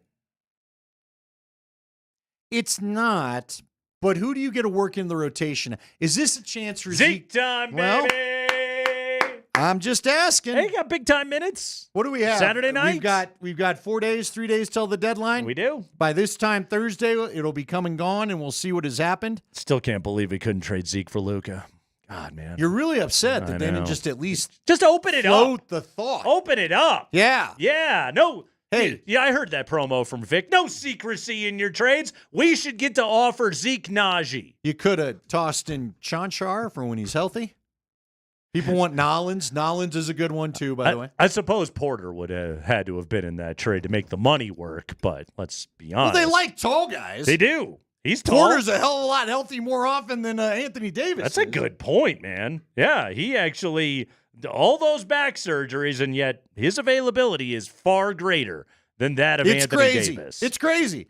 I still hear some people throw out there they're not positive he passed a physical, and yet he doesn't miss any games. No, he doesn't. Andy, you want me to do the thing where I tell you that the Nuggets are 10.5-point favorites? No, I don't know. And Are you feeling good? You the feeling saucy? Pelicans have lost 5 you in a said row. a week and ago this doesn't affect you. You feeling good? They just lost to Dejounte Murray to a torn Achilles, and the Nuggets should be able to, I don't know, handle this game All right, tonight as hold a on, real quick. double-digit favorite Save your at takes. home. Just pause it for me, my friend. Can we get him music for this? What do you think would be the appropriate music for Nate about to hex the home team? Where I describe that the Nuggets are playing an inferior opponent and this tonight, shouldn't be a problem, and should be able he just pokes every to handle bear in the Karma universe their business tonight against this team that is not particular. Not good at all. I will say this: Zion is always good against the Nuggets. Okay, so that gives you one little piece of pause. That's a thing. And I've seen C.J. McCollum hit some big-time shots against Denver. It was like 8 years ago, but it still happened. He still has a chance. He still shows up and is annoying, grown-up He's a guy. Urkel every now and again. I've seen Jose Alvarado hit some big-time shots against Denver. I've seen these things happen before. Andy, again, I'm going to go out on that limb and say I like the Nuggets in this one tonight. I really do. There you go, Spring. There it is. There you go, Spring. That was perfect. Well done. You deserve a raise. Well done. All right, just take the day off. You All right, can't, I'm outta 'cause here. I don't See know you what we're guys. going to do when you leave. It's But nice outside. Yeah. We don't know how to turn on the yeah. microphones. Well, Steve's point here, we're going to make Steve go in there. There's Steve. You have to run the board, Steve. I think it's a violation of Mark union is rules. leaving. Should we just see how that goes? Hey, if you don't think that job's hard, put someone there that's never done it. You'll see how hard it is. You think you're picking up on that? Yeah, that's Springs. Wait a minute. What do all these things do? I couldn't do Springs' job. No, God, no. He could do what I do in a second. I can't do his job for anything. So I had a guy come in one time. He wanted an old school story. Let's have it. Not sure I'm clear to tell it, but I'm going to anyway. Watch that clock. Remember Go. when the DNC was in town? Oh, wait. When Obama got the nomination, Yes. right? President Obama won his nomination. Mm-hmm. So it was then. Kind of a course, big event I'm here. over at KOA. Yeah. Kind of a big deal at KOA. And they got a morning news program. Okay. And the guy doing Spring's job had very much enjoyed himself at the DNC parties the night before. Okay. And I guess he showed up late, and the dude he was replacing was an overnight guy. And I've been an overnight guy, where normally your job is one quick fire of the ID, and everything does itself. Okay, But on a news program, running the board at KOA that's like NASA, like mission control. because you've got it's a nightmare. This mic's got to go on. This Yeah. mic's got to turn off. Now we go to the news booth. Now it's up to the traffic copter. Now we go to the, now here's a little music. Here's a recorded piece. How's Wadsworth? And on top of it, Wadsworth wasn't there yet. Some stop and go from Wadsworth. Yeah, it still isn't, far as I know. And then they were on a remote, which means that's a whole other little slide dealy. Uh-huh. So if everybody can, if nothing else, if you can imagine the music mixing boards, that's what Spring's looking at. And you've got to pot up the right channel that the audio is coming out of. The overnight guy had no idea what was coming from where and just put everything up. He just slid all the slide pots up all at one time. Bad idea. And freaked out. It was like, I'm leaving. And he was irate because everybody knew this guy could not handle that shift. That's why the dude doing the shift is doing the shift. And my guy comes in not quite in the right frame of mind, and his mind could not process why they were all just juiced.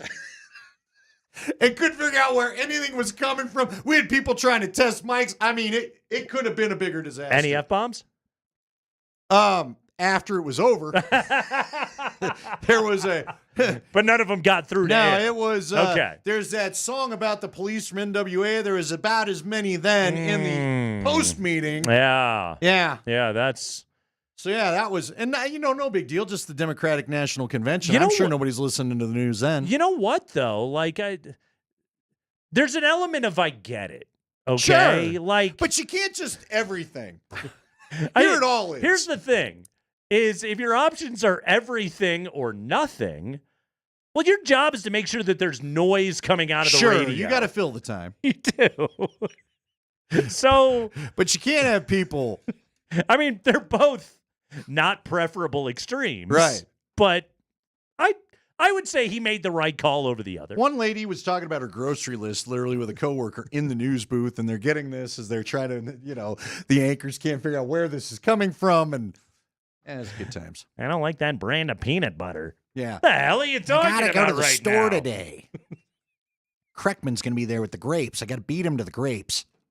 Oh, man, I got grapes today. They're fantastic. It's the Kreckman and Lindahl show. Stop by the Safeway. Load it up. Do you know that our Twitch feed is brought to you by Safeway? Shop Safeway's winter, although it feels like spring today. 4 times points event. Earn up 4 times the points to redeem on gas and groceries. Save big on the season's hottest items. Clip the offer in the Safeway app to start earning today.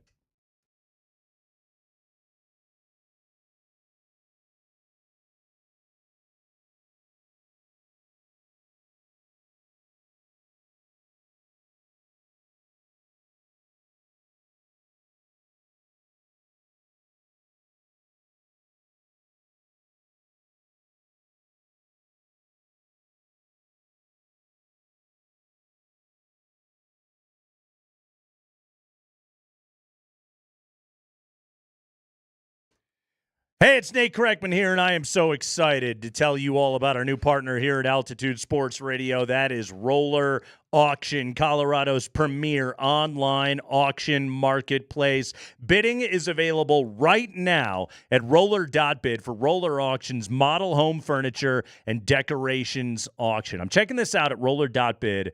Sectional couches, coffee tables, end tables, cabinets, dressers, chairs, available to be bid on right now, and you can find some great deals. What about a china cabinet? Can I get a china cabinet? They've got them People available don't have to enough you. china cabinets anymore, Nate. Beds, bed frames, great prices on mattresses, lamps, rugs, mirrors, just a lot of really nice home decor. Go to roller.bid right now and check out this model home furniture and decorations auction. And that's what's so great about Roller Auction. Anybody and everybody can bid. It is so much fun.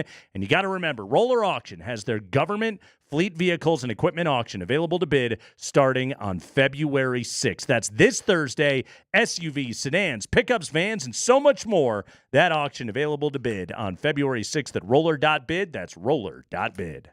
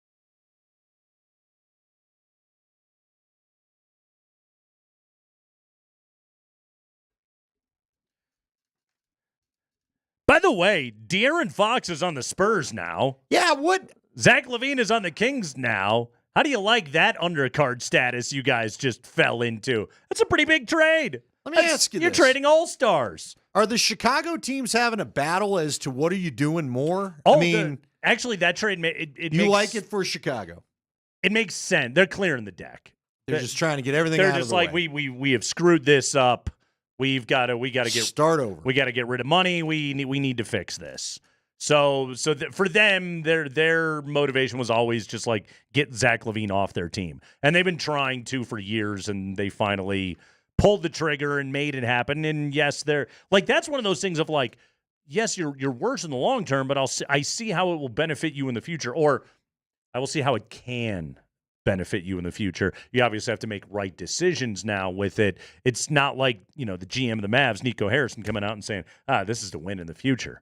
Really? With your 32-year-old Anthony Davis and 33-year-old Kyrie Irving? Tell me how you're going to be really good for a long time. Yeah, there's a chance Dallas looks all right in the next couple years for the trade while they try to figure out the Lakers roster, the rest of that. But, I mean, come on. All right.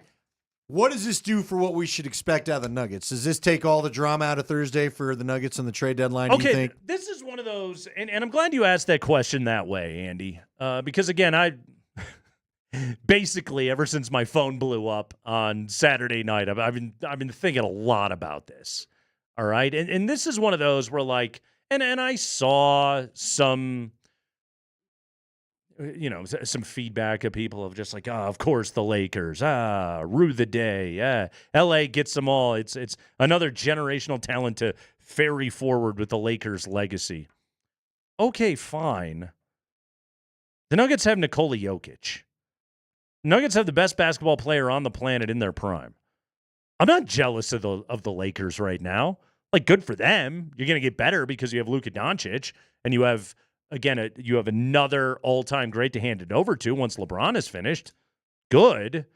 You're still chasing Denver. You're still chasing. And you got smaller, right? You're chasing the team that has Nikola Jokic, the best player on the world currently. Like, one of the other things about all this is these things go down at the trade deadline, and you see the Spurs getting better, and I think that's going to benefit the Spurs. I think De'Aaron Fox is a really good player, and I think he's going to be a good fit with Wemby, and I don't think that makes them better than Denver or makes them a top 4 team in the West right now, but within a year or two, yeah, they're going to be pretty good. But they were always going to be because Wemby is there. And now Luka is in LA, and the Lakers have the natural ability to be able to attract talent and build up around him, and they're going to be good. And it'll honestly kind of look like it did in the aughts, where it's the Lakers and the Spurs kind of trading greatness. But also, Denver they're gold, man. They're great. Did you see what the championship odds did for the Lakers? I went to 3rd in the West. That's great. You know who's 1 and 2? Oklahoma City and Denver. They're chasing Denver. The Nuggets are in a spot right now where they have an all-time great talent playing for their team. And also, they know they do. The owner knows that. The general manager knows that. He says his job is to shepherd the legacy, steward the legacy. I think that's the word, steward, the legacy of Nikola Jokic. The coach knows that. There's not a single person in the Denver Nuggets organization that sits around and goes like, oh, man, I don't know if Jokic is the answer. No, they all know. They all know how fortunate they are to have that guy right now. And the Nuggets are one of the teams that they're all chasing. And the Nuggets also have this thing that is built upon continuity. Now, it's tough because the CBA and the aprons, and KCP's not here anymore, and Brucey B's not here anymore. And you can't just keep it together and build a dynasty. It's a lot harder in today's NBA, and they've had 6 different champions over the last 6 years, and that's the way that the commissioner wants it in the NBA. But even amidst all of that, in this current era, they're all chasing the Nuggets. That's what's happening right now. So while I can look at it and go, oh, of course the Lakers got Luka, I'd still rather be a Nuggets fan today. No, that's fair enough. They still have their core together, and they've done it together. I still think this core's got to get back to enjoying the game of basketball together. And hopefully, how far are we from the All-Star break? What do you got, 5, 6 more games? We're closer to – so the Four Nations and the All-Star break will happen about the same time. And you got some lousy opponents coming up here for the Nuggets. Well, they got these games they need to handle their business on these next couple of days, right? Yeah. So look, I didn't say anything that time. Yeah, I handle your business. Handle your business. I didn't handle your business. Definitely say they would, but yes, you beat should. the Pelicans and beat Orlando and beat Phoenix and beat the Blazers a couple of times and then roll off. So they got 6 games till the break. Okay. I feel like they should win all 6. I feel like the Avs and the Nuggets both need the break. In my just opinion. Put it that way. Although half the Avs are now going to go participate in Four Nations, so I don't know how much of a break it's going to be. Did you see Jokic's conversation with Scotty after the game the other night? And he's just like, I don't know why we do this. Again, should have been a comfortable win the other night against Charlotte, and then he's sitting there going, I don't know why we do this. You know what? So I saw it on TV, but we were wrapping up our game coverage that we talked about. But you're right. The body language told me all I needed to see. I wanted to go back and watch it. I feel like Nikola, he might be showing a little annoyance with his team for the first time in a couple of years. You know, I think there was some hints of it in the Knicks game. He's played frustrated a little bit. He's lately. played frustrated, and he's taken a few threes. And again, this is where I don't know what all is going on. This has felt like a very weird year, but maybe they just need a little. The problem is the guy that I think probably could use the rest more than ever because he's a new dad is Nikola, and he's got to go play the All-Star game. Yeah, but that's not hard. He just want he would like to not deal with any of it. Right, though. he'd You know rather what I just mean? sit at home. Yeah. So, but yeah, go get these. Look, just keep notching the wins, and I guess we'll see where this all lands out. I'm just not sure what to expect out of the trade deadline now. You know, the Zach LaVine thing is now off the table unless Sacramento acquired him to move him again, which seems unlikely. I think it's pretty clear what happened there is, the Nuggets kicked the tires on it, and then they became less motivated. And a few things happened. Jamal started playing better.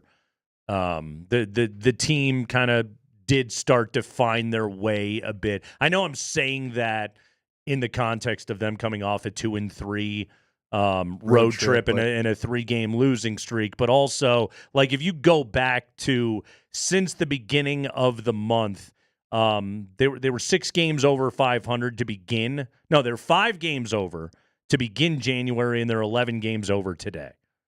That's great. That's a good month. That's a really good month in the NBA. Could have been a little bit better. I would have appreciated you, not losing in Chicago, but they had a pretty good month. So the Nuggets don't have to be super motivated to do too much.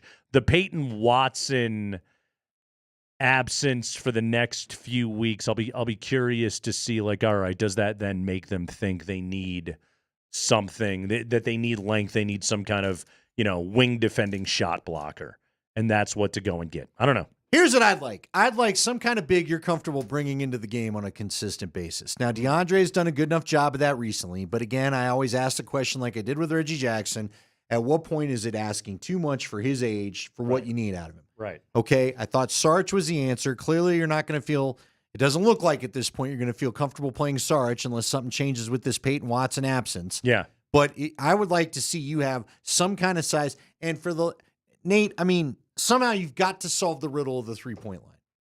Somehow. Defending it or shooting Defending it. Yeah. Now, shooting it would be great, but, at some point, if Porter gets going, then when Porter and Jamal are hitting threes, you're fine, right? Yeah. But defending it, again, it nearly kills you way too often. And the bad teams have a chance because even bad teams have good 3-point shooters. And that's how some of these games stay tight when they shouldn't. Can I read this By all text means. from Ramon? Our guy, Ramon. Any chance of Denver landing that Frenchie with the badonkadonk that drained all those threes in Philly? You have no idea, and I'm sure people have been listening to it. Mike Sanford's favorite NBA player is Gershon Yabusele. Loves him. Can't get enough. Discovered him last week when we were or 2 weeks ago, whenever it was, when we were at the Nuggets Philly game. He was like, and that's his new guy? Kind of like this dude. Then he went off the other night against the Nuggets.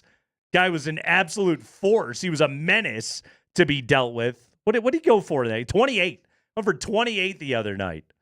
Hell yeah. Go get Gershon Yabusele. Okay, here's my new comp to that, though.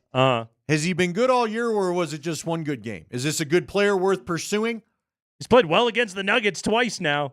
Okay, but remember the do you remember the Blind Melon album? He went for 21 against Boston the next night, too. People have written in about this, but the Blind Melon album that had No Rain, and everybody went and got the Blind Melon album thinking it was all No Rain, and turns out they're a little harder than what No Rain was. And it was like the hit that doesn't give you a true taste of what the band is. No Rain was like, was that like their monster ballad?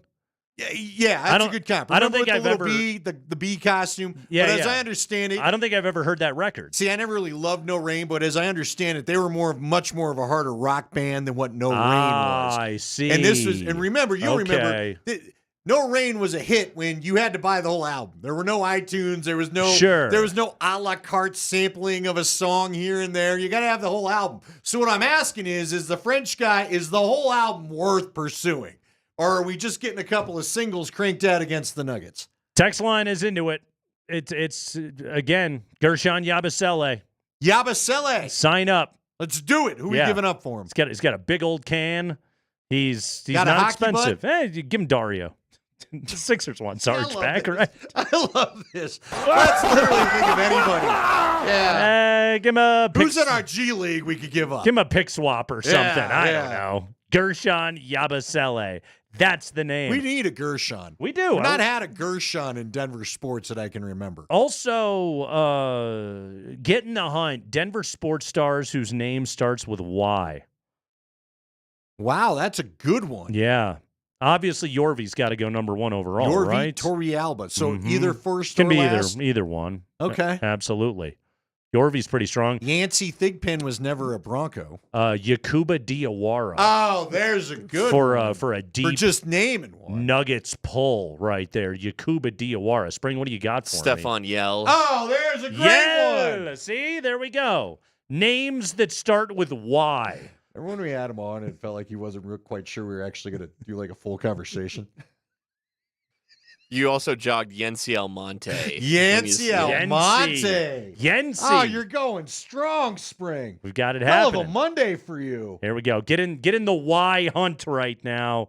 I got a mock draft. Ooh, Yari Curry. There's a good one. He spent about 2 days here. You got a mock? Is it for us or for what's going on? Justin wins. Put that on a jersey. It's Kreckman and Lindahl.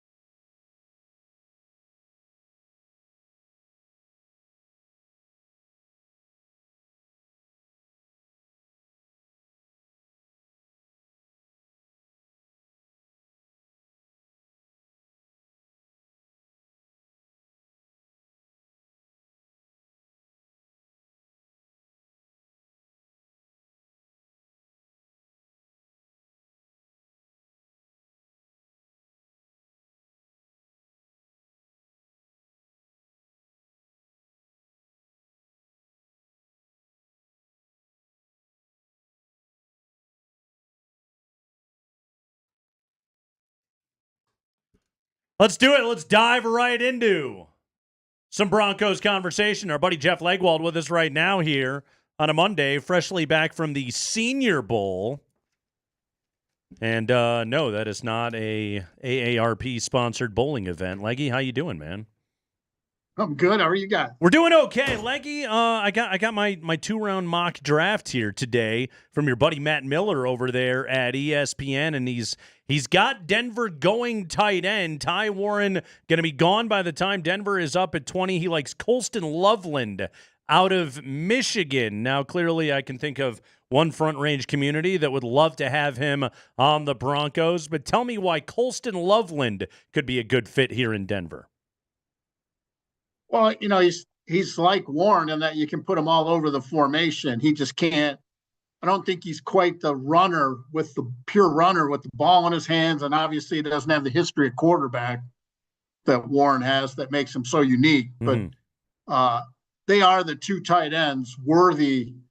Will they both have true first-round grades? I can't say that for every team, but they're the two guys who are worthy of that early pick.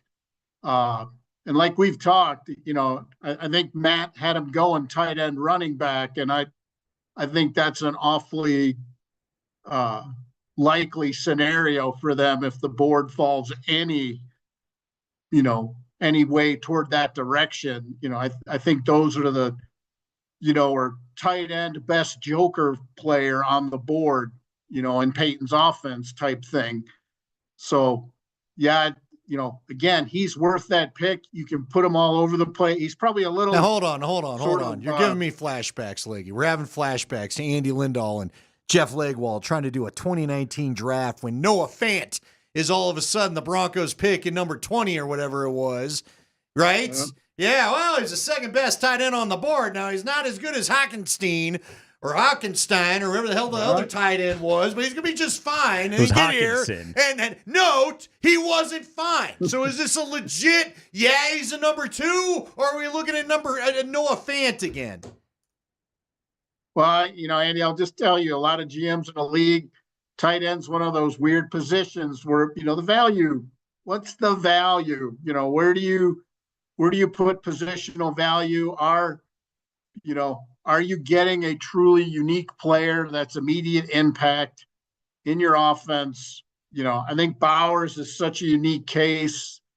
It would be very dangerous for people to sort of say, oh, yeah, the Raiders got him in the middle of the round, and it's, that's perfect. That's the way to do it. No, he was probably a top 5 player on everybody's board.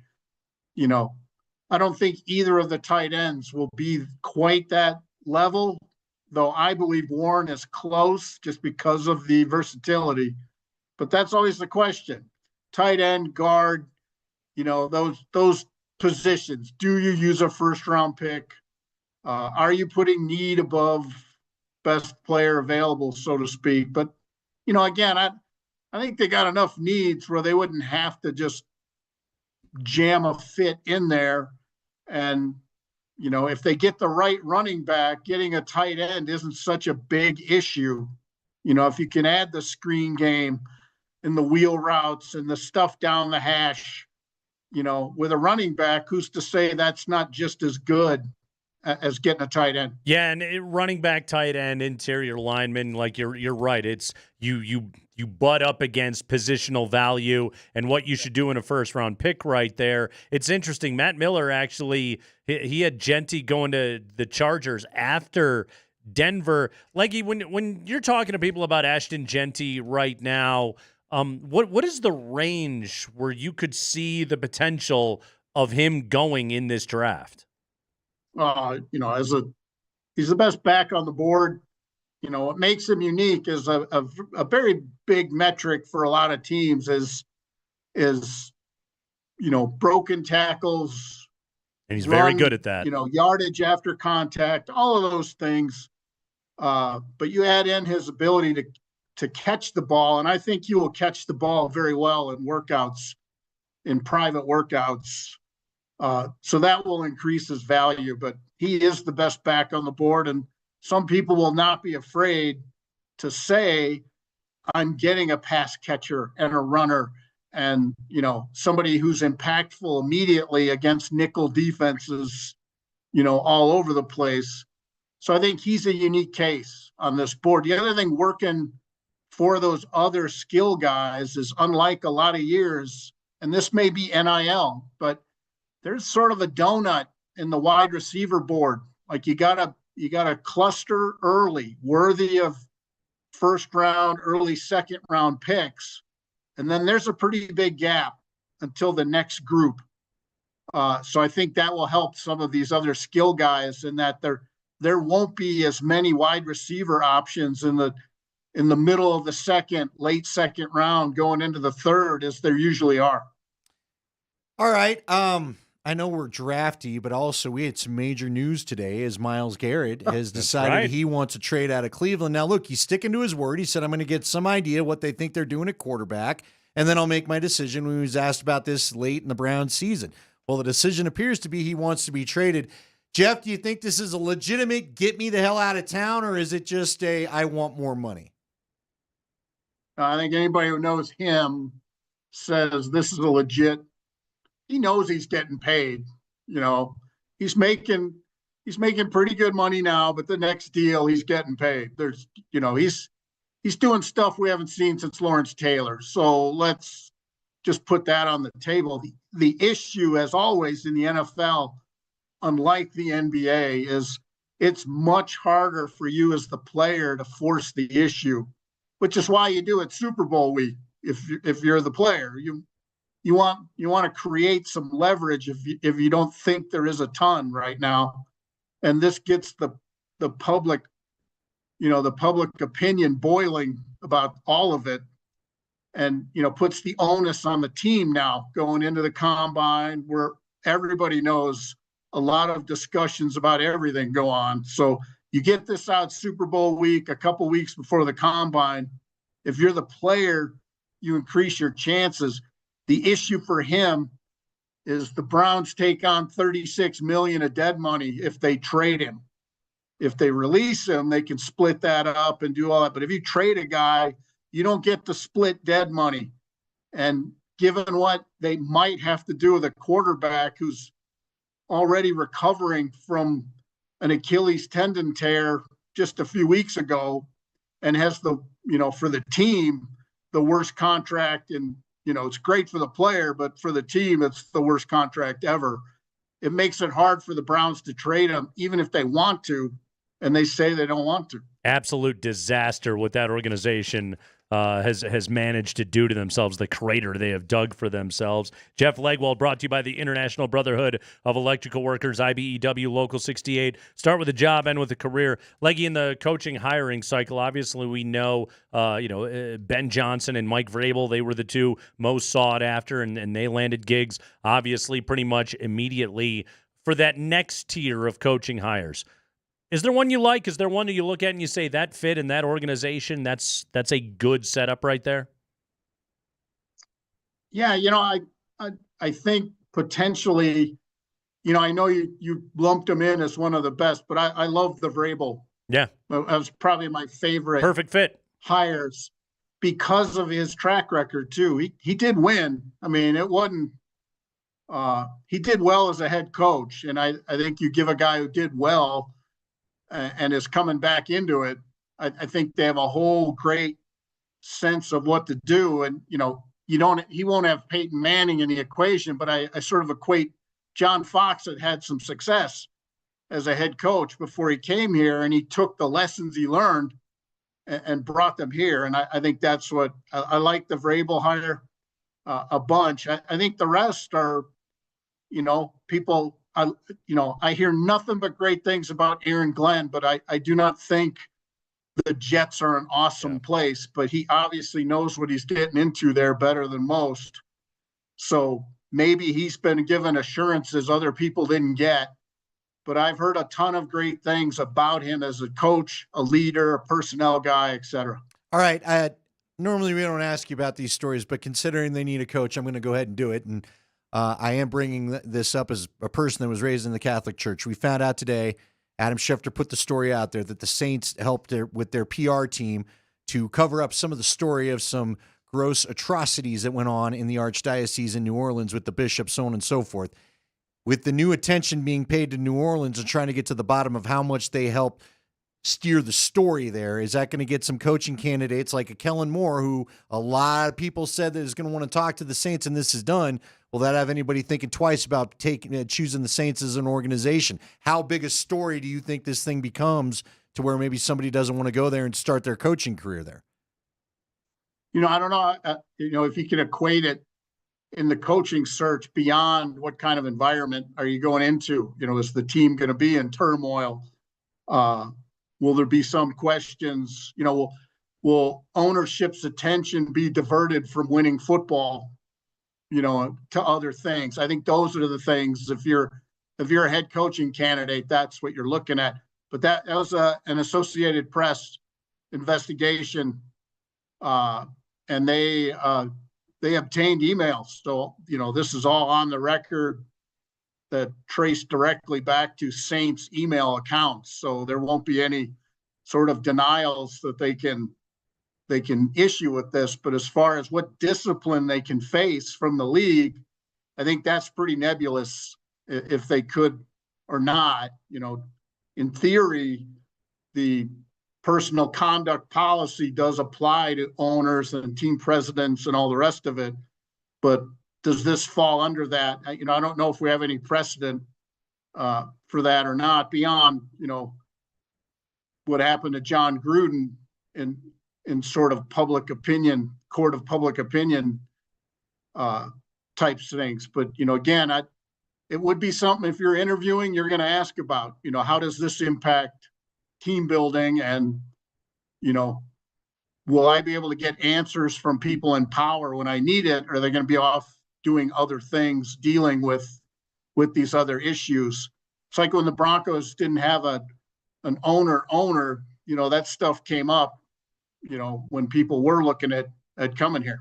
Yeah, it's you're walking into a PR mess, and how much are you going to be able to win and have success? And because these guys have got to think about, like, if you're a coaching candidate and you're walking into that situation, it's like, this might be my only crack at this, and am I gonna flunk out of this thing and get flushed in the league cycles? Yeah, for nothing, that was it doesn't had nothing to do with you. These are issues a whole lot bigger than football. You're talking about. The other issue is just, who faces the public scrutiny more than the head coach? The head coach speaks for the team more than anybody, on the team. So whether these issues have anything to do with you or not, you're going to be the guy answering for them almost every day. Even if you have to say no comment a lot, you still have to say no comment a lot. And I think that factors in for some people too. Yeah, let me deal with everyone else's mess. Leggy, last thing, the Luca Anthony Davis trade, closest NFL equivalent that you can ever recall. Herschel Walker. Yeah. Herschel Walker giving the Dallas Cowboys 3 Super Bowls. Wasn't Herschel Walker didn't do it, but trading Herschel Walker for all of the picks that eventually became 3 Super Bowl teams is as close to the shock level as this, I think. And then when Ditka traded his entire draft to pay Ricky Williams, I think is the other two that just sort of pop in my head right away. Superstar for superstar, we've never seen anything like this. I find it so, just on a guy who studies this stuff, I find it so fascinating. It's almost like Dallas didn't want true value for him, that they valued getting rid of him over getting value. They traded a 25-year-old superstar who's done things very few other players have done in their first 5 years in the league. And they basically said, we'd rather get rid of him in private than get true value for him in public. 1 first-round pick. They got 1 first-round pick in the entire trade. By the way, coming incredible. From a team that is going to have Luca Donic on it, so it won't even be a good pick. Unbelievable. And And look, I gotta be. I understand if you're fearful of giving him $300 million. I get all that. I do. I really do. Business is business, and all of that. But he's 25, and you're so, I guess, worried about his conditioning. He played a hell of a lot of minutes last year to get you to the finals. I mean, it's just a fascinating thing. It just shows you, I think, and this happens in the NFL, when privacy becomes your top value, you're not going to win as much. And I think the Broncos fall into this trouble spot a little more with Sean Payton as head coach. When secrecy is job one, that puts winning down the list. Interesting assertion at the very end right there from Jeff Legwold. It's got you thinking. We'll talk to him again on Friday going into Super Bowl licks. Leggy, good stuff, buddy. Thank you. Thanks. All right, the great Jeff Legwold with us there on a Monday afternoon. Brought to you by the International Brotherhood of Electrical Workers, IBEW Local 68. You start with a job and you end with a career. Oh, my God, we got so much that we still haven't even gotten to today. We haven't even scratched the surface on this Doncic trade. NBA insanity all over the place. Plus, don't look now. The Avalanche have won back-to-back games. There's so much going on. It's Kreckman and Lindahl.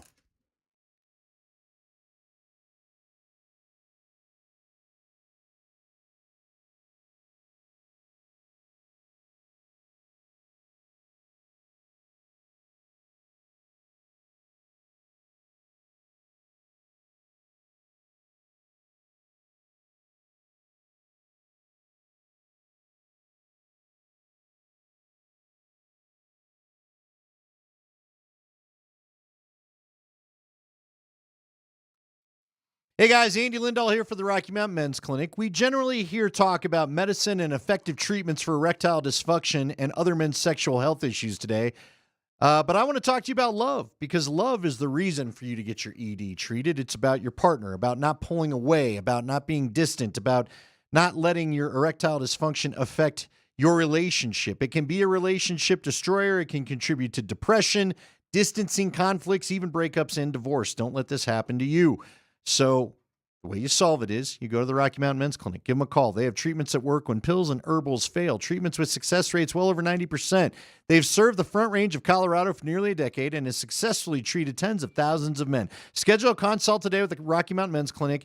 Your initial visit is only $99 and includes a medical consult and with a Colorado licensed medical provider and a T and PSA test.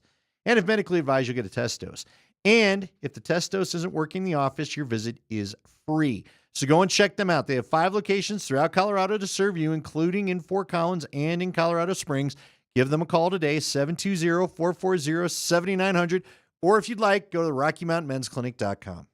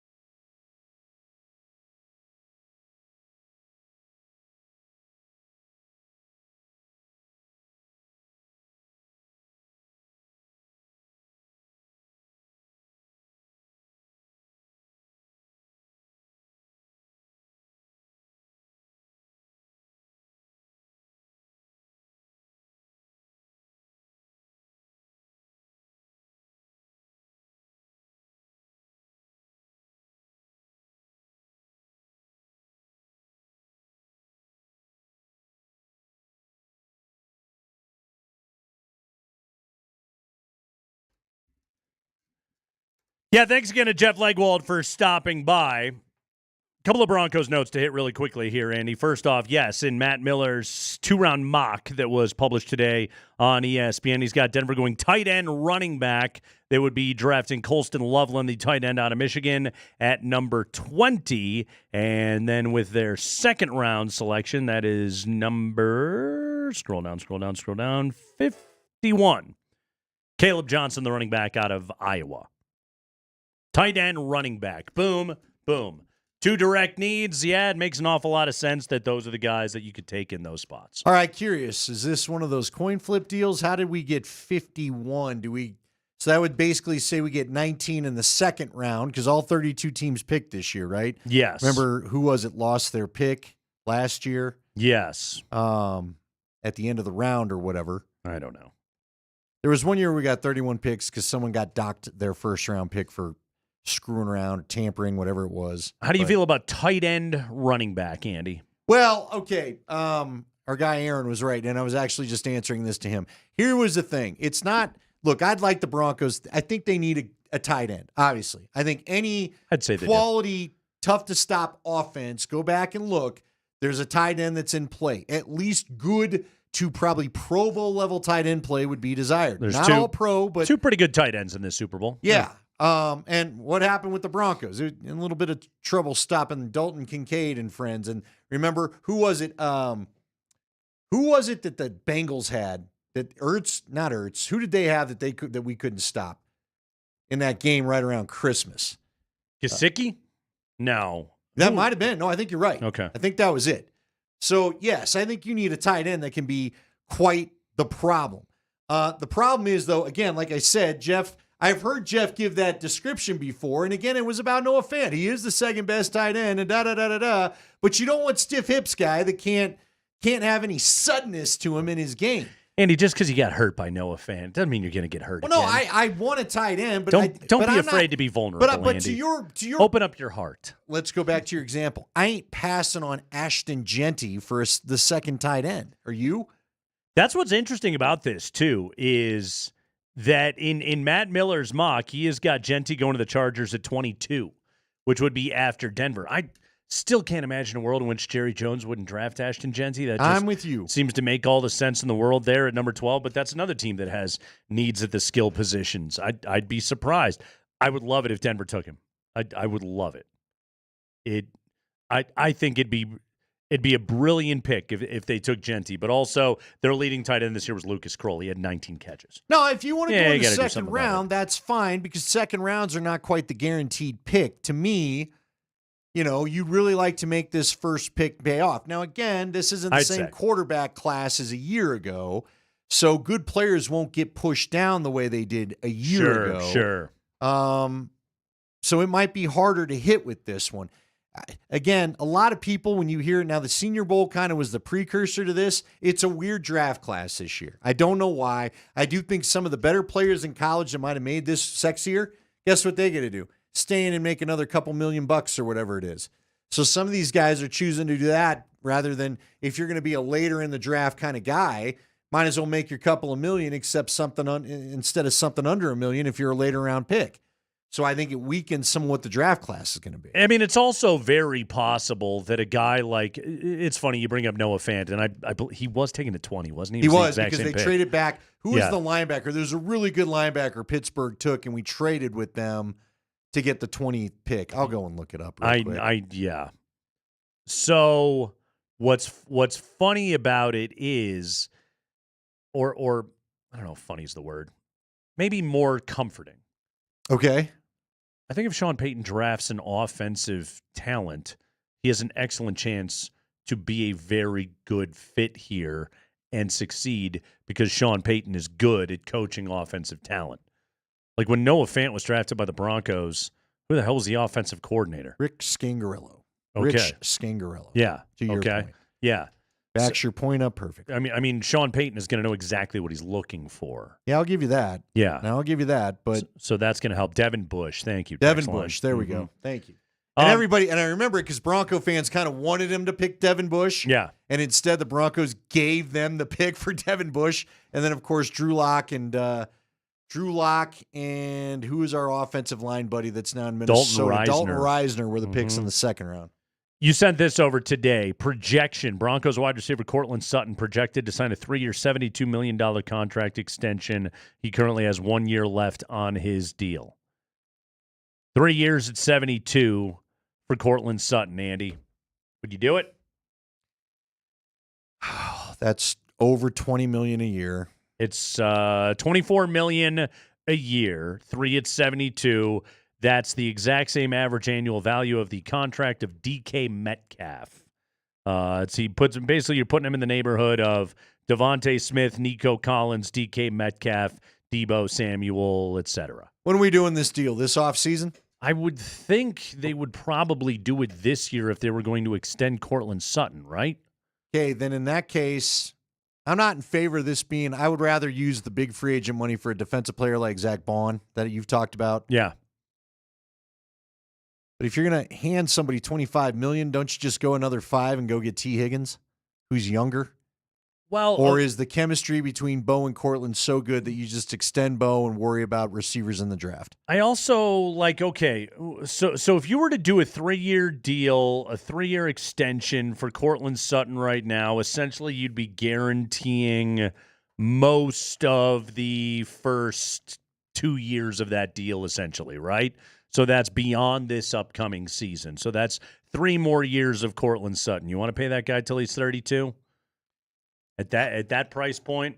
Let me ask you this. I'm glad you put it that well. At that price point is a caveat that gets you, right? Yeah. I don't mind the skill set because, again, I still think Courtland shows the big body. Good player. He still can make a lot of really good catches for you, but at $25 million, I don't know. The cap goes up, blah, blah, blah, price of doing business, all that stuff. You're not paying, CeeDee Lamb, Justin Jefferson money for him. You're paying. You're right. It's still half what the top receivers get. You're paying a top 20 wide receiver in the NFL. You're paying him like he's a top 20 wide receiver in the NFL. You're not dancing in the 40-some million that the top guys get. Right.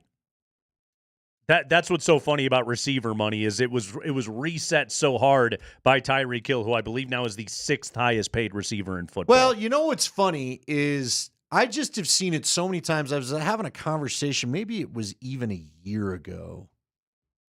Not a year ago, this past week. I don't know. I was talking to somebody about, was it Friday, Spring? I was talking about, they tried to go get Tim Brown. I think we did this on the show Friday when you were out.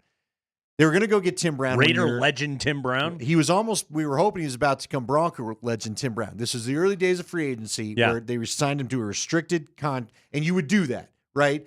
They used the franchise tag, but the Broncos went ahead and gave him an offer sheet. The Raiders had a week to match, and towards the end of the deal, they went ahead and matched. And for a couple of days, I allowed myself to believe, as a younger guy, not even in the media yet, that Tim Brown was about to be a Denver Bronco to play with John Elway and how amazing it was going to be.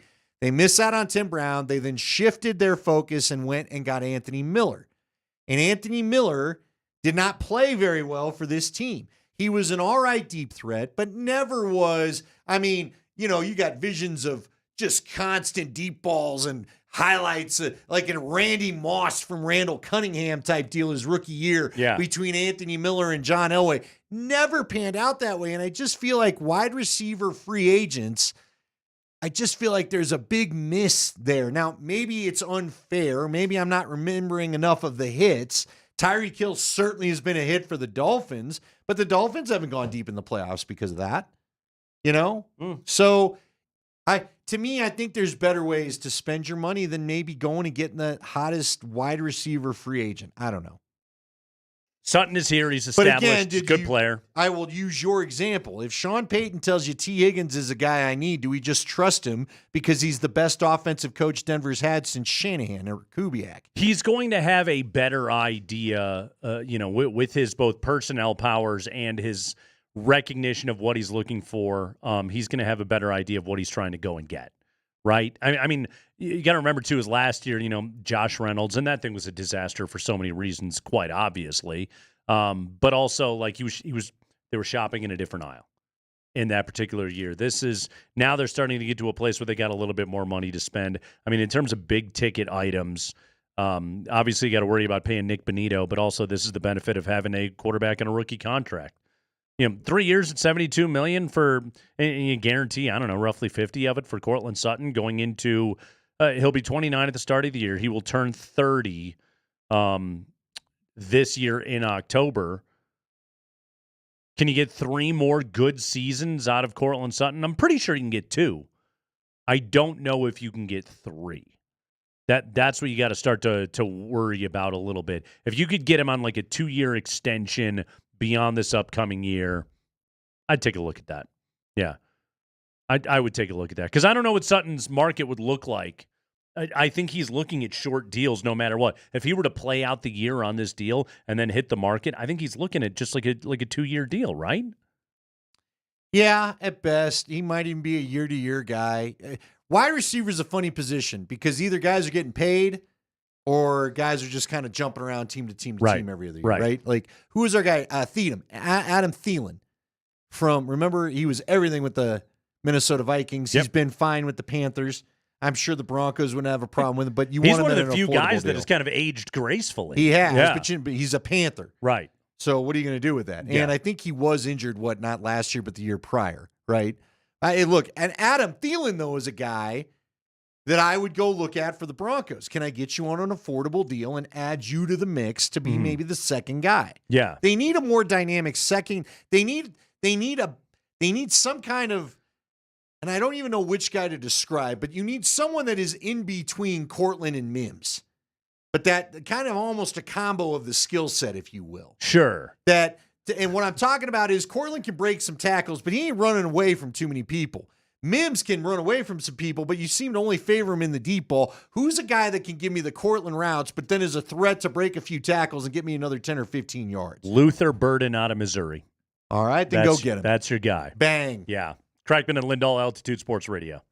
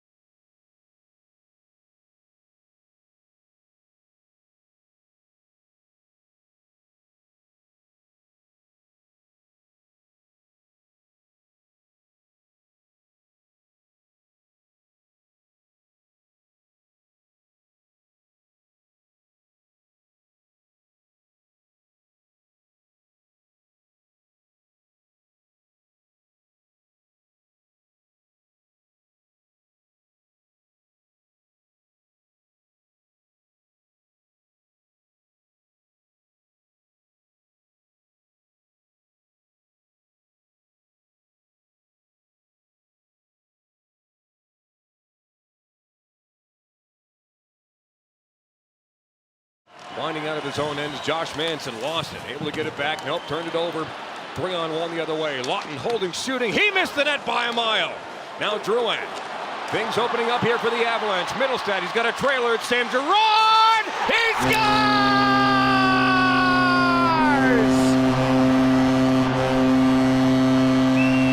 I like your style, dude. Sam Girard, his first goal since November. Well, I like yours, man. Avalanche have won back-to-back games. Mackenzie Blackwood, back-to-back shutouts. See, it's all fine, Andy. Everything's great. It's great. Yeah. Yeah. Where do you want to go about that? Because one of the things I got an about that. Now, these last two games, that's good. Mackenzie Blackwood's awesome. Sure Standing is. on his head. Couple of back-to-back shutouts. That's a beauty. I'm going to go out on a limb. I'm going to say if he keeps this up, if he doesn't allow another goal the rest of the season, the Avalanche are going to win the Stanley Cup. Okay. Okay. Yeah. Do you think he will? May not be sustainable, but it's a plan. If, again, it's a strategy. You got to have a plan. Yeah. That right there. Just keep doing that. Just continue. Just have a shutout every night, and your team will most likely It's like win. the crane kick. You just keep pitching shutouts. That's right. There's no beating you. Yeah. Mm-hmm. No can defend. If done right, no can defend. Till it was defended in the second movie by a guy that's seen it before. Sequel never should I have been would made. tell you that Johnny would be ready for it if they went back to the tournament again. You ain't surprising him with your little stance the next time. 5-game road trip opens up tomorrow in Vancouver. They go to Calgary, Edmonton, Nashville, and St. Louis before coming back to play the Devils on the 26th of February. I guess it's not technically a 5-game trip. It's a 3-game trip, and then we have the thing in the middle. And Right. And then the Four Nations tournament. let's put it this and way. then we come back. The next 5 games are not at home. No. Yes. So, but here's my thing. In spring, I need some point of clarity. So I was all excited. Friday, we Clarify. were talking about Jared Bednar had said that I was under the impression that apparently Val was skating and good and should be back after Four Nations. Doesn't seem to be what's happening. Then we got an update from a couple Twitter accounts today. Evan Rowall is one of them, saying that now Bednar said there was a setback in the skating, and now he's back on LTIR retroactive to what? Beginning of the year, spring? With the 31st, I saw. Is that what it was? So we're not expecting him back after Four Nations? Is that it now? Do we know? Well, let me pull this tweet up again just to get the exact wording here. Word this for me exactly, Word it. Spring. Word. Yes, I require Oh, here we go. an exact wordage. Go now. Okay, Val placed on IR, retroactive to New Year's Eve. Jared Bednar told us there was a setback after Val took a full practice with the team on January 19th. I think that he's referring to the setback from January 19th. So we're still thinking we're on pace. It's just a retroactive IR right. move. It could be a cap thing, just a roster formality. I think he's still back after Four Nations. Okay. I hope. Yeah. Because, if he is back, Mm-hmm. still wouldn't mind you trading for a stay-at-home defenseman. But if he's back, Yeah. I think things probably feel pretty good. Now the question becomes, everybody talks about it, and it's a great point. We've got Necic and McKinnon with some great chemistry. But it's becoming a little Harlem Globetrotter like where we're passing the hell out of the ball. Somehow we're going to need to shoot at some point. Would you be curious to see Val with Necic on a line together? And again, going back to a Drouin, Lehkonen, or maybe you put Val with McKinnon on the first line and Lecky down on the second. I wouldn't mind seeing Colton paired with Necic and a third option there, but I would get creative with this. I don't think we have to stay married that Necic and McKinnon have to be on the ice together because they're both such phenomenal creators for other players. Sure. You could really start to break it up, mix this thing out a little bit.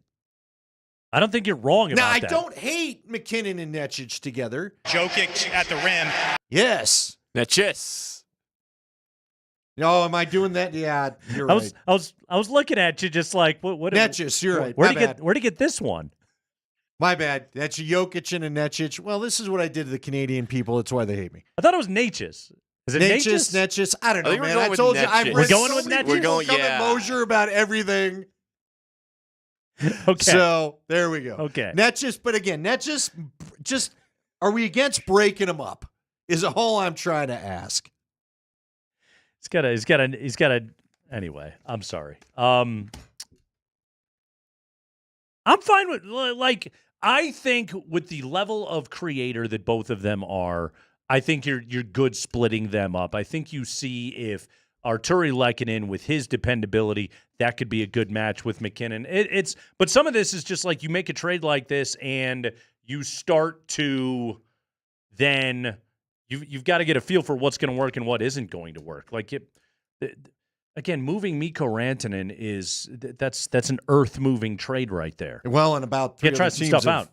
followed. Yeah, try some things out here. Everybody's made their trades now. Have Yeah. you noticed that? We're still a month away from the deadline. So, did you hear what Dick Monfort said over the weekend? I saw some of it. Go ahead and hit me with the quote that caught your ears. I think I know which one you're going to go to. He's going to quit being Pat Bowlen, but what do you have? So Dick Monfort, while speaking at the annual Northern Colorado, we're talking baseball breakfast, whatever the thing's called. It's a thing they do every year. And in the past, this is where Dick Monfort has said such things as like, we're going to win 94 games, or we're trying to get to 500, all those kind of things that people tend to hold him to. This year, interesting thought that we got from Dick Monfort. He just really likes the defense, Andy. He's a big fan of the defense. But just in the fact, infield defense, right? He's saying it has a chance to be the best in the history of the game. I thought it was just the infield. We're talking the whole, all of his defense. The infield, outfield too. Quite honestly, and if you like defense, and I like defense, will be the best defense maybe in the history of the game. That's a big statement, but you got a Gold Glover at third, even though he's never gets one. You got a Gold Glover at short, Estrada, who he added, really good defensive player, and Tolley is a great first baseman. Going to be the greatest defense in the history of baseball. How many? You'd like that, wouldn't you? Weren't the 07 Rockies actually the best defensive team in the history of baseball? Were they? I believe by fielding percentage. You could sell it to me. I think they were it was Atkins at third, Right. Tulo at short, Kaz at second, Helton at first. I believe by fielding percentage, that was the best defense ever. Okay. I'll trust you. They're going to be better than that. Okay. I hope so. Yeah, buy your tickets now, guys. Defense, baby. Go watch some glove work out at Coors Field this summer. Yeah, Are you surprised he backed off a record prediction? Of course, he caught a lot of flack last year for saying he just hopes they were 500. Right. It's not. Those have never gone well for him. We're going to win 94, and then they were under 500 in the COVID year. That was the COVID year. So, but I think what they win like 75 the next year, 76, whatever it was. They haven't come close to sniffing that. I mean, they're going to be pretty damn close to 400 losses in 4 years by the end of this season. But has a chance to be the best infield defense in the history of the game. History of the game. There you go. Is there any merit to it? I guess really I would say history of the game is in the eye of the team owner. Okay. And that's really what matters here. Mm-hmm. Are people going to show up at Coors Field for defense? Yeah, it's people. Andy, people will show up at Coors Field for anything. All right, that is one thing that is. You don't got to worry about whether or not people are going to show up at Coors Field. They show up.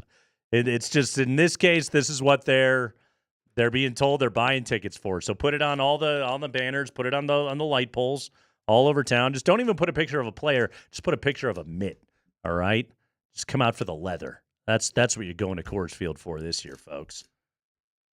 By the way, that's what they made the commercial about. Yeah, Teddy's got a great question. I think Nekic is what you get after a sunburn. Necic. That's a good point. Nekic. Nekic. Nekic. Mm-hmm. Nekic. I could go. Don't put that in my head either.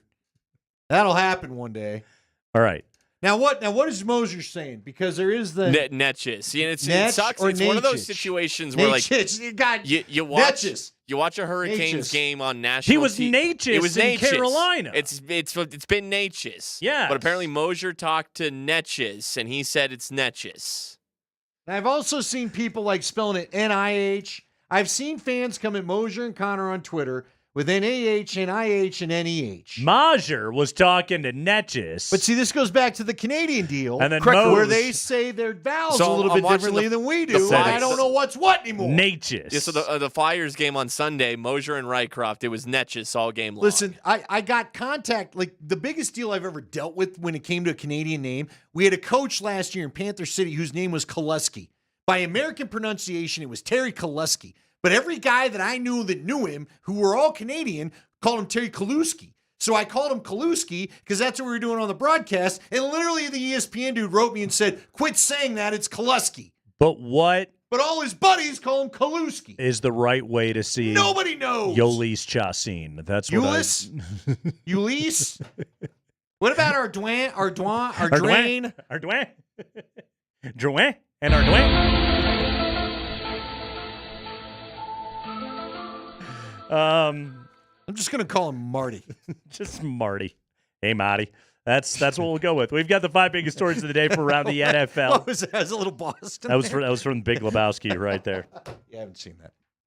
You never saw All right, Lebowski? Let's go Okay, again. okay. Let's redo the bit. It's the same as Caddyshack. That one I actually do want to see. I don't know why I keep putting it off. There was a Lebowski quote in Connor's call of the Sam Girard goal coming into the segment here. Well, I figured because you chuckled at it. Yes. You liked it. Yeah, one more note on Netches. I think this is relevant for the show. Yeah. Learned this on Friday. Okay. Dude rocks frosted tips. No kidding. For real. Yep. Really? Yep. Did he lose a bet? No, I think he's done it even going back to his Hurricanes days. He's a It's just frosted his tips Are you guy. sure it's not just the blonde growing out? It looked very frosted tippy to me, and they were tweeting about it when he was a Hurricane. I love think it. he's a frosted tip guy. Okay. Does that make you want to take the bet more? It makes, you know what it makes it? It makes him, we got to get him on the show is what we got to do. We got to say, what's the deal with your hair and how the hell do we say your name? And that's the end of the interview. That will be. With nothing else to Can't wait ask to him. do that interview. He'll be as excited as our guy Russell Westbrook, who also is looking forward to talking Russell to us. Westbrook can't wait to appear on the show. He says it. Spring, get Natchez. And Westbrook. Netches, too. It's Kreckman and Lindahl.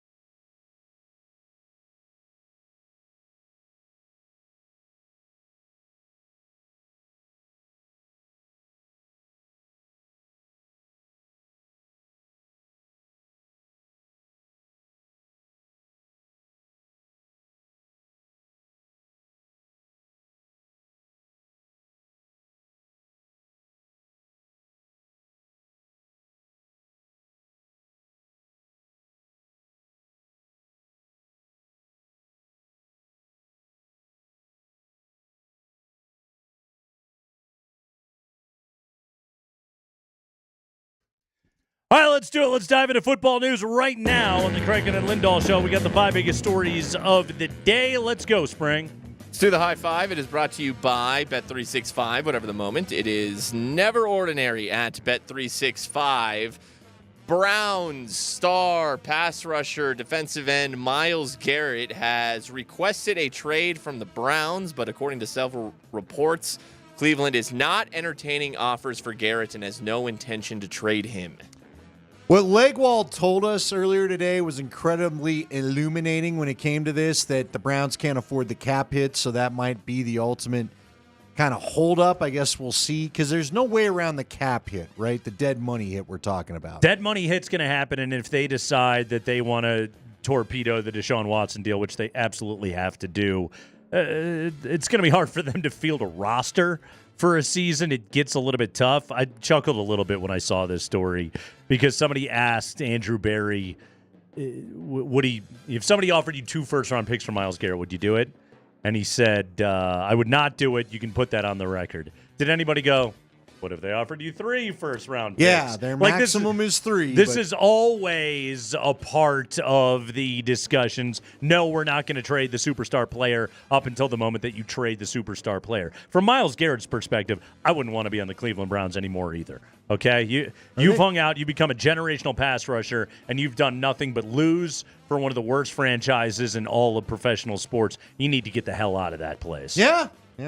And he wants to. Yeah. But again, that dead money's no. If they're going to do what they've got to do with Deshaun Watson, they will not have any dead money room left over.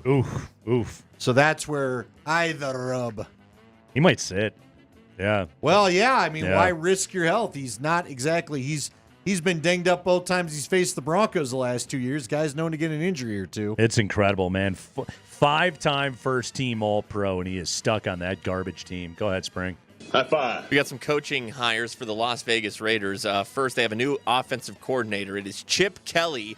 He was Ohio State's offensive coordinator, helping them win that national championship. Was making just over $2 million at Ohio State. He is reportedly, according to Albert Breer, going to get $6 million per year. Ooh, nice job. Yeah, with the Raiders. Also, Pete Carroll is hiring his son, Brennan Carroll, to be the Raiders' new offensive line coach and run game coordinator. He held both those titles under Jed Fish's staff at the University of Arizona and last season at Washington. Would Brennan Carroll have given the ball to Marshawn Lynch? Oh, no! Well, would Dad have listened? It's a good question. It's your son. You listening? Although Carroll's not one of those. That reaction we get is because he's not really calling the plays. Right. So, that Chip Kelly hire, that's Raiders fans, I think, have a good reason to be excited about that. Chip Kelly can coordinate the hell out of some offense. I don't think he's a great head coach, but that guy can call some damn offense. That's, they got the quarterback thing they got to figure out, and they got the number 6 overall pick, and maybe they're going to take Shedeur. But that's a pretty savvy hire right there for Pete Carroll. Does that become a real nice place for Shedeur to land now? Yeah. And just, again, I keep connecting the dots of Brady and his mentorship of Shedeur. It just makes all the sense. But Brian Callahan had some interesting things to say about Shedeur over the weekend, too, so who knows if he gets there. Yeah. I don't know. Yeah, remains to be seen. Go ahead, Spring. High five. Roger Goodell talking out at New Orleans at the Super Bowl, I believe, today, and he was asked about the public perception that the refs favor the Chiefs. I'll play the question with the answer because he addresses this reporter's question in his answer. Officiating has favored the Chiefs, not my perception, public perception. How much of a concern is that for you in the league? Well, this sort of reminds me a little bit of the script, right? That I write a script, and I have the script for the entire season. Listen, I think from a lot of those theories are things that happen in social media, and they get a new life. As you say, it's not your theory, but it's out there. Nobody wants it to be their theory. And so I understand it. I think it reflects a lot of the fans' passion. And I think it also is a reminder for us how important officiating is. And I think the men and women that officiate in the NFL are outstanding. They have the highest possible standards. That's ridiculous theory for anyone who might take it seriously. But at the end of the day, it's something we always have to continue to work on. How do we make our officiating better? at all times. And if you look at the Chiefs' record, which I think is an amazing thing, people talk about the competitiveness of our league. The Chiefs, with their 15 wins, 15-2 this year, 11 of those 15 games were within one score. And I think that talks about the competitiveness of our game and the importance of how we officiate it, but also the competitiveness of how we play it. Well, if they're all one-score games, Raj, then that would make that one call going in the Chiefs' direction all the more weighted in terms of their success. Also, I thought that was a missed opportunity for Roger Goodell. I thought he had a chance to really make himself liked by everybody. But Roger Goodell never plays that game. His job is to be liked by the 32 owners. But what he could have said right there was he went into, and I knew he was going to do it. I hadn't heard that cut before, but I knew he was going to do it. He went into his quick diatribe about the men and women that call these games just terrific. Okay? No. If you want people to like you, you simply say, hey, I got 32 cities that think these guys suck every single week. All right? Okay? They just happen to suck for everyone. So the team that winning, obviously, everybody is going to think that they're favoring them. No, these guys are just terrible week in and week out, and that's all that I ever hear about. Right there, he could have been on the public side right there. Instead, naturally, Roger Goodell, he knows where his bread's buttered, Andy. The refs are great, and the owners are always right. You know what I think is wild about this? Because I have no other. I'm with you. He certainly could have had more fun with it than he did. He had an opportunity. But he wants to be booed at the draft and ragdolled by every big man first-round pick that we come across. Yep. But he normally, like, I've been to a couple of the Super Bowls where you go for the full week. Obviously, when I went with the Broncos those 2 times, you're out there for the full week. He did this as early as I ever remember. This was his commissioner's press conference. And normally it was like, remember, you may not remember, DMac. Remember when DMac decided to ask him about, do you smoke weed or whatever at the New York one? Like, that was a Thursday or something. He asked him if he smoked weed. Oh, yeah. Because pot was like a big deal. So, and it went viral. DMac got what he wanted. Was DMac looking for some or just... No, he needed somebody to get baked with later? Because I think they'd announced they were dialing back a little of the protocols with it or something. Okay. There was a headline there that pertained to why he was asking. Hey, Rod, do you want to go out to the alley and puff down after this press conference? You want to go to a concert later? You stressed? But I don't know why he did it this early. Like, most of the assembled media for this week have started showing. Everyone's figured out, just go Thursday, Friday, right? So I'm curious why he decided to do it today. He's in New Orleans. Was it for the sake of not letting that Saints story get worse, which it will this week? It's a good call. Yeah. That story is not going to get better, that's for sure. Racist PR team, no good. Go ahead, Spring. High five. Hey, so the Washington Commanders have been the Commanders for 3 years now, but the first year that they were the Commanders was the final year of Dan Snyder owning the team. So when Josh Harris bought the team, there was maybe talk that they'd change the name once again to something else, or they'd go back to the old name. That always seemed unlikely. They're going to go back to Washington football team? Man, that'd be great. Yeah. That'd be great. People are pining for the days of WFT. Josh Harris, Commanders owner, talked to the media today. Here's what he said about the Commanders team name. And now in this building, the name Commanders means something. It means that, it's about players who, are love football, are great at football, hit hard. That name is growing in meaning. And so, but as far as rebranding and bringing our past, which obviously I grew up with, and all the Super Bowl championships and our future together, you're going to see us head back towards, honoring our past and bringing it together with our future. Josh, Steve Weiner from the Associated Press. Following up on John's question earlier, is it safe to say the Commander's name is around just to stay? Is that safe to say from your standpoint? Yes.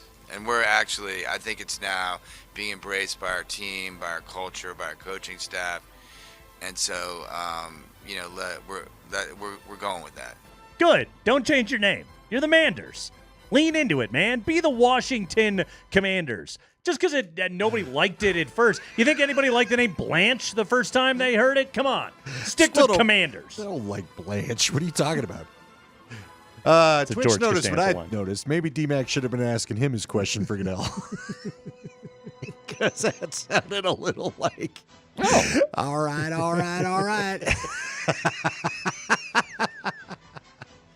Yeah, man. And he started talking about just listing everybody. The players are winning and all the stuff he was listing. They're hitting hard. Yeah, man, we're playing football. What does that We have won to do some with stuff. Commanders? I still don't know. I don't know. I command you to hit hard. Here's what I want you to really do. Just go total throwback and get the rights to Cobra Commander and throw his face on the side of your helmet. But you have to be able to somehow get that voice and use that in your press conferences. Commander draft? The creepy Cobra Commander voice. The guy that also did Starscream.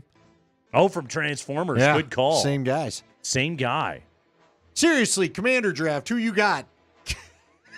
I got Cobra Commander. I'm trying to think of others. I'm not sharp on the ball today, but can I take Arnold and Commando? Oh, no. Does that? It's not a commander. That's not a commander. It's just a commando.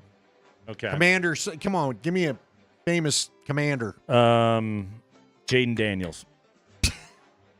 And that's the 5 biggest stories of the day from around the NFL. Who else is a commander besides Cobra Commander? I don't know. Is there some rank on Star Trek we're forgetting about? Was someone a commander there? Commander Antilles. Was it Commander Antilles or was he a general? Wedge?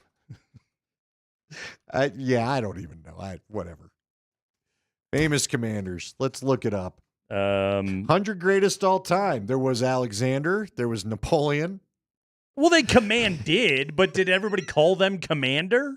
Rodrigo Diaz de Vivar. William the Conqueror. He conquered, but did he command? The Duke of Marlborough.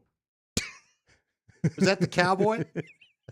It was Dick Hammer. How about Horatio Nelson, the Duke of Wellington? But he was a duke. He wasn't a commander of Wellington. Duke. So are you asking people to call you commander or duke in that case? I would require commander. Good old Bill Halsey. If I had that. It is the Kreckman and Lindahl show. Erwin Rommel. Luca Donic is a Laker. What the hell is going on with the Dallas Mavericks? We're going to discuss how this got through all the NBA franchise bureaucracy next.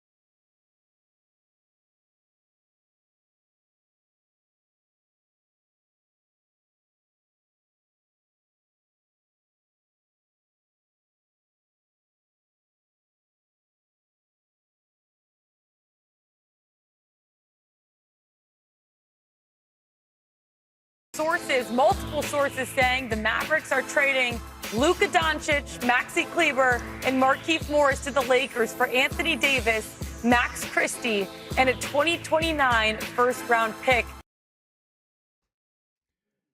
Do you remember where you were when you found out that Maxi Kleber got traded? Yeah, I do, in part because Shams had to tweet out, when it's Saturday night, and by the time, so I see the news. You had to tweet out the "I didn't get hacked" tweet. Yes. This really is happening. I see the news as we're at the tail end of the Mammoth game, and I'm walking to the parking lot, and I see Shams going, "This is real." Yes. I'm not kidding. Because it didn't look Nobody was real. buying it. Everyone's like, come on. There's no planet on which you trade Luca Doncic. But they did.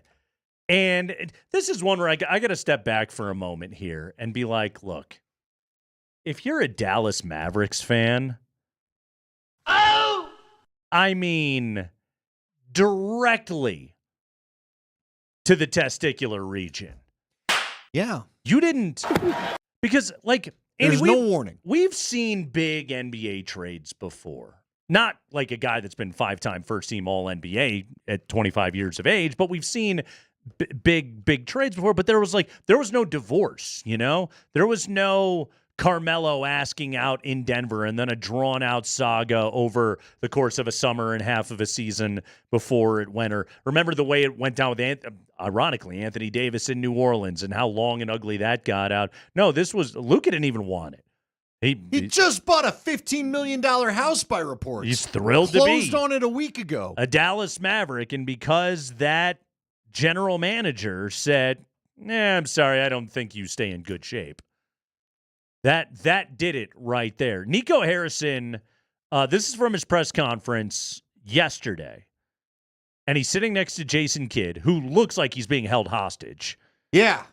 Who you know doesn't love this trade. Doesn't necessarily agree with everything being said and is trying not to say those words, but body language is betraying him left and right. Here's the Mavs general manager on how this trade helps Dallas in the long term. You mentioned you think this will work in the short term and the long term. Short term makes great sense. How do you see this working out well for the organization in the long term? Well, I think the long term is the time frame. I think he fits our time frame. If you pair him with Kyrie and the rest of the guys, he fits right along with our time frame to win now and win in the future. And the future to me is 3-4 years from now. The future 10 years from now, I don't know. I don't think they probably bury me and Jay by then, or we bury ourselves. Yes. 3-4 years from now, 36-year-old Anthony Davis still going to be winning games in Dallas. He's having trouble staying healthy right now. He's had trouble staying healthy his entire career. Right, but you think 40-year-old, 39-year-old Anthony Davis will still be plucking away. If you tell me that, all right. Okay. Andy, I don't like the general manager didn't like Luka Doncic. Becomes pretty clear, right? Yeah, you know, we know there have been things behind the scenes. There's the taking the beer out of the hand. Yeah. There's the change of the strength staff and everything else like that. Like, you know, Luka had his complaints. He wasn't thrilled with all the moves that the team was making. But also, like, you deal with that because he's a generational talent. Right. But they decided not to. What blows my mind here, and this is where it's like there's a behind-the-scenes story, is – and I know it's a new ownership group, the Adelson family taking over the ownership from Mark Cuban. But how do you listen to that GM and think, nah, man, you're on the right track? How do you like basketball at all and think Luka Doncic for Anthony Davis is a great idea? No, I agree with you. Look, I don't know what world you talked everybody into this. All I can think of is the ownership looked at $345 million and being new owners, they scared them. Maybe you weren't ready for that contract to come or that potential contract to come crossing your desk. When they bought the franchise, they should have known. The story was they want to build a resort and casino in Texas. Okay, they want to turn, you know, the Dallas-Fort Worth Metroplex into the Las Vegas of the Bible Belt, and we're gonna build this thing up right here, and this is our ticket into it, owning the Dallas Mavericks and having this all work in concert. And Maybe that's the goal. It's such a high level that they're willing to torpedo their basketball franchise to do it. Here's what's interesting that you'd bring that up. I guess one of our longtime listeners is now there, and he says, and we got another one on Twitch, he says that some in Dallas feel like they're trying to maybe tank the attendance so they can just go ahead and relocate to Vegas. So it's the plot of Major League. Sure. We're going to move to Miami. Yeah, great call. I didn't even think of it, but you're right. Yes. But we're just going to stay here. They want what you described.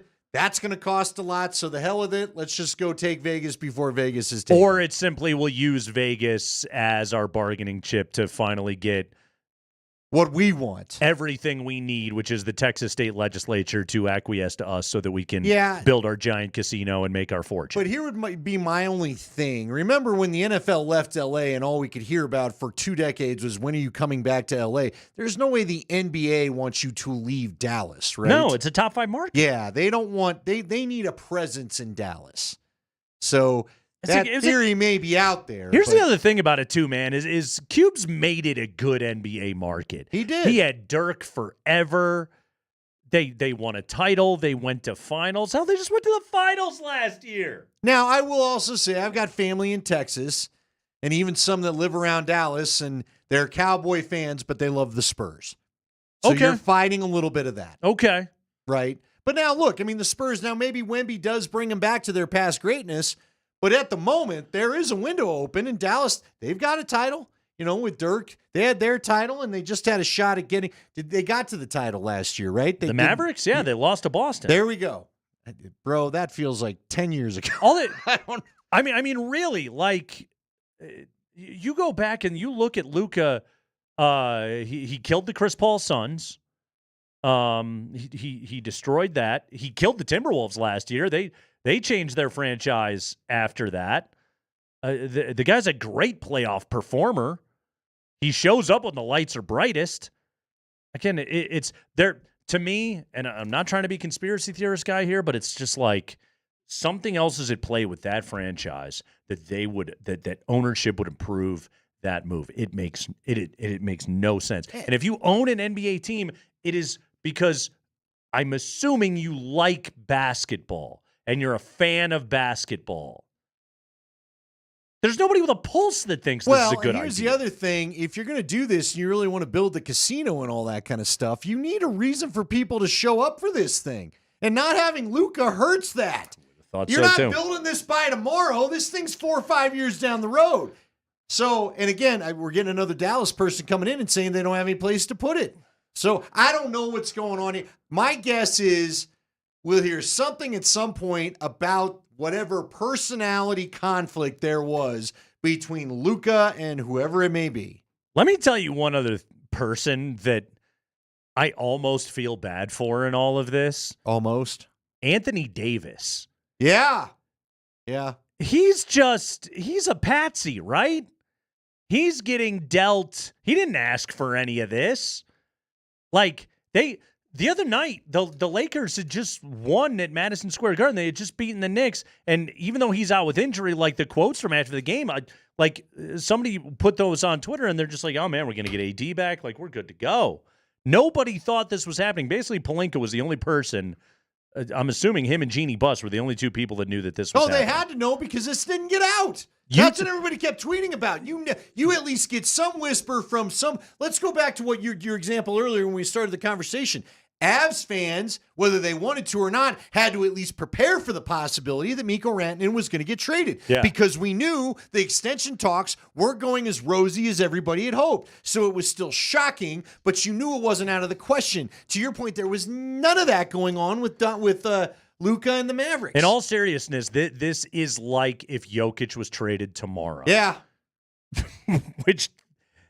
Think about that. Which you go, no way is that ever going to happen. Is that ever going to happen? None at all. And yet. Got some other little... How many sports stories do you remember that were like this, that just stopped you in your tracks? That you were just like, that's not real. Yeah, This isn't a real thing. It's a great call. I don't buy this. Well, you know what? I'll take it back locally for you. Okay. We got a little breaking news we can talk about, too, that might affect the Broncos. But Jay Cutler and Josh McDaniels having a fight, and the Broncos are going to trade Jay Cutler. And I'm like, no. Yeah, that whole spring, I was like, now hold on. When Cliff started to make Cutler great. What are we talking about here? I mean, honestly, sports story that stopped me in my tracks. A couple of months before that, when the Broncos fired Mike Shanahan. Whoops. Yeah. And that was one where it was like, even though you knew it wasn't all roses and kumbaya behind the scenes. Mike Shanahan had a lifetime contract. Never imagined a world Mike Shanahan wouldn't be the coach of the Denver Broncos. For those of you that are young enough that you don't remember, when that happened, it was like, oh my, whoa. And look, this is even when you saw coming, but Peyton Manning choosing Denver was just one of those reverberations where, frankly, I would put Peyton Manning visiting Denver. Right. I remember I had to cover that. I was on the air the day of the Mike Shanahan firing. Adam Schefter called into KOA because that's who I was filling in, and I remember I was like, oh my gosh, I don't even know what to do with this information. And then Peyton Manning, I remember being out in the parking lot watching Manning and Fox and Elway walking between the buildings that everybody can remember the footage of. I think Schefter said this morning, he said Andrew Luck's retirement. Andrew Luck retirement was wild. And remember, Schefter broke it at the halftime of their preseason game, and Luck got mad at him because he was going to tell his guys after. And instead, in the middle of that game, it was word that Luck was retiring. Wasn't it? If I'm remembering now, wasn't it broke pregame? I remember it being halftime, and but Luck you was might be down on the right. sideline, and then didn't he have to do? He did the presser at halftime, right?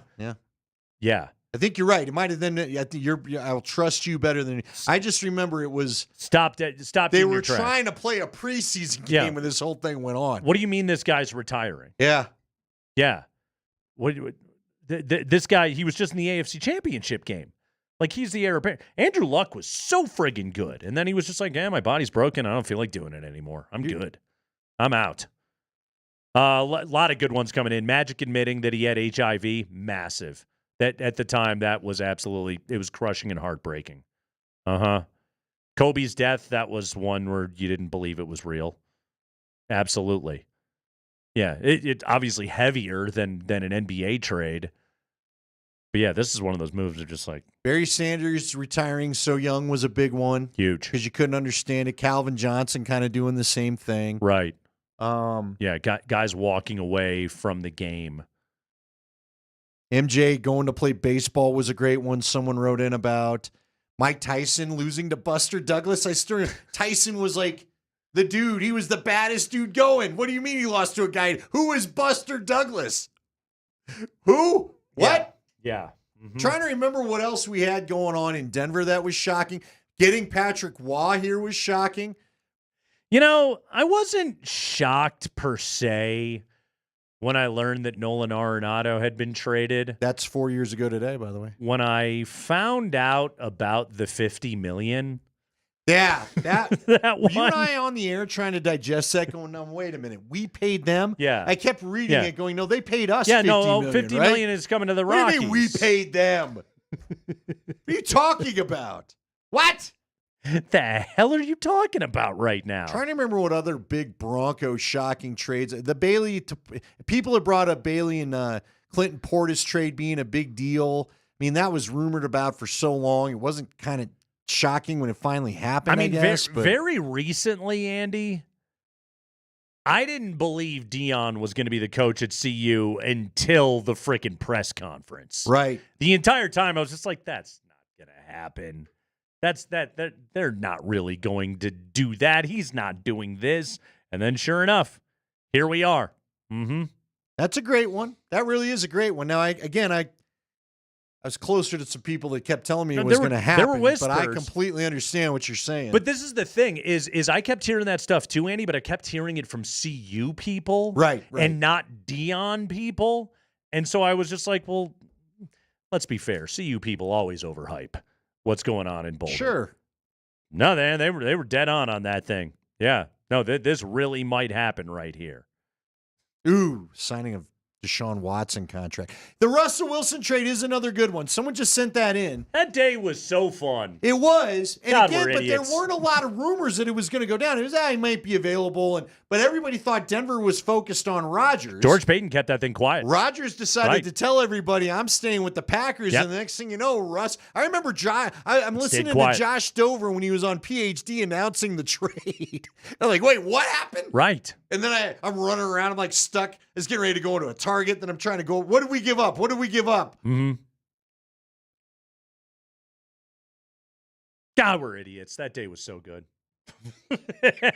There's the highlight of the Russell Wilson trade. Was a lot of fun. Was the Russell Wilson trade. That was the peak. Everything after it. Nothing went well after that. Into the toilet. Okay? That's right, Steve Ballmer. Toilets. What about Forsberg leaving? Or Adam Foote going to sign with Columbus? That was another one that hit me hard. That stuff all happened post-lockout. Yeah, that's good. Yeah. And do you remember there was there was a new signing every 5 minutes because of the cap being put into place at that time. And it was sort of like as the news went down, it was just like, okay, well, they're not going to be able to keep both of them. One of them is going to leave, and then it was no, they both left. And the Avalanche kept Sakic and Blake, and Forsberg and Foote exited. See, it was crazy. We get a lot of people. We got another one about the OJ chase, and you're not wrong. But I think what is driving me, what is so unique about this Luka thing, you chose to do this to yourself. Right. You picked to ship your guy out for as little return possible, it feels like. You know what I mean? For Anthony Davis. Someone put in the Tiger crash or the Kobe, all these tragic events that just sometimes happen in life. Right. This is a GM willingly say, yeah, I'm not shopping him. Here's my buddy. You just take it. Totally. What? Totally. Hey, Rob Pelinka. Yeah, we're pals. You want Luca Doncic? We did some shoe stuff back in the day. Right. Yeah. That's the part of this like where I really feel for Mavericks fans. I'm with you because, yes, there was... He was your guy. Well, and for those, I would tell the people that top 5 player in the NBA. See, that's where the Jay Cutler thing comes to mind for me because we all thought Cutler's the quarterback for the next 10 years. And the next thing I know, the coach you handpicked to take this guy to the next level is trying to trade him. They're fighting? What? And the next thing you know, he's gone. And then I remember the next year trying to convince myself, Kyle Orton will be all right. All right. I couldn't, in good conscience, give him $345 million. Like, because you're worried about his conditioning. There's something else. We will learn of something else. There has to be.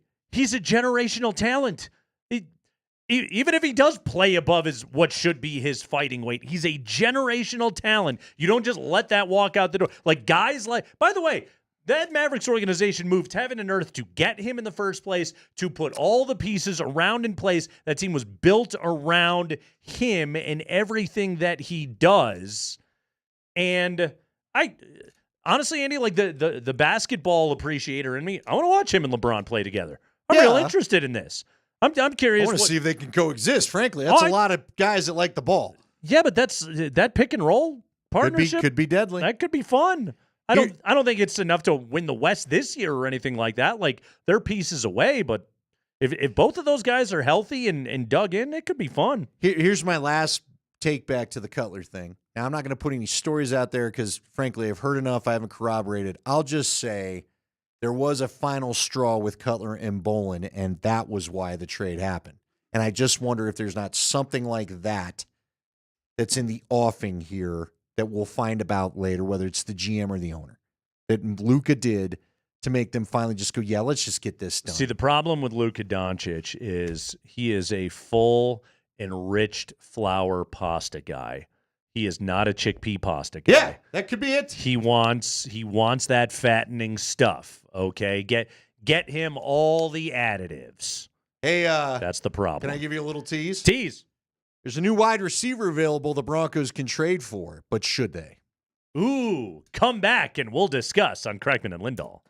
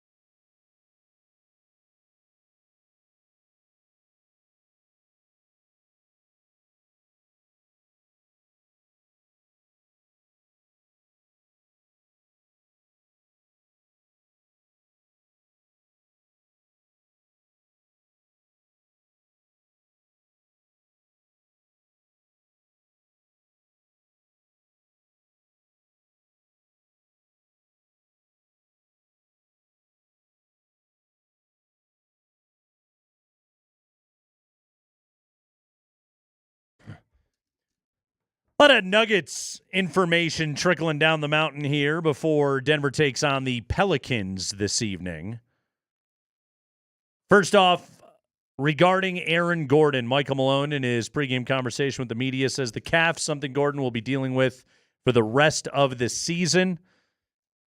Mentioned AG playing 30-plus minutes on both legs of the Nuggets' latest back-to-back at Philly and at Charlotte. So he's currently listed as questionable injury management.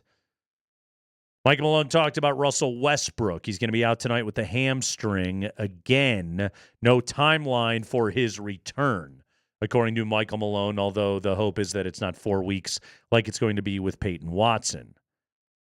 Watson will be reevaluated in 4 weeks. Finally, on Zeke Naji, who played good minutes the other night against Charlotte, Malone said, quote, I thought Zeke was incredible against Charlotte. After going back and watching the film, he was outstanding on the defensive end of the floor, close quote. In the subtext, he added, please call and trade for him. We will try to show this version of Zeke off a couple more times before Thursday. I cannot tell you enough how brilliant he was after I watched the film. Yes. With what's going on with the holes in the roster, we'll say at the moment, because of the injury to Peyton Watson. Yeah. And what we've got going on with the other two, Aaron Gordon and Russell Westbrook. This does open Saric, whoever it is, somebody. Najee, just get someone to play. Just get some big man in the rotation somehow, please. So. You got spicy NFL news here, Andy. This is, what do you think of all this? Well, what's better than starting your day with a spicy Hatch Valley green chili breakfast burrito from Good Times? How about 6 of them for just $18? They're perfect for your crew, your team, or your carpool. 6 green chili breakfast burritos for $18 for a limited time at Good Times. Hit me with the spice, Andy. The spice is Cooper Kupp put up a lengthy post basically saying goodbye to L.A., how much I've enjoyed it. But I've been informed by the Rams that I will be traded. They're going to work with me to find the right situation for me and my family. All the insiders picked up on the post, quote tweeted it, all that kind of stuff. But the bottom line is Cooper Kupp, as some kind of wondered about, is officially up for trade for the moment if you'd like to acquire him. Now, you looked at the contract. You think he may get released and more likely than trade. You don't like the contract necessarily. It's a lot to absorb. If you're trading for Cooper Kupp, I don't think anyone's going to want to pay him. Well, is that where you give him a better pick and they take the money? What he's kind of like we did with Vaughn. Yeah, we'll eat the 20. You give us a second rounder. Could be a situation similar to that. But the bottom line is, here's another veteran wide receiver that knows a little something about getting open. Is that something the Broncos should look into? I don't think Denver's a good fit on the surface for this, and I just mean it in this way. Not saying Sean Payton couldn't get good productivity out of Cooper Kupp. I think he could. It feels to me like Kupp's the kind of guy that would go to a team that is like contend now. Sure. I don't think the Broncos are contenders. I think the Broncos are improving, and I think that they're going to once again be challenging for a playoff spot next year. I mean, if I'm Kupp, I want to go somewhere where I'm pretty confident I'm going to an AFC or NFC championship game, and I don't think Denver's that team yet. The Bills need him. Buffalo, That's a spot. Perfect example of the kind of place where he could go right now. Baltimore. Yeah, that's a good call, both of them. He'll probably end up in Kansas City. For goodness sake, Cincinnati, right. If you get rid of T. Higgins. Exactly. Whatever. Like One of these quarterbacks to stare down Mahomes. Right, exactly. Those are the kind of places where I could see Kupp being a good fit at the age of, this is his age 32 season coming up right here. And he's had a hard time staying on the field in the last couple of years. He has played 9, 12, and 12 games respectively over the last 3 seasons. Yeah, you just don't, with the Broncos still fighting the back half of the Russ cap hit. Yeah. Some other things they've done with some contracts. Young you talent. can't be taking a chance on that. You want to go with the young talent here in Denver, I would say is the way to go. Or in the very least, stay with a guy like Cortland Sutton, who you already have inside the building. So, number one, I don't necessarily see Kupp as a great fit for what the Broncos are at the moment, and I can't imagine Kupp would be dying to be here. Sure. Yeah, Now, these are two organizations, though, that do have a little bit of a history together. Remember, George Payton did work with Snead to get the Vaughn deal done. That's true. But to your point, I just don't know. Sean Payton needs a young joker more than he needs an old reliable joker receiver. If you were to do the Kupp deal, then that would signal to me you're probably not long-term planning on anything with Cortland Sutton. Wouldn't he kind of be a 1-for-1 swap? And Sutton stayed healthier more recently. And look, Sutton's Bo's guy. You'd probably work to keep Sutton around before acquiring the cup, wouldn't you? I would think so. Detroit? Sure, why not? They could use another Cup weapon. cross paths with Jared Goff before he was traded? I think he did, right? Played with Jared Goff before. So there's some chemistry there. Can play indoors. Doesn't have to, creaky old knees. Get a chance to play inside for a while. Yeah, that could be good for him. I could see Detroit. But yeah, that to me, this sort of screams the veteran. I think Cooper Kupp's got one or two more decent playoff runs in him. I don't think he's a guy that's going to help you terribly for 17 games at this advanced stage of his NFL career. Really good player, though. Really good player. Yeah. Draft Puka Nacua next year on your fantasy team. Because he's going to be seeing the ball a lot. Sure is. That's another damn good player. That's the guy you call about. That was a fun show today. Hey, you feel like doing a little Luca deal? What do you feel about Puka? They got Luca, give me Puka. It's the first time I realized their names rhyme, but that's very fun. By the way, text of the day from the 777. Luka's so good, I'd let him smoke cigarettes as he's bringing the ball up the court. He's great even at his current weight. That I want to see. Just a heater in the mouth. Is just slow dribble that sucker up. Yeah. Something straight out of semi-pro. This is what I'm saying, man. I'd bend a lot of rules for that, dude. You got to smoke on the bench? It's against state law, but we're going to let it fly. Uh-huh. Whatever you got to do out there, my guy. That's going to do it for the Kreckman and Lindahl show today. Thanks to Jeff Legwald, who was with us, and he was an awful lot of fun. Blitz is coming up next. Nuggets and the Pelicans this evening. Andy, I like Denver tonight. I'm just going to stay with it. I like Denver tonight. Yeah, you're not going all the way in. I'm comfortable with that. Okay. That one I'm comfortable with. Okay. Spring, what's the new music for when he does it, though? Okay. Yeah. They're not showing up. Jason's not here. Yeah.